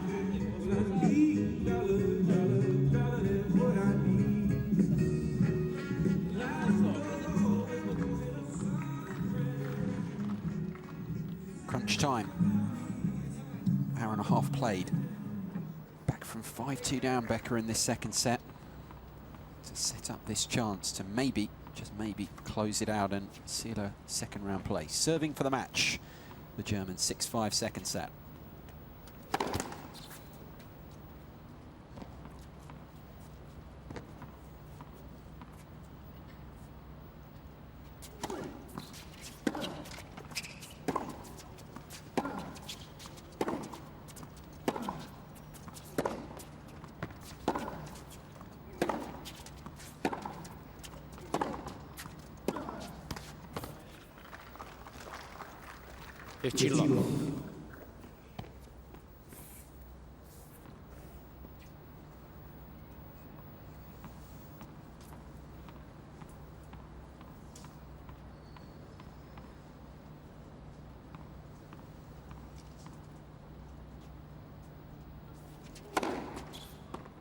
Match you love. Again, seemed a bit bigger than it was, that. 191 Ks clocked at. Ace all the same, though. His first of the second set. Has been out-aced, but crucially, he's 2 points from the win.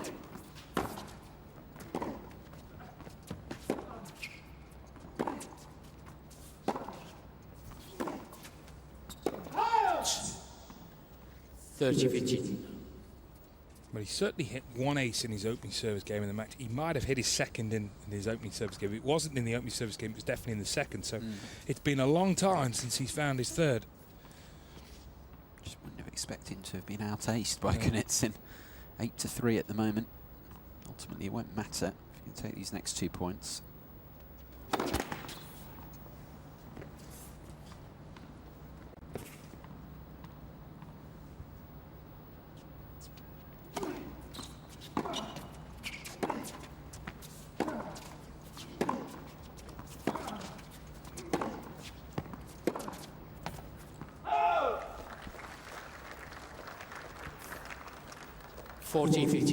Look to the heavens from Knitsin, who probably feels his challenge here is almost at an end.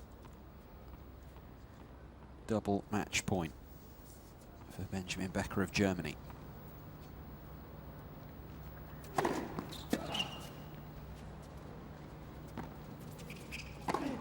That will do it. Match. Becker.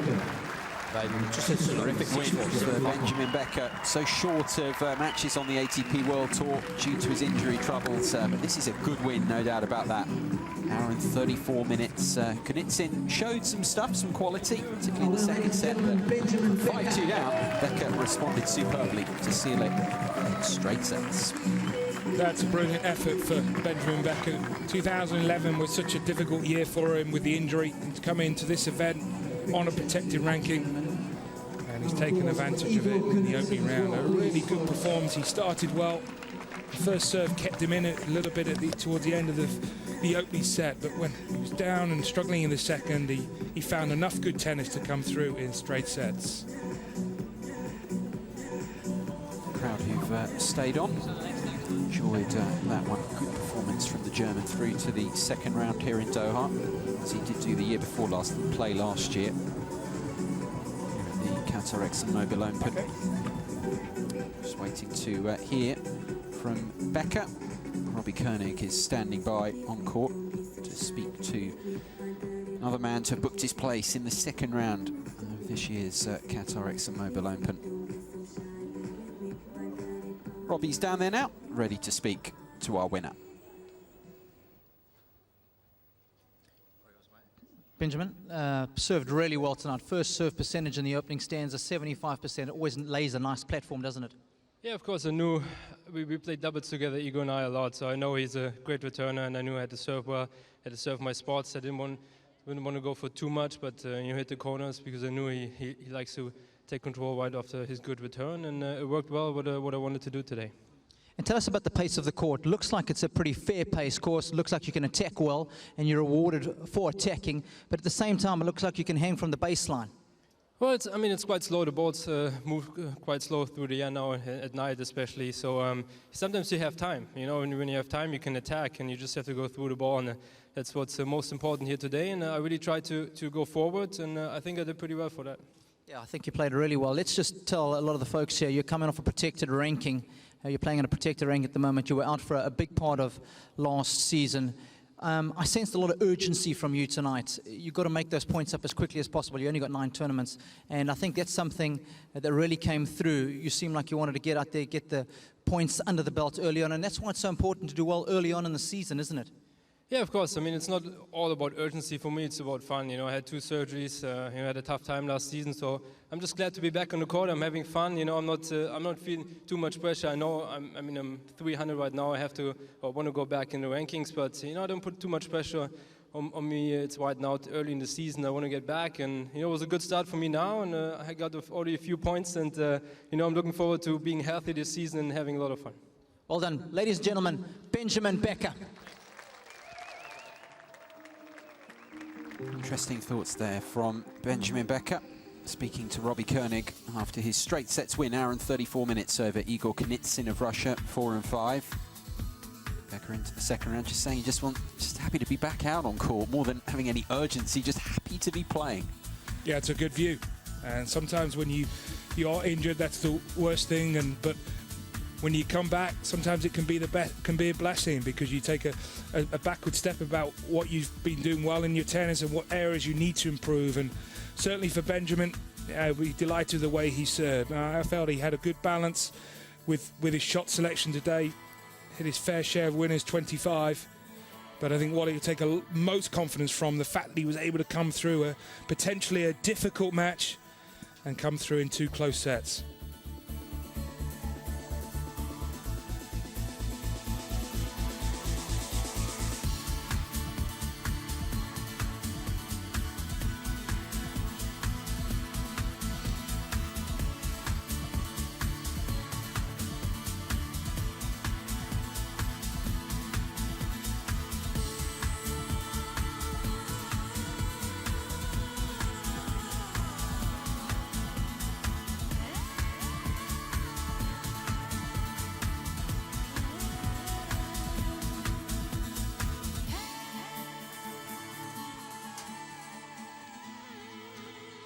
This is how the draw looks, updated. A couple of winners here on the opening day that we've seen. Viktor Troicki, the 5th seed, through in straight sets over Lukas Rosol. Might have joined us earlier on for our coverage of that one.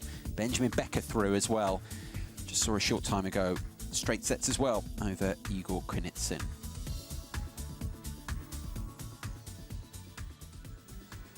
Mentioned a couple of those results. Let's just have a recap on what's gone on. Saw much earlier on Andreas Seppi come through in straight sets against Lukas Kubot.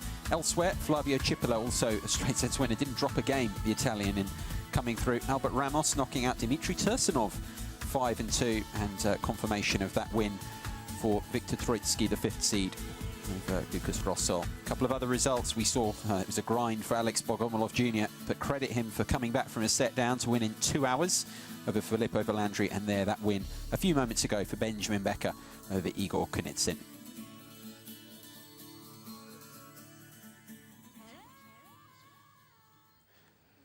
That's just about it for now. We'll of course be back with much more, many of the big names in action. Before we go though, the order of play, mention it, all the big guns rolled out. Jo-Wilfried Tsonga first up, Rafael Nadal next in action, then it's the defending champion against the former winner here, Roger Federer against Nikolay Davydenko, and lastly Gael Monfils, the great entertainer, also in action there. Really is an exciting card to look forward to. We will be back bringing you all 4 of those matches in their entirety, live and in their entirety. Hope you've enjoyed the coverage from the Khalifa International Tennis Complex. From myself, Barry Cowan and Jason Goodall, it's goodbye for now.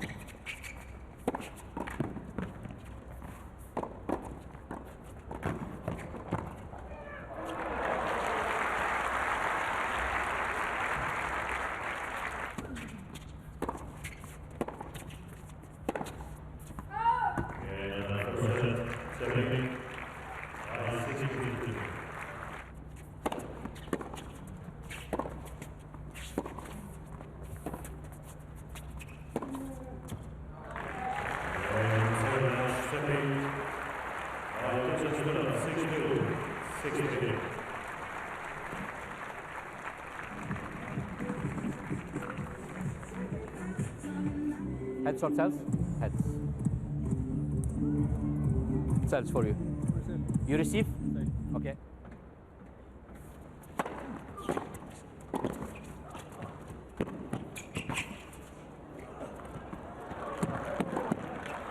Game, Rossa.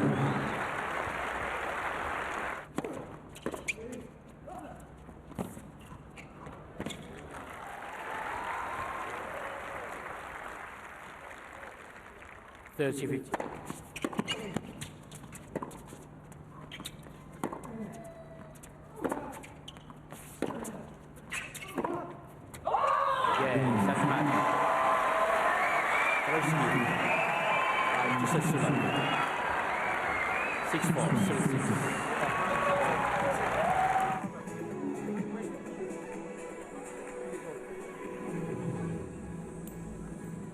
That's it. You received. Good match. Good match.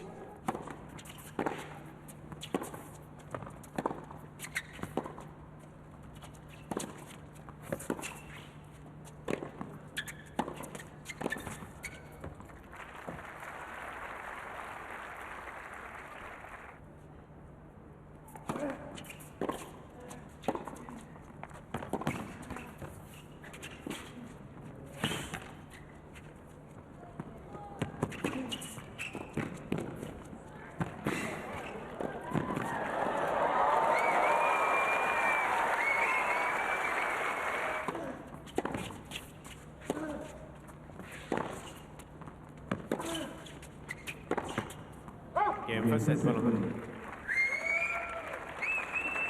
7-5.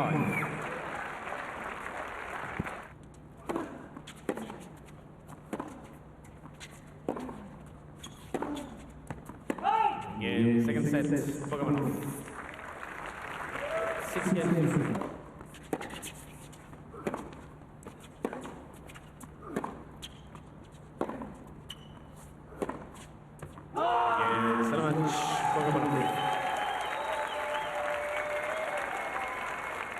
Excellent, 6-4, 6-2.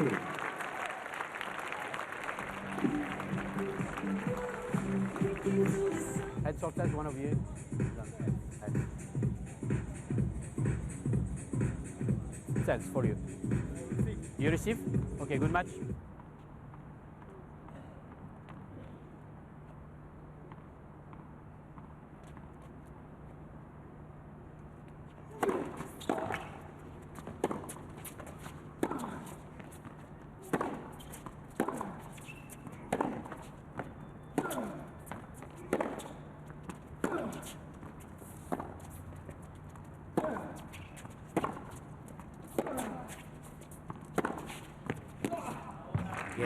First set. Becker. 6 games.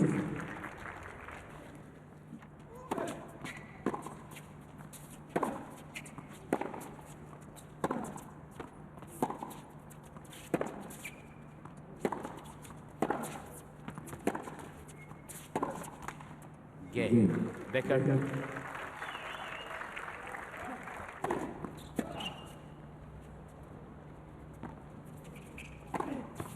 Gael, set match. Becker by 2 sets long, 6-4, 7-5.